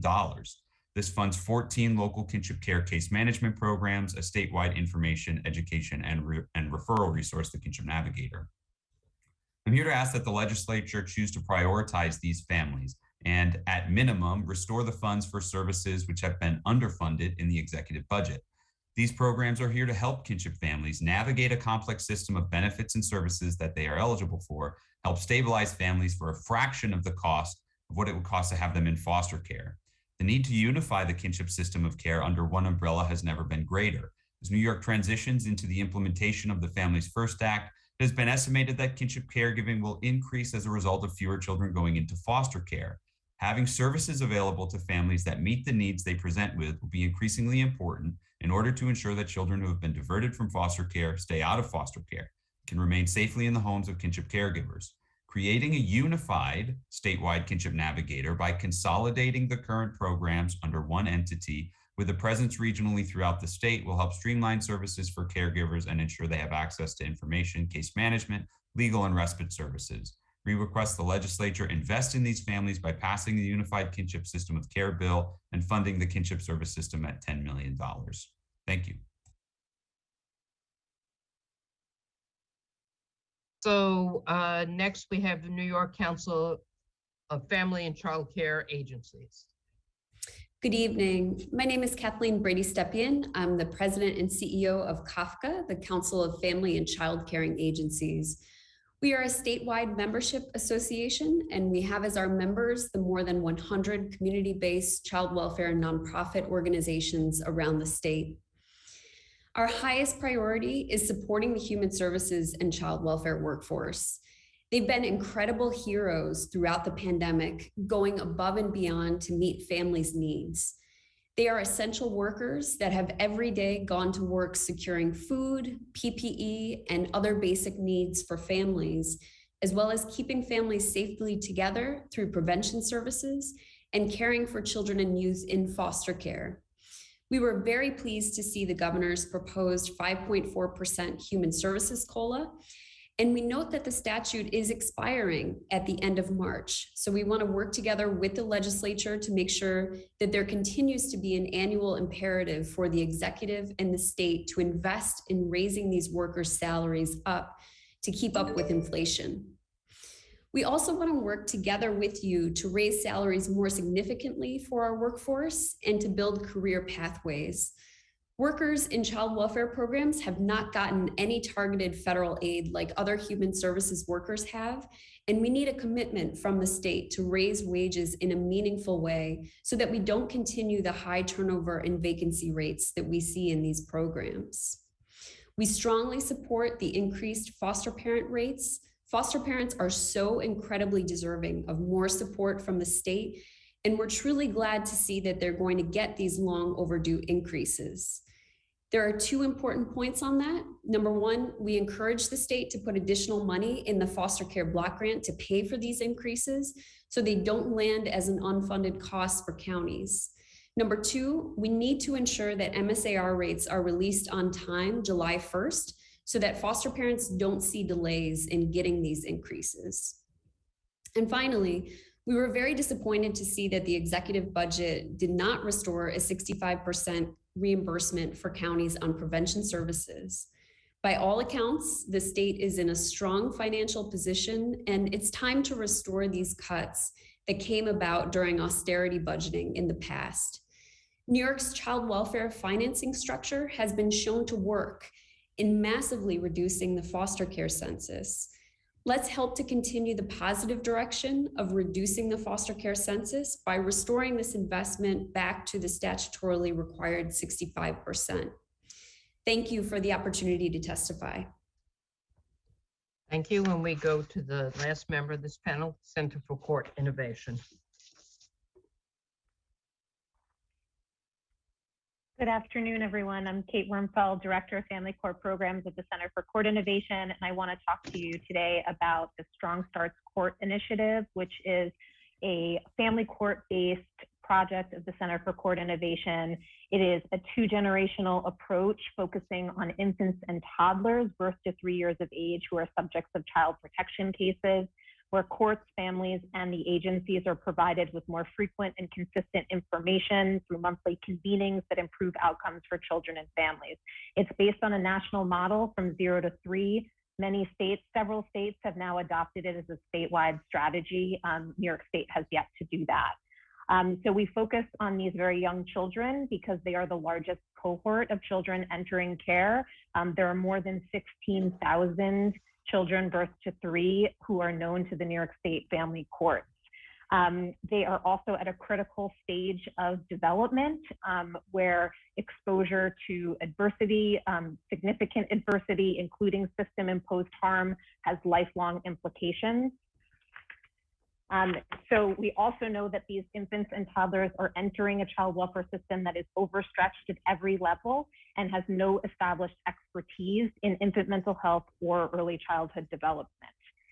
So Strong Starts brings that expertise to the courts and the child welfare system, including expertise in the kinds of interventions that best shift the balance between risk and protective factors. And here's just briefly how it works. A dedicated judge in each county is paired with a specialist in infant mental health. Cases receive intensive outreach and clinical assessment by a clinical social worker so that parents stay engaged with their children and their cases, and families are referred for meaningful services that improve parents' capacity for safe and nurturing care and promote children's learning and development. There's also an expedited court calendar in which families' entire court teams of attorneys, caseworkers, and clinical service providers meet on a monthly basis to share information, address barriers to service provision and case progress, and solve problems. This significantly reduces the usual adversarial stance that obscures problems that need to be addressed and that contribute to court inefficiency, since the judge and all parties convene with the family once a month compared to the unpredictable adjournment schedule in typical cases. Strong Starts has been operating out of the Bronx since 2015 as a pilot and is now in all 5 counties in New York City and in Westchester County as well. A recent program evaluation shows that Strong Starts is preventing removals and moves in care, reducing recidivism, and judges and attorneys are using what they've learned in their other cases. Strong Starts is well positioned to expand capacity in New York City and replicate the model for implementation throughout New York State. And while court administration has set the goal for expansion, it doesn't have the means to do this and we are entirely funded by private foundations at this point, except for a grant from the New York State Council on Children and Families, which is our first non-New York City-based program that supports. So we're urging government to consider the assets that Strong Starts brings to a system that is supposed to help families and to provide access to this infant-focused expertise and this collaborative effort and strength-based approach on behalf of our youngest children, and to form a public-private partnership that will allow us to replicate this model throughout the court process throughout the state. Thank you. Thank you. So now we're going to go to questions from the Assembly and Senate members. We'll go first to the ranker on Ways and Means, Assemblyman Roth. 3 minutes. All right. Thank you, Chair. Good evening, everybody. I wanted to just continue with Kathleen regarding the 62% versus 65%. And if you know what that means in terms of real dollars that the state is pushing onto counties instead of paying it themselves, and B, over this really decade now, what that has meant in terms of local investment in the system. Thank you, Assemblyman Ra, and thank you as always for your support. So the change to 65% we think would be about $30 million that would help the counties to invest more in prevention services. And I want to tie it to something else that has been talked about today, which is the increased foster parent rates. And the fact that the state is not also, the executive has not put forward additional money in the foster care block grant. What that means is that the counties are going to have to pick this up. Commissioner Poole identified earlier that that's $80 million is the cost. And so the counties are going to have to spend more to pay these increased rates, which are long overdue for our foster parents. And that means they'll have less available funding on prevention services at the local level.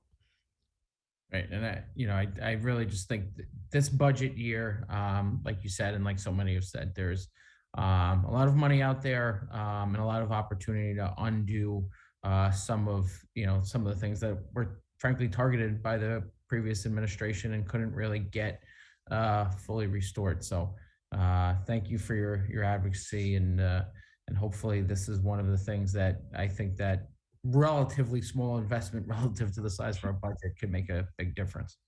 Thank you so much. We agree. To the Senate.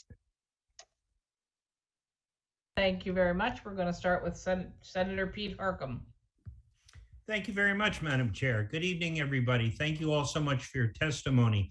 I chair the Committee on Alcoholism and Substance Abuse, and one of the things that we know is one of the large drivers of substance use disorder is early childhood and adolescent trauma. What can we in New York State do to better address early childhood and adolescent trauma before we get to the point of self-medication? I'll start with that, Senator. Thank you. I think one thing we have to do is invest in a workforce that we can put into our child care centers, our early Head Start programs, into our schools. We need a workforce that is sensitive in trauma-informed care, culturally sensitive, and also has the credentials and professional support so they can treat families in a variety of settings. And that gets to Assemblymember Bronson's bill about licensure. It also gets to compensation. So I will toss it over to my friend Tim. I'm sure he has some ideas on that. Yeah, thank you very much. I think this is pretty central to solving some of this. We have to invest in workforce. We've got to be talking, and there's some work around increasing supports for mandated reporters, changing that from mandated reporters to mandated supporters. people who are in the community prepared, well prepared to serve families and not push them to an adversarial role in this work. So workforce is the investment. Thank you. Anyone else? Yeah, please. We got another minute.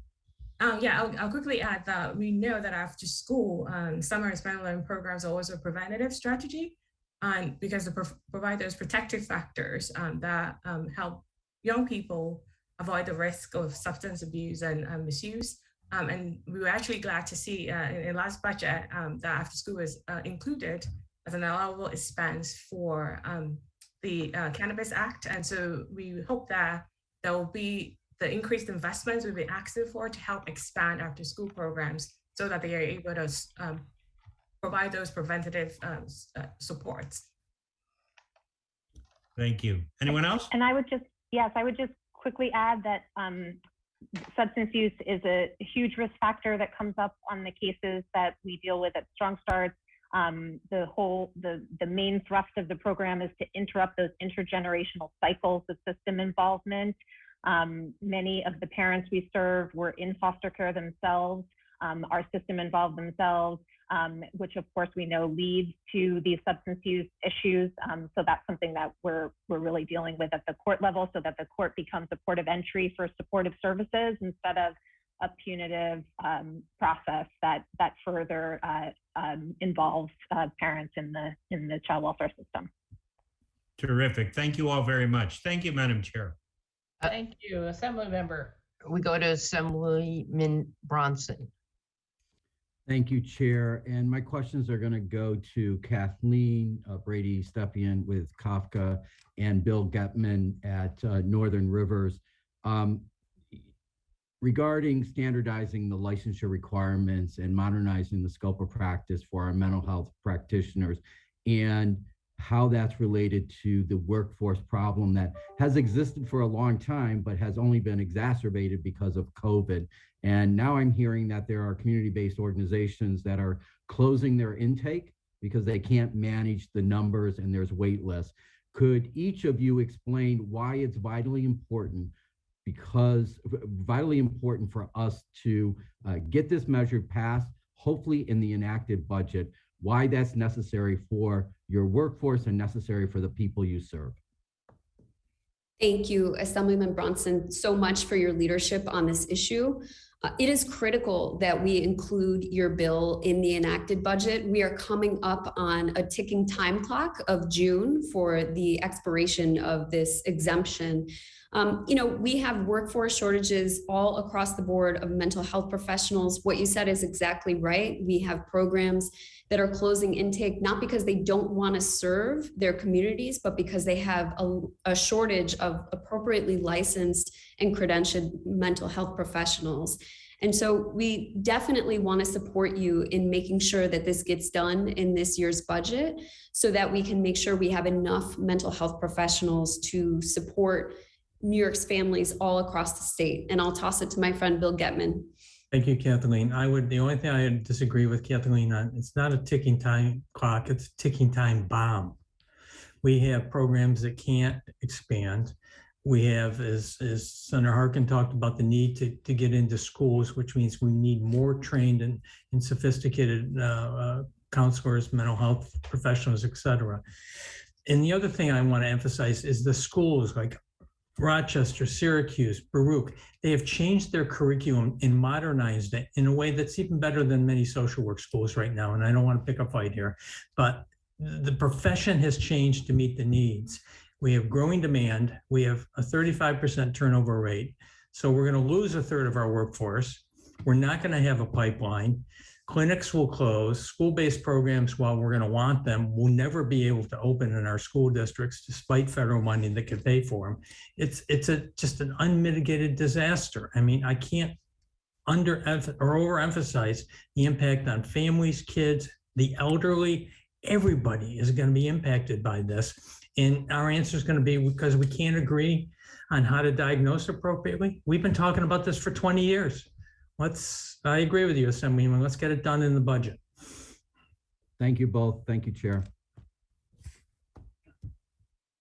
We go back to the Senate, I see you have. Yes. Thank you. We have Senator Sue Serino. Are you there, Sue? Thank you, Chairwoman. And I had questions for Kafka, but if someone would, oh, yep, can you hear me? Oh, connection. Sorry, Chairwoman, can you hear me? I can hear you. Yes. Yeah, no. Oh, good. I'm so sorry. My connection for some reason is squirrely. I had questions for Kafka, but Assemblyman Rob had covered them. So my question is going to be for Youth Build for Bonnie Landy. And I just want to say to Bonnie, like I have Nubian Directions in my district, and I can tell you, I've seen their success firsthand. They're amazing. Those kids engage with me every time I go and meet with them. But I want to tell you that I think you were dead on in your testimony about not reinventing the wheel. You know, investing in Youth Build is just like a smart move. But with everything going on that you mentioned in your testimony, do you think that now might be a good time to even like expand the number of programs throughout the state? You're on, take your mute off. Absolutely, Senator. I totally agree with what you just said. We would love to see Youth Build programs expand in New York State. I can tell you that I am regularly connected with agencies in areas, Sullivan County, Columbia County, many other counties that need a Youth Build program, want a Youth Build program, but the funding isn't there. So if we can get the act passed and get it fully funded and do the things that this program does, it's a youth training model that has been around in New York State for eons now. Let's get it expanded. Let's get it moving where it needs to go. Our youth are very vulnerable to all the gun violence, all the gang proliferation. This is what we need to do. We need to expand these programs like Youth Build that have an extensive, successful training model. Yep, it's a true success story. So thank you so much for all of your good work. Thank you, Chairwoman. Thank you. Thank you. And to close out the questions for this panel, we have the Chair of our Children and Families, Andrew Hevesy. Thank you, Chair Weinstein and Chair Kruger, for all the time you've allowed us to get to these important points today and for sitting through all of these hearings. I don't know how you guys do it, and the staff too. Thank you very much. I'm not going to use all this time. I want to thank all of my colleagues for asking the questions and also all of the advocates. I'm not going to ask you any questions. I'm just going to provide a little takeaway. We've heard all of the specifics. We have all of it, everything you mentioned. But let me just leave with a couple of points that jumped out to me. Number one, I think there's broad agreement that we're losing too many kids to trauma, that too many kids are being doomed or defined by their trauma every day. I also heard today colleagues from both sides of the aisle pushing for the same thing, and even colleagues within different spectrums within the same party, all pushing for the same thing. It's heartening.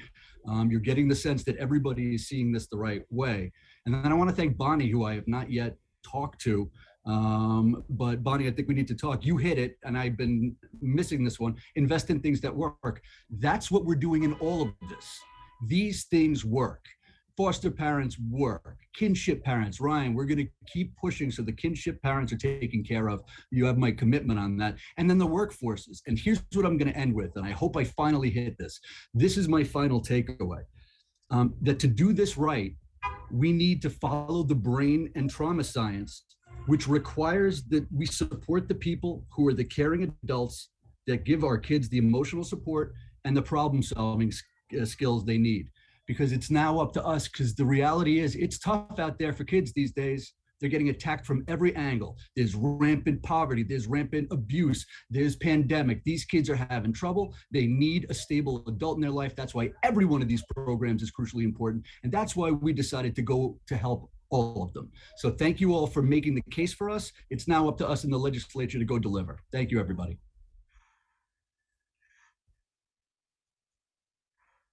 Okay.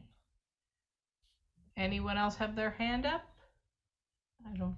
No, I forgot to say, Senator, go Bills. Well, it's a little late, but. No. But they did it. They were good in that. They got robbed. What can we say? Thank you all to the panel and for all the work you're doing. Our communities on behalf of our families. So Thank you, everyone. we will Thank continue to you. work with you as we pull together this year's budget. I'm now going to call panel E, which is our final panel for this evening. Hunger Free America, Joel Berg. Met Council on Jewish Poverty, Jessica Chait, Managing Director of the Food Programs. Catholic Charities Community Services, Archdiocese of New York, Beatrice Tavares, and Empire Justice Center, Amelia Cecilia. Hopefully I didn't mess that up too much, Senior Attorney. If we can go in that order, starting with Hunger Free America. Hello, I'm Joel Berg, CEO of Hunger Free America. I'm here to announce there's no more hunger in New York and we don't need any more money. You've been working ridiculously long hours, so I thought I'd start with that. On a more serious note, Senator Krueger, you are correct. There's a problem with delivery of senior meals in New York City. I've already asked the state of New York to contact you about that. In New York today, 1 in 9 state residents, 2.2 million people live in households that struggle against hunger. 1 in 6 kids, 1 in 13 employed people, 1 in 13 seniors. And we think, oh, this is a New York City problem, and Bronx still has the highest hunger and poverty rate out of any county in New York, but the highest metropolitan area in food insecurity is Utica, Rome, followed by Syracuse, followed by Albany, Schenectady, and Troy. This is a problem in every urban, suburban, and rural community of New York State. I hope in your voluminous free time, which you don't have, you read the full written testimony I've submitted, which has a comprehensive plan for the legislature and the governor to reduce hunger in New York. So I will just focus my remaining 2 minutes on the biggest ticket item we have, which are the federal nutrition assistance programs.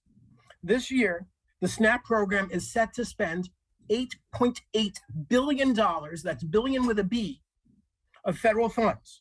2.8 million New Yorkers are eligible and getting SNAP, but 25% of working people eligible for SNAP aren't getting it. 30% of seniors eligible for SNAP aren't getting it. 39% of pregnant women and children under 5 eligible for WIC aren't getting it.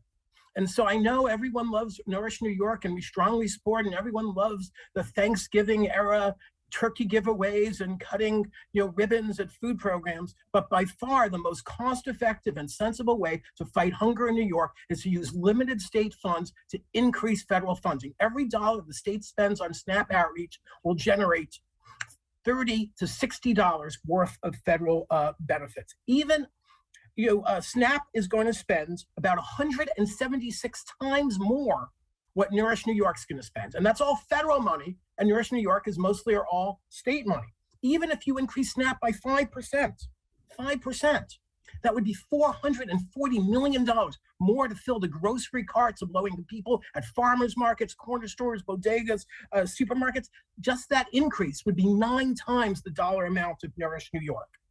Archimedes said, if you give me a lever big enough, I can move the world. The biggest lever for reducing hunger is increasing wages, and we hope you will end the ridiculous sub-minimum wage for tip workers. We hope you have a serious commitment to jobs creation, making housing more affordable. You make housing affordable, you're going to reduce hunger in New York, but most importantly and most quickly, we can significantly increase access to federally funded programs. Thank you, and I leave you 5 extra seconds.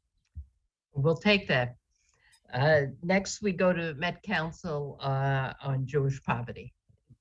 Thank you all and good evening. Hello, Chair Weinstein and Chair Krueger and fellow members of the joint legislative hearing. Thank you so much for your time all day. My name is Jessica Chait and I'm the Managing Director of Food Programs at Met Council on Jewish Poverty. And it really was a pleasure to learn more about the important topics you heard about today and to hear so many strong advocates for low income and at-risk New Yorkers. Met Council operates the largest kosher emergency food program in the country. In response to the pandemic, working with hundreds of pantries across the city, including dozens of halal pantries, we have delivered more than 30 million pounds of food and are serving 200,000 New Yorkers each month. Our pantries serve all New Yorkers. However, we are experts at serving kosher and halal observant communities who trust us to provide not only the highest quality, appropriate food, but also through models that emphasize choice, dignity, and cultural competence. New York is home to the largest Jewish and Muslim populations in America. And for that reason, the state can and must do more to ensure that the needs of food insecure Jewish and Muslim residents are met. Religiously certified food is more expensive. Kosher and halal products are available from fewer vendors, and public food sources at the local, state, and federal levels stock extremely limited quantities and varieties of kosher and halal certified food, causing tremendous inequalities in the amount of food that is available to those who need it. Moreover, sadly, we see every day that many food banks and pantries aren't able to adequately ensure that the foods that they provide are kosher or halal, or that these foods are going to the populations who require them. Between March 2020 and October 2021, New York City operated Get Food NYC, which delivered nearly 130 million meals to New Yorkers. For the first time through this program, the Mayor's Office of Food Policy recorded data on what kinds of meals New Yorkers requested. Shockingly, 21%, or 1 in 5, of all meals delivered were kosher or halal. This is incredibly significant and demonstrates what Met Council has long known, that the need for kosher and halal emergency food is extremely high. When you read the report, which we've included with our written testimony, you'll see why we believe that demand is even higher than 21% and how these challenges impact people across the state. Further, given the inflation of food prices, especially for kosher and halal certified food, the K-shaped recovery, and the vast underutilization of emergency food, we anticipate that the need for emergency food to remain at current levels in the coming years. We need your support to ensure that every New Yorker, regardless of their religious or dietary restrictions, have equal access to emergency food. To do this, in the FY23 budget, we must ensure that kosher and halal emergency providers are appropriately accounted for in all state programs. And with this consideration in mind, we respectfully request increased funding for New York State's HIPNAP, or Hunger Nutrition Assistance Program, to $54 million. The governor's proposed budget provides no increase to HIPNAP funding, yet in the past 5 years, the per capita funding of HIPNAP has fallen over 30%. We respectfully request increased funding for Nourish New York at $85 million. It's an innovative program that similarly creates many bottom lines. And in addition, informed by the Get Food report, we request that at least 20% of all emergency food that come to New York City be allocated to the procurement and distribution of kosher and halal foods by organizations that have the cultural knowledge and capacity to ensure appropriate certification requirements and handling processes, and most importantly, that this food gets to those who require it. We're grateful to this body and each of you for your continued support of emergency food programs more broadly, and respectfully request these considerations. Thank you for your time. Thank you. Now to Catholic Charities. Yes. Good afternoon, or maybe it's good evening to the chairs, Weinstein and Kruger, and the members of the Assembly Ways and Means and Senate Finance Committees. I am Beatrice Diaz-Taveras, the Executive Director for Catholic Charities Community Service, and I thank you for this opportunity to testify today. For over 70 years, in some cases 100 years throughout the state, Catholic Charities has provided comprehensive professional human services to vulnerable low-income residents in the poorest communities throughout the state. Our network and services enable a participant in any of our programs to access a continuum of services, which include case management services to help people resolve financial, emotional, family issues, long-term disaster case management services, eviction and homelessness prevention, emergency food, immigration legal services, refugee resettlement, ESOL services, after-school programs at summer camp and community centers, supported housing programs for adults with serious mental illness. Through its programs, Catholic Charities serves thousands of individuals each year without regards to race, ethnicity, gender, or religion. We would like to bring to your attention the following items: human services, cost of living adjustments, and minimum wage increases. The executive budget inclusion of a one-time 5.4 cost of living adjustment for human services provider was welcomed. 40.7 million increased funding to cover minimum wage increases, and over 200 million in retention bonuses for the frontline workers is a great step towards reducing the gap between contract amounts and the true cost of providing services. Catholic Charities supports the state application of these funds to include the full range of human services program and service categories, and the extension of these initiatives into future years. That's most important. Under immigration and legal services, Catholic Charities provide services to tens of thousands of immigrants and refugees each year.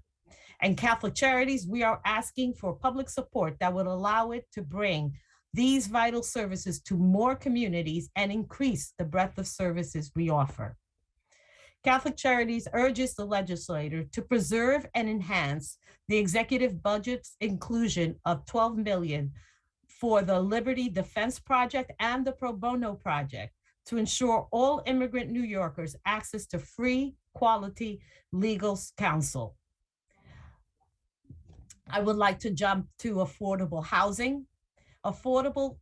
Catholic Charities is encouraged by the executive budget's inclusion of the $4.5 billion and the 5-year housing plan that will support the development and preservation of 100,000 units of affordable housing and the 10,000 units of supportive housing, and welcomes the state's continued support of the Empire State Supportive Housing Initiative and the Homeless Housing and Assistance Program.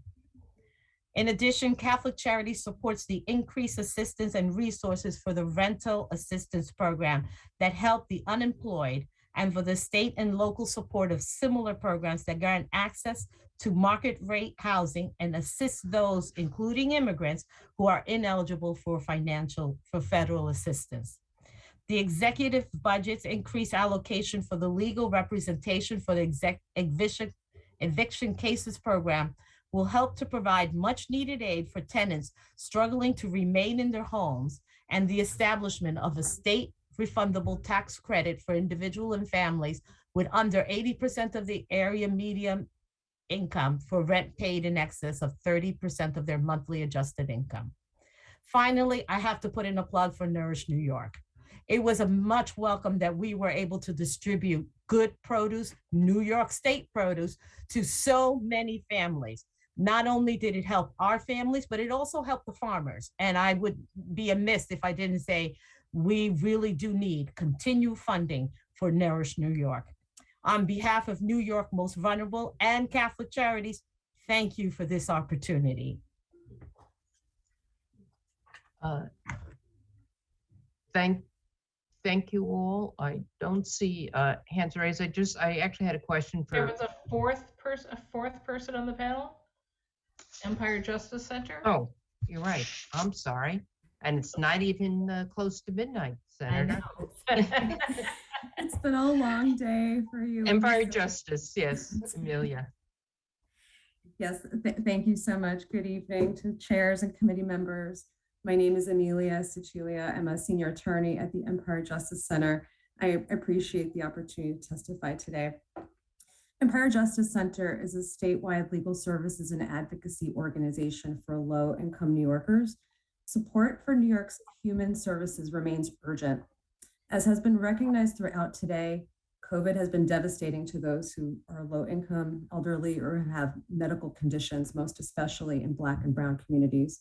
Our written testimony covers extensively the need to reform the public assistance budgeting rules and also the need for increased funding for MCAP. I would like to spend my allotted time to tell you about the need to increase funding for the Disability Advocacy Program, known as DAP. Empire Justice provides support and administrative services to DAP providers. The DAP program provides legal representation, free legal services to disabled low-income New Yorkers who are denied or cut off from federal disability benefits. So that is supplemental security income, known as SSI, or Social Security disability. And the program was established by this legislature in 1983. DAP services help stabilize people's income, which in turn helps stabilize housing, health, and quality of life overall. For every dollar invested in DAP, at least $2 is generated to the benefit of New York state and local governments in the form of public assistance costs avoided and in money spent in local economies. So the first point I want to highlight about DAP is that obtaining disability benefits is very complicated. The evidence required by the Social Security Administration is very demanding. And for individuals contending with income and housing instability, together with physical and mental limitations, the process can be difficult to impossible. And second, these obstacles have been compounded by the effects of the COVID-19 pandemic. SSA offices have been closed to the public for almost all in-person services since March 2020, and only recently announced tentative plans to reopen in the spring. Because there'll still be limited capacity for phone and in-person contact, even once the doors are open, we expect increased claims, increased appeals, but also more wait times and log jams. And throughout this pandemic, DAP has risen to the challenge of helping clients, opening cases at a rate comparable to pre-COVID years, and helping clients who otherwise would have lost their cases due to SSA closures and to the many other obstacles that they face. Finally, another point I want to make about DAP is that the demand for services at this time now also includes DAP clients with claims based on the long-term effects of COVID-19. A Time article last year noted that the pandemic represents, quote, the largest influx of new entrants to the disability community in modern history, unquote. But for the past 6 years, DAP funding has stayed flat while program costs increase and this process of pursuing a claim has become exponentially more difficult. The executive budget, we're grateful, recognizes these challenges with an increase to funding, but to fully meet the demands facing DAP, the legislature should maintain its support and continue its $1.5 million add-on. Thank you for your time today. Okay, now I'm going to say thank you to this panel being with us. Jessica, I just had a question. I wanted to just clarify.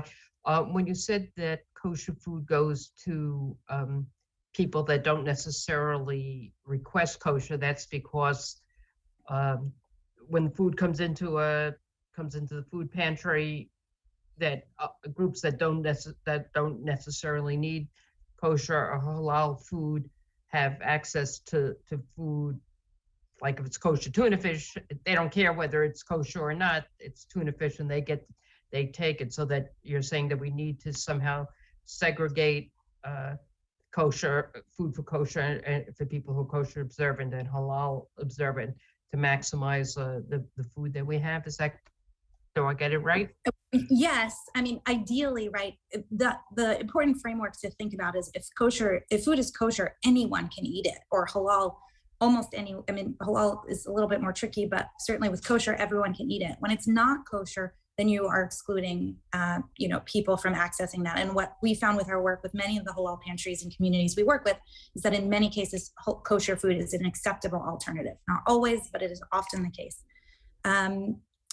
Unfortunately, so much of the food that comes directly from the federal government has an incredibly limited supply of kosher food. So if all food were kosher, of course, that wouldn't be required. But given that it is so incredibly limited, then the way it is administered by the TFAP partner in New York City, which is Food Bank for New York City, they make that product available to their entire network of emergency food pantries. And so in that case, you have groups that, exactly as you're saying, may access or choose the tuna, not prioritizing it necessarily because it's kosher, probably not because it's kosher, but because it is tuna fish and what they need or want. And in fact, Food Bank for New York, even though they are incredible partners to us, they cannot guarantee that the food that is listed on the site will or will not be kosher when they have multiple variations of a product. And so yes, what we have is food going to communities where it is not required.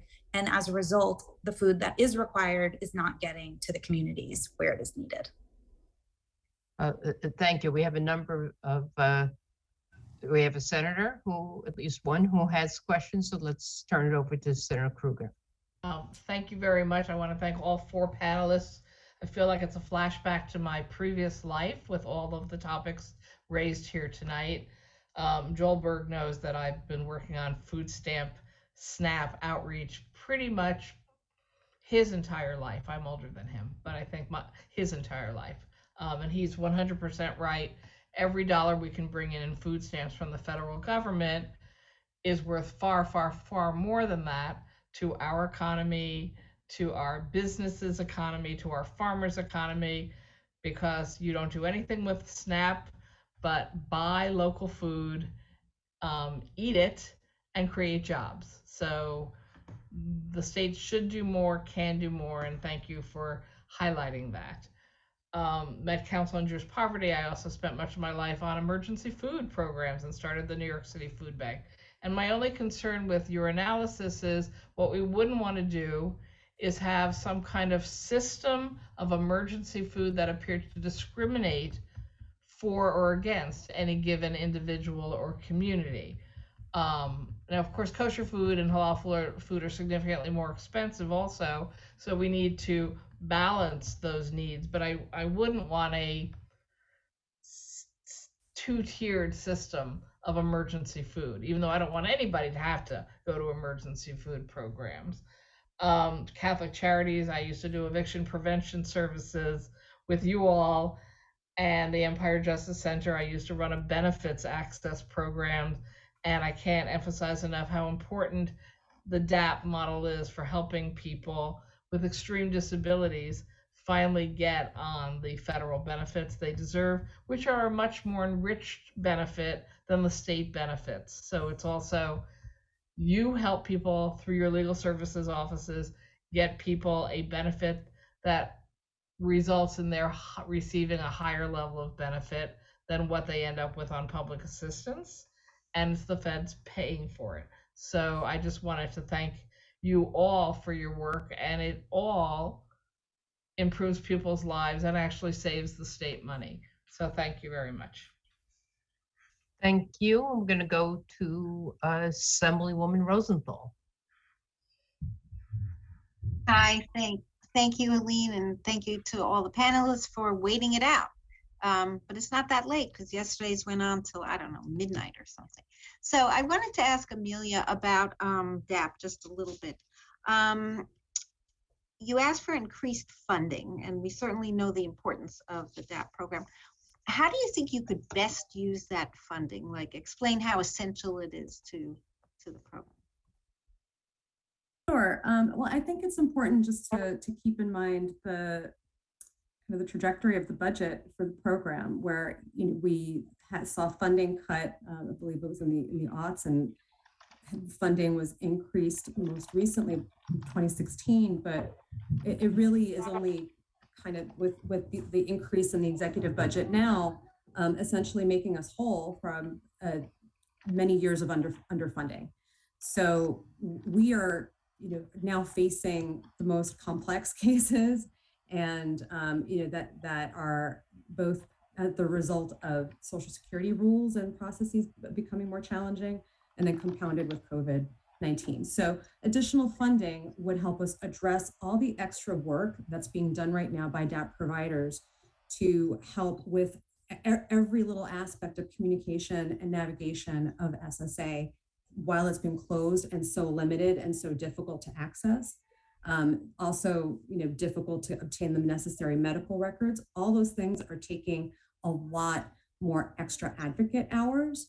And so we need to make the program whole, to catch up with the cost of the program, to support the additional work that's necessary for existing cases that we have right now, but then with the additional money, expand to meet the need, because everyone expects increased claims, especially now with the agency opening and hopefully becoming more accessible to file those new applications.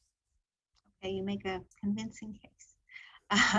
And thank you all for all of your work. Joel, I know we've worked together back in the past, so look forward to maybe doing some more work together, and thank you all. Thank you. Senator Krueger, I see you still have. Yes, we have Chair Roxanne Persaud. Well, thank you, Senator. Thank you to all the panelists. Jessica, it's great seeing you. Senator Krueger touched on some of the things I wanted to say. I'm concerned when we talk about a separate system for food, for the food supply. I spoke earlier to when the aging commissioner was on and asked about spoke about the need for more halal and kosher food. That being said, I just want us to be careful when we're talking about separating the food, to the extent that we're dedicating only kosher food and halal food. During the pandemic, Met Council, we've done a lot of distributions with you. You have some of your pantries in my district, and we're appreciative of that. I agree with you. Some of the kosher food for the halal population, they could not use it. And so we had issues with that. At the same time, some of the food that came from the federal government, we had major issues with, where we had to separate the food and to make sure that the population that we were distributing the food to were not receiving the products that they were going to sort of toss in the garbage. But I appreciate everything you do, but I'm just concerned when we're talking about making this great separation. You know, we want to make sure all food pantries are funded where they can provide food, but I just don't want to see us saying, you know, we must do X amount of dollars to one particular population for food. That's just my concern. It doesn't, because, you know, everyone is going to start asking for the same thing. And then what do we do? So we just say it's one pool of money, everyone gets from that pool, but we should not say X should be dedicated to X population. So thank you very much. And as usual, you know, Jessica, it's great seeing you. You as well. Thank you. If I could just, can I quickly respond? Is that, thank you. Sure. So I appreciate the concerns raised. I would say that I think, in effect, we do have two systems already because my council has to rely so heavily on philanthropy and other sources to, in effect, ensure that these pantries that are kosher and halal have the resources and the full amount of food that they can provide. That said, I think our asks for increased HIPNAP and Nourish are really using the infrastructure that exists. And we just want to make sure that the populations that are essentially forfeiting other food, that those, when those allocations are made, that is being considered, because in fact, we are not taking so much from the federal government or from other programs that are available, and in effect are unable to supply balanced pantry bags without additional resources. And so that is obviously our goal, is to create a very equal system where all New Yorkers and frankly all Americans have equal access to the foods that are required to feed themselves and their families. But we have more detailed recommendations and we can follow up with your offices to share that. So thank you very much. I just had one quick point about SNAP again, that you can use it for kosher, halal, vegetarian, or vegan food. Another benefit above some emergency food. Thank you. Correct. Thank you. I want to thank this panel, not only for being here today, but really probably more importantly for the work you do on a daily basis on behalf of to serve our constituents. And I want to thank all my co-chair, Senator Krueger, my ranking member, Assemblyman Ed Ra, and the ranker on finance, Tom O'Mara, and the respective chairs of the committees that were here today for your participation. This will be ending the Human Services hearing. Let this be a model for the hearings next week in terms of week following in terms of time. And speaking of continuing budget hearings, I would ask people to join us. The next budget hearing will be on higher education. It will be on Monday, the 7th, beginning at 11 a.m. So this hearing is now officially closed.